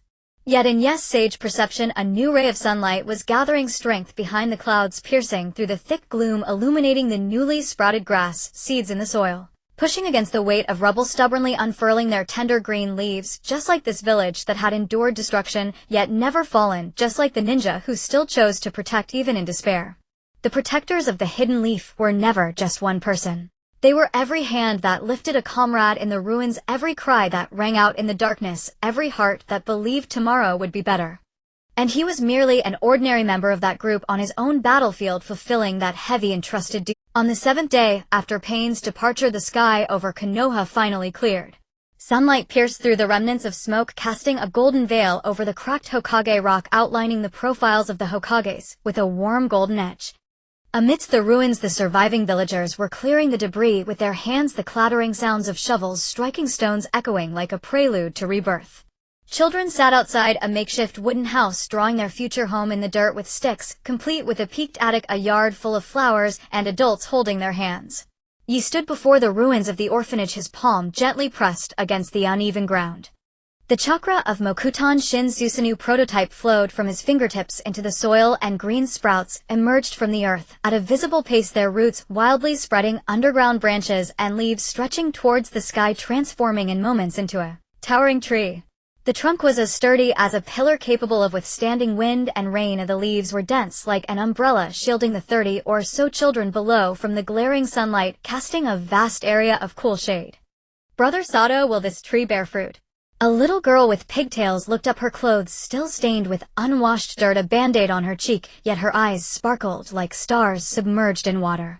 He crouched down, the sage chakra at his fingertips transformed into a gentle breeze, lightly brushing against her head. The chakra carried a soothing power, gradually relaxing the child's tense shoulders. It will. When spring comes, not only will it bear fruit, but it will also bloom with cherry blossoms all over the tree. Shueishu approached with a water bucket, evenly sprinkling clean water at the roots, droplets sliding down the trunk and refracting into tiny rainbows in the sunlight. Sister Shizune from the medical team said that your chakra is overdrawn and you shouldn't use such strong mokutan. She raised her wrist, revealing her bandaged forearm, a wound from falling debris, while protecting the children. Lady Tsunade wants you to go to the temporary Hokage's office. It seems there is something important. You stood up, gazing at the street being rebuilt in the distance. IWA was leading a group of young ninjas in moving stones, his shouts audible even half a street away. Put in more effort. We must make sure all the injured are housed in the new tents tonight. The sunlight shone on his sweat-drenched back, giving it a bronze hue filled with vigorous energy. The temporary Hokage's office was set up in the expansion area of the underground shelter, with walls of rough stone, still showing the marks left from excavation. The only decoration was the emblem of the village, hidden in the leaves, hanging in the center, slightly worn yet still bright red and striking. Tsunade sat behind a makeshift wooden table, the dark circles under her eyes deeper than usual, clearly having not slept well these past few days. Yet upon seeing he, a smile broke through her exhausted face. Please have a seat. She took a metal badge from the drawer and gently pushed it across the table. The badge was engraved with the character fire and the symbol of the guard team, its edges marked with slight scratches, the remnants of the previous generation of Hokage's guards, bearing the weight of time. This was supposed to be given to you when you were a bit more mature. Tsunade's voice carried a rare gentleness. But on the day of Pain's invasion, you used Mokutan to protect 50 children, guided over 300 civilians into the shelter using sage techniques, and even restrained the hungry ghost path despite your injuries. All of this is enough for you to bear this burden. Yi picked up the badge, the coolness of the metal transmitting through his fingertips, yet strangely providing a sense of reassurance. This small badge felt heavier than any ornate metal. Your parents also declined the appointment to the guard team back then. Tsunade suddenly set her gaze, drifting out the window as if lost in memory. They said guarding shouldn't just revolve around the Hokage, it should take root where it is needed most. She withdrew her gaze, looking seriously into Yes' eyes. But now I understand they like you comprehend the true weight of guarding. It's not about how high the position is, but about making others feel safe, because they are there no matter where you are. System notification obtained: Hokage Guard Identity Certification. Unlocked privileges, direct participation in high-level strategic meetings of Konoha, access to exclusive resources of the guard team, such as special sensing talismans, emergency medical kits, etc. Konoha high-level trust increased to 80 max 100, triggering hidden dialogue Tsunade's memories to learn more about the Sato couple's past. Yu tightened his grip on the badge, placing it over his heart. He felt that this was not only a recognition, but also a heavy responsibility, like a relay baton passed down from his parents to his teacher Aoba and now to him. The reconstruction of the monument to the nameless heroes was completed. The new stele stood taller and broader than before, its surface polished smooth as a mirror, clearly reflecting the color of the sky and the trails of drifting clouds. Villagers came spontaneously, placing before the monument fresh flowers, paper cranes, and children's drawings, pictures of smiling ninjas, intact houses, and a big radiant sun. The night team stood before the stele, watching the stonemason carve each new name stroke by stroke. The three characters Zilai were engraved in the most prominent position, the strokes vigorous and bold, as if one could see the hearty smile of that white-haired ninja. Beside it were the names of the ninjas who had fallen during Pain's invasion. Some were elderly ninjas with white hair who had witnessed the birth of Konoha, others were young teens just graduated from the Ninja Academy, whose lives had barely begun. It's Chingye's turn. Yantai took a carving knife from his backpack, his movements very gentle, as if afraid to disturb the sleeping dead. He always said, "I'm just a ninja who hides in barriers, not worthy of being carved on the monument, but in my heart he is more deserving than anyone." He crouched down and carefully carved the characters Qingyi in the corner of the stele, carving deeply. The stone chips fell rustlingly from the edges like silent tears. Shueishu placed a bucket beside the newly planted cherry sapling, quickly performed hand seals, and used a water release technique to transform the clear water into a fine stream that slowly seeped into the soil. This sapling was cultivated from a branch of the big tree at the orphanage. Her voice was very soft, filled with nostalgia. Teacher Qingyi loved cherry blossoms the most. He said cherry blossoms may have a short blooming period, but they bloom with magnificent fervor. A ninja's life is like that, even if brief it must radiate brilliance. He took out Jiraiya's notebook from his bosom. The bloodstains on the cover had long dried, turning a deep brown, yet one could still feel its heavy weight. He placed the notebook on the stone platform in front of the stele alongside teacher Qingye's old notes, filled with ideas for improving barrier techniques, Shueishu's father's water release scroll, with a message to his daughter written on the corner, and the physical combat tournament award Yen Tai had won as a child, the handwriting crooked, but brimming with childish pride. "These are our roots," he said softly, his gaze sweeping over his teammates and the names on the stele. "No matter how far we go or how many difficulties we face, we must never forget." The wind brushed over the stele, lifting a few pink cherry blossom petals that gently landed on the notebook like a response from the departed.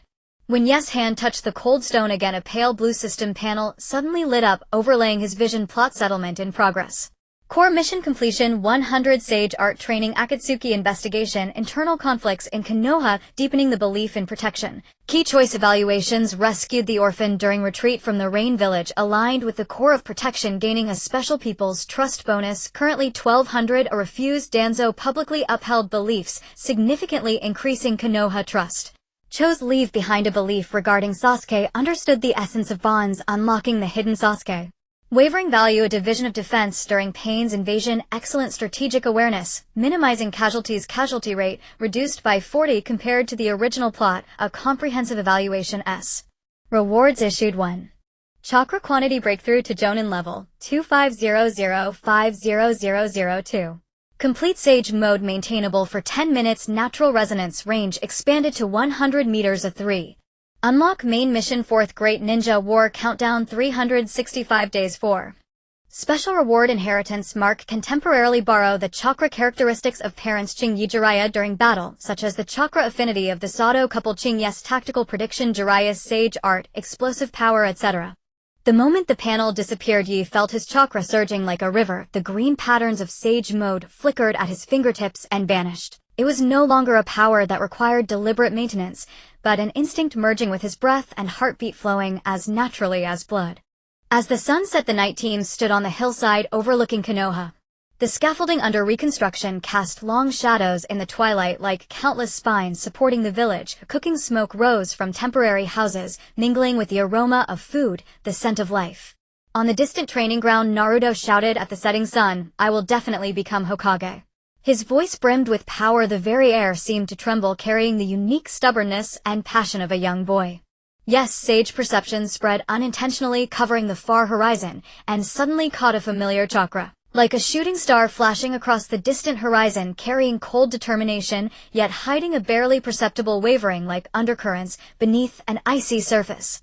System prompt detected: Uchiha Sasuke chakra fluctuation, current wavering value 40. He's still hesitating, Shueisha said softly. Her perceptive ability had also improved after Pain's invasion, able to capture subtler chakra changes. Perhaps one day he will understand a path beyond revenge. Yan Tai gave you a punch on the shoulder, not light, but filled with the camaraderie of a partner. Why think so much? Whether it's Sasuke the Akatsuki or the future Great War, the three of us will take them on together. He grinned, revealing white teeth, the sunlight shining on his face, exuding the high spirit of youth. You're the Hokage's guard now, can't be weaker than me. Yi gripped the badge tightly and turned to face his teammates. Shueisha's smile was gentle in the sunset like a spring creek. Yan Tai's eyes burned like flames full of power, and in his own heart the conviction to protect had never been so clear. This was not a battle of one person, but a wall built by three young ninjas together with those who had passed, and those still alive, solid and unbreakable. Let's go, Yi said, his voice steady. There's still much to do. The three figures walked down the hillside, their shadows stretched long by the setting sun, eventually merging with the reconstructed Konoha. In the distant sky, evening clouds blazed red like a harbinger of future war, yet also a declaration that new sprouts would bloom amid the ruins. The Ice Kingdom's castle lay buried under knee-deep snow as blizzard-born ice pellets held past, clattering against warriors' armor with a metallic symphony that seemed to herald the fate-deciding summit of the shinobi world. Following behind Tsunade, Yi stepped into the conference hall. The soles of his boots struck the polished stone floor, each crisp echo slicing through the silence of the vast chamber where even breathing could be heard. At the hall's center, a long table carved from monolithic black stone stood where the five Kage had already taken their places. Reikage AI's muscles were taut as iron blocks beneath his purple eyeshadow, his gaze cut like ice-tempered blades, sweeping over Yi with unconcealed scrutiny as if appraising the young ninja's weight. Gaara, seated at the sand position, his deep blue hood half covering his face, let sand gold flow subtly from his sleeve. Beside him, Temari bowed her head, quietly reporting the Sand Village's war preparations. Shikamaru stood a distance away, tapping his fingers unconsciously on the table, clearly analyzing the situation at lightning speed. Tsuchikage Inoki leaned on his cane, his aged face a map of wrinkles, yet he occasionally scanned the hall with eagle-sharp eyes through his subordinate's Byakugan. Mizuki Terumi was enveloped in a faint mist, a special water village jutsu that concealed both chakra and true emotions. She lifted her teacup with elegance, but her gaze never relaxed its vigilance. On the Leaf Village's side, Danzo sat in the seat temporarily vacated by Tsunade. As the meeting began, the Reikage suddenly slammed his palm onto the table. The thick stone trembled, spilling most of the tea from his cup. Pain destroyed the leaf, and the Akatsuki captured the Eight Tails, though later proven a fake, and now you speak of an alliance. All I care about is killing that brat Uchiha Sasuke. His chakra erupted like a raging tide, carrying the signature numbing sensation of lightning release. The tremor shook snow from the roof, which fell in a thin layer onto the floor. Suddenly, Ye's passive skill, lie detection, activated, a new ability deepened by his conviction of guardianship after Pain's invasion, allowing him to catch minute emotional fluctuations and chakra anomalies in others. He clearly caught the faint, almost imperceptible upward curl of Danzo's lips, along with the weak chakra fluctuation at his fingertips, transmitting signals out of the hall via a hidden wire under the table. Lord Reikage stepped forward, his sage perception silently penetrating the walls to lock onto three suspicious chakras disguised as Iron Country samurai, their chakras laced with the same eerie coldness as Orochimaru's base. Your hatred is understandable, but a more urgent matter arises. Someone is about to strike outside this hall, likely targeting the Kage present. No sooner had the words left his mouth than three black shadows crashed through the window, their kunai coated in a sinister blue glow, clearly poisoned, aiming straight at Gaara, who sat nearest the window. Yi was ready. His chakra threads had silently entwined the attacker's wrists. In the instant before the kunai struck, he gave a light tug, neutralizing all force. They're remnants of Orochimaru. Their chakra carries traces of cursed seals, he shouted. Gaara reacted swiftly. Sand gold surged from his sleeve like a tidal wave, engulfing the assassins and leaving only short, sharp screams. He turned to Yi, his eyes heavy with gravity. How can you be certain they're Orochimaru's men? My perception can discern the minute signatures of chakra. You did not directly expose Danzo's schemes, but turned to the five Kage, his voice steady. These people deliberately attacked when the Raikage lost his temper, hoping to use your hatred for Sasuke to incite conflict and prevent the alliance, exactly what the Akatsuki wants, letting us tear each other apart while they reap the benefits. The Raikage's fury subsided slightly. He stared at the pile of sand gold on the floor, frowning, clearly weighing the pros and cons. Inoki coughed and tapped the floor with his cane. The kid has a point. The Akatsuki is our common enemy. If we can't even see that clearly, what is there to discuss about joining? The atmosphere in the venue had slightly eased after the assassin incident. The five Kage refocused on discussing the alliance structure, unaware that the undercurrents in the shadows were still quietly turning. Danzo appeared silent, but his single Sharingan was constantly fixed on Yi, the chakra threads at his fingertips trembling, faintly, clearly brewing a new move. Just as the ninja representatives from various nations began tallying combat data, the heavy iron door of the hall suddenly emitted a harsh tearing sound. With splinters and ice shards flew, and the cold wind carrying snowflakes poured in, instantly dissipating the indoor warmth. Sasuke's figure appeared in the wind, and snow, his black trench coat flapping loudly. Suigetsu, Karen, and Yugo of the Hawk team stood on either side, warily watching the ninjas in the venue. His Mangekyo Sharingan flickered with an eerie red light in the dim light. His gaze like a hawk locking onto its prey, fixed on Danzo. "I've come to kill you." The entire hall instantly went on high alert. The Raikage's lightning chakra instantly enveloped his entire body, his hair standing on end, almost ready to charge forward. Right there, Inoki's staff struck the ground heavily, causing spiderweb-like cracks on the floor, earth chakra swirling around him. Maituruma's mist thickened water and fire chakra building simultaneously. Gaara's gold dust boiled again, forming a solid shield in front of him. Yes, sage perception captured a key detail. Though Sasuke's chakra was violent, carrying the flames of revenge, it had a hint of hesitation. Compared to when he was at Orochimaru's base, like burning fire, mixed with a bit of ice shard, no longer pure destructive desire. "You Uchiha brat, you're asking for death." The Raikage moved at lightning speed, his fists smashing towards Sasuke with a thunderclap. The air was torn, emitting a harsh screech. Sasuke sidestepped to avoid black flames of Kagetsuchi igniting in his palm. The dark fire reflected his cold profile, but he did not counterattack immediately. His gaze swept across the entire venue, pausing briefly on the faces of the Raikage, Inoki, and others, finally settling on Yi, with a complex, unreadable emotion, part anger and part something else. Yi suddenly stepped forward, would release chakra spreading beneath his feet. Emerald vines burst from the ground and quickly interwove into a semi-transparent green barrier separating Sasuke from the five Kage. "Sasuke, this is not the place to settle personal grudges. You want to stop me again?" Sasuke's black flames suddenly surged, nearly engulfing the barrier, his tone full of sarcasm. "Just like at Orochimaru's base, with your hypocritical protection rhetoric. I just want to tell you," Yes' voice came through the barrier, clear and unwavering, "killing Danzo would make the Akatsuki happiest. They can't wait for us to kill each other so they can collect the tailed beasts and destroy the entire shinobi world. You want revenge, but you shouldn't become a pawn for others." Danzo suddenly let out a cold laugh, his voice hoarse and harsh. "Sato Yoru, are you colluding with a rogue ninja? Just like your meddlesome parents, always liking to stand on a moral high ground and boss people around, and in the end they died on the battlefield." "Shut up."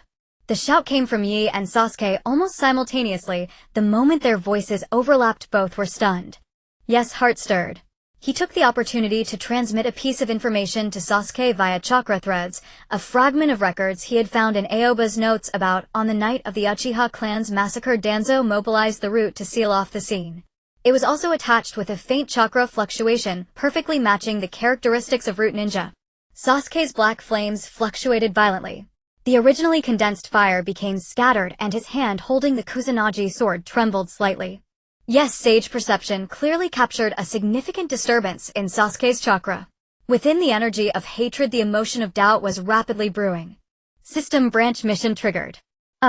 Assist Zuozhu in assassinating Tuansung. Eliminate Mai's internal threat. Zuozhu trust 20, but probability of wooing alliance collapse raises to 80. Subsequent coalition formation difficulty upgraded to shrink. B. Prioritize maintaining the wooing alliance. Temporarily spare Tuansong coalition cohesion 15, but must endure Zuozhu's hostility. Wavering value may drop by 10. Ye's gaze swept swiftly across the five Kage. The Raikage's fury had not yet subsided, but his clenched fists were already loosening. Gaara's eyes were calm, clearly assessing the situation. Terumi Mei's fingers paused midair, holding her teacup as if weighing options. Anoki's staff tapped lightly on the ground, emitting a rhythmic thud-thud, as if urging him to decide. Finally his sight fell upon the banners of various ninja villages fluttering beyond the window. Those flags rustled fiercely in the wind and snow, yet remained steadfastly upright. He recalled the ruins of Mai during Pain's invasion. The Sai and Jiraiya's notes that if the ninja world does not unite, the Akatsuki will destroy it one by one, and the records of the Third Shinobi World War left by his parents. A time when nations mistrusted each other, ultimately claiming countless innocent lives. Zuojuyi withdrew the wood-release barrier, but mobilized Sage Chakra to form an invisible pressure field containing the conflict within controllable limits. If you trust me, stop now. I will expose Tuansing's crimes before all the shinobi world after the coalition is established. Then however you seek revenge, I will not stop you. Why should I trust you? Zuoju's black flames still burned in his palm, but the range had clearly shrunk. His fist clenched slowly, struggle flickering in his Mangekyo Sharingan. You're no different from those people in Mai. Because we both want the truth. You met his Mangekyo Sharingan directly, his tone sincere. And also, because you don't want to be a pawn of the Akatsuki. You didn't attack the Reikage immediately just now, which shows you understand that acting now will only make things worse. At that moment Gaara suddenly spoke. I support Ye's proposal. His sand gold slowly encircled Zuoju, forming a golden ring, without any aggression. Tuansang's issue can be dealt with later, but the Akatsuki's threat is imminent. We have no time for internal strife. Terumi May set down her teacup, a meaningful smile curving at the corner of her mouth. The kid from Suna is right. Instead of an old fox, the Akatsuki are a bigger headache. Anoki also nodded, pointing his staff at Tuansang. That old man's account will be settled eventually, but not now. Though the Reikage still glared at Zuoju, he gave a heavy humph and made no further move, tacitly accepting the decision. Zuoju's black flames flickered thrice in his palm before slowly extinguishing. He cast a deep, complicated look at Yi, a mixture of suspicion, anger, and a faint trace of wavering. Then he turned and walked toward the door, leaving behind a cold remark. I'll be watching you. If you deceive me next time we meet, it will be your death. The members of the Eagle Squad followed closely, soon disappearing into the wind and snow. System notification: Choice B aligns with the principle of protecting the entire ninja world. Coalition Cohesion 15, probability of wooing alliance achieved raised to 90. Zuoju's wavering value unchanged, maintained at 30. Hidden Trust 5, current 5,100. Reward Coalition encrypted communication authority unlocked. Real-time data from all nations sensory type shinobi can be accessed. The meeting finally reached a consensus late into the night. Established the allied shinobi forces with Gaara as the overall commander, and each nation select elites to form 5 main divisions. Combat Division, Medical Division, Sensory Division, Intelligence Division, and Logistics Division. As the captain of Mai's Sensory Division, Yi was appointed Sensory Division General Coordinator, responsible for coordinating the intelligence networks of sensory-type shinobi across all nations, ensuring real-time information sharing. As he left the venue, Tsunade patted Yi on the shoulder. Her palm was warm and firm. Your choice just now was braver than mine back then. She gazed at the falling snow, eyes filled with reminiscence. Your father during the Third Shinobi World War always did these thankless things. When he could have taken down an enemy with one strike, he'd rather spend words persuading them to surrender, saying killing them is easy, but making them understand why they fight is hard. Yi paused in his steps. He had heard many stories about his father, but rarely such specific details from Tsunade's lips. I used to think he was foolish. Tsunade smiled, the crow's feet at the corners of her eyes, especially distinct in the snowlight. Only later, when I saw those ninjas he persuaded become the main force in rebuilding their homeland after the war, did I understand what he meant by long-term. Protection isn't just about cutting down the enemy in front of you, it's about making sure that where the enemy falls, new things can grow. Yi looked at the distant campfires of the coalition. The points of light, though scattered, gathered into a warm sea of radiance. He recalled the look in Zuoju's eyes as he left, and the silence, when the 5 Kage finally reached consensus and suddenly understood something. It's like this snow, he said softly. Now it feels cold, but when it melts it makes the land fertile. Tsunade raised an eyebrow and patted his shoulder. Finally, I didn't waste my time teaching you. Remember, what you're guarding now is not just my but the spring of the entire ninja world. The burden is heavy, but you can bear it. Yi tightened his grip on the encrypted communicator. The coolness of the metal shell seeped through his palm, yet it made him feel grounded. He recalled the notebook his mother had pressed into his hands before departure. The last page read, "The ultimate form of protection is to make the protected have the chance to protect more people." The wind and snow gradually subsided. A moonlight peeked from behind the clouds, illuminating the footprints left behind. One set deep, one shallow, both eventually leading toward the ever-brightening campfires. Yi knew the clouds of war had not yet dispersed. Tuansang's schemes, Zhuozhu's wavering, the Akatsuki's threat, and countless challenges lay ahead. But at this moment, only one thought filled his mind: walk this path until the ice and snow melt, until those flames truly become eternal light. The temporary camp of the Ninja Alliance was established on the border plain between Huoziguo and Tangziguo. The morning mist, like a thick white veil, shrouded the figures of 50,000 ninja. The reflections from armor and ninja tools pierced through the mist, casting mottled patches of light on the ground. The air was filled with a mix of chakra and earth. Yi stood atop the highest watchtower, his white cloak flapping loudly in the morning breeze. His sage art perception spread like a spiderweb in all directions. The topographic outlines of the 5 battlefields east, south, west, north, and center emerged clearly in his consciousness. The chakra distribution of ninja from various nations resembled twinkling stars, and even the faint energy fluctuations from the distant white Zetsu base could not escape his perception. First unit fully deployed, mid-range combat ninjutsu calibrated. De Lui's calm voice came through the communicator. The hum of lightning released chakra transmitted via radio waves carrying a metallic sharpness. Third unit has entered close quarters position. Yan Tai requests synchronization of perception frequency with Captain Zhuoteng. Yan Tai's roar followed immediately with the characteristic heaviness of taijutsu specialists, causing the communicator to tremble slightly. Shueishu's voice was warm and soothing like a spring, carrying the gentle fluctuations unique to medical ninjutsu. Fourth unit's medical station is fully deployed. Chakra threads have been connected to the frontline casualty markers. Requesting perception support. Need real-time location of critically wounded ninja. Yes, fingertip glided across the crystal panel of the Alliance's encrypted communicator. Pale blue energy patterns flowed along his finger, linking the perception nodes of the 5 battlefields one by one into a network.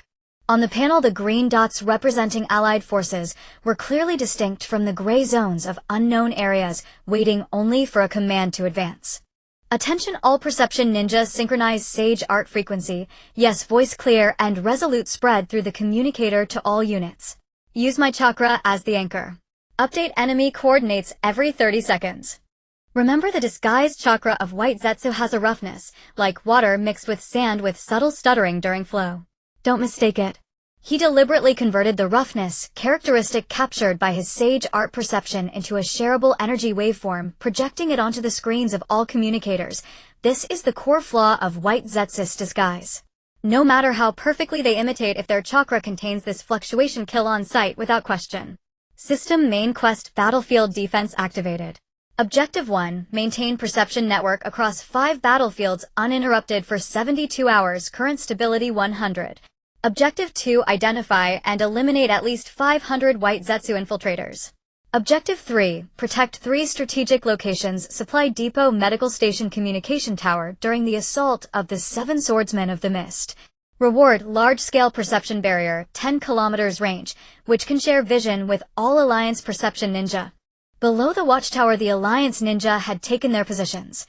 Lightning release ninja of the first unit were forming hand seals, arcs of lightning dancing at their fingertips. A close combat ninja of the third unit gripped kunai chakra flowing through their muscles, ready to charge at any moment. Outside the medical tents of the fourth unit, Shueishu was directing ninja to connect chakra threads to specially made marking talismans.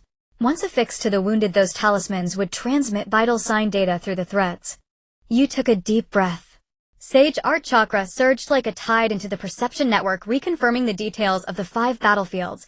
The eastern canyon was suitable for ambush, already manned by ninja skilled in trap techniques. The southern plain was open, entrusted to the taijutsu force led by Yan Tai for a frontal assault. Of the western forest was dense, perfectly suited for the ninjutsu advantages of Konoha ninja. All units stand by. Yes, voice came through the communicator with indisputable strength. Remember, we are not merely defending positions. We are protecting all those who await peace behind us. The morning mist gradually dispersed. Sunlight pierced through the clouds, shining upon the banners of the Alliance camp. The wind from all 5 battlefields blew simultaneously, carrying the scent of impending gunpowder. Yi knew that from this moment the war that would decide the fate of the ninja world had officially begun. In the first hour of battle, yes, perception network captured an anomaly. The chakra of 20 rock hidden ninjas in the Northwest Supply Depot suddenly became fuzzy. Not due to injury-induced energy depletion, but as if covered by a murky film, the originally rock-solid flow rhythm belonging to the rock hidden ninjas showed slight deviations. Yi immediately switched to the mystical perception mode, green energy patterns swirling in his pupils, enlarging the chakra cores of those 20 ninjas. Indeed, at the chakra sources of 3 of the ninjas, he detected that familiar stagnation, like sand mixed in clear water causing slight stutters in its flow. This was a typical characteristic of Baiju's disguise. Supply Depot, 3rd row from the back on the left. Yes, voice exploded through the communicator carrying the penetrating power of mystical chakra, clearly reaching the ears of each ninja. The 3 in brown armor are Baiju. Attack them with wind release or lightning release. Their bodies are vulnerable to high-frequency chakra impacts. Before his words fell, Darui had already led the lightning release ninjas to arrive. Lightning release, black striped difference. He formed hand seals and black lightning snakes fell like whips, accurately wrapping around those 3 rock hidden ninjas. In the instant the lightning exploded, 3 figures became visible amidst the electric current. Baiju's unique pale skin exposed their bodies, twisting like melted wax, emitting piercing screams. But more imposters emerged from the ground, their bodies assimilating with the soil, causing large clouds of spores to rise as they emerged, instantly coating the supply depot's tent in white powder. Those spores fell on the allied ninjas, beginning to slowly erode their chakra. Several slow-reacting ninjas immediately felt dizzy and disoriented. Don't panic. Yi mobilized mystical chakra to infuse the perception network, amplifying the characteristic of Baiju's stagnation 100-fold to share with all units. They can mimic chakra amounts, but they cannot imitate the flow rhythm. The chakra of the Konoha ninjas flows like a streamlight, and agile of the Suna ninjas flows like grains of sand, fine and resilient. The IWA ninjas flows like rock, breaking heavy and forceful. Remember the rhythm of your comrades nearby. If it's different, it's the enemy. This tactic proved effective immediately. The fire release ninjas from Konoha immediately unleashed the Great Fireball technique. As the flames swept past their comrades, they only brought warm currents, but upon reaching the Baiju imposters, they exploded with a bang. Those imposters could not mimic the explosive flow rhythm of fire release chakra. Upon encountering high temperatures, they revealed their true forms of the Suna puppeteer controlled his puppets. To collide with allies, true ninjas could evade using the puppets' momentum. While Baiju, unable to keep up with the delicate flow of sand chakra, was staggered by the puppets and instantly exposed. 23 Baiju eliminated. The supply depot is temporarily safe. The captain of the Rock Hidden reported through the communicator, his voice filled with the relief of having survived a disaster. Yi did not relax his vigilance. Mystical perception spread once more, covering the entire northwest front. He knew that Baiju's infiltration was just the beginning and more terrifying enemies lay ahead. Indeed, at the edge of the perception network, a cold chakra was silently approaching. This energy carried the unique moisture of water release, but was tinged with a hint of bloodiness, like a poisoned blade targeting the medical point where Mizuki was located. To the west of the medical point, chakra intensity at level A. It's the 7 ninja swordsmen. As yes warning was issued, the ground suddenly cracked open with a massive fissure, surging water flowing out like a waterfall. It was Lin Gen Yuyuri's water release great waterfall technique. She held the Raikiri Fang, the blade entwined with blue lightning, striking towards the medical tent where Mizuki was located under the cover of the water flow. Mizuki immediately reacted, forming hand seals with both hands. Water release, water formation wall. A wall of water surged up, blocking in front of the tent. But Lin Gen Yuyuri's lightning release ninjutsu happened to counter water release. The moment the Raikiri struck the water wall, the current spread along the water flow, and the water formation wall was forcibly breached, leaving a charred gap. If you want to move the medical point, you have to get past me. Rock Tai's roar came from the side. He had reached the medical point without Yi knowing. Chakra from his body technique condensed in his legs, delivering a Konoha's strong wind kick towards the Raikiri. With a crisp sound, the Raikiri was deflected and Lin Gen Yuyuri's body staggered back. But when Rock Tai's fist struck Lin Gen Yuyuri's impure body, it only stirred up a puff of white smoke. Impure reincarnation's immortality greatly reduced the effect of physical attacks. Her body quickly returned to its original state, and the Raikiri swung again. Mizuki wrapped her blade with chakra threads. Yes, voice simultaneously reached both of them. Mystical perception had locked onto Lin Gen Yuyuri's weakness. Her lightning release relies on the ninja sword for conduction. The threads can divert the current. Rock Tai attacked the ground near her feet. There is a curse mark control node of Orochimaru there. Vibrations can temporarily disable the node. Mizuki immediately understood the thin chakra threads flew out like a spider web precisely wrapping around the Raikiri Fang. Those threads appeared fragile yet contained the unique buffer characteristic of medical ninjutsu. As the current from the Raikiri touched the threads, it was guided into the ground, causing the blue light on the blade to dim. Rocktai aimed at the soil beneath Lin Zhenyu Yuri's feet chakra from his body technique condensed in both fists body technique heavy rock strike. He slammed his fists into the ground, causing violent vibrations to spread from the point of impact, cracking the earth with fine fissures. Indeed, Lin Zhenyu Yuri's movements momentarily froze. Yes, mystical perception clearly captured that her curse mark at the neck showed a momentary disturbance during the vibrations, which was the critical node for Orochimaru to control impure reincarnation. Now's the time.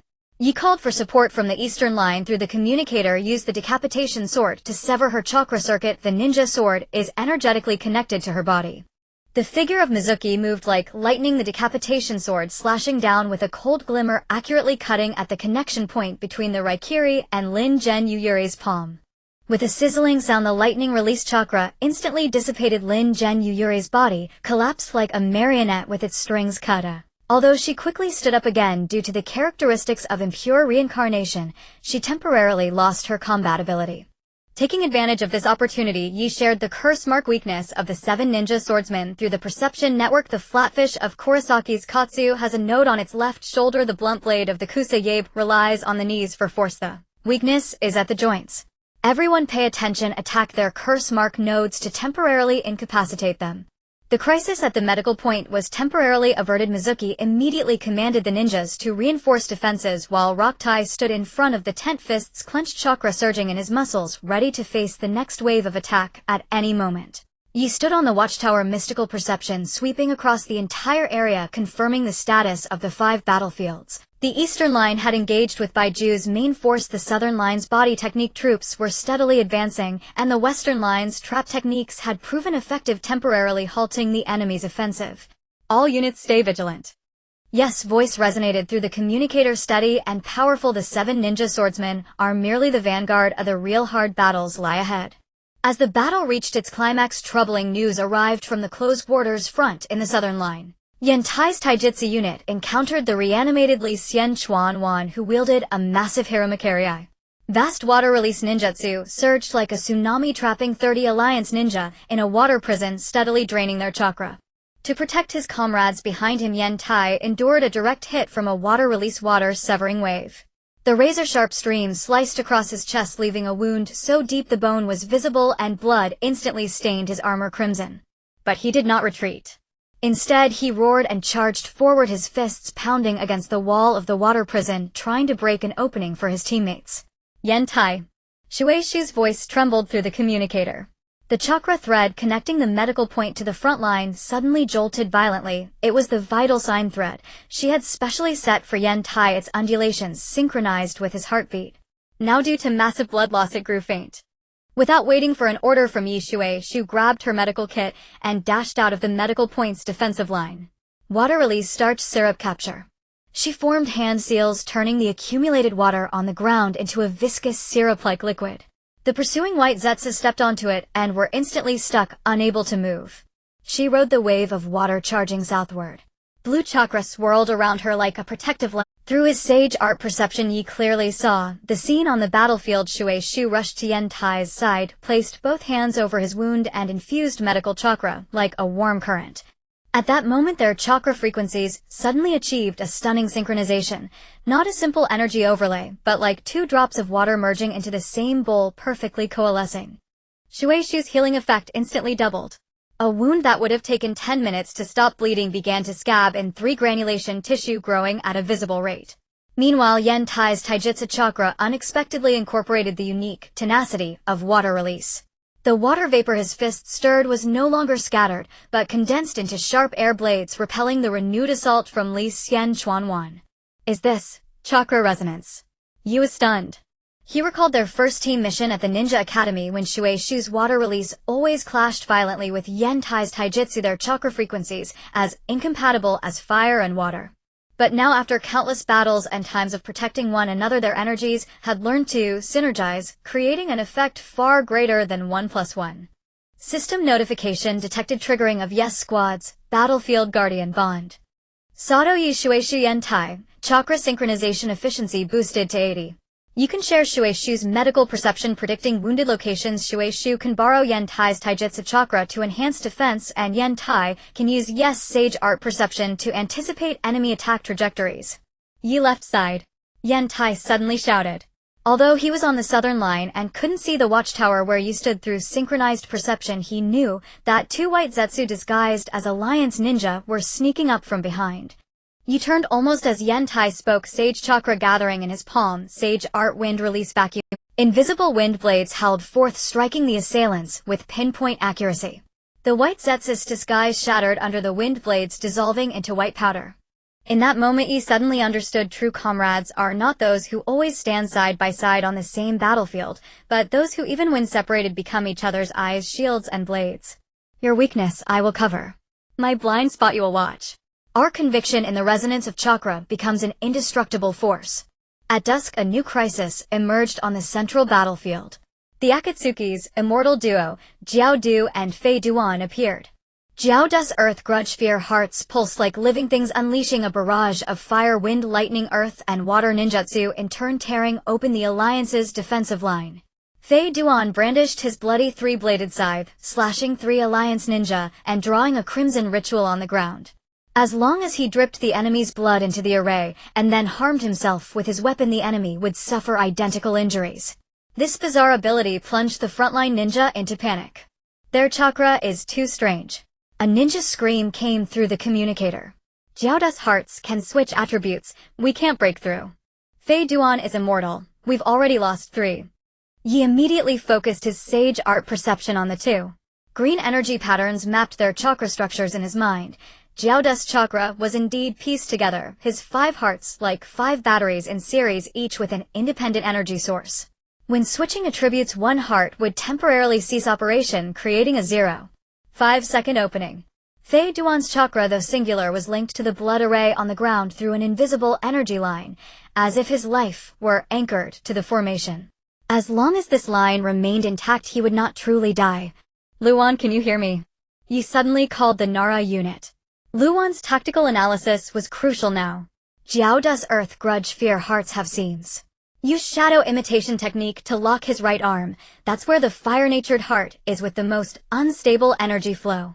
Once restrained, he won't be able to switch attributes. He simultaneously turned toward Fei Duan's direction, concentrating sage chakra at his fingertip, and shared the energy line characteristics of the blood array with Shueishu and Yen Tai. Shueishu, pinpoint the area of Fei Duan's blood array for me. Use chakra threads to mark the boundaries, don't let him expand the formation. Yen Tai, prepare to use body art earth-style wall to isolate the ground, cutting the array's connection with the earth. Roger. Luan's voice came cool and analytical. Shadow imitation technique ready. It'll strike the moment Jiao Du switches to fire release.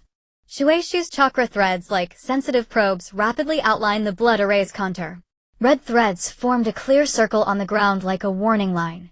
Yen Tai retreated to a safe distance, taijutsu chakra coalescing in his fists, waiting for Yes command. The timing in Yes perception was precise to the second. Jiao Du indeed switched to fire release. The fire-natured heart in his right arm began to operate, causing a brief fluctuation in energy flow. Now!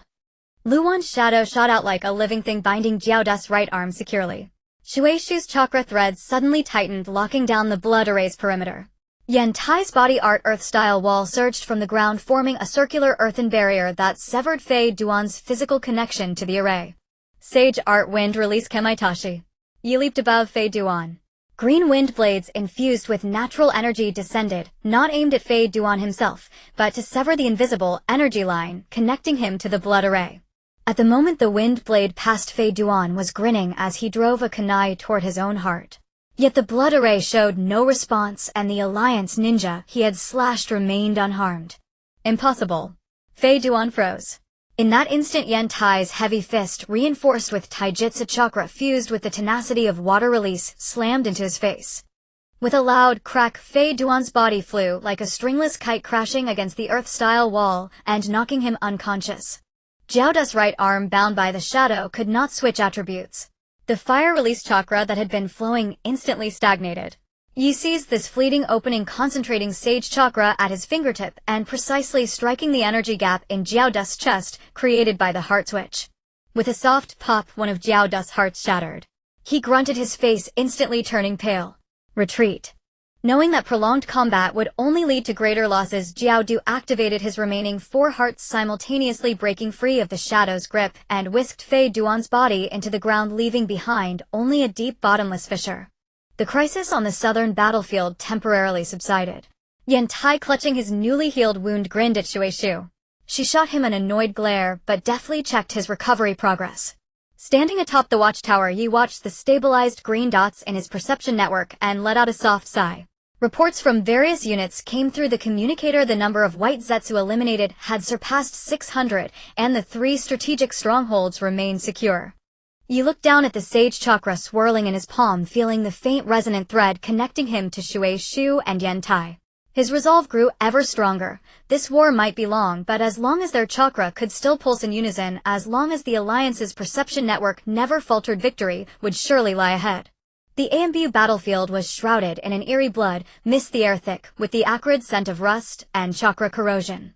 Once a secret training ground for Konoha's ANBU, the stone floor still bore the blade scars of past operatives.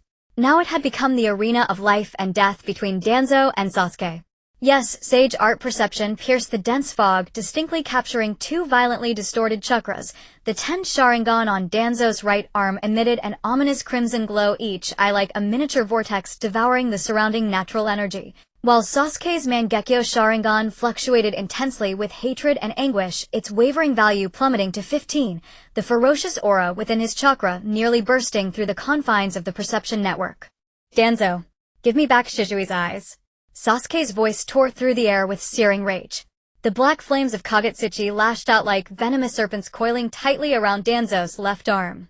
The black flames, supposedly indestructible, dissipated upon contact with Danzo's body as if burned against a mirror, leaving only wisps of smoke. Danzo let out a cold sneer, the Sharingan in his lone eye spinning rapidly, its scarlet pupils brimming with mockery. You brat, do you really think you can overcome Izanagi with such meager strength? Before his words faded, his body dissolved into a puff of white smoke, leaving behind only a closed Sharingan on the ground. The blood vessels in its sclera slowly receded, losing all luster. That was the effect of Izanagi transforming real damage into illusion. Each Sharingan could maintain 10 seconds of absolute defense at the cost of permanent blindness afterward. Sasuke's black flames struck empty air only to be hit by a gust from behind. Danzo's figure had already appeared behind him, hands forming seals, wind-style vacuum great waves. Several invisible wind blades swept through like scythes. Sasuke failed to dodge in time. A one blade grazed his chest, and he coughed up a mouthful of blood, staining his robe crimson. Yes, fingers flew across the crystal panel of the Alliance communicator, encrypting and compressing the data parsed by his Sage Art Perception into a faint chakra signal, which he precisely transmitted into Sasuke's perception range. This was the encrypted channel he had prepared specifically for a potential alliance, of frequency only Sasuke's Mangekyo Sharingan could capture. Izanagi only lasts 10 seconds per eye. He's using the second eye from the left on his right arm, 3 seconds remaining. Aim 3 meters to your front left, that's where hell land after dispelling the illusion. Sasuke's pupils suddenly contracted, the pattern of his Mangekyo Sharingan stalling momentarily from shock.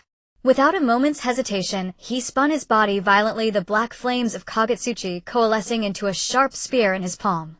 It pierced through the air toward the position he had indicated. 3 seconds later, Danzo's figure indeed materialized within the black flames. The second Sharingan on his right arm had lost all its luster, reduced to a lifeless gray. He stared at Sasuke in shock, his lone eye filled with disbelief. How could you know? The secret of Izanagi. Sasuke did not answer. The black flame spear had already pierced Danzo's shoulder. The black flames spread along the wound, searing through his chakra pathways. Danzo let out a pained grunt and staggered backward. In the blood mist, his figure appeared exceptionally disheveled, a stark contrast to his earlier arrogance. Yes, Sage Art Perception locked tightly onto Danzo, noting a flicker of panic in his lone eye. It seemed this old fox had never imagined that his prized trump card could be seen through so easily. But Yi did not let his guard down. Danzo, who had lurked in Konoha for so long, could not possibly rely on only this. Deep within his chakra lurked an even more dangerous energy, like buried dynamite ready to explode at any moment. You brat, don't get too cocky. Danzo covered his bleeding shoulder, a grim smile curling on his lips as he raised his right arm. Do you really think that's enough to defeat me? How naive. As he spoke, the 10 Sharingan on his right arm opened simultaneously, their crimson light blazing through the blood mist like 10 eerie stars. Yes, perception instantly screamed in alarm. Danzo was about to get serious. Tuansang realized that his trump card had been seen through, so he no longer held back and activated all 10 Xia Luan Yen on his right arm without reservation. 10 scarlet pillars of light pierced through the blood mist, intertwining the illusion of Xia Na Qi with reality. Instantly, 10 clones of Tuansang appeared on the battlefield, each carrying a chakra fluctuation indistinguishable from the original, with lethal wind release techniques condensing in their hands. Wind release vacuum jade. The 10 Tuansangs unleashed their techniques simultaneously, countless wind blades shooting towards Zuozhu like a torrential storm, sealing off all his evasive routes. The blood mist was torn apart by the wind blades, revealing the ferocious cracks on the ground, as if the entire space were about to be shattered. Zuozhu, concentrate your attack on his main body. Yes, voice came through encrypted communication, his sage art perception, like a precise scalpel peeling away layers of illusion's disguise. The main Bodhi's chakra is in the southeast direction, 30% stronger than the clones, and his single eye hides a trace of fear, an emotional fluctuation that clones cannot mimic. Zuozhu, however, did not act immediately. His black flames flickered violently in his palm, yet he delayed his attack. The fluctuation of chakra clearly showed doubt, like a calm lake with a pebble thrown in, stirring up layer upon layer of ripples. Is it you helping me? His voice carried a barely perceptible tremor, both angry and confused. Why? At the 5 Kage summit, weren't you trying to stop me? The obstruction from the previous 5 Kage summit remained lodged deep in his heart like a thorn. The wavering value oscillated violently between trust and hostility, plummeting from 20% to 10%, then sharply rebounding to 18%, revealing his inner struggle. Now is not the time to dwell on this. Yes, sage art perception suddenly caught Tuansang's killing move. His chakra was contracting in an extremely dangerous manner, and the Xia Luan Yen on his right arm began spinning wildly, a precursor to the inner 4-symbol seal. This old fox actually intended to detonate the seal on the ANBU battlefield, dragging everything around into death, including civilians that might be in the distance. He's going to self-destruct. Use Amaterasu to burn the cursed seal on his right arm. That is the core of the seal. Zuozhu's body stiffened, clearly also realizing the danger of the inner 4-symbol seal. He gritted his teeth and followed through without hesitation, his Wan Huatong Xia Luan Yen widening sharply. Amaterasu. The black flames erupted instantly, engulfing Tuansang's right arm like a tide. Those Xia Luan Yen let out piercing screams in the burning. The sound of eyeballs bursting was particularly harsh in the blood mist. Tuansang screamed and retreated, his right arm rapidly carbonizing in the black flames. His single eye finally revealed genuine fear. Impossible. I am the one who can correct this world. I am the true guardian of Konoha. His voice grew weaker, his body staggering against the stone wall, his chest heaving violently, clearly at the end of his strength. Yi breathed a sigh of relief, the dangerous contracting energy in his sage art perception dissipating. But he did not let his guard down, instead focusing more intently on Tuansang. A dying beast is often the most dangerous, especially someone like Tuansang, who had hidden secrets all his life. He would not easily succumb. Sure enough, at the brink of death, Tuansang suddenly used his carbonized left hand to pull a crow from his chest. The crow was pitch black, only its left eye flickered with the red light of a Xia Luan Yen, the pattern in the pupil clearly visible. That was Jishu's Xia Luan Yen. Yes, sage art perception instantly captured the Tianqian energy contained within, gentle yet powerful, like an undercurrent surging beneath a calm lake, carrying a force that could easily manipulate people's hearts. This eye must be left for Mingren. Tuansang's voice was slurred, blood constantly spilling from his lips. Let him use Tianqian to completely control the ninja alliance. Only then can Konoha truly unify the shinobi world. He used the last trace of his chakra to activate the crow, making it flap its wings and fly off, turning into a black shadow charging towards the periphery of the battlefield. Obviously, he wanted the crow to leave the ANBU battlefield and find Mingren. Don't even think about it. Zuozhu roared, Amaterasu's black flames again chasing the crow. He could not tolerate Jishu's eyes falling into anyone's hands, let alone allow them to be used to control others, even if it was Mingren. However, just as the black flame was about to touch the crow, it was intercepted by a colder and more sinister force. In the blood mist, a twisted black figure slowly emerged, half of its body merged into the shadows, as if living symbiotically with the darkness. It was an existence that had never formally appeared in the shinobi world. Its body, like viscous ink with dark purple mucus dripping from its fingertips that could corrode chakra. It was Heiju. Heiju's hand extended toward the crow, his eyes filled with undisguised greed. That old bastard Tuansang finally did something useful. Tianjin. With it, Lady Hui's plan can be advanced. Yes, reaction was extremely fast. His hands instantly formed hand seals, would release splinter technique. Dozens of sharp wooden spikes burst from the ground like venomous snakes, entangling Heiju's body, attempting to prevent him from contacting the crow. At the same time, his voice transmitted through the allied shinobi communication device to the medical point, precisely reporting the coordinates. Shueishu used chakra threads to mark the crow. Coordinates 3 kilometers southeast. Hurry. Shueishu's reaction was equally swift. She had been waiting by the communicator, always ready to support Yi and Yantai. The moment she received the command, she immediately mobilized the thinnest chakra threads and infused them with a special fluorescent agent, an agent visible only to sage art perception, capable of precise tracking even from 1,000 miles away. The threads, like homing missiles, traversed the shattered battlefield, dodging all energy turbulence, and precisely wrapped around the crow's talon, leaving a faint blue mark. Heiju roared and broke free from the wood-release bindings, his black body flowing like liquid, easily dispersing the attack of the wooden spikes. His gaze towards you was filled with venom, his voice harsh like sandpaper rubbing. That brat from the Sato family. As troublesome as your father. Back then he ruined Lady Hui's good deeds, and now it's your turn. Yes, heart jolted, Heiju knew his father. What secrets were hidden in this? But now was not the time to delve deeper. The crow had already flown out of the ANBU battlefield, heading towards the midline camp, where Mingron was located. He immediately made a decision. Zuoju, leave this to you. Heiju's ability is to merge into shadows, use Amaterasu's flames to seal the ground. Don't give him a chance to dive underground. I'll chase the crow. As he turned, he glimpsed Zuoju's eyes. Those Wanhua Tong Xia Luan Yen no longer held the previous hostility, only a trace of complicated acquiescence.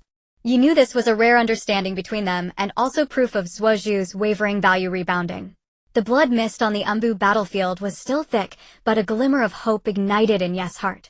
No matter how difficult the road ahead, at least the fragments of truth were slowly being pieced together. Knight chased the crow across the shattered battlefield, his sage art senses locked onto the blue light mark left by Shueishu. The crow, manipulated by Danzo's residual chakra, flew in an exceptionally tricky trajectory, weaving through gaps in the ruins several times, barely evading Knight's interception. Along the way, traces of the Ninja World War remained, broken kunai, collapsed tents, and coagulated blood, silently recounting the brutality of the conflict. Naruto, watch out for a crow with a Sharingan in its left eye. It carries Shizui's eye and could be dangerous. Knight called through the communicator, his voice slightly rushed from high-speed movement. It's heading toward the central line. Fast. Estimated arrival 3 minutes. Got it. Naruto's voice carried the wildness of the Ninetales chakra, but was unusually resolute. Aim at the central command tower. I'll stop it. In the distance, a powerful golden chakra erupted like a beacon, illuminating the gloomy battlefield. Just as the crow was about to reach the central line, a dark figure suddenly shot out from the shadows on the ground, Black Zetsu having shaken off Sasuke. He moved faster than before, half his body merged into the earth's shadow, leaving only one greedy eye fixed on the crow. Don't think you'll hand it over to that brat Naruto. Bietian Shin must serve Lady Kagaya. Black Zetsu's arms suddenly extended like black vines, reaching for the crow, with dark purple mucus dripping from his fingertips, sizzling as it corroded the air. Knight was prepared. Sage art chakra condensed in his palm as he unleashed a new technique unlocked from his battle with the immortal duo, chakra erosion art. Green sage energy spread along Black Zetsu's arm like invisible scissors, precisely severing his energy connection to the shadows. Black Zetsu's arm instantly lost its elasticity, stiff as a piece of wood and unable to extend. With an angered roar, he was forced to retreat, watching helplessly as the crow flew over his head toward the command tower. You're protecting nothing but a false peace. Black Zetsu hissed in defiance as the crow fell into Naruto's hands. Lady Kagaya will return, and then you'll see, all resistance is futile. His body melted back into the shadows and vanished, completely leaving only a nauseating chakra residue carrying an ancient cold aura. When Knight reached Naruto's side, the crow was quietly perched in Naruto's palm, its left Sharingan having slowly closed, no longer gleaming red. Naruto scratched his head, looking at the crow with a puzzled expression as golden chakra swirled around him, forming a protective barrier. Knight, what's all this about? Why did Danzo send me a crow with a Sharingan? It's Shizui's eye, Knight explained softly, his sage art senses carefully probing the crow's energy to confirm it hadn't been tainted by black zetsu. It contains Biatian-shin, an absolute genjutsu that can control others' will. Danzo planned to use it to control you and thereby command the Shinobi Alliance, but at the last moment Black Zetsu set its sights on it. He looked at the closed Sharingan and suddenly understood Danzo's final act. Perhaps deep within his twisted obsession, a flicker of complex emotion for Konoha still remained. Using Biatian-shin to control Naruto was certainly to satisfy his own lust for power, but it also to some extent prevented the eye from falling into Black Zetsu's hands. This contradiction might be the epitome of Danzo's life. So, this is Shizui's eye. Naruto cupped the crow, his expression turning serious. The one Itachi mentioned. He gently stroked the crow's feathers, a complex emotion in his eyes. That Danzo really thought of everything, didn't he? Knight nodded, about to say something more when Shueisha's voice came through the communicator, slightly urgent. Knight, Sasuke has left the ANBU battlefield. His chakra is heading northwest, toward the old Uchiha compound. Knight's heart stirred. His sage art senses extended northwest and indeed caught Sasuke's chakra fluctuation. It was no longer filled with hatred as before, but carried a hint of confusion, yet it was unusually resolute. His wavering value had stabilized at 40. Clearly Danzo's death and the appearance of Shizui's eye had made his desire for truth surpass his obsession with revenge. I understand, Knight said to Shueisha. Have Iwata continue holding the southern line. Ilgo. He turned to Naruto. Keep this crow safe for now. The power of Biatian-shin is too dangerous, don't let anyone touch it. Naruto nodded solemnly. Don't worry, I'll keep an eye on it. Knight turned and sped northwest, his sage art senses locked onto Sasuke's chakra. The scenery along the way grew familiar, crumbling streets, bullet-riddled walls, a dried-up fountain. This was the old Uchiha compound sealed off after the Uchiha clan massacre. Sasuke stood before the Uchiha clan shrine, looking up at the stone tablet engraved with countless names. His silhouette was stretched long in the setting sun, appearing profoundly solitary. Knight did not approach to disturb him. He stood at a distance, watching Sasuke reach out and gently touch the name, Uchiha Itachi, on the tablet. His chakra fluctuation was calm as deep water, yet beneath the surface surged immense emotion, pain, regret, relief, and a trace of barely perceptible warmth. So, this is how it was. Sasuke's voice was so faint it was nearly carried away by the wind. Brother, what kind of world did you want me to see? Knight pulled out the scroll he had taken from Danzo, the supplementary archive of the Uchiha clan massacre, and placed it gently on the shrine steps before turning and walking away. He knew that some truths Sasuke had to discover on his own, and some knots he had to untie himself. The setting sun painted the old Uchiha compound in a warm gold. Knight stood on a hillside looking back at the silent shrine. Through his sage art senses, Sasuke's chakra was undergoing a subtle transformation. The cold hatred was melting bit by bit, replaced by a more resilient strength, like a seed quietly sprouting in the ruins. The bugle of the allied shinobi forces sounded through the communicator, signaling the imminent start of a new battle. The roar of the Ten Tails echoed in the distance, carrying an aura of world annihilation. Knight gripped the Hokage guard emblem in his hand, his sage art senses expanding once more, linking into the Alliance's sensory network. Danzo's downfall marked the dissipation of the old era's shadows. Shizui's eye was a crucial piece of the truth puzzle. Sasuke's wavering might just be the key to breaking the cycle of hatred. Knight knew the climax of the Ninja World War had arrived, but he was no longer lost. For what he protected was never merely the battlefield before him, but the eyes that still yearned for light in the darkness, and the souls that struggled amidst hatred yet never gave up seeking answers. When Knight returned to the central line, Sasuke had already left the old Uchiha compound. Sage art senses showed his chakra moving toward the main battlefield where the Ten Tails fought, its fluctuation carrying unprecedented resolve, not the madness of revenge, but a determination to personally confirm the truth.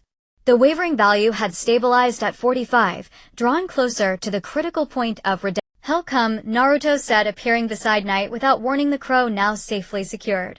Just like I believed, he would definitely return back then. The Ninetales chakra swirled around him, warm and powerful. What Itachi sacrificed his life to protect, Sasuke will surely understand. Knight nodded, looking toward the immense dust cloud kicked up by the Ten Tails in the distance. That monster, formed from the chakra of all-tailed beasts, was ravaging the Alliance's defenses, tearing through wood and earth-style barriers as if they were paper. Anoki's dust release, Mice lava release, and the Raikage's lightning release bombarded it in turn, but could only temporarily halt its advance. Sensor network coverage expanded to 20 kilometers. Shuishu's voice came through the communicator, her medical chakra perfectly fused with the sensory network tracking both wounded positions and enemy movements. The Ten-Tails chakra core is in its head. There's a Beto Uchiha's chakra fluctuation there. Understood. Knight focused his sage art senses on the Ten-Tails head, indeed catching Obito's chakra, mixed with the will of Madara Uchiha and a trace of Black Zetsu's cold energy like a parasitic tumor. All units concentrate fire on the Ten-Tails head. Medical stations prepare for emergency treatment. Casualties are expected to surge. At that moment, a familiar chakra suddenly merged into the Alliance's sensory network from the flank, extremely fast, carrying the sharpness of lightning release and the heat of black flames. It was Sasuke. His Mangekyo Sharingan flickered across the battlefield. The black flames of Amaterasu, like fire dragons, surged toward the Ten-Tails tailed beast ball, forming a pincer attack with Naruto's Rasengan. Sasuke. Naruto shouted in joy, his Nine-Tails chakra spiking instantly. Let's go to save the chatter. Sasuke's voice was still cold, but carried an elusive hint of mutual understanding. The black flames and Rasengan collided before the Ten-Tails with a brilliant explosion of light. Knight stood on the command tower watching the two intertwined figures and suddenly understood the line from Jiraiya's journal, a ninja is one who chases the light in the darkness. Danzo's end proved the destruction of obsession. As Shizui's I carried the hope of peace, and Sasuke's wavering heralded the end of the cycle of hatred. The Ten-Tails' roar was deafening yet could not drown out the cries of the allied shinobi. Knight's sage art senses were like a vast web linking the chakra of all his comrades. Shuishu's medical chakra flowing within the wounded Iwata's taijutsu chakra clashing on the front lines, Naruto's golden Nine-Tails chakra interweaving with Sasuke's pitch-black Sharingan chakra, and in the distance the chakra of countless unknown ninjas like scattered sparks gathering into a raging blaze. He knew the battle was far from over. Madara Uchiha's schemes, Black Zetsu's ambitions, and the threat of the infinite Tsukuyomi still loomed like dark clouds over the ninja world. But at this moment there was no fear in Knight's heart, only an unprecedented resolve. For he had seen it, at the end of Danzo's path, in the depths of Shizui's eye, within the cracks of Sasuke's wavering, amid the resonance of countless ninjas' chakra, a light was beginning to shine. That light was called hope. And guarding that light was the very reason he and all ninjas existed. Knight tightened his grip on the Alliance communicator, infusing his sage art chakra into the sensory network, clearly transmitting the coordinates of allies and the weaknesses of enemies to every warrior on the battlefield. All units, advance.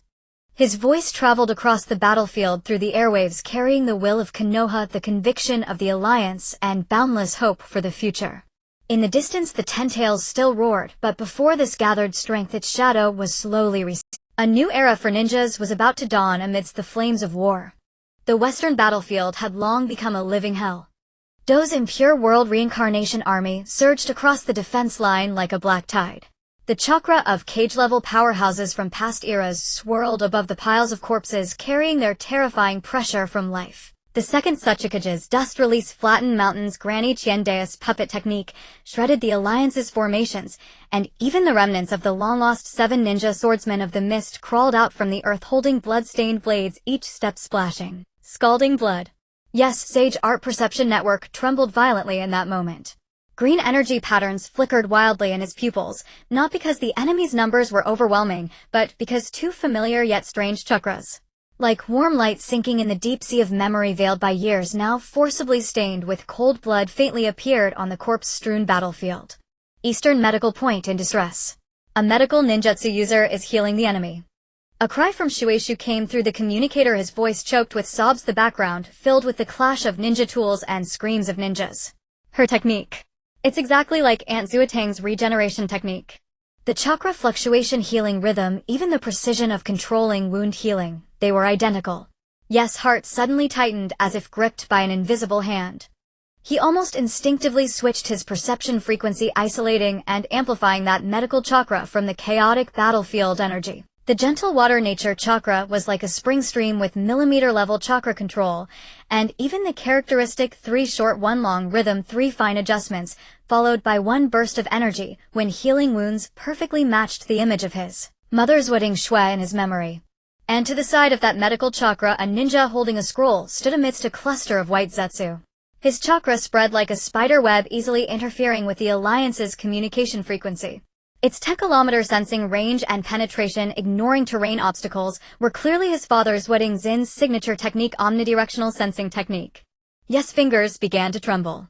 His sage art perception uncontrollably focused on those two figures, his father wearing the dark blue combat uniform from the mission days, the scar on his left wrist from a ninja blade, while saving a teammate clearly visible. His mother's blue hair ribbon fluttered in the wind, the habitual slight frown when healing the slightly raised little finger, when concentrating chakra at her fingertips. Every detail overlapped with the images in his childhood photo album. But there was no light in their eyes. His father's omnidirectional sensing technique functioned like a cold scanner, transmitting the Alliance's deployment, wounded positions, and ninjutsu weaknesses one by one to the white Zetsu. His mother's regeneration technique fell on the white Zetsu and impure world reincarnation ninjas, instantly healing the dismembered monsters who turned to pounce on their former comrades.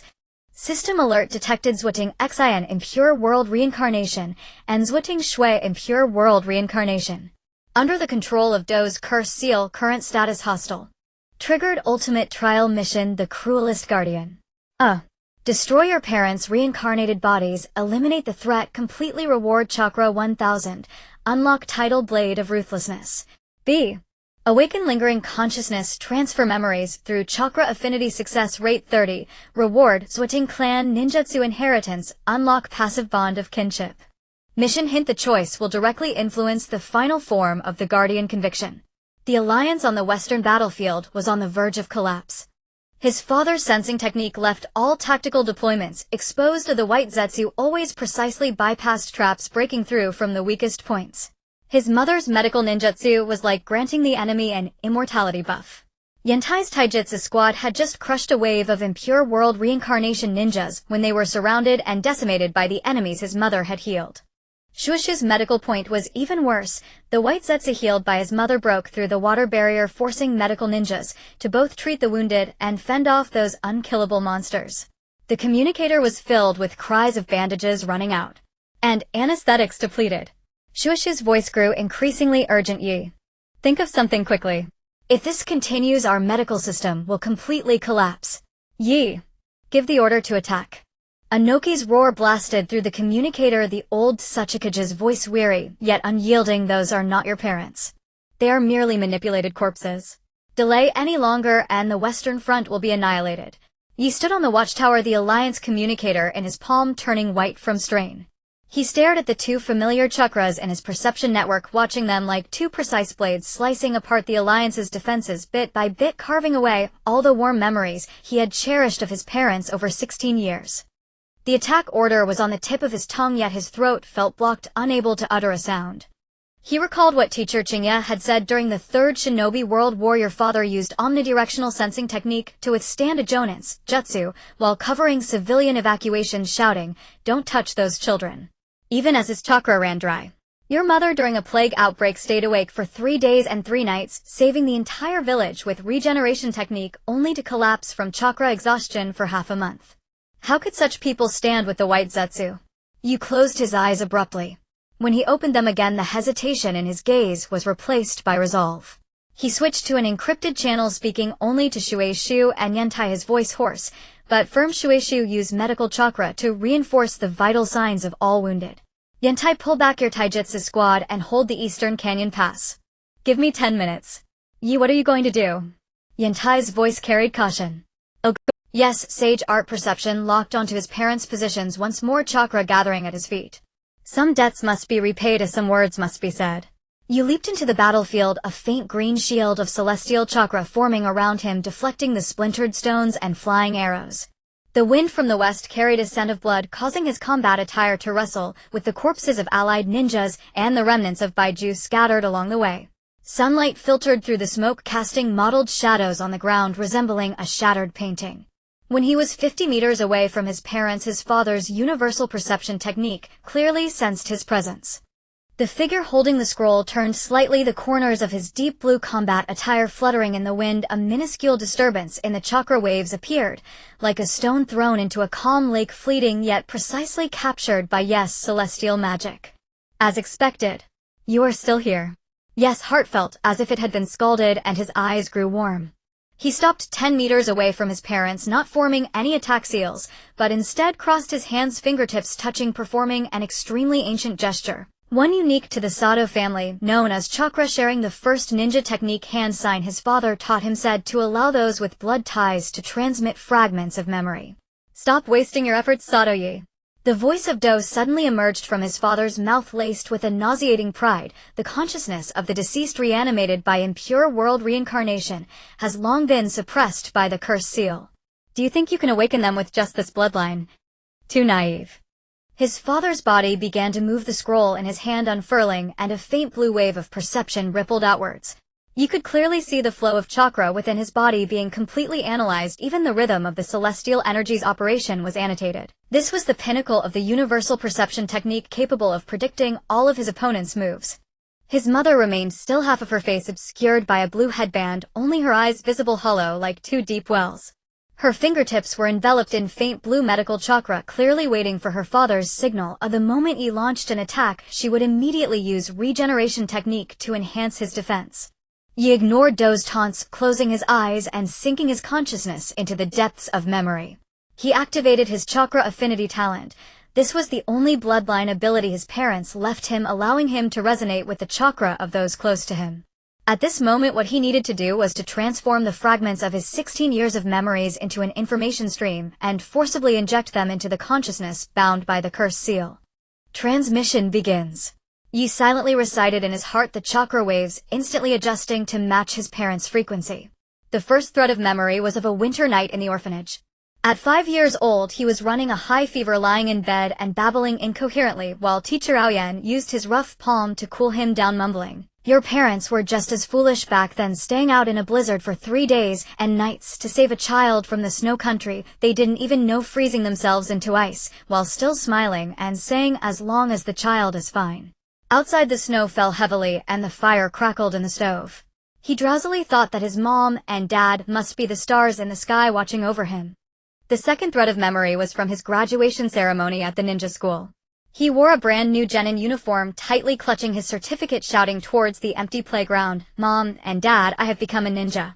From now on I can protect others just like you." The wind swept through the cherry blossom tree's pink petals, landing on his hair like a gentle response. That day he buried the certificate beneath the cherry blossom tree in the yard, thinking that this way his mom and dad would be able to see it. The third thread of memory was from the ruins during Pain's invasion. He used his newly awakened wood release to protect the children of the orphanage, watching the small faces, filled with fear yet trust, hiding behind him, suddenly understanding why his parents had sacrificed themselves for strangers. Because the act of protection is an instinct that needs no justification. Just like him now, even if he was injured all over, he would never allow these children to suffer even a scratch. The torrent of memories surged against his parents' consciousness, and Yi could clearly sense the resistance of the cursed seal. The dark green energy surged wildly within them, entangling the faint self-awareness like thorns.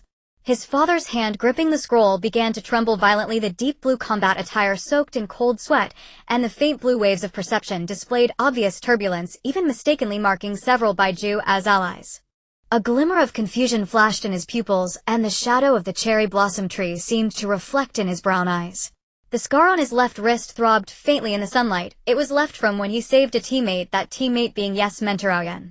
His mother's medical chakra also showed signs of fluctuation, the faint blue energy flickering at her fingertips. She instinctively raised her hand as if wanting to touch something, the blue headband slipping down, revealing a face identical to the one in Yes' memories. Upon seeing the Hokage guard emblem on Yes' chest, the same one his parents had, her gaze momentarily focused, and there seemed to be a glimmer of moisture in her hollow pupils. "No, it's impossible." Do's voice came from his parents' mouth, filled with incredulous panic, even breaking slightly. The consciousness of the reanimated by impure world reincarnation should not be disturbed. The cursed seal clearly suppressed all emotions. He was evidently flustered, beginning to strengthen the control of the cursed seal. At any cost, the dark green energy erupting from his parents' bodies, protruding like veins, causing their bodies to emit creaking sounds. His father suddenly shook his head, his pupils returning to their hollow state, the faint blue waves of perception stabilizing once more, this time even sharper than before, an invisible shockwave heading straight for Yes' chest. That was the derivative technique of universal perception technique, perception shock, capable of directly shattering an opponent's chakra core. His mother was also completely under the control of the curse seal, her body mechanically lunging forward, the medical chakra at her fingertips condensing into needle-like shapes glinting with a dangerous cold light. This time it was not for healing, but rather to forcibly inject chakra into her opponent, a lethal move that destroyed cellular vitality. Kill him. Kill this person who is interfering with you. Do's voice screamed, filled with hysterical madness. Only by completely eliminating attachments can one become the perfect weapon. Yi did not evade. He watched as his father's perception shock drew closer, saw his mother's chakra needle about to pierce his heart, yet the corners of his mouth slowly curled into a smile. Because in the perception of celestial magic, he clearly saw a slight crack had appeared in the cursed seal within his parents' bodies. Within that crack there was light. Perception impact crashed into Yi in an instant. He did not rely on a sage art shield to withstand it, but instead channeled chakra to form a cushioning membrane on the surface of his body. The moment the shockwave pierced through his body, agony surged like a tidal wave. He flew backward like a broken kite, crashed into a crumbling wall, and coughed up a mouthful of blood. But his gaze never left his mother. Just as the chakra needle was a centimeter from his chest, his mother's movements suddenly froze.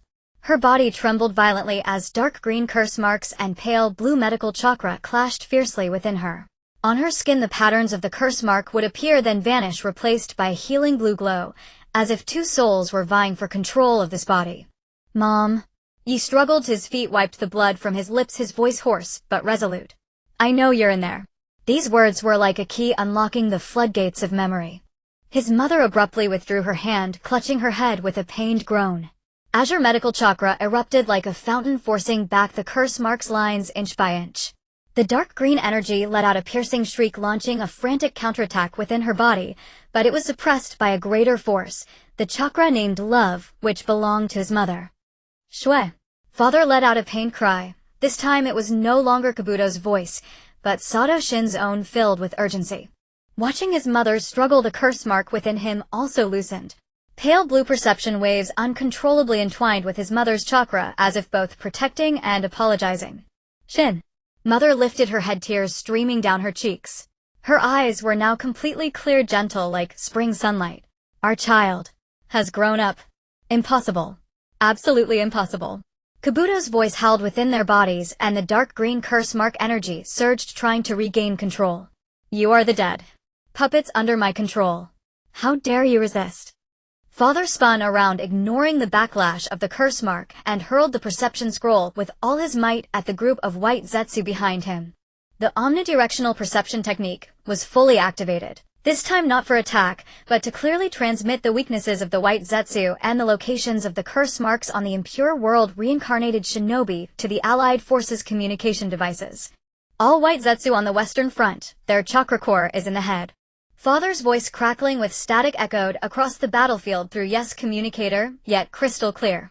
The curse mark of the impure world reincarnated is at the heart. Attack with wind release or lightning release. Mother rushed to her fingertips glowing with medical chakra that transformed into a gentle rain of light falling upon his wounds. The burning pain vanished instantly, his shattered internal organs mended swiftly under the regeneration technique, warmer than any memory he had. Silly child. She gently stroked his hair, the same gesture she used when he had a fever as a child. Why didn't you dodge? Because I knew you wouldn't let me get hurt. Yi smiled, but tears streamed down uncontrollably. Go now. Father suddenly shouted as his body began to turn translucent, dissolving into specks of light. The backlash of the curse mark is coming. We can't hold on much longer. He looked at Yi, pride shining in his eyes. The meaning of protection. You understand it better than we do. Remember, don't linger for the departed, but move forward for the living. Mother's body also began to dissipate. She hugged Yi one last time, her embrace as warm as if she had never left.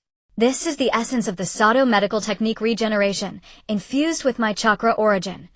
She left a pale blue mark on Yi's palm. Use this when you get hurt in the future. Don't tough it out. The glow grew brighter, and their figures gradually became transparent in the light. They exchanged one last glance at each other, revealing relieved smiles, and then dissolved into countless specks of light, merging into the wind of the western front. On the battlefield, the white Zetsu that mother had healed suddenly lost their energy support, collapsing into mud.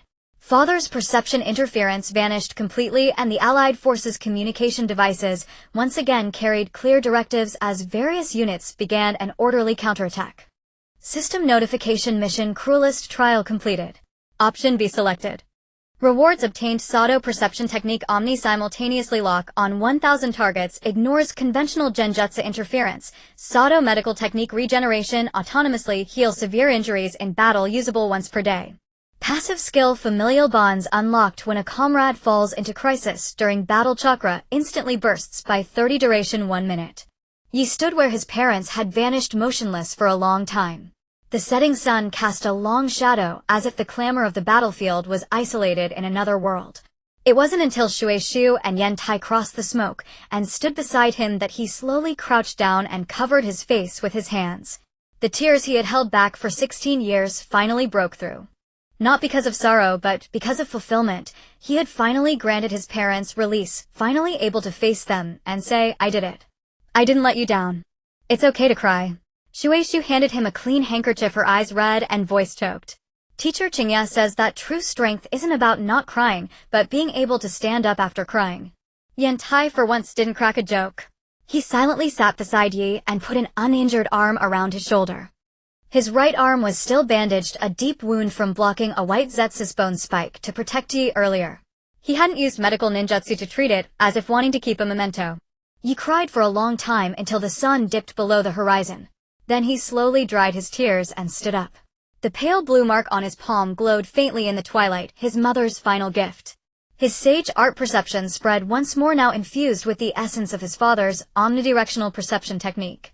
The enemy coordinates on the entire western front, the curse mark positions, and even the weaknesses of the impure world reincarnated ninja before their deaths were clearly mapped in his mind. "Let's go," Yi said to his teammates, his voice raspy from crying, but carrying an unyielding strength. "There are still many people trapped by impure world reincarnation awaiting us. We can't let them remain bound in someone else's jutsu." Shueishu and Yantai exchanged glances and nodded in unison. Their 3 chakras converged invisibly. Yes, sage art perception, Shueishu's medical chakra, and Yantai's physical energy formed a perfect triangle. It was a wordless understanding forged through countless battles fought side by side. System notification: the belief protection has been sublimated to the level of redemption. Perception accuracy against impure world reincarnated targets increased to 100. Direct lock-on of curse mark core positions enabled. Yes, squad bond value exceeded the limit. Unlocked Trinity tactic: when the 3 launch ninjutsu simultaneously, power is multiplied by 150. Twilight deepened, but the flames of war on the western front burned ever brighter. Yes, sage art perception illuminated the darkness, like a beacon pinpointing the curse mark cores of every impure world reincarnated. Shueishu's medical chakra flowed through the perception network, promptly mending her comrade's wounds.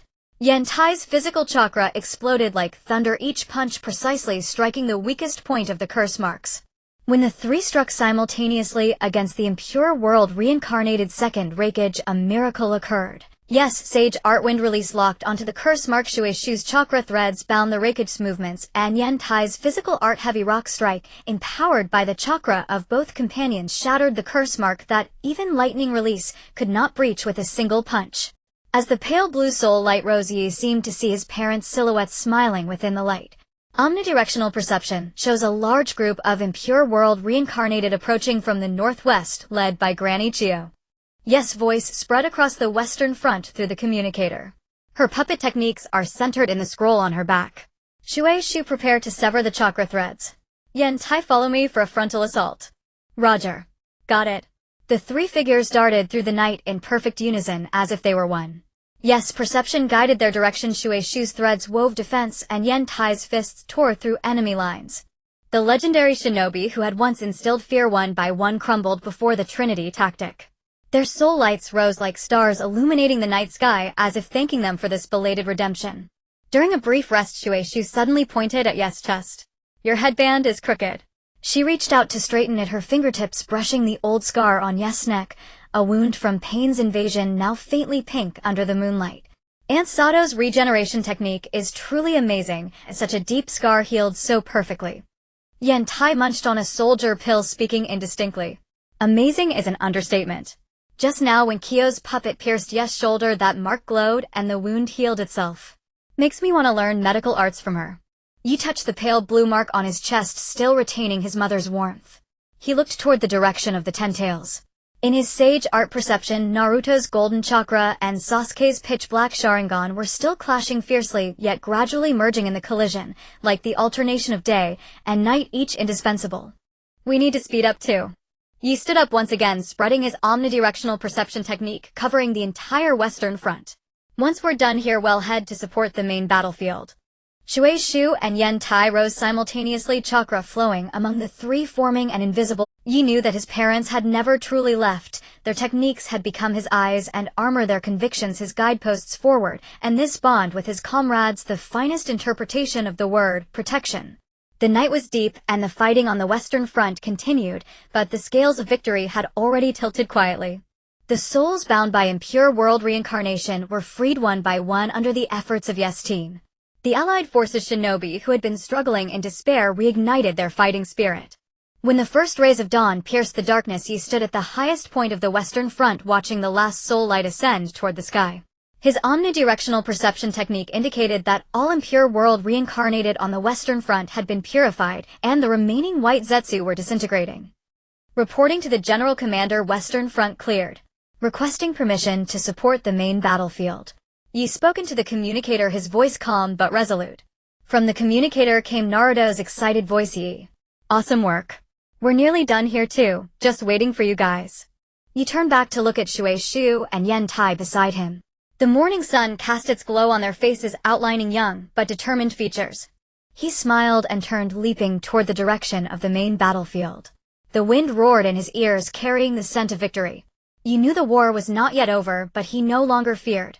Because by his side were his comrades, in his heart was conviction, and flowing in his blood was the eternal light of protection. This light would illuminate every corner of the shinobi world until the day peace truly arrived. Naruto's palm suddenly burned with an intense heat.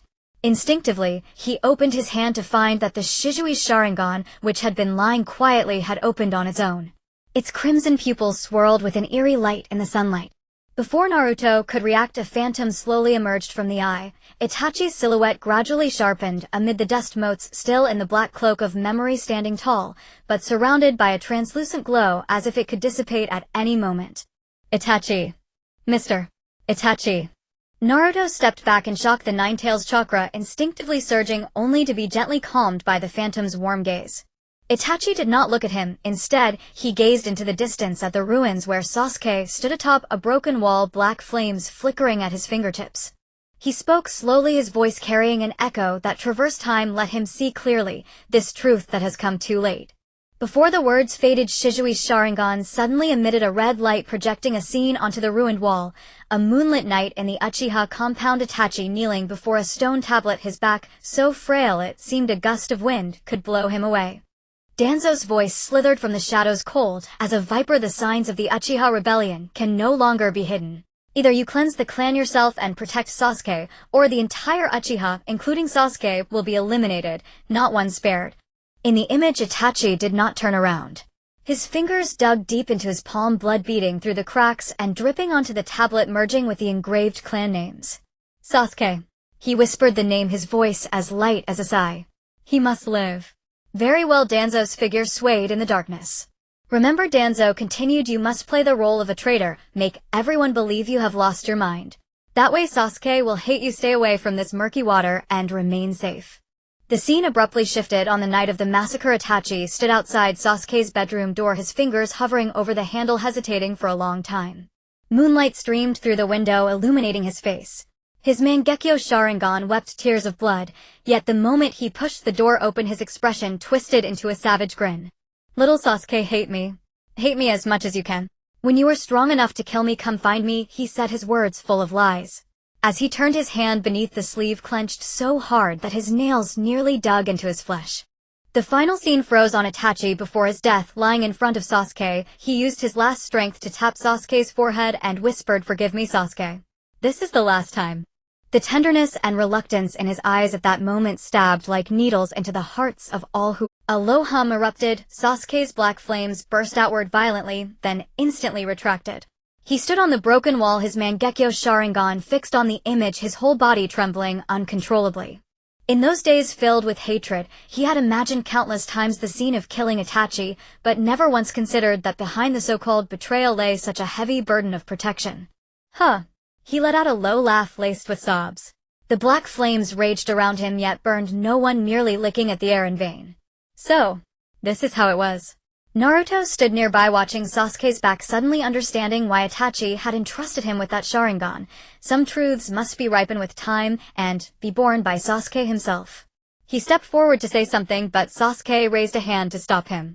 Don't speak. Sasuke's voice was hoarse yet eerily calm. Let me think. He turned toward the battlefield where the Ten Tails' roar was deafening and the allied forces' cries pierced through the smoke. The projection from Shizui's Sharingan had vanished, but Itachi's figure still seemed to linger before his eyes. The promise to protect Sasuke had been etched into his very marrow like a brand. In the distance, the chakra signals of Team Hibi grew nearer and Suigetsu's boisterous voice cut through the wind. Sasuke, what the hell are you doing? If you don't come soon, we're leaving without you. Sasuke did not look back, only whispered to the air brother. I think I understand now. The black flames coalesced in his palm, no longer a destructive frenzy, but carrying an unprecedented steadiness. He leaped down from the wall and strode toward Team Hibi, each step firm, as if shedding 1,000-pound burden. Sasuke. Naruto couldn't help calling out. Sasuke paused, turned his face, and in the red glow of his Mangekyo Sharingan, hatred was absent for the first time, replaced only by a complex clarity. Naruto, he said, thanks. For before. Then, without looking back, he vaulted over piles of rubble and joined Suigetsu and the others. Karen saw his expression, opened her mouth, then swallowed the complaint she had been about to voice. She had never seen Sasuke with such eyes, like early snow melting, carrying a hint of bewilderment, yet utterly resolute. Naruto stared after him, feeling his eyes burn. He looked down at Shizui's Sharingan in his palm, the eye had closed, returning to stillness. Mr. Itachi, did you see that? He murmured. Sasuke. He seems to have grown up. The wind swept through the ruins, carrying the smell of gunpowder from the distant battlefield along with a faint sense of release. Naruto clenched his fist and turned to race toward the allied camp. It was his turn now, and he couldn't let Sasuke outshine him. News of Sasuke's return spread like wildfire through the allied shinobi forces camp, with voices of doubt and fury nearly shaking the command platform. Allow that traitor who slaughtered his clan to join us. The Leaf Village's honor will be dragged through the mud. Reikach's roar made the communication device buzz violently. The Kumogakure ninja behind him were all indignant, their hands gripping kunai with bulging veins. During the Uchiha clan massacre years ago, the envoy sent by Kumogakure had also been caught in the crossfire, perishing under Itachi's blade. They had harbored that grudge for over a decade. Lord Reikach, please calm down. Gaara's voice came through the communicator, calm yet weighty. Now is not the time to settle old scores.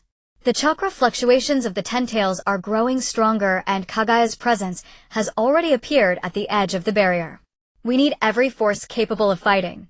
He paused, then added, Sasuke's strength is enough to rival an elite squad. Rather than letting him operate outside, it's better to bring him into the fold. At least we can keep track of his movements. Meitarumi covered her mouth with a fan, chuckling lightly. Gaara has a point. Besides, that little Naruto from the Leaf trusts him, doesn't he? That kid's judgment is far more accurate than some old men who only know how to throw punches.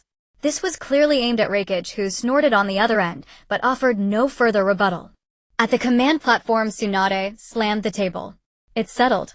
Team Taka will be assigned to the Eastern Front, coordinated by Naruto and tasked with suppressing the Ten Tails' left flank. She turned to Kakashi. Go brief Sasuke. Tell him if he tries any tricks, I'll cut him down. Kakashi nodded with a smile, though he knew Sasuke was more stable now than ever before. The moment Team Taka joined the battlefield, the pressure on the Eastern Front dropped sharply. Sasuke's black flames no longer burned aimlessly. Instead, they precisely entwined the Ten Tails' tentacles, reducing its endlessly regenerating limbs to ash. Suigetsu's hydrification technique, combined with Karen's sensory abilities, allowed them to predict the Ten Tails' attack direction ahead of time, while Jugo's curse seal form firmly held the flank, forming a solid defensive line. Sasuke left side. Naruto shouted, his Rasengan infused with golden Ninetales chakra colliding midair with Sasuke's black flames, erupting into a blinding radiance, a resonance of two powers that tore open a layer of the Ten Tails shell. Sasuke glanced at him without a word, but actively adjusted the angle of his black flames, making it easier for Naruto to aim at the core. This tacit understanding made Karen pout, yet she couldn't help but cheer inwardly.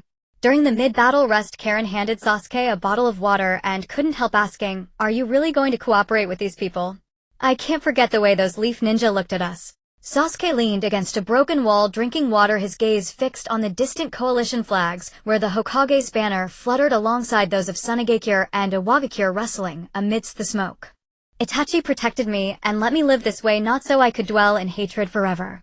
His voice was low but exceptionally clear. "Kaguya is the real enemy on that our goals align." "Tch, you sure talk pretty." Suigetsu elbowed him. "Don't tell me Naruto brainwashed you." Sasuke didn't argue, but the faintest hint of a smile tugged at the corner of his mouth. He recalled how during the earlier fight Naruto was flung away by the tailed beast ball, yet still laughed and shouted at him, "Sasuke, use Amaterasu." That goofy determination reminded him of the days when Naruto always pestered him for sparring matches as a child. Just then Knight approached with a medical kit followed by Mizuki. "Your chakra must be running low, right?" Knight handed him a bottle of chakra-replenishing nutrient fluid. "Freshly prepared with honey added, doesn't taste bad." Sasuke took it, unscrewed the cap, and took a sip. It was indeed much better than the usual bitter concoctions. "Thanks." "You're welcome." Knight smiled, pointing at his arm. "You got hit by the shockwave from the tailed beast ball, didn't you? Karen said you wouldn't let her treat you, so I brought Mizuki. Her medical ninjutsu is excellent." Mizuki stepped forward, immediately pulling out bandages and ointment. "Lord Sasuke, please allow me to tend to your wounds." Her movements were gentle and swift. She quickly dressed the wound and skillfully applied a simple chakra-based analgesic. "Oh right," Knight said, as if remembering something, taking out a scroll. "This is another item Itachi left behind. I held onto it before, worried it might upset you." The scroll unfurled to reveal a painting, young Sasuke piggybacking on Itachi, holding a freshly picked cherry blossom in his hand, grinning to show two little canine teeth. In the corner of the painting was a small line of writing, "For my younger brother Sasuke, may you be safe and happy." Sasuke's fingers gently traced the paper, and his eyes quickly reddened. He rolled up the scroll and tucked it into the inside pocket of his vest close to his chest. When he looked up, the confusion in his eyes had completely vanished, replaced by nothing but resolve. "Let's go. It's our turn," he said to Team Taka, then strode toward the battlefield first. Black flames danced at his fingertips, no longer the fire of vengeance, but the light of protection. Knight watched his back, then glanced at Naruto waving at Sasuke in the distance, and couldn't help but smile. Mizuki nudged his arm. "See? I told you, the truth always helps people grow." Knight nodded, turning his gaze to the colossal shadow at the center of the battlefield. The ten-tailed shell was peeling away, revealing an even more terrifying core within. Yet the Allied forces' formation remained solid, the ninjas' battle cries piercing the smoke with ever-strengthening resolve. "Yes," he whispered. "Growth is never too late." In the distance, Sasuke's black flames and Naruto's Rasengan intertwined once more, forming a dazzling ribbon of light charging toward the ten-tails' core. Knight knew this war was not over, but they had already won the most crucial things: the courage to let go of hatred and the conviction to stand shoulder to shoulder. The earth suddenly trembled violently, as if an ancient behemoth had awakened from the planet's core. The colossal body of the Ten-Tails rose from the fissure, its torso encased in the gray shell of the divine tree, while countless black roots pierced the ground like venomous serpents, spreading toward the Allied forces' position.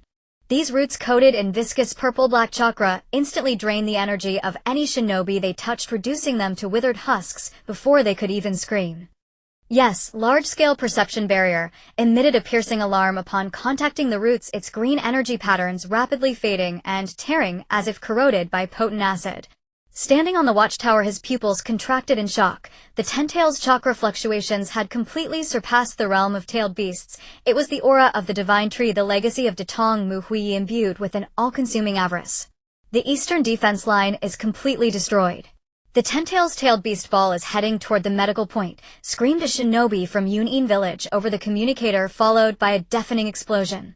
Yes, Sage Perception instantly locked onto the medical tent where Shueishu was located. Its coordinates had vanished, replaced by a debris field of chaotic chakra, with broken medical tools and blood-stained bandages strewn among the rubble.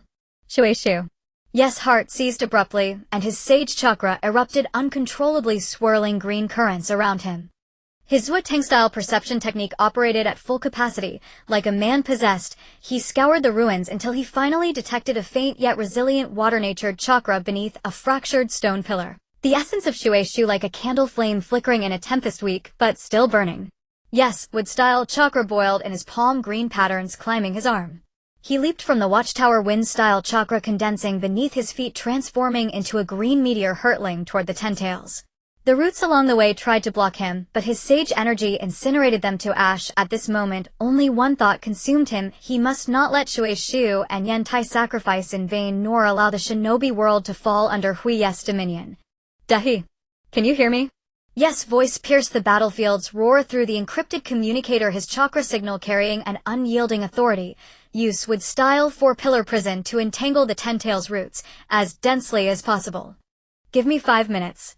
Understood. Dahi's voice strained but resolute. The next instant, countless thick wooden columns rose from the ground like green chains, locking onto the roots' invasive path. Though the divine tree's chakra constantly corroded the wooden pillars, causing them to hista, he gritted his teeth and persisted, his wood-style chakra surging like a tide to repair the eroding parts. Seizing the opening, you leaped atop the Ten-Tails' head. The divine tree shell was as hard as iron, its surface covered in fine veins flowing with purple-black chakra. His sage perception dissected the shell structure like a scalpel, quickly pinpointing the node connecting the roots to the torso. There the shell was thinnest, revealing pulsating chakra pathways beneath, like exposed blood vessels. Sage art, wind-style sickle weasel. Yi formed hand seals, dozens of green wind blades coalescing in his palms, cleaving toward the node with a shriek that tore the air. The moment the wind blades struck the shell, a blinding light erupted, though they failed to shatter it. Fine cracks etched across the surface. Shueishu, Lord Zhao Mei, get ready. Yi shouted into the communicator. In his perception, Shueishu had been rescued from the ruins by Zhao Mei and was taking cover behind a massive boulder to treat her wounds. On the other side of the rubble, Shueishu's left arm was injured by falling rocks with bone faintly visible, yet she gritted her teeth and formed hand seals. Zhao Mei stood before her blue water-style chakra swirling around them. Their chakra converged in midair, forming a water wall hundreds of meters wide, hovering like an suspended waterfall awaiting command. Now! Water-style great water arm technique. Scour. Yes, voice commanded, and the water wall crashed down like a celestial river, slamming into the Ten-Tails' surface. The torrent, carrying immense force, seeped through the cracks left by the wind blades. The gray divine tree shell swayed precariously, and even the dissonant hum of disrupted internal energy could be heard. Yi seized the moment to inject his chakra erosion technique into the fissures. A green sage energy burrowed into the shell like vines, precisely entangling the divine tree's chakra pathways, gradually dismantling its energy circulation. Enraged by the pain, the Ten-Tails let out a deafening roar, its massive body shaking violently, nearly hurling Yi off. Yantai, Lord de Yimu. Yes, perception locked onto the Ten-Tails' core, a dark red crystal in its chest emitting an ominous crimson glow. Now! Lightweight rock technique. Yantai and de Yimu exchanged a glance, simultaneously channeling their earth-style chakra into yellow chakra rippled outward like pond ripples. The Ten-Tails' colossal body suddenly lightened, the root's support momentarily destabilized, and the immense form floated slightly upward, exposing the weakest point on its abdomen. It was a fleeting opportunity. Yi took a deep breath, gathering all his chakra into his palms. Sage energy and wood-style chakra intertwined, forming behind him countless wooden giant hands that blotted out the sky as if they could grasp the heavens themselves. Sage art, true thousand hands. As the giant hands descended, Yi clearly saw that each palm bore the chakra colors of different villages: the green of Muyi, the gold of Sha, in the brown of Yen, in the blue of Wu, in the purple of Yunin. These forces, once belonging to opposing camps, now wove into a rainbow within his wood-style, all plummeting toward the Ten-Tails' core. The Ten-Tails let out an agonized roar, its colossal body pinned to the ground by the giant hands, and the spread of its roots finally ceased. Yi stood atop the giant hands, overlooking the battlefield below, and suddenly felt a burning in his eyes.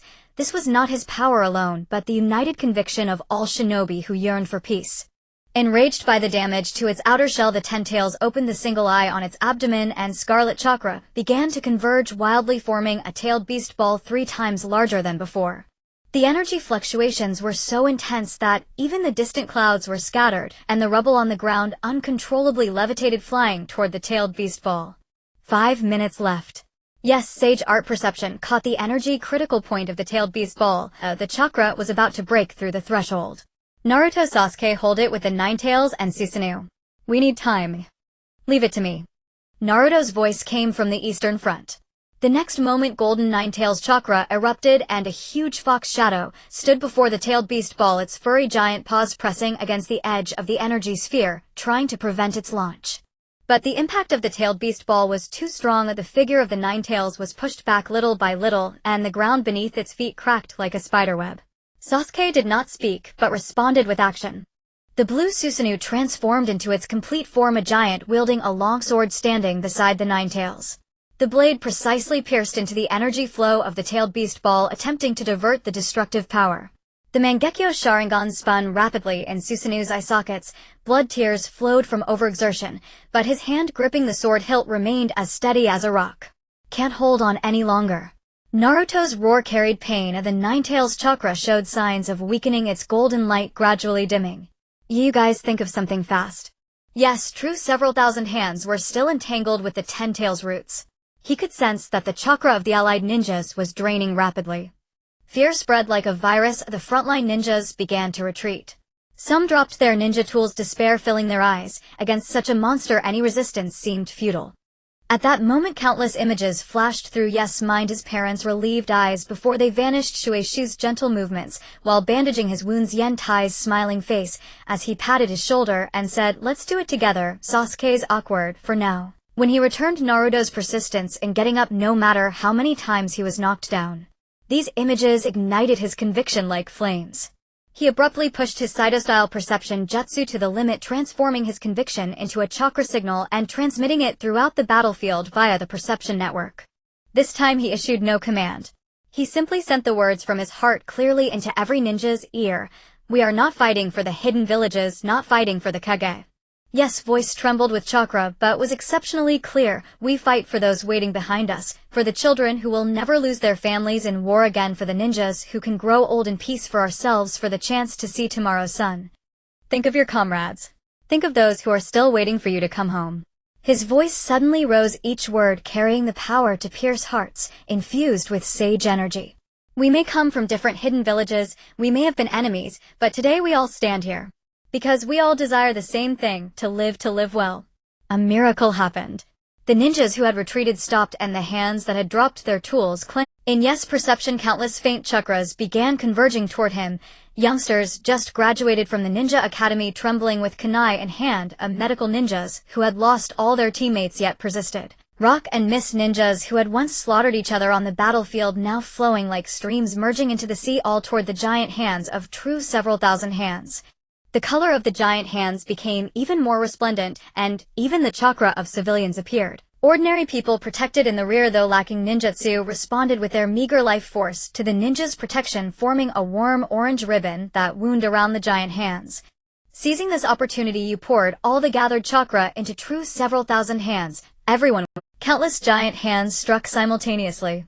Chakras of different colors exploded upon collision, forming a pillar of light that pierced heaven and earth.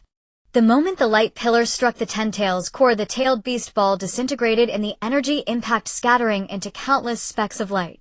The single eye on its abdomen was shattered by the giant hands, and dark green liquid splashed onto the ground, emitting a sizzling, corrosive sound.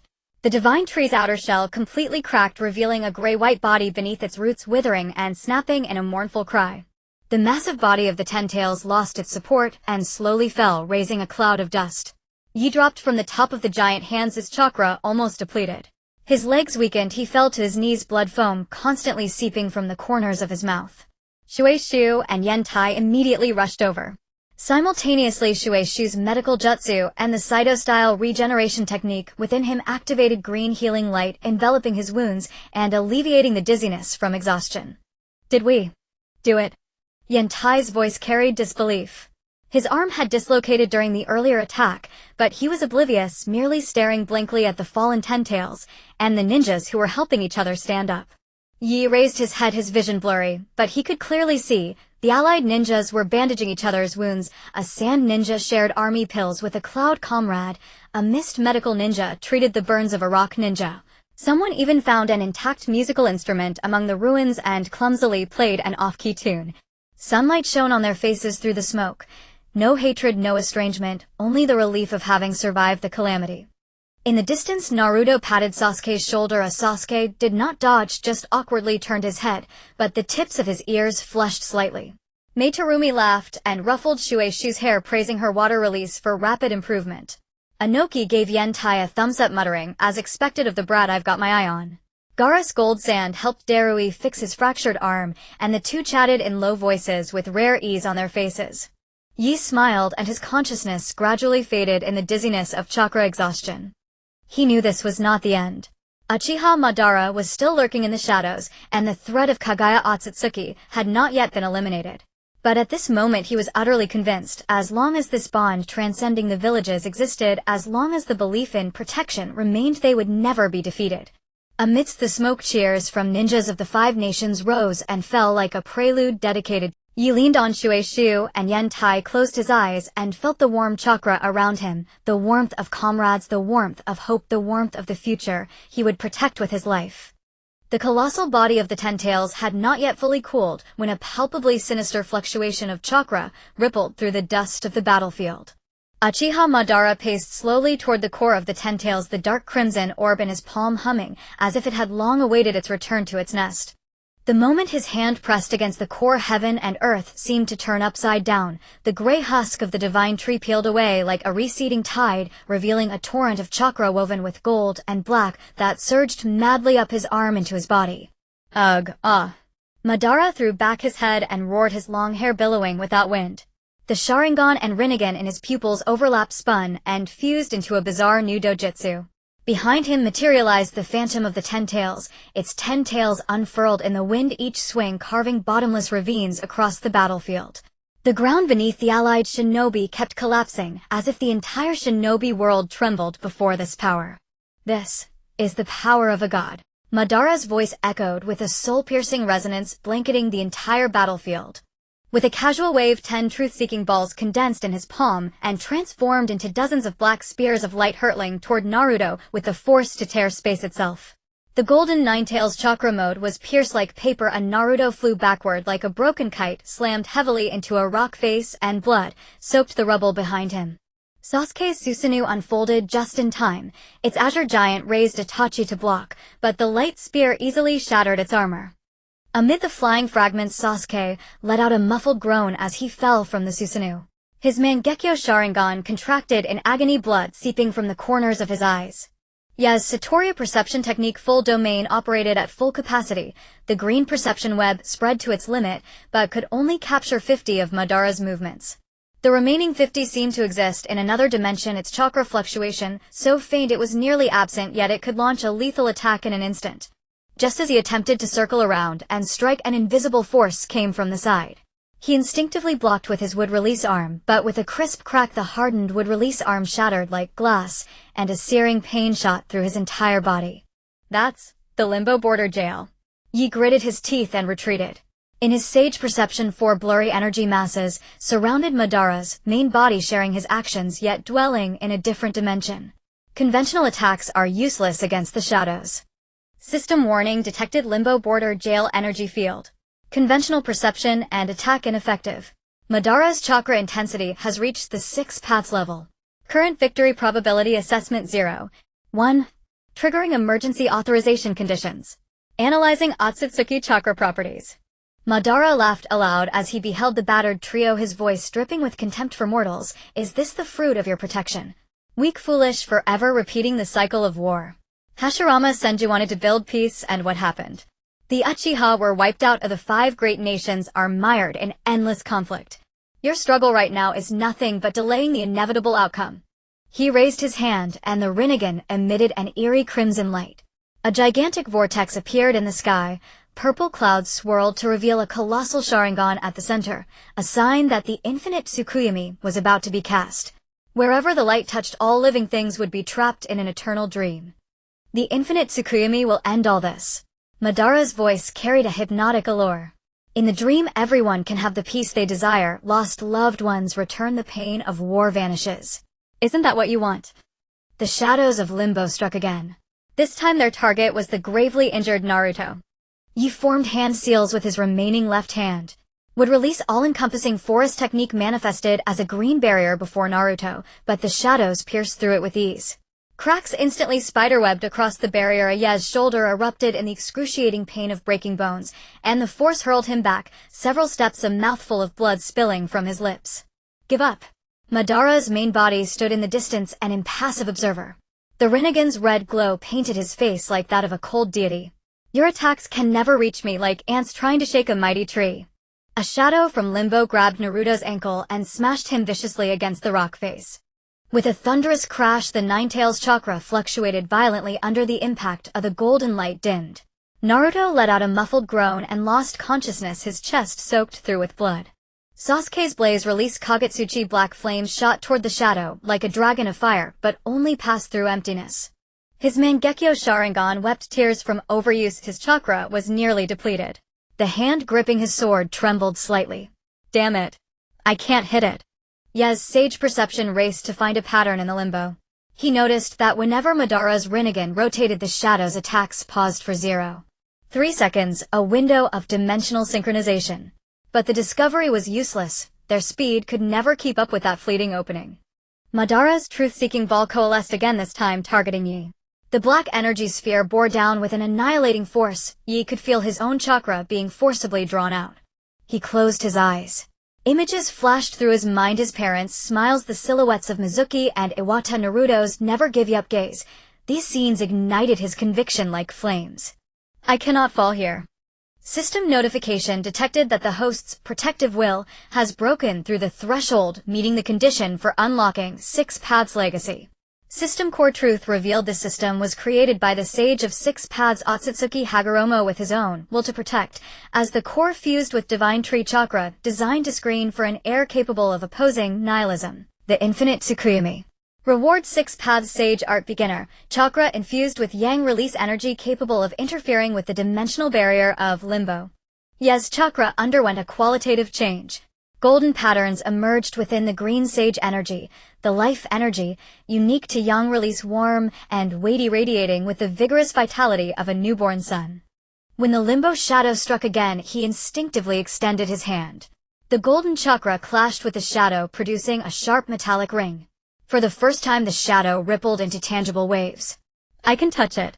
Madara's face showed genuine astonishment. For the first time, a flicker of disbelief passed through his Rinnegan. Impossible. Limbo Border Jail is a dimensional attack. How can a mere mortal? You had no time to marvel. The golden chakra flowed through his body, merging Satoryu perception technique full domain with the Six Paths Sage art. His vision instantly expanded to the dimensional level. He could clearly see the energy threads connecting the limbo shadows to Madara's main body, and also spot a wisp of nearly black yin release impurity coiled at the core of the truth-seeking ball in Madara's hand, an imbalance within the Six Paths power. That's the weakness of yin. A recollection flashed in Yez's mind of a line from his father's notes: extreme power often hides the most fragile balance. Excess yang leads to collapse, excess yin leads to stagnation. His chakra erasure technique flowed along the golden energy threads into the limbo shadow, precisely severing its connection to Madara. The shadow let out a silent howl and dissipated into black smoke. Naruto Sasuke. The core of Madara's truth-seeking ball contains yin release impurities. Attack it with yang release chakra. Naruto's eyes snapped open and the Ninetales chakra burst forth with solar radiance. A Rasengan infused with golden yang energy shot toward Madara.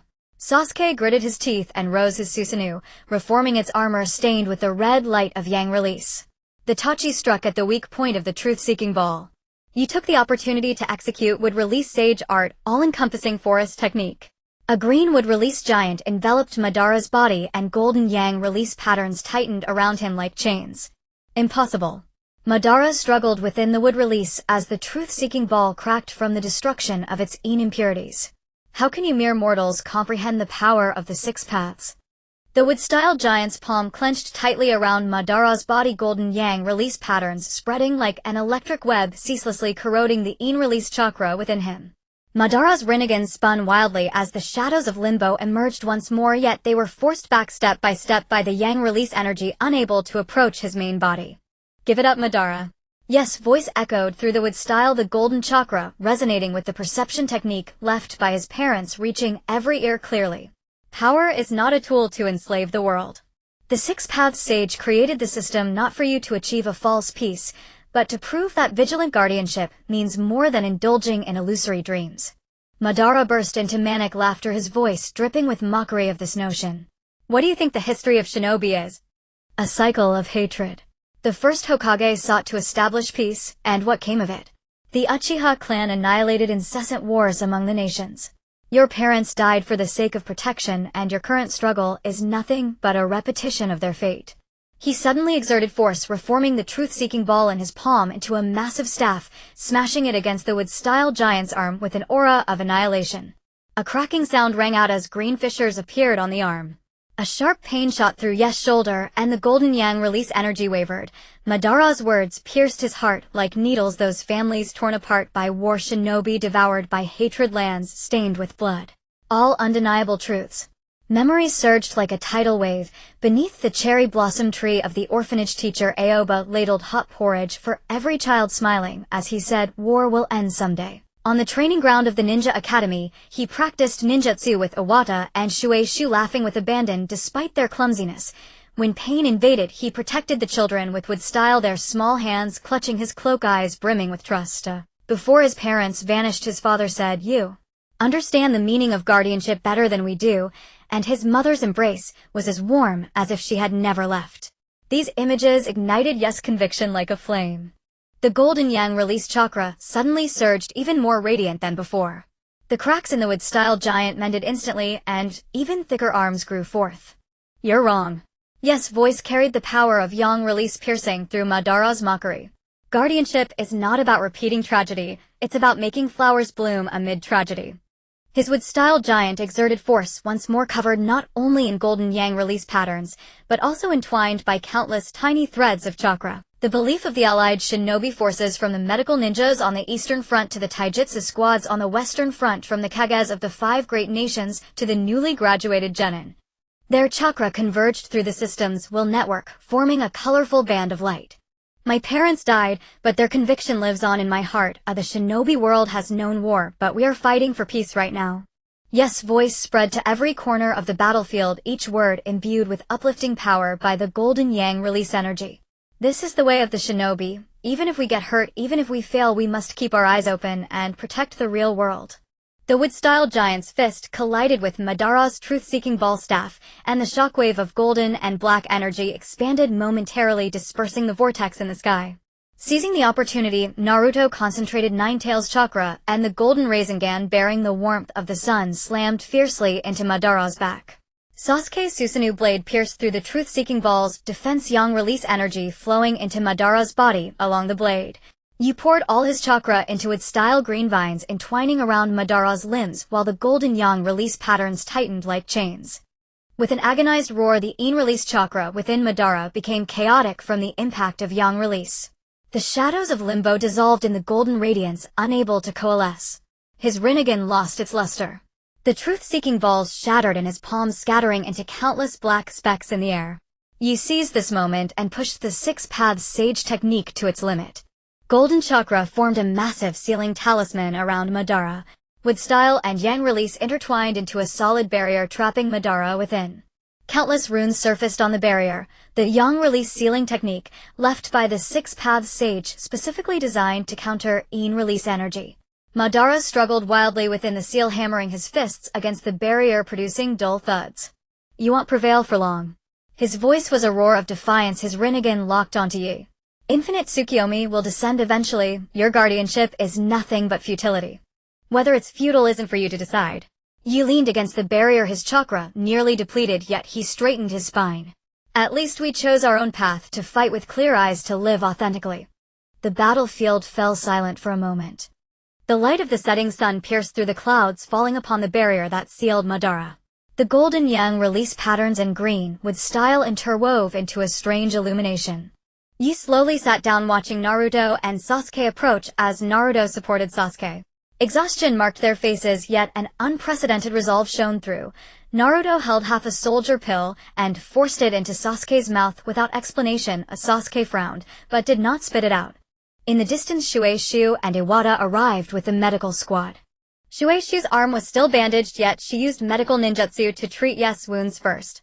Iwata carried the unconscious Naruto grumbling. This guy always overdoes it, but his eyes were full of concern. The golden yang release chakra intertwined with the water tribute healing energy, beginning to mend everyone's injuries. Yu closed his eyes, sensing the chakra flowing within him, a power that merged his parents' art's sage mode with style, and the six paths sage technique warm and steadfast. He finally understood that the system was never a shackle binding him, but a bridge guiding him to the essence of guardianship. The wind swept across the battlefield carrying the scent of gunpowder, yet also a hint of relief. Yu knew this was only a temporary victory. Madara's seal would eventually break and Kaguya Otsutsuki might awaken at any moment. But he no longer felt lost, nor did he need the system's prompts. The conviction of guardianship had been etched into his marrow, and the bonds of his comrades were right beside him. He opened his eyes, gazing at the allied shinobi tending to each other's wounds in the distance, and at the vortex gradually dissipating in the sky. A faint smile touched his lips. The instant Kaguya was sealed, the divine tree's pillar of light that pierced heaven and earth suddenly collapsed. The golden sealing talismans exploded in the air, scattering into countless shimmering specks like a belated snowfall of cherry blossoms gently falling upon the scarred battlefield. Knight lay amidst a pile of rubble, the wound on his chest still seeping blood, as the golden chakra of the six paths sage art slowly mended his fractured ribs. This was his final reliance on the system's yang release life link, converting the chakra transmitted by Naruto and Sasuke into healing energy, warm and resilient. In the distance, the core of the Ten Tails was sealed into a specially crafted crystal container, wrapped layer by layer in Garis golden sand, and slowly sank into the depths of the earth. The once rampaging roots of the divine tree, bereft of energy support, began to wither and weather, eventually transforming into black dust that blanketed the battlefield. With a gust of wind, they dissipated into the air as if they had never existed. The shinobi of the allied forces helped each other to their feet. Some collapsed to the ground, weeping loudly, tears mingling with the mud on their faces. Others raised broken weapons in cheer, their voices hoarse, yet brimming with strength. Many more merely stared at the sky in silence, as if unable to believe that the war which had dragged on for years was truly over. The system panel materialized, its interface simpler than ever before. Chakra reserve surged to the peak of Kage level. The six paths sage art was fully mastered with yang release purity at 100, allowing autonomous fusion of sage art and wood release. The system mode switched to support type functions, information archive, chakra analysis, ninjutsu simulation, no mandatory tasks. Knight's fingers lightly brushed the void, and the system interface rippled away like water, leaving no trace. He recalled the panic when he first obtained the system, when even the simplest sensory technique required the system's prompts. He remembered the tension during his first mission in the ruins of Amigakure, where he nearly exhausted his chakra to protect a stranger's child. He thought of the pain when his parents vanished, the system's cold notification tone for the first time. Unable to soothe his grief. Those moments guided by the system had ultimately coalesced into the strength that now lifted him to his feet, fused into his blood and bones, becoming part of the name Sato Yi. Yi. Shush's voice came from behind, laced with tears and laughter. Half of her blue hair ribbon was torn, tied loosely around her wrist. A dirt clung to her face, yet the light in her eyes remained undimmed. Yentai followed behind her, his left arm wrapped in thick bandages, clearly wounded in the earlier battle, yet he held up half a piece of salvaged uneaten soldier pill, grinning at him. "Can you still walk?" Lady Tsunade ordered a survivor head count. "The medical station is overwhelmed."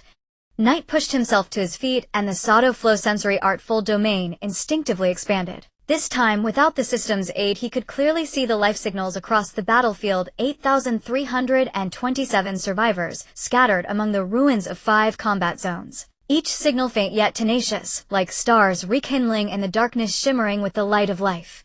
"I can walk." He smiled, letting Shueishu support his arm. Her fingertips carried the distinct warmth of medical ninjutsu, quietly healing the scrapes on his arm. Yentai instinctively positioned himself at his side to shield him from the jubilant shinobi rushing past. This comrade, who always expressed care through fists, now moved with clumsy yet attentive gestures. The three slowly traversed the battlefield. The ground beneath their feet still quivered faintly, the earth mourning the departed lives and pulsating for the newborn peace.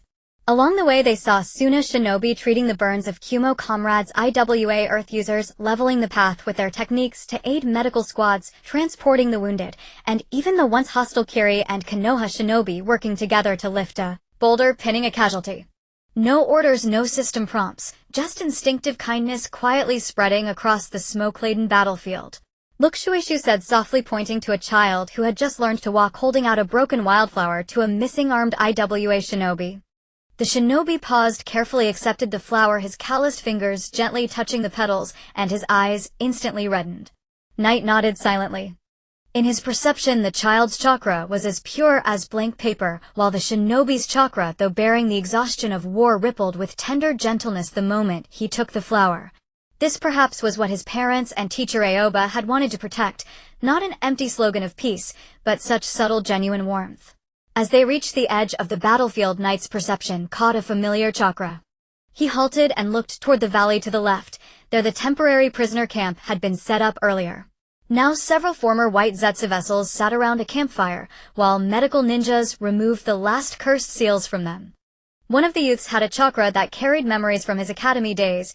The same youth who, once consumed by hatred, had nearly joined a Ronin squad, now handing bandages to the medical ninjas with a shy smile. He made it too. Yentai followed his gaze, his tone tinged with relief. Knight replied, turning and continuing forward. Sunlight pierced through the clouds, settling upon them with a warmth that dispelled the shadows. The end of war was never a single moment of dramatic finale, but a mosaic slowly pieced together from countless such tiny moments. The Allied Forces headquarters was established at the site of the former My Ninja Academy. The ruins were temporarily transformed into a medical station and command center. Tsunade sat on a broken steel inscribed with Will of Fire, her head bowed as she checked the casualty list. The sound of the pen tip scraping across the paper was unusually clear in the silence, each stroke as if falling upon everyone's heart. My Ninja Corps 12000 deployed 4300 survivors. Her voice was hoarse, but exceptionally clear. Cheyenne 8000 deployed 3100 survivors. Iwayan 6500 deployed 2700 survivors. Wuin. With each number uttered, the air grew heavier. Yi stood in a corner listening as familiar and unfamiliar names were read aloud. Among them were his subordinate from the sensory unit, the boy who always secretly added chili to his soldier pills, who ultimately couldn't survive the first-tailed beast ball of the Ten Tails, a friend from the orphanage. The girl who vowed to become Niui's finest chef ninja, who sacrificed herself using her body to shield 3 civilian children, and a lane ninja who had argued with him during the 5 Kage summit. The hot-tempered yet principled man who fell forever on the battlefield protecting the wreckage. Need any help? Yi walked over to Tsunade and asked softly. His sensory technique could quickly locate survivors more efficiently than paper lists and could also discover wounded individuals overlooked in the ruins earlier. Tsunade raised her head, her eyes bloodshot, but she nodded at him. Use your sensory technique to mark the living, especially the blind spots beyond the reach of medical stations. She paused, her voice dropping with a barely perceptible tremor. And mark those whose bodies cannot be found as missing. Yi understood her meaning. Some ninja had been vaporized in the tailed beast ball explosion, leaving not even a trace. Some had been devoured by the divine tree's roots, completely absorbed into the black soil. Others had dissipated in the dimensional cracks, robbed of even the chance for reincarnation. He closed his eyes. His golden sensory threads spread like a spiderweb across the entire battlefield, distinguishing each life signal from death zones, projecting clearly onto the temporarily drawn map. Green dots representing the living, red areas indicating confirmed deaths, and the flickering yellow marks were the last thread of hope left for the living. Auxiliary system activated, generating post-battle survivor distribution map, synchronized to all Allied Forces unit terminals. Detected user emotional fluctuations, sadness, 40, relief, 60. Suggestion, execute, memory anchor, collation to retain important character information. You ignored the system's prompts. His gaze fell on a small point in the My area of the map, the site of the former orphanage destroyed during Peen's invasion and after the battle, hit again by the Ten Tails tailed beast ball. It should have been a dead red zone, but at this moment there was a faint life signal there, carrying the familiar chakra fluctuations of Shuya, stubbornly glowing like a candle flame in the wind. I'm going to the orphanage, he said to Shuei and Yentai. You two help Lady Tsunade organize the list first. Contact me via communicator if there's an emergency. Before the ruins of the orphanage, a tiny figure crouched on the ground, drawing something in the dust with a twig. Xiaoya wore an ill-fitting ninja vest that Yi had given her earlier. Now it was covered in dust, the cuffs frayed. Beside her lay a tattered cloth bag containing a few salvaged, stillable compressed biscuits, clearly rations she had hoarded for a long time. Shiuya, he called softly. The little girl whirled around. When she saw him, tears instantly welled up, but she stubbornly pursed her lips and said nothing, only raising the twig in her hand. On the ground 5 crooked stick figures were drawn. One unmistakably, next to him were ponytailed Shui and tall Yentai and 2 empty spots, beside which childish handwriting read Teacher Chingya and Uncle and Auntie's wedding. Yi walked over, crouched beside her, and gently traced the 2 empty spots with his finger. They're here too, he said softly, as if afraid to disturb something watching over us from a place we cannot see. Shiuya sniffled, then suddenly threw herself into his arms, hugging his waist tightly with a strength unexpected for a child. Brother Yi, I thought you wouldn't come back just like Teacher Chingya. Her voice choked with tears. When the tailed beast ball fell that day, I hid in the basement, hearing the sounds outside like thunder. I thought I would never see you again. Yes, hand paused momentarily, then he gently patted her back. In the distance, the system's database automatically brought up Teacher Chingya's file. Chingya, former director of my orphanage, died during the first wave of the 10 tailed beast ball attack. Before his sacrifice, he used his body to shield 3 orphans. Behind those cold words was the old man who always smiled while handing out candy to the children, the elder who silently offered him warm porridge whenever he was bullied. He took a deep breath, pressing the weight deep into his heart, and said softly, "I'm back. I won't leave anymore." The setting sun cast long shadows of the 2 figures. Shiuya pulled out a piece of candy wrapped in cloth from her bosom, carefully unwrapped it, and handed half to Yi. This is what Teacher Chingya hid. Oh, I found it. He said sweet things can make people forget their sorrow. Yi took the candy and put it in his mouth. The sweetness spread across his tongue, carrying a faint bitter warmth. He knew that the wounds left by war would not heal immediately, but as long as there were moments like this and the warmth of mutual support, there was hope for everything. 1 year later, the ninja school of Konoha reopened. In front of the brand new teaching building, cherry blossom trees sprouted tender green buds. Yoru, Mizuki, and Iwata stood at the entrance, watching the children in their new uniforms rush into the classroom, their laughter ringing like silver bells throughout the campus. Shiuya, with a backpack taller than herself and a blue headband like Mizuki's, turned back to wave at them before running into the crowd. She was now a first-grade student with dreams of becoming a medical ninja like Mizuki, her backpack containing a mini medical kit gifted by Yoru. I never expected you to become a taijutsu teacher, Iwata, Mizuki teased with a smile, holding the freshly organized student health check forms. She wore a white coat from the Konoha medical department with a school nurse badge pinned to her chest. Behind her in the medical room was a new type of treatment device she developed based on Sato's medical techniques, designed to gently heal the training injuries of children. Iwata scratched his head, smiling shyly, revealing a set of white teeth. Lord Inoki said that one must practice taijutsu well in times of peace, or else our bones will rust. Moreover, he glanced at little Lee, who was playfully wrestling with the children on the playground, demonstrating the Konoha whirlwind to cheers from the crowd. Teaching alongside this guy is quite interesting. Yoru leaned against a pillar in the corridor, observing the children diligently listening in the classroom. His sensing technique instinctively expanded. Throughout Konoha, the chakra flowed steadily and gently without a hint of hostile fluctuations. In the distance, Naruto was practicing the Rasengan on the terrace of the Hokage office, his golden chakra glistening in the sunlight. Occasionally passing villagers waved at him, and he smiled back, completely devoid of the Hokage's aloofness. Sasuke's Susanoo illusion occasionally appeared in the training grounds outside the village as he taught the new generation of Uchiha clan members to control their Sharingan, not for revenge, but for protection, as the laughter of children echoed far and wide. An auxiliary system popped up, a message: the Ninja World Peace Perception Network is running stably with a coverage rate of 98, and the average monthly abnormal chakra incidence is 0. 3 cases. Historical task review guarding related task completion rate is 100, with resultant outcome the 5 great nations signed a permanent peace agreement and the enrollment rate of ninja schools increased to 150 pre-war. Yoru gently closed the system interface. In his pocket lay a yellowed piece of paper, the one given to him by teacher Oyama years ago, inscribed with the crooked handwriting: the meaning of guarding is to allow more people not to learn to guard. Now looking at this sentence again, he finally understood completely. True peace is not being constantly on edge against enemies, but being able to enjoy ordinary daily life with ease, where children can run in the sunlight without worrying about the next explosion, where ninjas can focus on training and missions without bearing the hatred of clan extermination. When the school bell rang, the setting sun shone through the windows of the teaching building, casting long beams of light on the ground. Mizuki handed him a cup of hot tea, the misty warmth, blurring her features. What are you thinking about? Are you sensing the entire village again? Yora took the teacup, his fingers touching the warm surface, watching the children flying kites on the playground. The kite string traced golden arcs in the sunset like a bond connecting the sky and the earth. He recalled the ruins from Pain's invasion, where amidst the broken walls there were only cries of despair. He thought of the flames of the Ninja World War, where countless lives faded beneath the roots of the divine tree. He remembered those who remained forever on the battlefield, who could not witness today's sunlight, but paved this road with their lives. I was thinking we made it, he said softly, a sense of relief in his voice. The system popped up, a final reminder without any interface, only a line of gentle text like a farewell from an old friend. The ultimate form of guarding is to make peace a norm.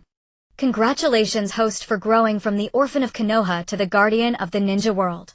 The setting sun cast long shadows of the three overlapping together as if they had never been apart. In the distance, the cherry blossom tree swayed gently in the wind, its petals falling onto the newly planted lawn, covering the last scar left by war. Inside the classroom, the teacher was assigning homework, and the children's complaints were filled with vitality. On the playground, little Lee and Iwata were competing in push-ups, drawing cheers from the crowd. In the medical room, Mizuki was adjusting the instruments, preparing for the physical exams tomorrow. This was the daily life they had exchanged for guarding, ordinary, warm, yet more precious than any glorious victory. Yora looked up at the clear blue sky with fluffy white clouds drifting by and the sunlight just right. A new dawn was slowly unfolding in everyone's smiles. The school bell rang like a cheerful wind chime, shattering the afternoon tranquility. Children rushed out of the classroom, the chattering noise instantly filling the campus. Shioya ran over with her backpack, the tips of her hair still clinging to a few cherry blossom petals, holding up a piece of drawing paper. Yoru, look at the family portrait I drew. On the drawing paper, 5 crooked figures were squeezed together.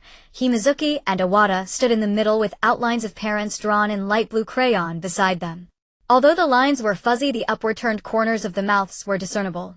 Shioya tiptoed and pressed the drawing paper into Yora's palm. Teacher Aoyama said, if you think of someone, you can draw their likeness, right? Yora's fingers traced the uneven crayon marks on the paper, his throat bobbing slightly.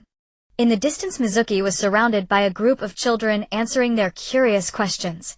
She held a bandage in her hand, patiently wrapping up a little boy with a scraped knee, the sunlight shining on her hair, radiating a soft golden glow. Iwata was competing with little Lee at the edge of the playground, drawing cheers, his laughter brighter than the sunlight. Right. Yora squatted down, fixing Zioya's wind-tasseled bangs. As long as you remember them, they will always be there. Shioya nodded, somewhat understanding, and suddenly pointed at the school gate, its sister Mizuki. As Mizuki approached, half of a medical handbook peeked out from her white coat pocket, scribbled with dense notes. I just finished treating the last wound. She shook the empty medicine box in her hand. Iwata conceded after little Lee pinned him down. Aren't you going to take a look? Yora followed her gaze, and indeed in the center of the playground laughter erupted. Iwata's legs were still upright in the air, while his upper body lay flat on the ground, with little Lee gleefully patting his back. Sunlight danced through the gaps in the crowd, jumping on them like a sprinkle of gold dust. No need. Yora smiled, his gaze returning to the notice board of the teaching building. There was a new announcement regarding the Ninja World Joint Exchange Program. Students from Sunagakure will visit Konoha next week, and he was responsible for hosting. Beside it was a yellowed clipping from a year ago reporting the war, where he appeared injured supporting an injured comrade.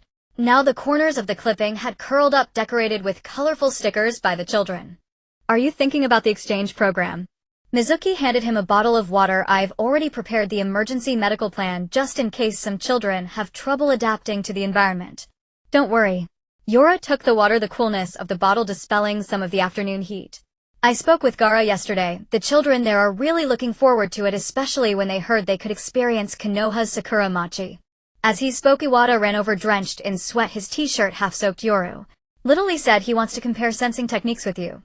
He doesn't believe you can see all the movements of the entire village at once. Then let him try. Yora raised an eyebrow, a hint of amusement flashing in his eyes.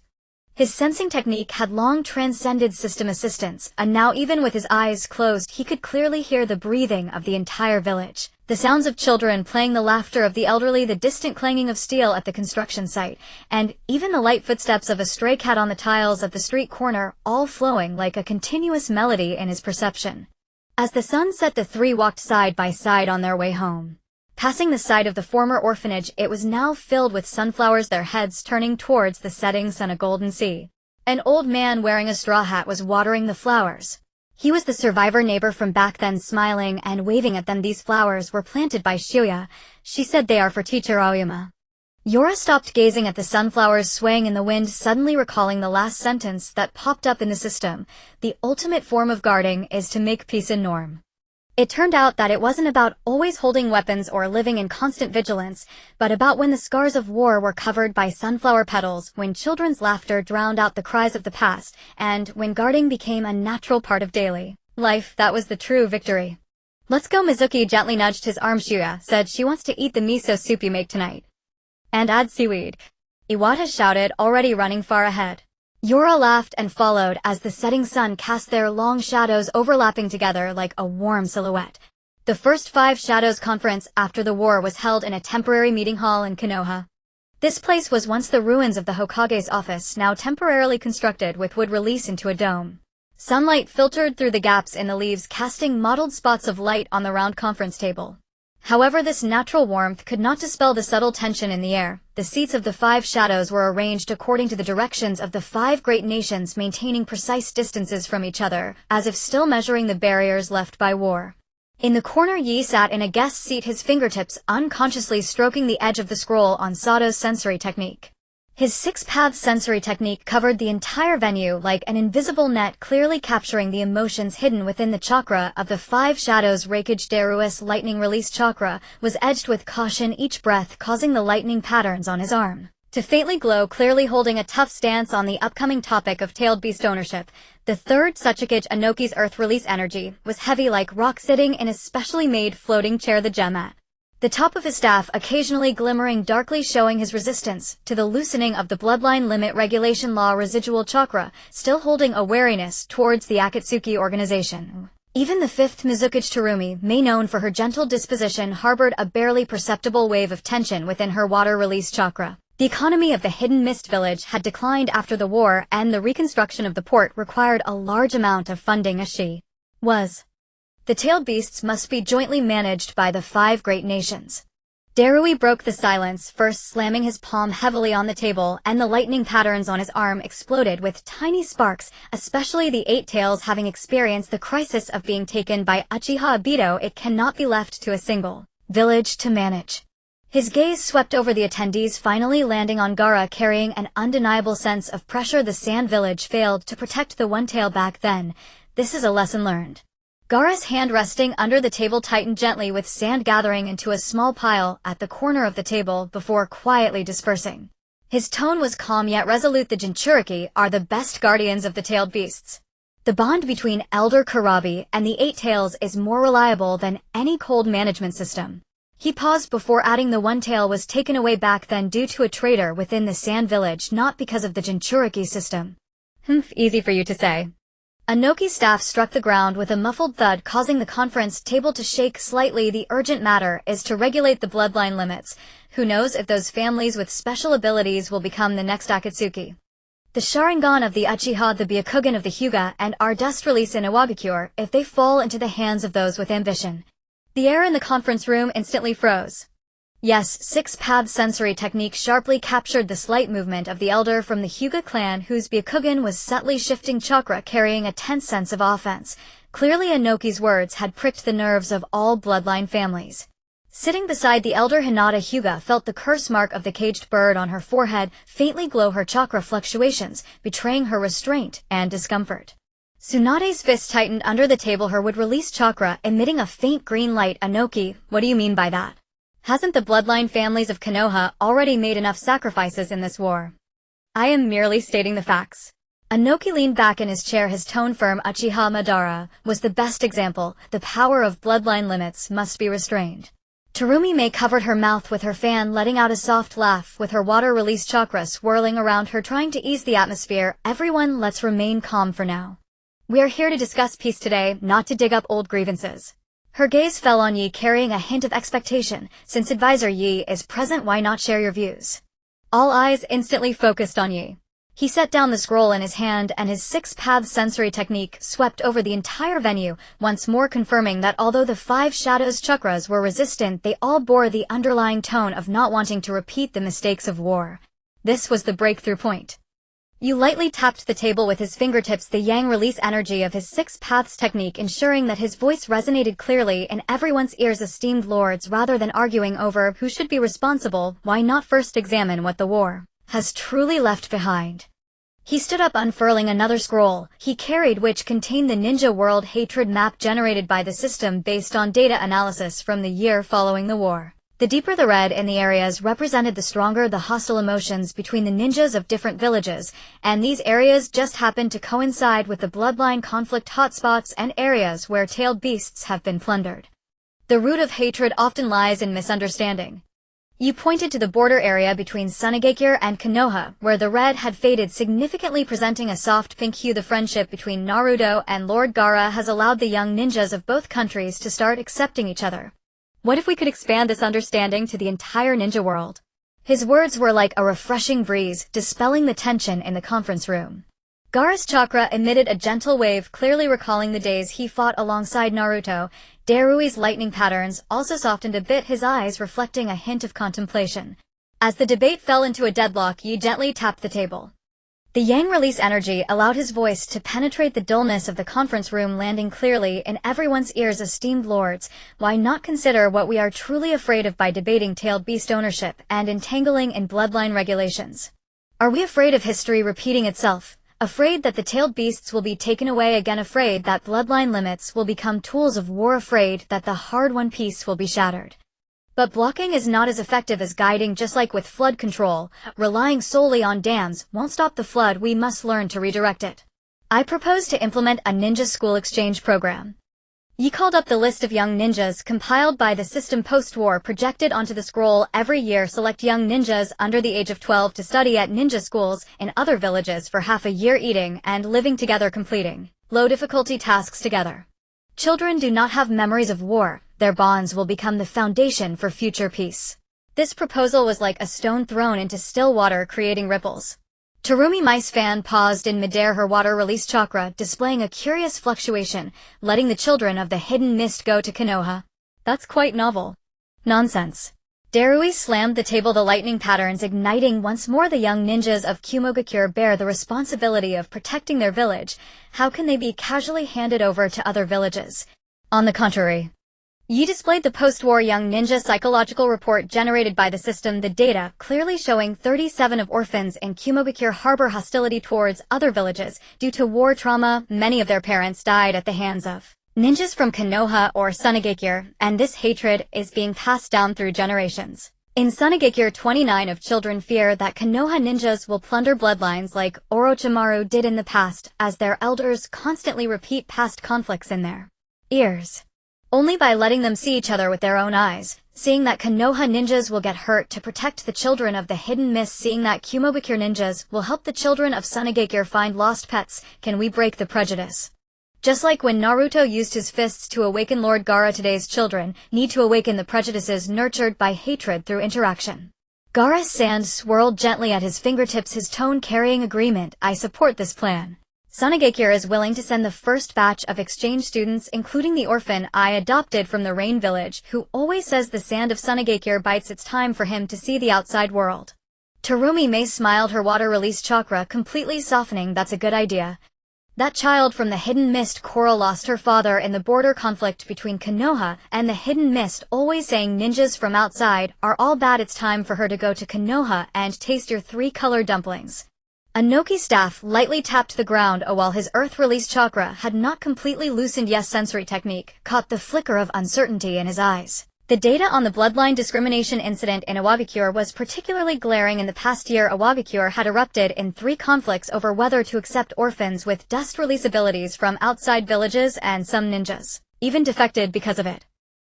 I never said I agreed. Anoki grumbled, but he did not refute further, tacitly accepting the pilot plan. Darui remained silent for a moment, the lightning patterns gradually fading. Kumogakure can send 3 young ninjas, but they must be personally escorted by Elder Kurabi. The first consensus was reached. Yi seized the opportunity to shift the topic to tailed beast ownership. Regarding the tailed beasts, I believe we can follow the will of the Jinchuriki. Elder Kurabi has coexisted with the 8 tails for many years, knowing better than anyone how to protect it. The bond between Naruto and the 9 tails has also proven its strength in war. The five shadows only need to retain the crisis assistance rights. When the tailed beasts are at risk of being taken, the nations must provide unconditional support.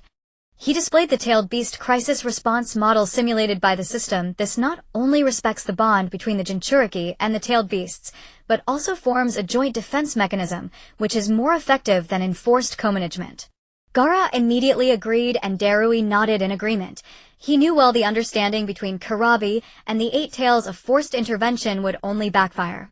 The second consensus was established. You looked towards Tsunade, giving her a meaningful glance. Tsunade understood, clearing her throat. The war has left too many orphans. Konoha proposes to establish a war orphan placement alliance, where all nations contribute manpower and resources to build cross-village orphanages, allowing children to grow up in an environment free of hatred. I agree. Terumi may responded first. In the orphanage of the Hidden Mist, half of the children are war orphans, and they need a broader world. Although Inoki did not speak, the heaviness of his earth-release chakra had somewhat dissipated, clearly acknowledging this proposal. Ultimately, under Yes mediation, the five shadows reached 3 agreements. 1. Implement the ninja school exchange program starting with Konoha Sunagakure and the Hidden Mist. 2. Tailed beast ownership will follow the will of the Jinchuriki, with the five shadows only retaining crisis assistance rights. 3. Establish the War Orphan Placement Alliance led by Konoha, with all nations contributing to building cross-village orphanages. System notification: the cost of peace task completion 33. The reward cross-national chakra resonance technique has been unlocked and requires the simultaneous infusion of chakra from the five shadows to activate. As the meeting adjourned, Yi stepped out of the conference hall to breathe, but did not let his guard down. His six-path sensory technique had already penetrated the Konoha barrier extending to the borders of the Land of Fire. This was once the battlefield ravaged by the Ten Tails, and although the energy of the remnants of the divine tree had weakened, it lingered in the soil like an uncleaned poison. Suddenly, an unusual chakra intruded into his sensory range. Weak yet carrying a familiar Otsutsuki aura, unlike Kagaya's dominance nor Urashiki's coldness, this energy bore a fragmented feeling, as if it were a shard detached from some greater existence. You traced the trajectory of the energy, seeing 3 figures cloaked in black using some special instruments to detect the residual tailed beast chakra in the ground. The red light emitted by the instruments resonated bizarrely with the remnants of the divine tree. At the moment one of them turned, Yes pupils suddenly constricted. The person wore a half-white mask, revealing a left eye that was a murky Byakugan with strange black patterns scattered in the sclera, clearly modified Byakugan fragments. System database automatically matches target Otsutsuki Urashiki's remnants, presumed followers not completely eradicated. Abilities: mastery of some time reversal ninjutsu, adept at extracting residual chakra. Current action: searching for traces of tailed beast chakra at the borders of the Land of Fire. Threat level B: if they gather the residual chakra of the tailed beasts, they may activate the remnants of the divine. You discreetly left a would-release mark in that area, chakra threads wrapping around the remnants of the divine tree like strands of hair. As long as the opponent approached again, he would be able to sense it at the first moment. As he turned back to the conference hall, a chill ran through his fingertips. Beneath the facade of peace, the hidden fangs had never truly retracted.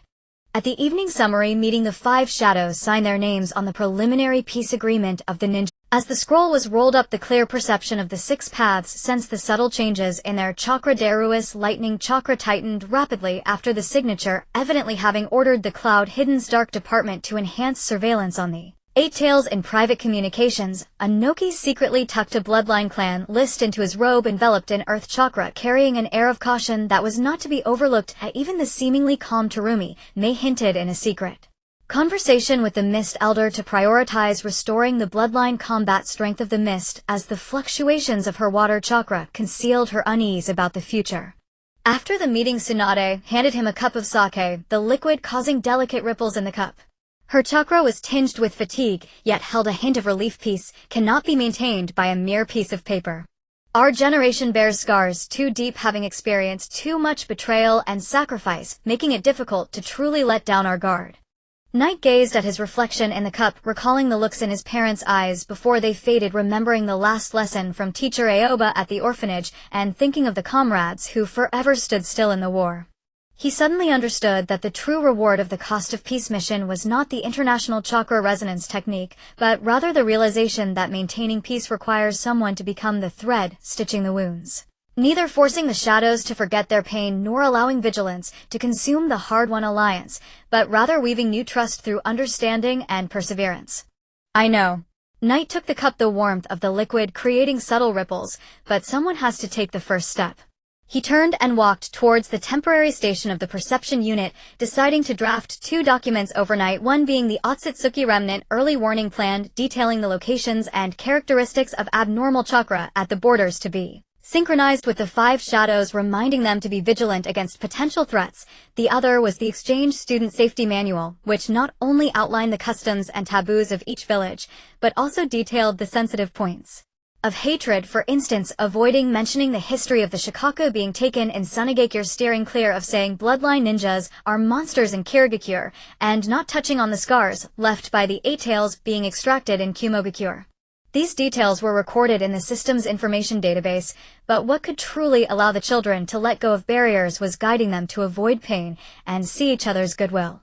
Passing by the ninja school, Night noticed the names of several exchange students already written on the announcement board. Sunagakure's rain-hidden orphan was named Xiaoqing, while Coral from Kirigakure had drawn a whale pattern next to her name, and the representative from Konoha was Xiaoya, who scribbled in crooked handwriting, "I want to take my friends from Sunagakure to see the sunflower fields."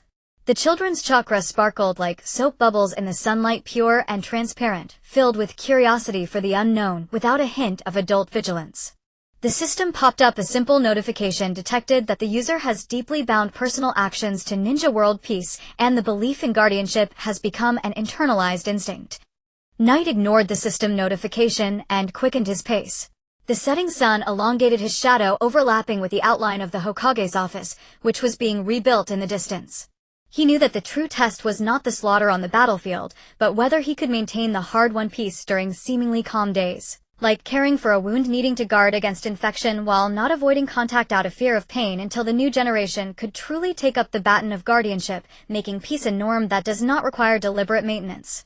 Upon returning to the station, Mizuki and Yantai were sorting through the reports of the perception unit. Next to Mizuki's medical ninjutsu scroll, there was a first aid kit prepared for the exchange students, with each type of ointment labeled with instructions suitable for different physiques. Yantai was drafting a physical training plan, specifically noting to avoid using techniques that might provoke inter-village conflicts.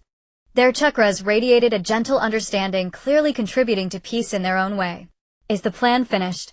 Mizuki handed him a cup of hot tea, the steam blurring her features. "Naruto-kun just called saying the children from Sunagakure have already set off, asking us to prepare more sakura rice cakes. It will be ready soon." Night smiled, the pen gliding across the paper, leaving clear characters. Outside the window, the myriad lights of Konoha were gradually illuminating, forming a warm sea of light in the dusk. The lights in the conference hall had been extinguished, but the perception unit's lights remained on like a vigilant star watching over this fragile yet resilient land of peace. He knew that the meeting of the shadows had concluded, but the lessons of peace had only just begun. Those unhealed scars may never disappear, but as long as there are those willing to nurture with patience and kindness, one day new skin will cover them, transforming pain into a reminder rather than an obstacle. This was what he was about to protect. In the late-night perception unit station, the lights were bright. Night stacked the 2 documents neatly, his fingertips still retaining the rough texture of the paper. Mizuki brought over a bowl of hot miso soup, the white mist condensing into tiny water droplets on her eyelashes. "The exchange students from Sunagakure will arrive early tomorrow morning," Xiaoya said. "She wants to go greet them at the village entrance and has already woven the sunflower garlands. Tell her to be careful and not to run too fast." Night took the soup bowl, warmth spreading from his fingertips to his limbs. His 6 paths perception swept across the west side of the village. Though the training ground was brightly lit, Sasuke was instructing the Uchiha children in practicing basic ninjutsu, their chakra steady like a deep pool. The Sharingan, once ignited by hatred, now reflected the children's smiling faces, surprisingly glowing with a gentle red light. Yantai walked in holding a stack of scrolls, cherry blossom petals landing on his shoulder. "Lord Inoki sent someone with a friendly list of bloodline clans from Iwagakure, saying it was to facilitate exchange student interactions." He slammed the scroll on the table, his tone laced with sarcasm. "I reckon the old stubborn one is afraid his dust-released genius will be snatched away by Konoha." Night unfolded the scroll, the handwriting strong and vigorous, yet next to the classifications of contactable and requires reporting there were dense pencil markings indicating numerous modifications. He suddenly recalled Anoki's tense profile during the meeting, the scar extending from his forehead to his chin, a remnant of the Third Shinobi World War. Some scars may never heal even after scabbing. Add this to the safety manual. Knight pointed at the note on the scroll stating, "Do not mention the Tsuchikage's cane in front of the children from Iwagakure," saying to Yontai, "Every village's sensitive points are hidden in these details." Just then the communicator suddenly vibrated. It was an encrypted signal from the border perception point. The chakra of the Otsutsuki remnants had shown fluctuations at the junction of the Land of Fire and the Land of Water, where they seemed to be attempting to extract the chakra left behind by the Three Tails. This had once been the territory of Kirigakure, now jointly managed by the allied forces, with relatively weak defenses. Knight's chakra tightened instantly, and his six paths perception pierced through the clouds, locking onto the three black figures.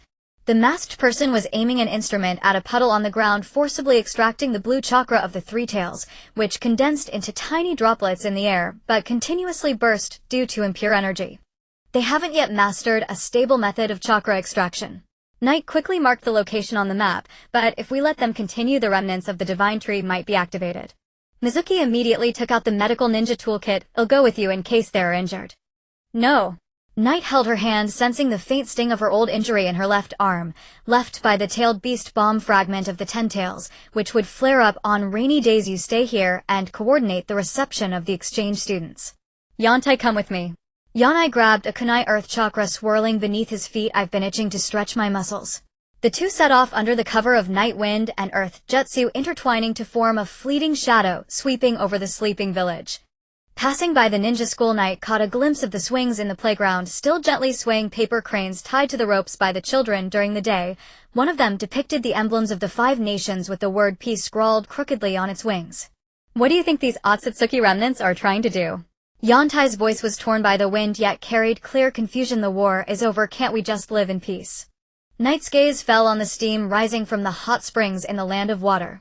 It was once a place where Jiraiya gathered intelligence, and now it had become a refuge for post-war refugees, filled with the warmth of everyday life. Some people always think that peace is a compromise of the weak. He tightened his grip on the perception scroll, the patterns of the Sato style shimmering in the moonlight. "They don't understand that being able to smile while drinking a bowl of miso soup is more precious than controlling the power of the Ten Tails." As they approached the border, the 3 black figures sensed movement and instantly scattered. The masked person raised his hand and threw several black spikes entwined with fragments of Byakugan chakra capable of temporarily disrupting 6 paths perception. Knight swiftly dodged, using wood-release cutting technique to summon green vines from the ground and snaring the opponent's ankle. Just as contact was made, he saw the face beneath the mask, a youthful visage that had been modified with the left eye's Byakugan and the right eye's normal pupil clashing, resembling a doll that had been forcibly pieced together. "Who are you?" The boy's voice was hoarse-laden with mechanical pauses. "Why do you stop us?" "You are awakening something that should not awaken." Knight's 6-path sage technique gathered in his palm, golden light illuminating the stitches on the boy's face. "Once the remnants of the divine tree are activated, the entire ninja world will suffer." "Suffer?" The boy suddenly burst into wild laughter, the black patterns of his Byakugan spreading wildly. "This world should belong to the Otsutsuki. You mortals are merely thieves of chakra." He abruptly pressed the instrument switch, and the chakra of the Three Tails erupted violently, creating a massive whirlpool in the ground, causing Yontai to be swept away by the water flow. Knight instantly activated would release Great Forest Technique, green giants rising from the ground to block the surging water.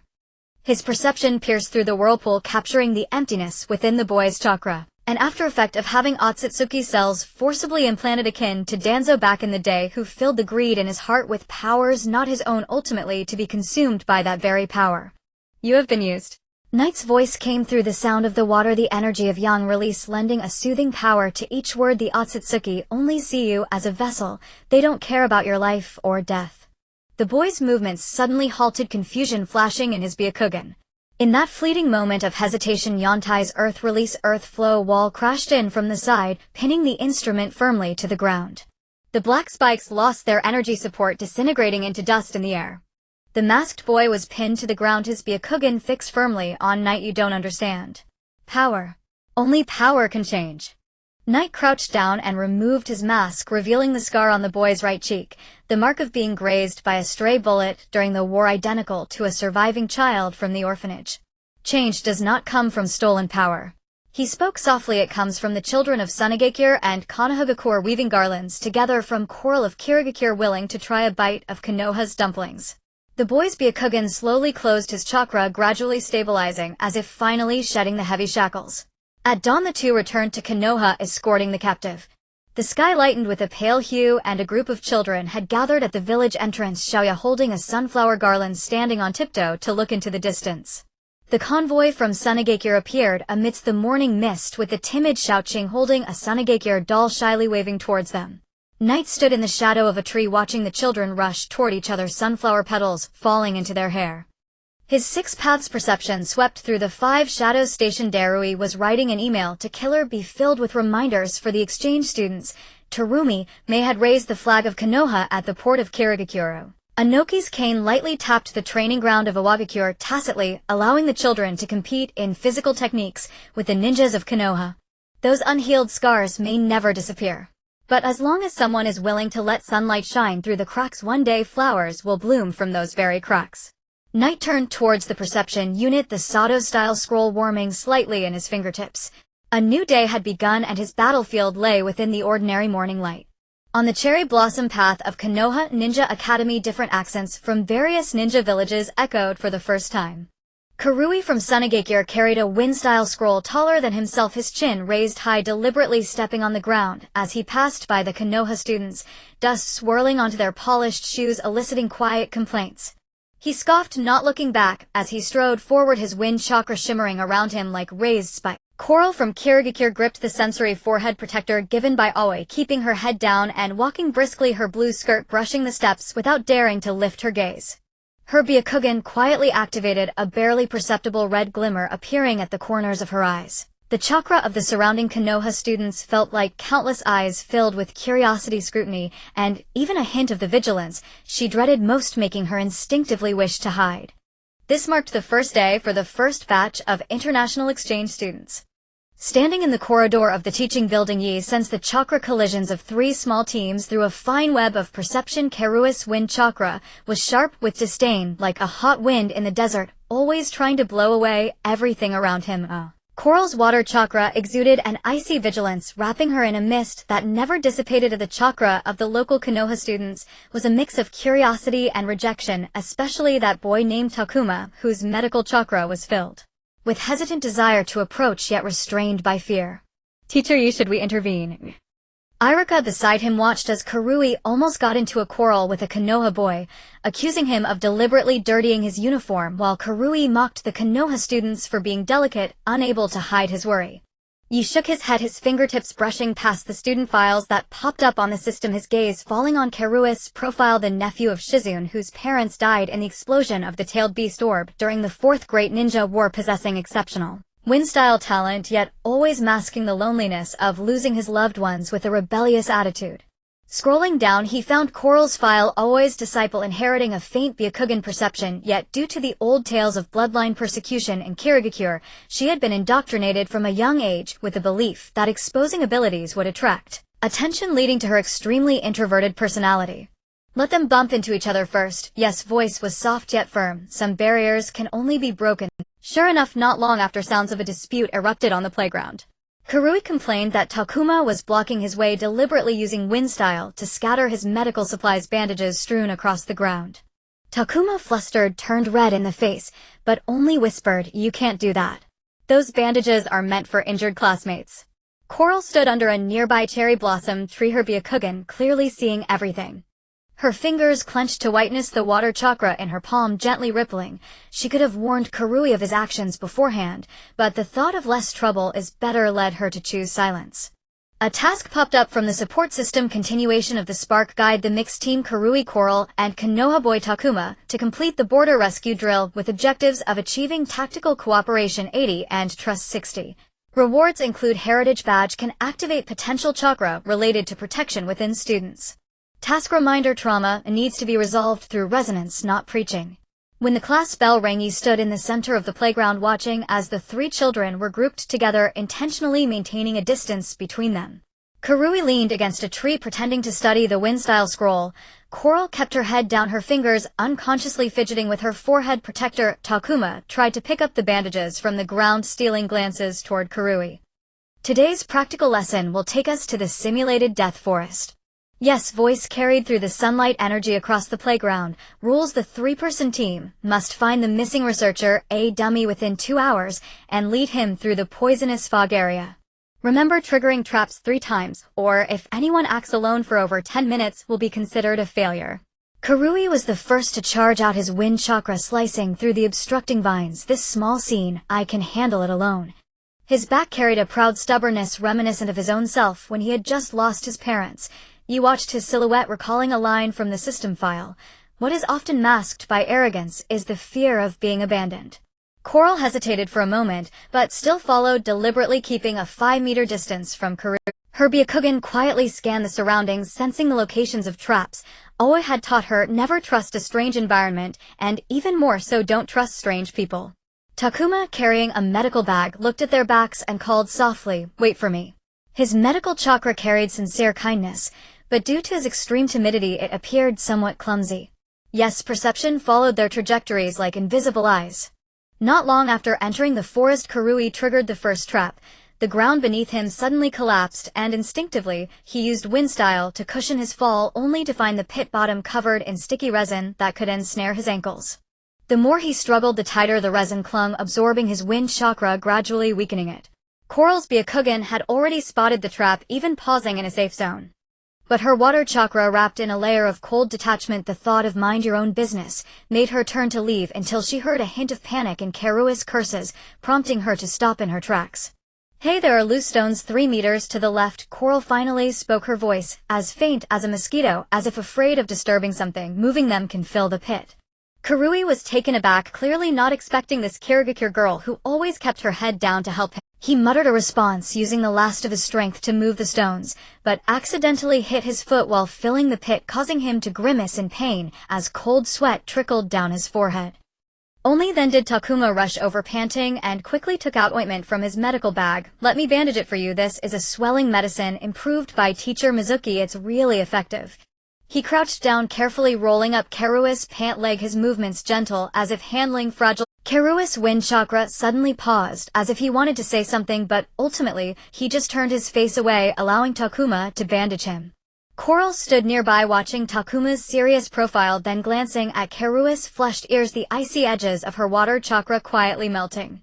In Yes perception, for the first time the chakras of the 3 began to resonate imperceptibly. Karua's wind chakra softened, no longer so sharp like thorns soaked in warm water. Coral's water chakra gained warmth, no longer a dense icy shell. Takuma's medical chakra became a warm light, gently connecting the other 2 energies.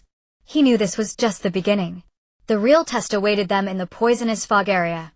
When the researcher dummy was found, there were only 40 minutes left until the end. The poison mist zone lay ahead, a white thick fog, like solidified milk slowly rising from the ground. The air was filled with a pungent odor. This was the illusion poison mist, specially simulated by Yi. Although it wouldn't actually harm anyone, it could amplify inner fear and cause hallucinations. Once we cross this, we'll have completed the mission. Tuoma looked at the dummy, then at the poison mist, his medical chakra tinged with tension. "Teacher, you said we need wind release to disperse the fog, water release to reveal the path, and someone to detoxify. I'll use wind release to clear the way." Karui cut him off, gathering chakra as a wind blade spun in his palm. "This pathetic fog. I can blow it away in one breath." "Wait." Coral suddenly stepped forward and grabbed his wrist. Her Byakugan shimmered with a faint blue light chakra, like a fine net penetrating the fog to detect hidden traps. "Don't be rash. The airflow in the fog is reversed. Your wind release will be reflected back and trigger the falling rock mechanism above." Karui yanked his hand away, his wind release chakra suddenly turning sharp. "How do you know? Don't try to trick me with your Kirigakure schemes." His voice carried a sense of offended anger. His father's dying words suddenly echoed in his ears. "Never trust a Kirigakure shinobi. They're experts at stabbing you in the back." Coral's hand froze in midair, her face instantly turning pale. Through her Byakugan, she saw the hatred churning in Karua's chakra, like countless sharp thorns pointed at herself. Subconsciously, she took a step back, lowered her head again, and pressed her lips tightly together, unable to utter another word. The quarrel between the 2 made Tuoma pace in anxiety. He looked at the stalemated pair, then at the thickening poison mist, and suddenly recalled what he had said in class. When teacher Aoba trained us, he said that to judge whether a comrade can be trusted, don't listen to what they say, see if they'll leave their back to you. Just then the surrounding leaves suddenly rustled. Disturbed, a swarm of simulated snakes swooped down from the trees. These chakra-made snakes had no venomous fangs, but they could release paralysis spray. A single hit would immobilize anyone. Karui instinctively shielded Tuoma behind him, his wind release instantly transforming into a shield that blocked the first few snakes. At the same time, Coral formed hand seals, creating a transparent barrier around the three of them with water release just in time to block the snake's second wave. In the chaos, Coral's Byakugan turned red from overuse. She instinctively tried to lower her head to hide it, but Karui saw it clearly. Your eyes. Karui's voice trailed off, his wind release shield nearly dissipating. He had always thought Coral was just an ordinary sensory shinobi, never expecting she possessed the Byakugan, a bloodline limit that in Sunagakure legend could see through all conspiracies. Yet now in the girl's reddened eyes it appeared particularly fragile. Coral's body tensed up like a frightened rabbit, her water-release chakra instantly turning cold. She braced herself for accusations and rejection. In her childhood, bloodline, a limit ninja from Kirigakure had always been pointed at and gossiped about. But Karui's next words surprised everyone. Pretty impressive, way better than our Sunagakure sensory scrolls. He scratched his head, his wind-release chakra carrying a hint of unnatural stiffness. Just now. Thanks. Yes, perception caught the violent fluctuation in Coral's chakra, shock, disbelief, and a hint of an emotion about to break through the surface called relief, like a crack forming in a frozen river allowing sunlight to finally shine in. She looked up for the first time, not avoiding Karui's gaze, and whispered, "You're welcome." The poison mist grew thicker. If they didn't act soon, they would run out of time. Tuoma looked at the two and suddenly gathered his courage to say, "I'll handle the detoxification. My medical ninjutsu isn't great, but teacher Mizuki said that as long as chakra is pure enough, it can neutralize this illusion toxin." Karui glanced at Coral, then at Tuoma, and took a deep breath. "I'll control the wind release range, only blow away the safe points you mark to conserve chakra." Coral nodded, activating her Byakugan again, this time without any concealment. "I'll direct with hand signals, green for safe, red for trap." In the end, the three entered the poison mist zone. In this manner, Karui's wind release was no longer as flamboyant as before, transforming into precise currents that only dispersed the safe points marked by Coral, forming a winding path. Coral's Byakugan pierced the dense fog, carefully confirming safety with each step, occasionally reminding Karui to adjust the angle of his wind release. Tuoma carried the dummy on his back, while using medical chakra to detoxify both of them. Sweat dripped from his forehead onto the dummy, yet he smiled with unusual earnestness. When they burst out of the forest with the researcher, the timer showed 3 minutes remaining. Karui's wind release chakra was nearly exhausted. Coral's Byakugan was slightly swollen from fatigue, and Tuoma's medical kit was more than half empty. Yet the three looked at each other and couldn't help laughing. It was a heartfelt lightness after dropping their guard. You watched the faint glow that appeared on the inside of their forehead protectors, energy imprints attuned to their chakra. Karui's emblem glowed with the yellow of wind release Coral's, with the pale blue of the Byakugan, and Tuoma's with the warm green of medical ninjutsu. These imprints would not bestow tremendous power, but when needed they could awaken the potential related to protection within them. Well done. Yi stepped forward, his voice carrying approval. But the real mission begins now. He pointed toward the slope in the distance. Follow me, and I'll show you a lesson in inheritance. After the exercise, Yi did not return directly to the school. Instead, he led the three children to the monument of the unknown heroes. The cherry blossoms were in full bloom here, pinkish-white petals falling like snow, gently covering the nameless stone monuments, as if laying a tender blanket over the departed. The stone monuments stood in neat rows, as some bore faint symbols, the final ninjutsu marks of the fallen, while others were completely blank, not a single trace left, like those ninja who were vaporized in tailed beast bomb explosions, their very existence erased. Do you know why these stones have no names? Yi sat on the grass, watching the backs of the three children. Their chakra carried a heaviness infected by the solemn atmosphere. Some of them were just kids who graduated from the ninja academy maybe yesterday. They were still competing with their comrades for soldier pills. Some were middle-aged people like your parents with children at home waiting for them to return. There were even old grandmothers. In war, many died in such haste that they didn't even have time to leave their names. Karui's shoulders trembled slightly. His wind-release chakra felt constricted, as if something were blocking it, heavy and stifling. His father had died under the Ten-Tailed Beast bomb. The unit reported him as missing, and he didn't even have a proper tombstone. He had always believed his father's sacrifice was proof of not being strong enough. Now looking at the nameless stone monuments, his nose suddenly stung with emotion. My father always said a ninja's mission is to fight Takuma, said softly, his medical chakra carrying confusion. But Teacher Yi, why do you say that making others not have to become enemies is more important? His father was an ordinary ninja of Konoha struck by a stray bullet while protecting civilians. On his deathbed, he kept murmuring if only there were no war. Yi picked up a cherry blossom petal and gently placed it on a blank stone monument. Teacher Aoba once brought me here. He said these people didn't die to defeat someone. He pointed to the distant ninja academy where a few lower-grade children were flying kites on the playground, their laughter like silver bells. They died so that when those children grow up they won't lose their fathers, like Karui won't fear exposing their abilities, like Sango won't know what war is from childhood, like Takuma. Sango suddenly looked up, tears in her eyes. Her water-release chakra carried a sobbing fluctuation. Teacher Aoba said Kirigakure used to kill Kekkai Genkai users. Everyone thought our abilities were curses. But here I can use Byakugan to help everyone, right? She recalled that in the poison mist zone just now Karui hadn't rejected her because of her Byakugan, and Takuma had even smiled and said, "Your eyes are amazing." Those moments were like warm currents gradually melting the ice in her heart. Yi nodded, pointing to the faintly glowing inheritance emblem on the inside of her forehead protector. Your ability is not a curse, it is the power to protect your comrades. Just like in the forest, just now you used your Byakugan to save Karui. Kekkai Genkai itself has no good or evil, the key lies in what the user wishes to protect. Karui turned away, awkwardly kicking the ground with his toes, his wind-release chakra carrying an unnatural fluctuation. Next exercise, I can teach you how to combine wind release and water release. It will be more powerful. He recalled that when Sango's water release barrier blocked the snake swarm, his wind release happened to create an air current on the barrier. That feeling of cooperation was much more reassuring than going it alone.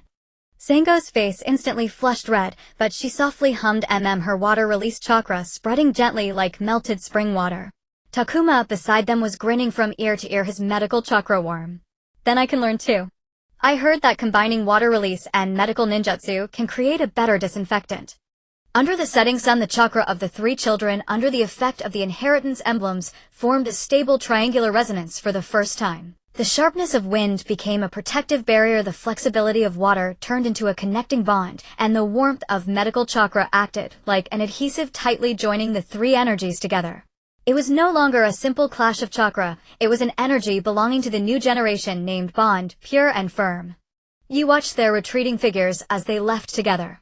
Karui was being pestered by Takuma about wind release techniques, muttering, "So annoying," yet he slowed his pace to wait for him. Sango walked in the middle, occasionally looking up to point out small traps on the path, those she had spotted with her Byakugan, her tone carrying a hint of unconscious cheerfulness.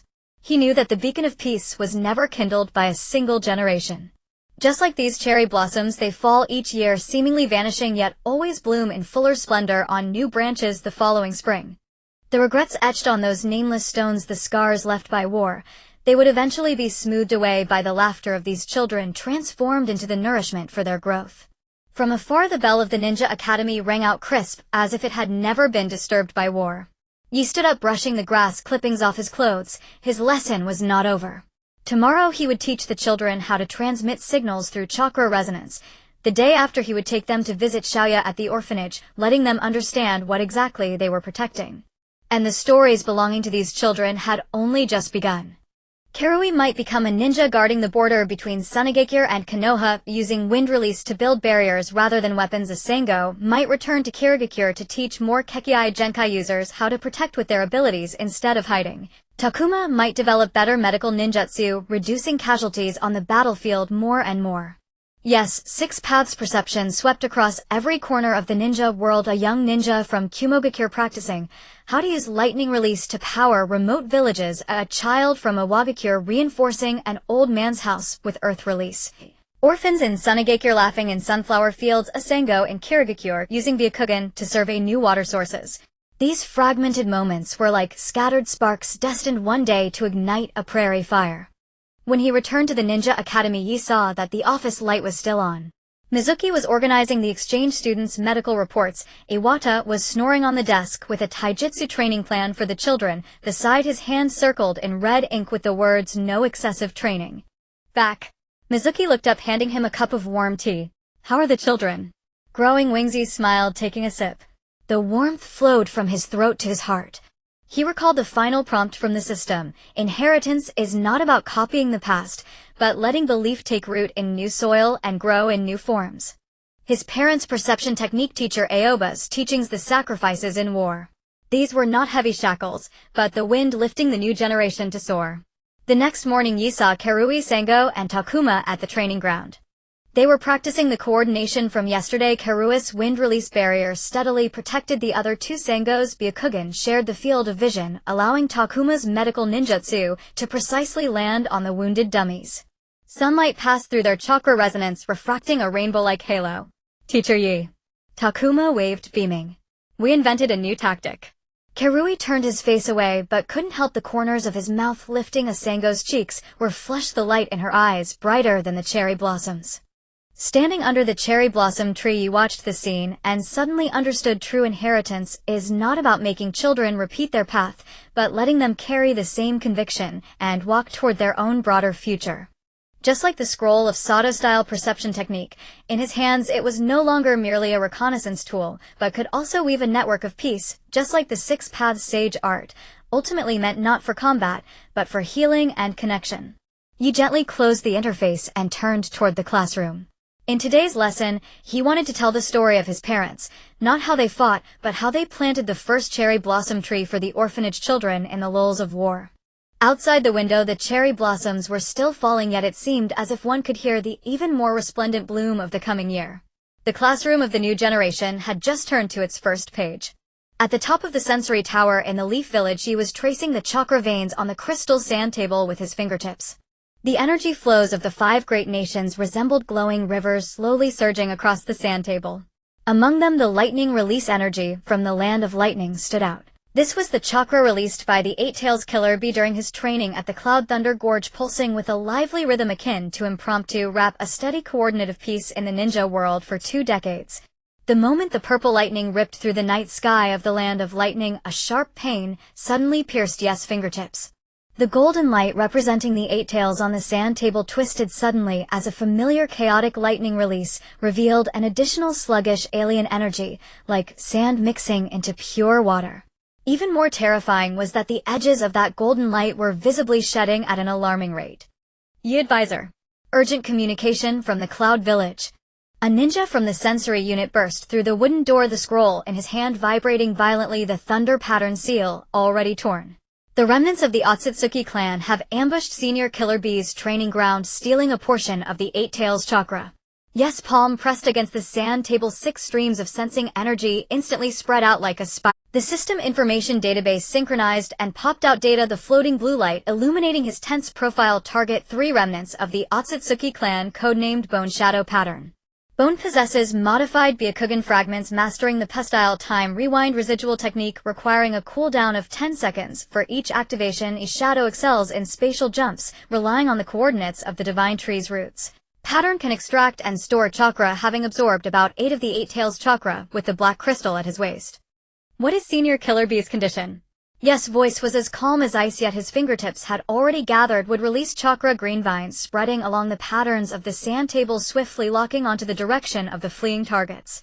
Senior is not in life-threatening danger, but the 8 Tails chakra is in chaos and requires rest. The voice of the communication ninja came with heavy breathing. Darui, the Raikage, has led 30 elite ninjas to pursue, but the enemy can interfere with regular sensing.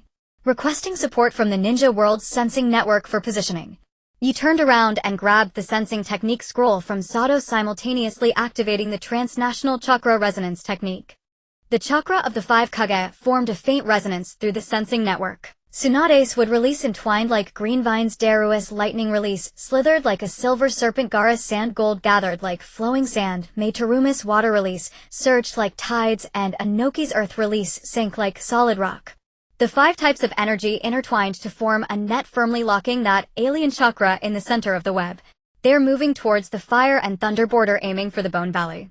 Yes, gaze pierced through the window towards the northeast. That area is where the divine tree's remnants are most heavily polluted with chaotic chakra suitable for hiding traces.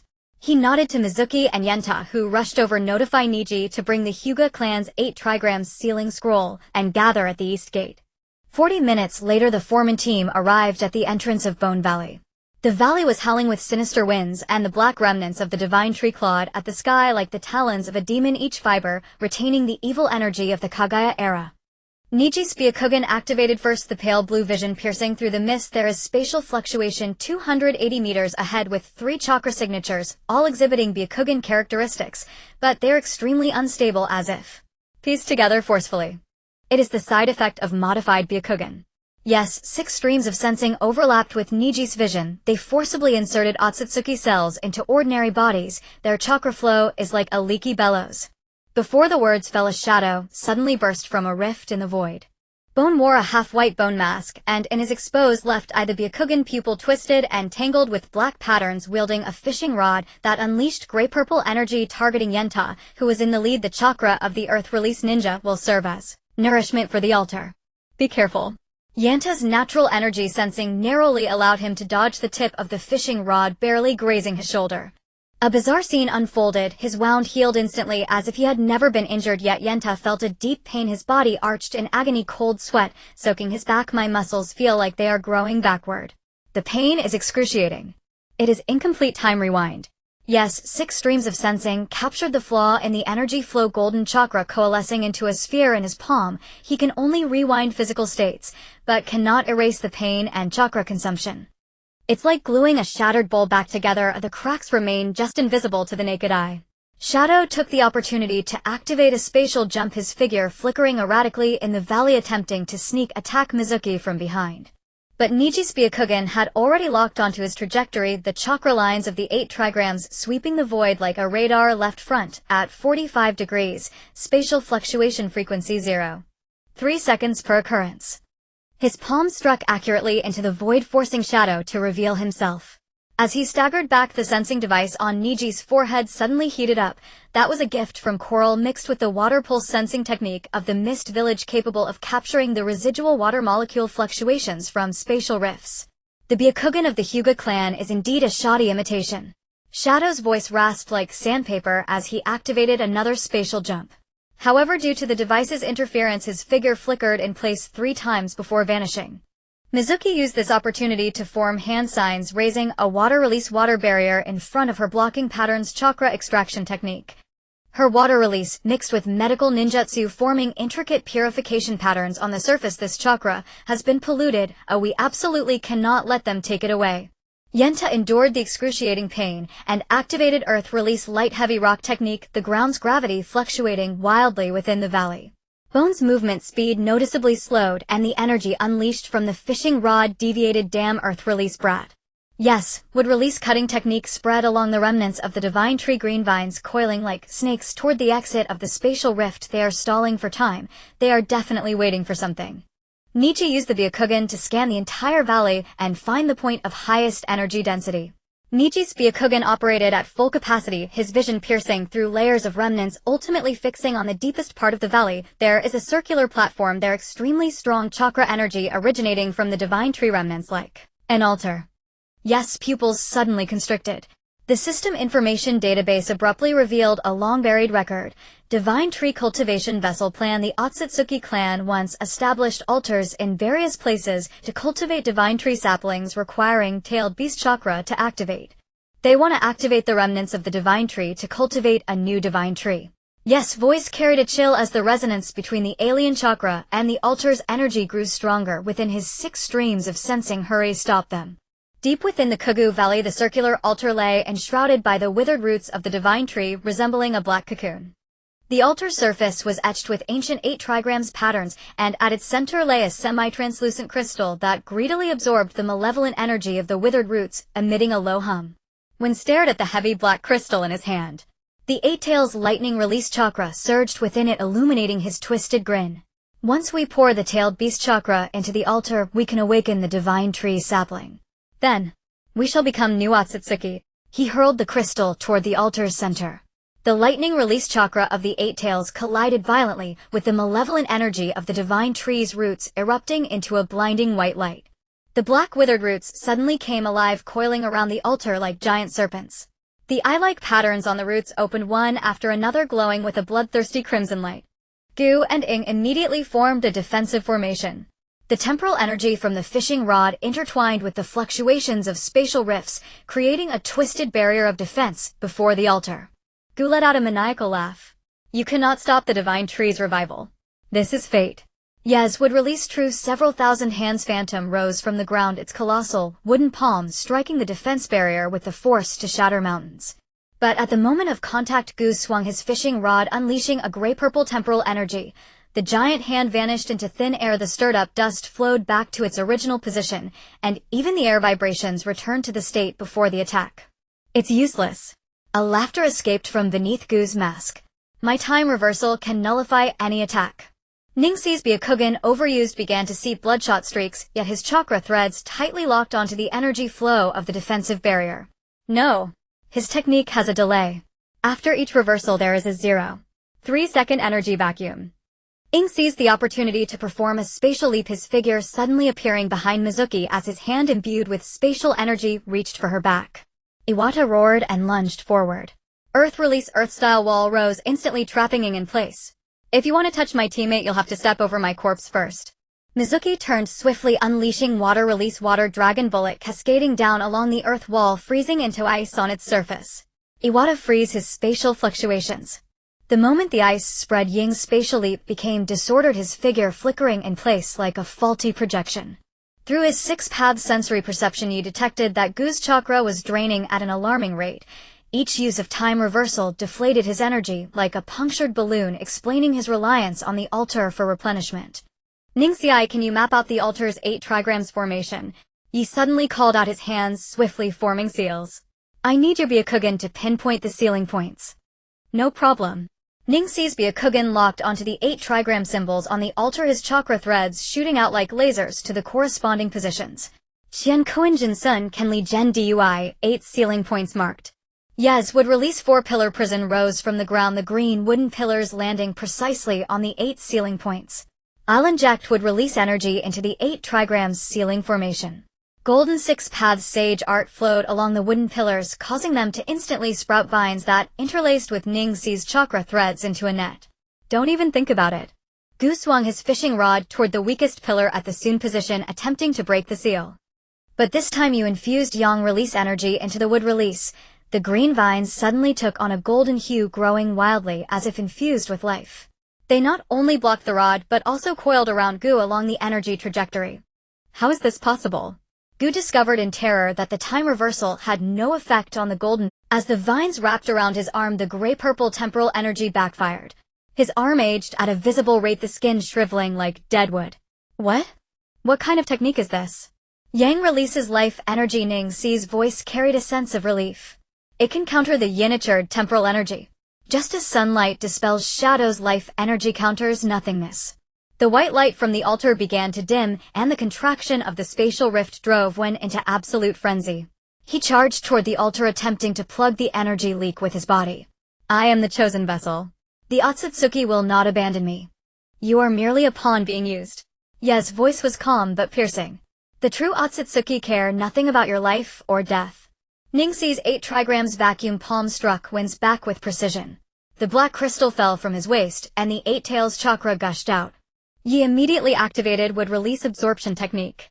A green energy vortex drew the scattered lightning release chakra into the ground, purifying it into natural energy that nurtured the soil.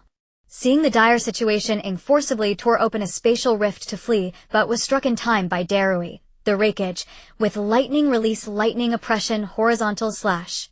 The Rakeage's lightning release imbued with purifying power split Ying's body into black smoke, leaving only a shattered Byakugan fragment that flickered twice on the ground before losing its luster.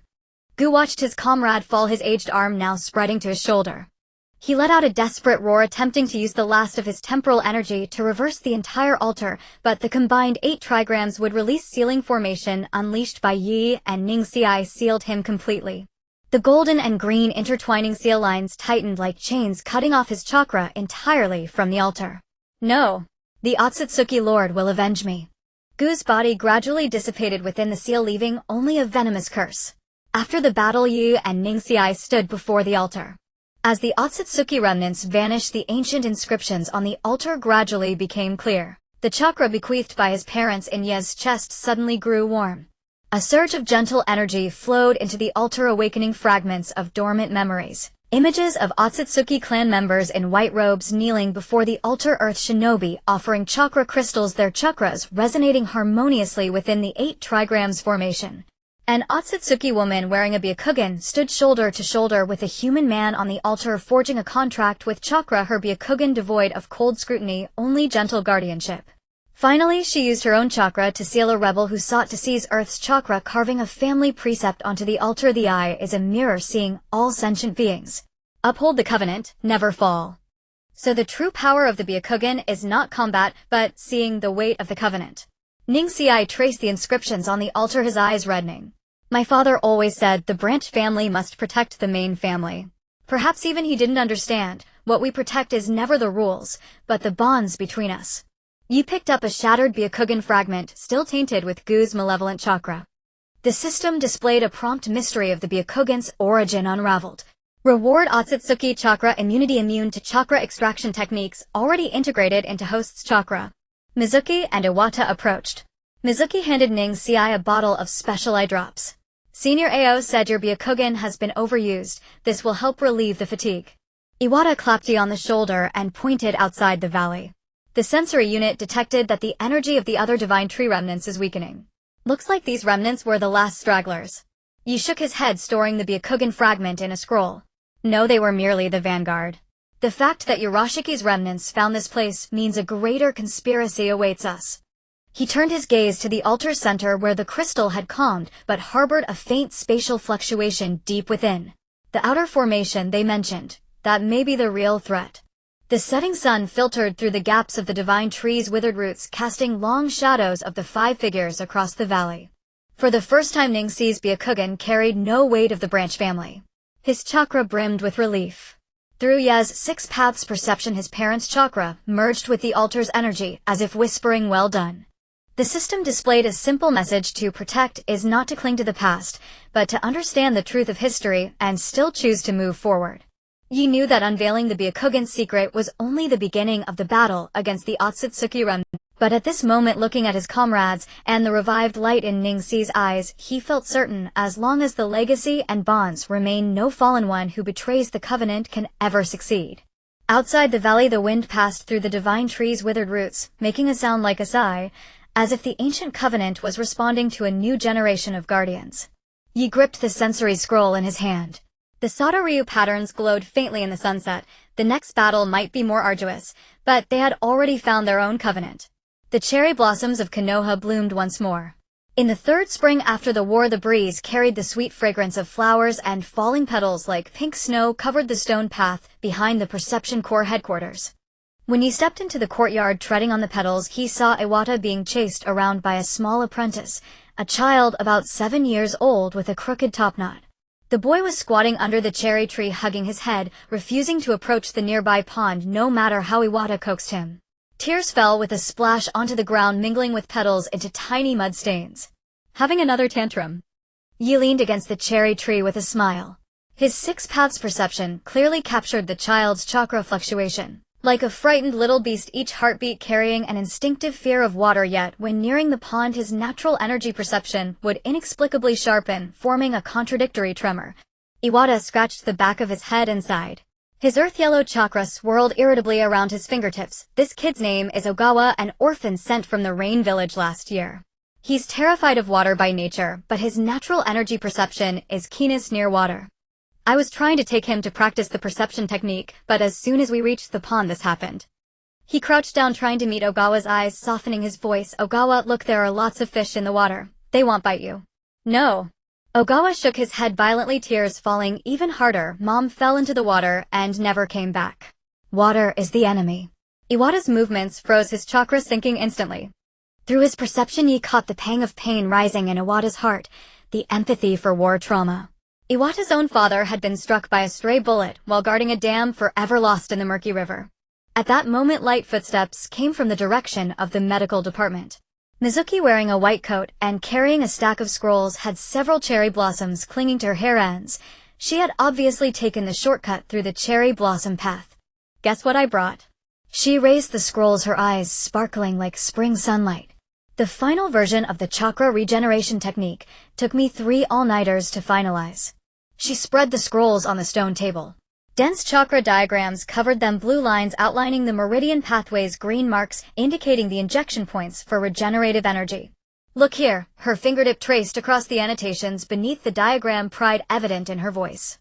"It allows a ninja with a lost limb to reconstitute their chakra meridians. While it can't regrow an arm like Tsunadesima, at least they can live normally even." She paused, a soft glint in her eyes. "Pick up a pen again or hold chopsticks." Yes, 6 paths perception swept over the scroll, capturing the subtle changes Mizuki had made to the chakra diagrams. Those deliberately curved lines at key nodes so reminiscent of the healing energy she had carefully injected into Iwata's wounds on the battlefield. Back then, when Iwata's ribs had been shattered by a ninjutsu, she had used her chakra to smooth the broken meridians bit by bit, each injection carrying the tension of "must not make a mistake." "Impressive." Iwata leaned in for a look, scratching his chin. "So the Suna ninja who lost his left arm, can he use this technique?" He was referring to a Sunigakure Jonin who had sacrificed his left arm protecting civilians during the 4th Great Ninja War and had been despondent ever since, unable to form hand signs. "We already tried it." Mizuki smiled even brighter, pulling a report from the stack. "I gave him the preliminary version the day before yesterday. This morning a communication came. He said he could feel chakra flowing at his fingertips." Fine lines appeared at the corners of her eyes, softening like spring water when she mentioned the Suna ninja. "He said he wants to learn to cook again to make sakura mochi for his children." Leaning against the cherry tree, he watched Mizuki flip through the scrolls. The scar on her wrist from a kunai slash when she had saved a wounded soldier was now a faint pink, but when chakra flowed it still emitted a weak healing energy pulse. Suddenly, he recalled the task prompt that had just appeared from his system. Assistance system task: the destination of bonds confirm that Mizuki and Iwata's current state is self-actualization. Trigger the eternal bond aura. The 3 of you can synchronously sense each other's chakra across distances. Task note: in times of peace, bonds means seeing each other shine on different paths. "You once said medical ninjutsu can do more than save lives. Now you've made it come true," Yi said softly. In war, Mizuki's medical ninjutsu was a shield against the Reaper's scythe. Now her techniques had become bridges, bringing back the everyday life that war had stolen piece by piece. Mizuki looked up. Sunlight filtered through the cherry blossoms, landing on her face as the petals in her hair trembled slightly. "Actually, you inspired me." She recalled how, yes, 6 paths perception could always catch the subtlest pain in the wounded. "You said that protection isn't just about preventing death, it's about making people feel that life is good." She pulled a small scroll from her coat and handed it to Yi. "For you, long-distance chakra synchronization protocol. I improved your chakra threads and added medical ninjutsu fluctuations on top. Now even if you're handling border disputes in Kimogakure and am researching new techniques in Kirigakure, we can transmit healing energy through this. This is for you, long-distance chakra synchronization protocol," she said, pulling a small scroll from her pocket and handing it to Yi. "I've improved your chakra threads, adding medical ninjutsu fluctuations on top. Now even if you're dealing with border disputes in Kimogakure and am researching new techniques in Kirigakure, we can transmit healing energy through this." Yi unrolled the scroll. On the edge, 3 simple illustrations were drawn: a leafy tree, him, a water droplet wrapped in a healing aura Mizuki, and a stone with an earthy yellow glow Iwata. The 3 figures stood hand in hand with a few falling cherry blossoms sketched beneath them. "What about Iwata?" Mizuki turned to look at Iwata, still struggling with Ogawa. She called out with a laugh, "Want to take a look too? Maybe someday when your student is afraid of water you could use medical ninjutsu to help ease his tension." Iwata jerked his head up, his eyes brightening for a moment, but then he scratched his head and waved his hand. "Better not, all thumbs ID, only mess things up." He turned to Ogawa, his tone suddenly earnest. "But Ogawa, look how amazing Sister Mizuki is. Her techniques can make a frightened person brave. Should we give it a try? Just a little while."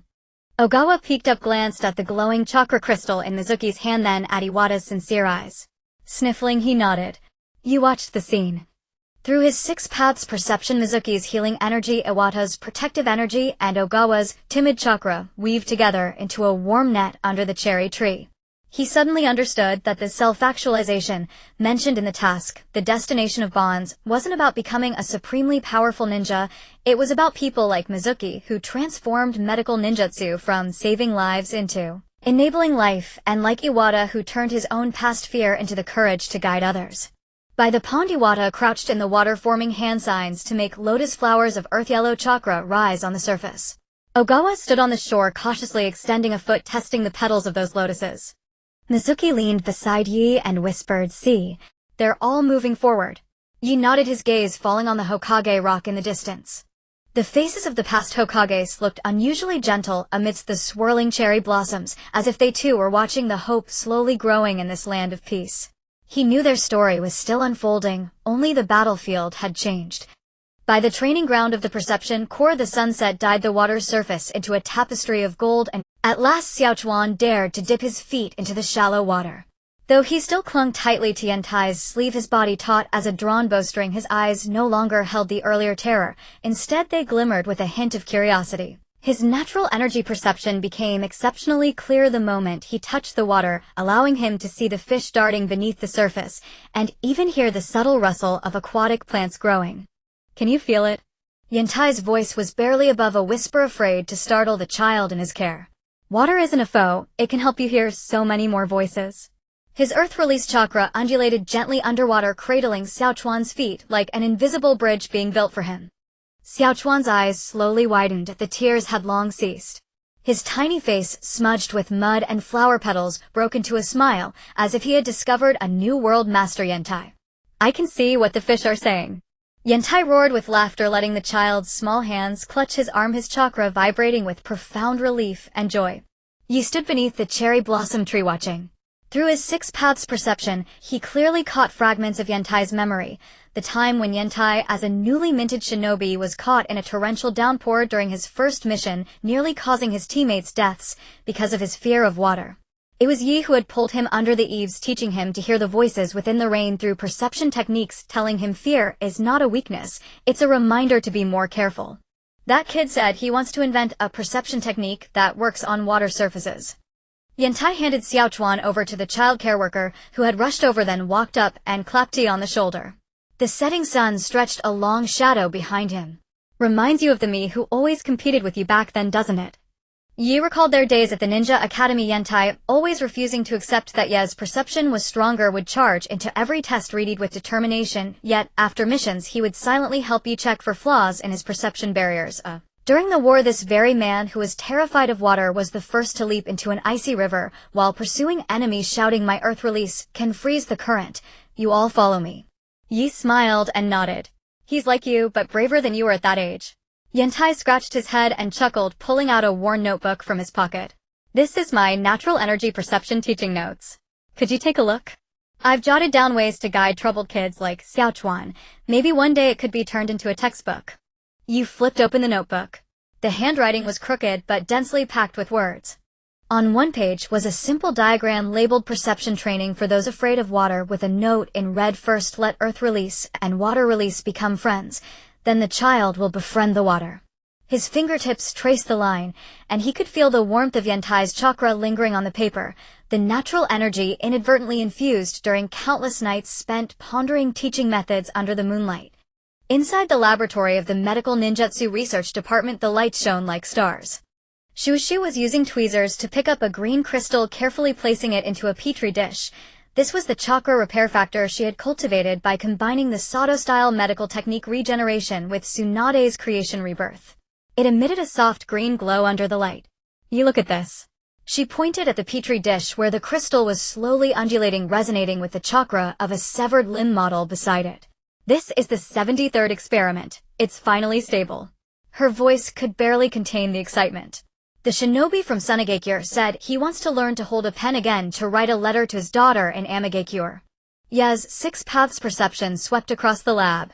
The shelves were lined with labeled reagent bottles marked Cloud Ninja, Lightning Release Compatible, Rock Ninja, Earth Release Compatible, Mist Ninja, Water Release Compatible. Shueishu had stubbornly adjusted the formula 72 times so that shinobi of different chakra natures could all use this technique. In a photo frame on the corner of the desk, She stood with a group of medical ninjas, wearing different village headbands, the backdrop being the newly built cross-national medical center. Every face wore a smile. "You really made it happen," he said softly. "You turned medical ninjutsu into a bridge connecting different villages." Shueisha's eyes curved into crescents as she smiled. "Actually, it was everyone working together. Senior AO of Kirigakure helped me refine the Byakugan's chakra observation method. A Grandma Chio of Sunagakure taught me the meridian connection techniques from puppetry. Even Lord Anoki sent the chakra solidification stone from Awagakure." She pulled out an exquisite wooden box from the drawer containing 3 identical rings, made with chakra synchronizing metal. "When we wear them, our chakras can resonate anytime, anywhere." The rings were engraved with simple patterns: a great tree, a drop of water, and a stone. Exactly the 3 simple drawings from the scroll. Shushu handed 2 of the rings to Yi. "I've already given Yantai his. He said he'd wear it while demonstrating to Xiaochuan, calling it a magic charm between friends." As dusk deepened, the 3 sat beneath the cherry blossom tree in the backyard of the Perception Corps headquarters, sharing the military ration pills Yantai had brought, still made with his mother's recipe, a little salty, yet imbued with the warmth of home. Yantai spoke about the anomalous energy he had sensed at the border yesterday, which Xiaochuan's fear perception had detected early, allowing them to discover a group of poachers capturing rare birds. "The enemies now aren't shinobi anymore. They're those who disrupt peace." Shueishu mentioned the letter Coral had recently sent bloodline clans in Kirigakure had begun voluntarily teaching basic perception techniques to ordinary ninjas. In the letter, Coral had even drawn a clumsy smiley face, writing, "Finally, I dare to use the Byakugan in front of everyone. It feels so good to be praised." Yi listened in silence, his 6 paths perception unconsciously expanding. He saw Shueishu's medical jutsu shining in the rehabilitation center of Kirigakure, shinobi who had lost his right leg learning to take steps again. He heard Yantai's student at the border of the Wind Country using perception techniques to guard a merchant caravan, alertly detecting strange movements within the sandstorm. He felt the peace perception network of the shinobi world he had built, where the chakras of the 5 great nations flowed together like streams converging into a river, gently colliding at certain nodes before softly parting. Yi suddenly understood fighting side by side in an era of peace wasn't about standing back to back against enemies as in war, but about you building a road on your battlefield, I building a bridge on mine, and him standing guard at a distant intersection, yet always knowing each other's direction. Just like now, through the eternal bond aura, he could hear Shueishu telling jokes to patients in the medical department, see Yantai wiping mud off Xiaochuan's face, just as Shueishu had once bandaged his wounds and Yantai had taken a fatal blow for him. The evening glow dyed the horizon crimson. Shueishu had to return to the medical department to change patients' dressings, while Yantai needed to accompany Xiaochuan in practicing the water surface perception technique. Before leaving, Shueishu suddenly turned around, a cherry blossom petal drifting softly from her hair. "Next month, exchange students from Sunagakure are coming. Karui mentioned he wants to challenge you to a wind release duel. Don't go easy on him." Yantai added, "Lord Anoki wants to consult you on combining natural energy with wood release. I've scheduled it for the afternoon after tomorrow." "Oh, and Xiaochuan said he'd love to try your miso soup. How about coming over to my place tomorrow evening?" Yi nodded, watching their figures disappear into the depths of the cherry blossoms. Shueishu's white coat edges carried a faint herbal scent. Yantai's headband was askew, just like the old days, yet somehow different. They were no longer comrades who needed to shield each other in war. They were now independent individuals shining in their own fields of expertise within peace, yet, because of that bond, they would always be each other's strongest support. His fingertips glowed with green chakra, resonating with Shueishu's blue chakra in the distance and Yantai's earth yellow chakra. Through the eternal bond aura, he could clearly perceive their emotions, Shueishu's tenderness, while changing a patient's dressing, Yantai's patience, while teaching Xiaochuan the perception technique, and the unspoken understanding in their hearts. That feeling of, as long as Yi is here, everything is at ease. Yi turned and walked toward the perception tower, where lights had already flickered to life, standing like a beacon guarding the peace. On the stone tablet at the base of the tower were newly engraved names: Shueishu Yantai, and also Xiaochuan Karui Coral, those who continued to protect something in this era of peace. Surrounding the stone tablet were sunflowers planted in abundance, their heads turning toward the setting sun, a sea of golden brilliance. Cherry blossom petals fell upon the stone tablet like a soft blanket. Yi knew his path still lay ahead, not the bloodshed of battlefields, but in the long stretch of peace, watching the light of his comrades, while also letting his own light illuminate the way for more people. Under the perception tower's lights, he unfurled a new chakra safety map. The green chakra at his fingertips gently resonated with the blue and earth-yellow chakras in the distance, drawing a warm trajectory across the map, a path leading into the future. Beneath the dappled sunlight filtering through newly planted cherry blossom trees, the graduation ceremony of the Konoha Ninja Academy unfolded upon a crimson carpet. Over 300 children, wearing pristine forehead protectors, sat in neat rows upon the grassy field. Their youthful faces shimmered with nervous anticipation and quiet excitement, while chakra pulsed like tender spring buds glowing richly under the sun. Ya sat at the center of the podium, his silver-white hair gathered simply at the nape, with a plain wooden hairpin. His six-path sensing rose and fell gently with each measured breath. He could clearly see the energy flow within every child. Some flared like leaping flames harboring the volatile spark of lightning release. Others flowed like tranquil lakes wrapped in the gentle embrace of water release, as still others coiled like resilient vines grounded in the steadfast strength of earth release. The Nina Ninja is not the character for endurance, it is the character for responsibility.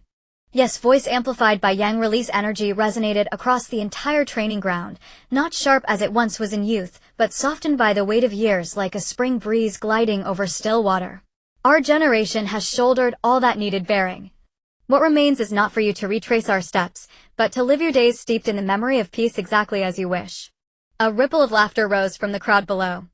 In the far corner of the front row, a boy, with a signature spiky hairstyle, quietly slipped candy to the girl beside him, Fuda, son of Karui, who inherited the wind affinity lineage of Sunagakure.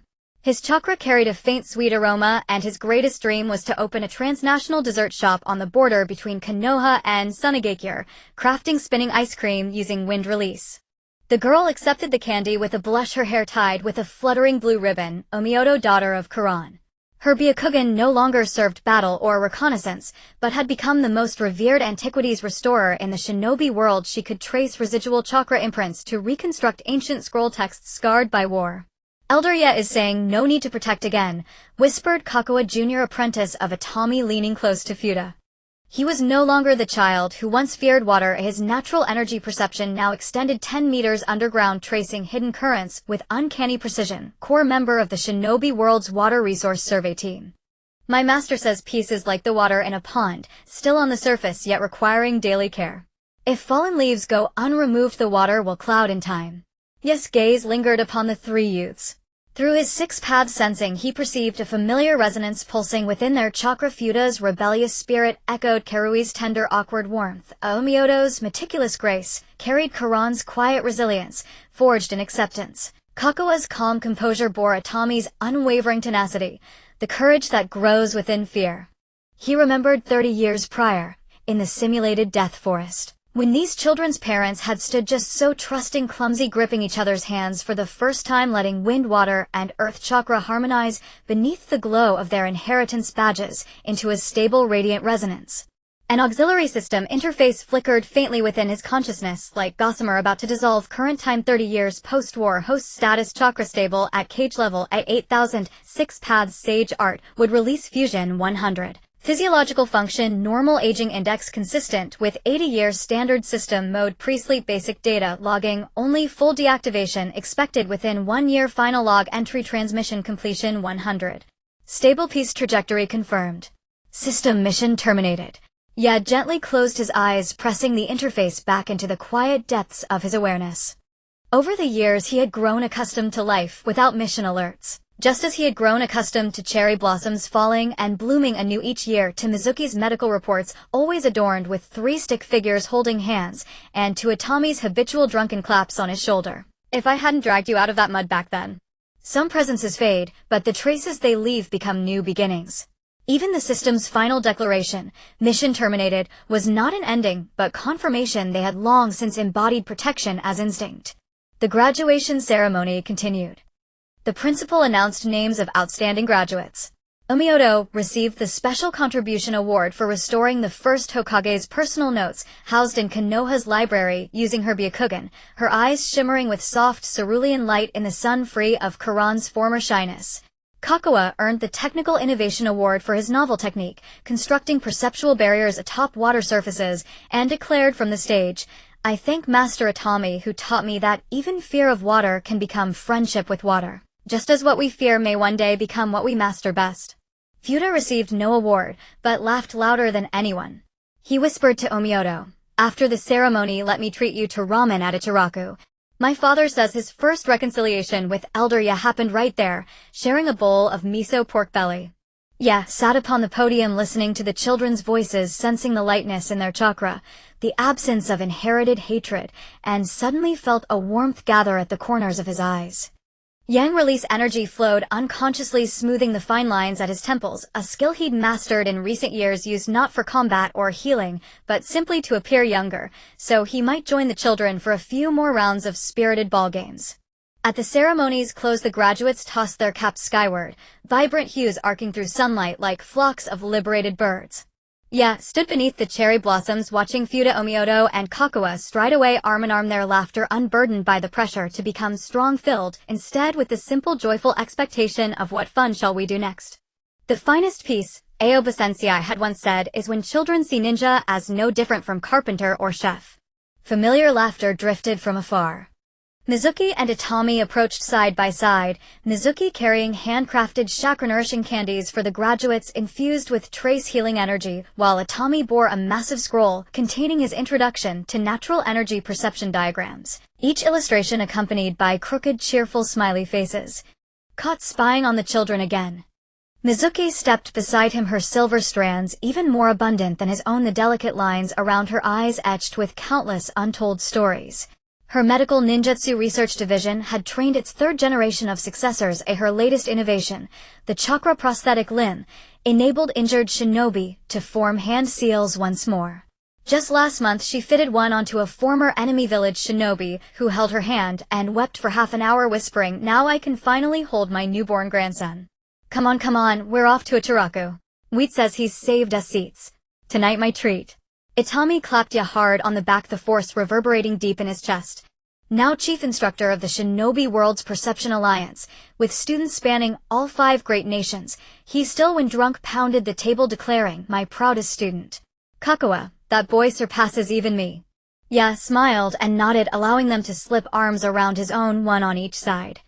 Sunlight pierced the cherry blossoms, bathing them in gold, stretching their shadows long and slow, 3 winding rivers converging upon the same land named Konoha. Within his 6 paths, sensing Mizuki's chakra still radiated its warm healing essence, Itami's energy remained as steady and grounding as earth itself, and his own would release chakra had long since fused with Konoha's soil. So deeply attuned he could hear newly planted saplings taking root beneath the earth. The system interface flickered once more. A dying star's final pulse. You knew it would soon depart. But it did not matter. All lessons were learned. All duties fulfilled. What remained was simply this: walking alongside comrades, watching the children weave peace, not as myth or monument, but as the quiet daily beauty of ordinary life. In the alley of the Ichiraka ramen shop, the stone pavement from 30 years ago had been polished to a shine. Uncle Shouta's son Shiomai had taken over the shop, now a middle-aged man with graying temples. When he saw Shuei and Yentai enter, he skillfully lifted the soup pot, lit a white steam, instantly blurred the old photos on the wall. One showed a young Naruto holding a large bowl of ramen, and beside it was a faded group photo of a younger Shuei and Yentai, squeezed together faces, smeared with broth, laughing carefreely. The usual. Zayamai's voice was as gentle as his father's, his ladle stirring lightly in the pot. "Mr. Yes, miso chashu with an extra half spoon of wood-style accelerated green onions, Ms. Shuishui's seafood tonkatsu with 3 missed hidden specialty sakura shrimp, Mr. Yentai's double spicy oil ramen with an extra serving of special courage balls. Add a soft boiled egg." Yentai slapped the table, his arm muscles, though not as firm as in his youth, still carried the same force. He pulled out an oil paper bundle from his pocket, revealing 3 crooked ceramic figurines. "Look, that kid Ogawa made these, says they're the 3 of us. See that spiky hair? Isn't it exactly like yours when you were young?"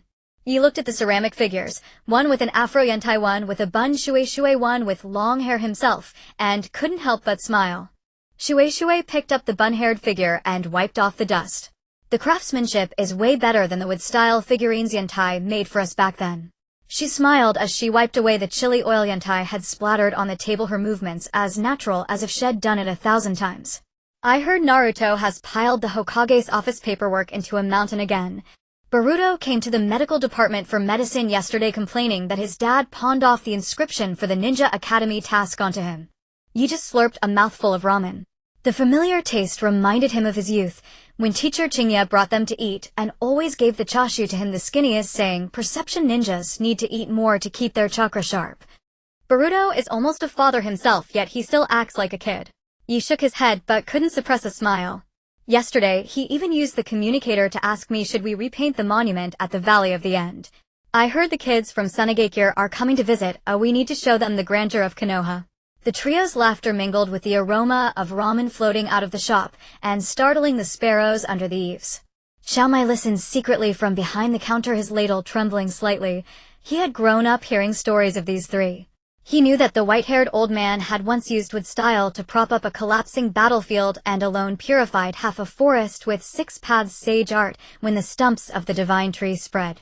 He knew that the gentle female doctor had rescued half an alliance from a pile of corpses, even bandaging wounds of enemy ninja, saying, pain knows no enemy or ally. He knew that the loudmouth strongman had sensed and warned of 10 border conflicts ahead of time using natural energy, and though afraid of water, had been the first to jump into a river during a flood, constructing an embankment with earth style.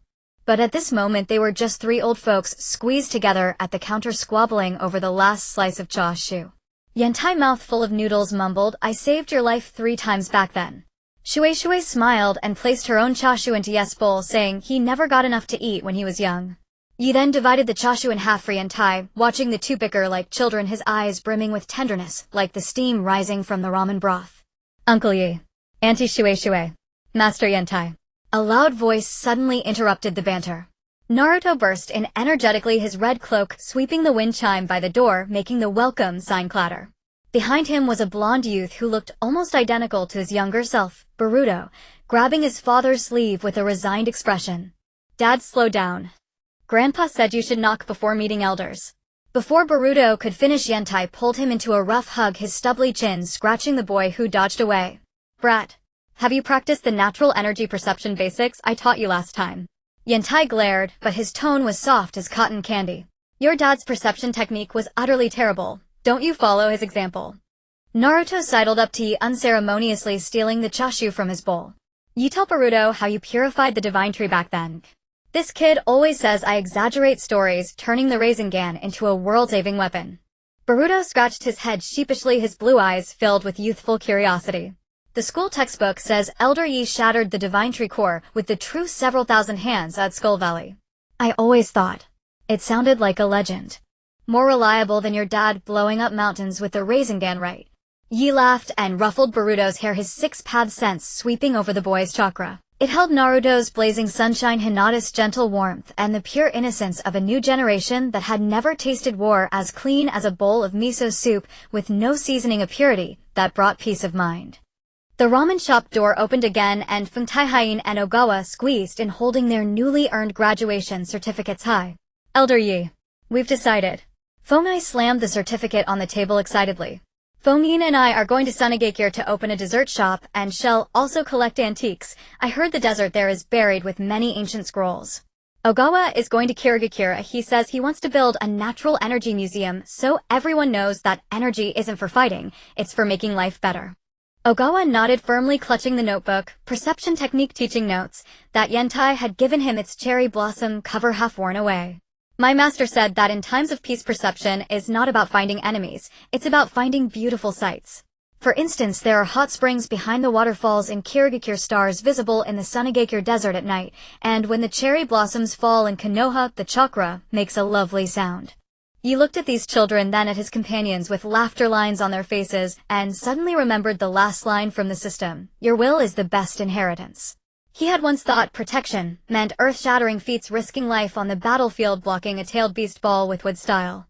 Only now did he understand that true protection hid in the steam of every bowl of ramen, in the laughter of every child, in the efforts of generation after generation to make life good. Karui letting her son open a dessert shop. Kurenai teaching her daughter to repair artifacts with the Byakugan, Ayentai accompanying Ogawa to practice perception in the water. Shui letting medical jutsu cross borders. And he himself sitting night after night in the perception tower listening to the chakra of the 5 great nations flow like streams merging into a gentle river. The setting sun streamed through the ramen shop's window, gilding everyone's hair with a golden edge. Yes, gaze drifted over the lively crowd toward the distance, the rebuilt Konoha, lit up with lamps in the twilight, each like a star scattered on the ground. The cherry blossoms on the monument of the nameless heroes fell and bloomed again, covering the unnamed stones, but not the fresh flowers offered by descendants warm with chakra. At the cliff of the valley of the end, newly planted saplings had grown taller than a person, able to block wind and sand and provide shade for passing children. You want a story? Yi picked up his chopsticks, took the last slice of chashu, and placed it in Baruto's bowl. Watching the boy's eyes light up, he felt like he was seeing the blonde kid who once held a bowl of ramen, and also his younger self, the nervous but hopeful child who at the orphanage gate first grasped the scroll of perception techniques. Well, then it started a long time ago. There was an orphanage child who got a ninjutsu scroll for the first time. He didn't know it would become the bond of his entire life. The story stretched long like the broth of Ichiraka ramen, simmered for decades and still slow cooking. Within it were the smoke of battlefields, tears of comrades, the pain of loss, and even more the warmth of rebirth.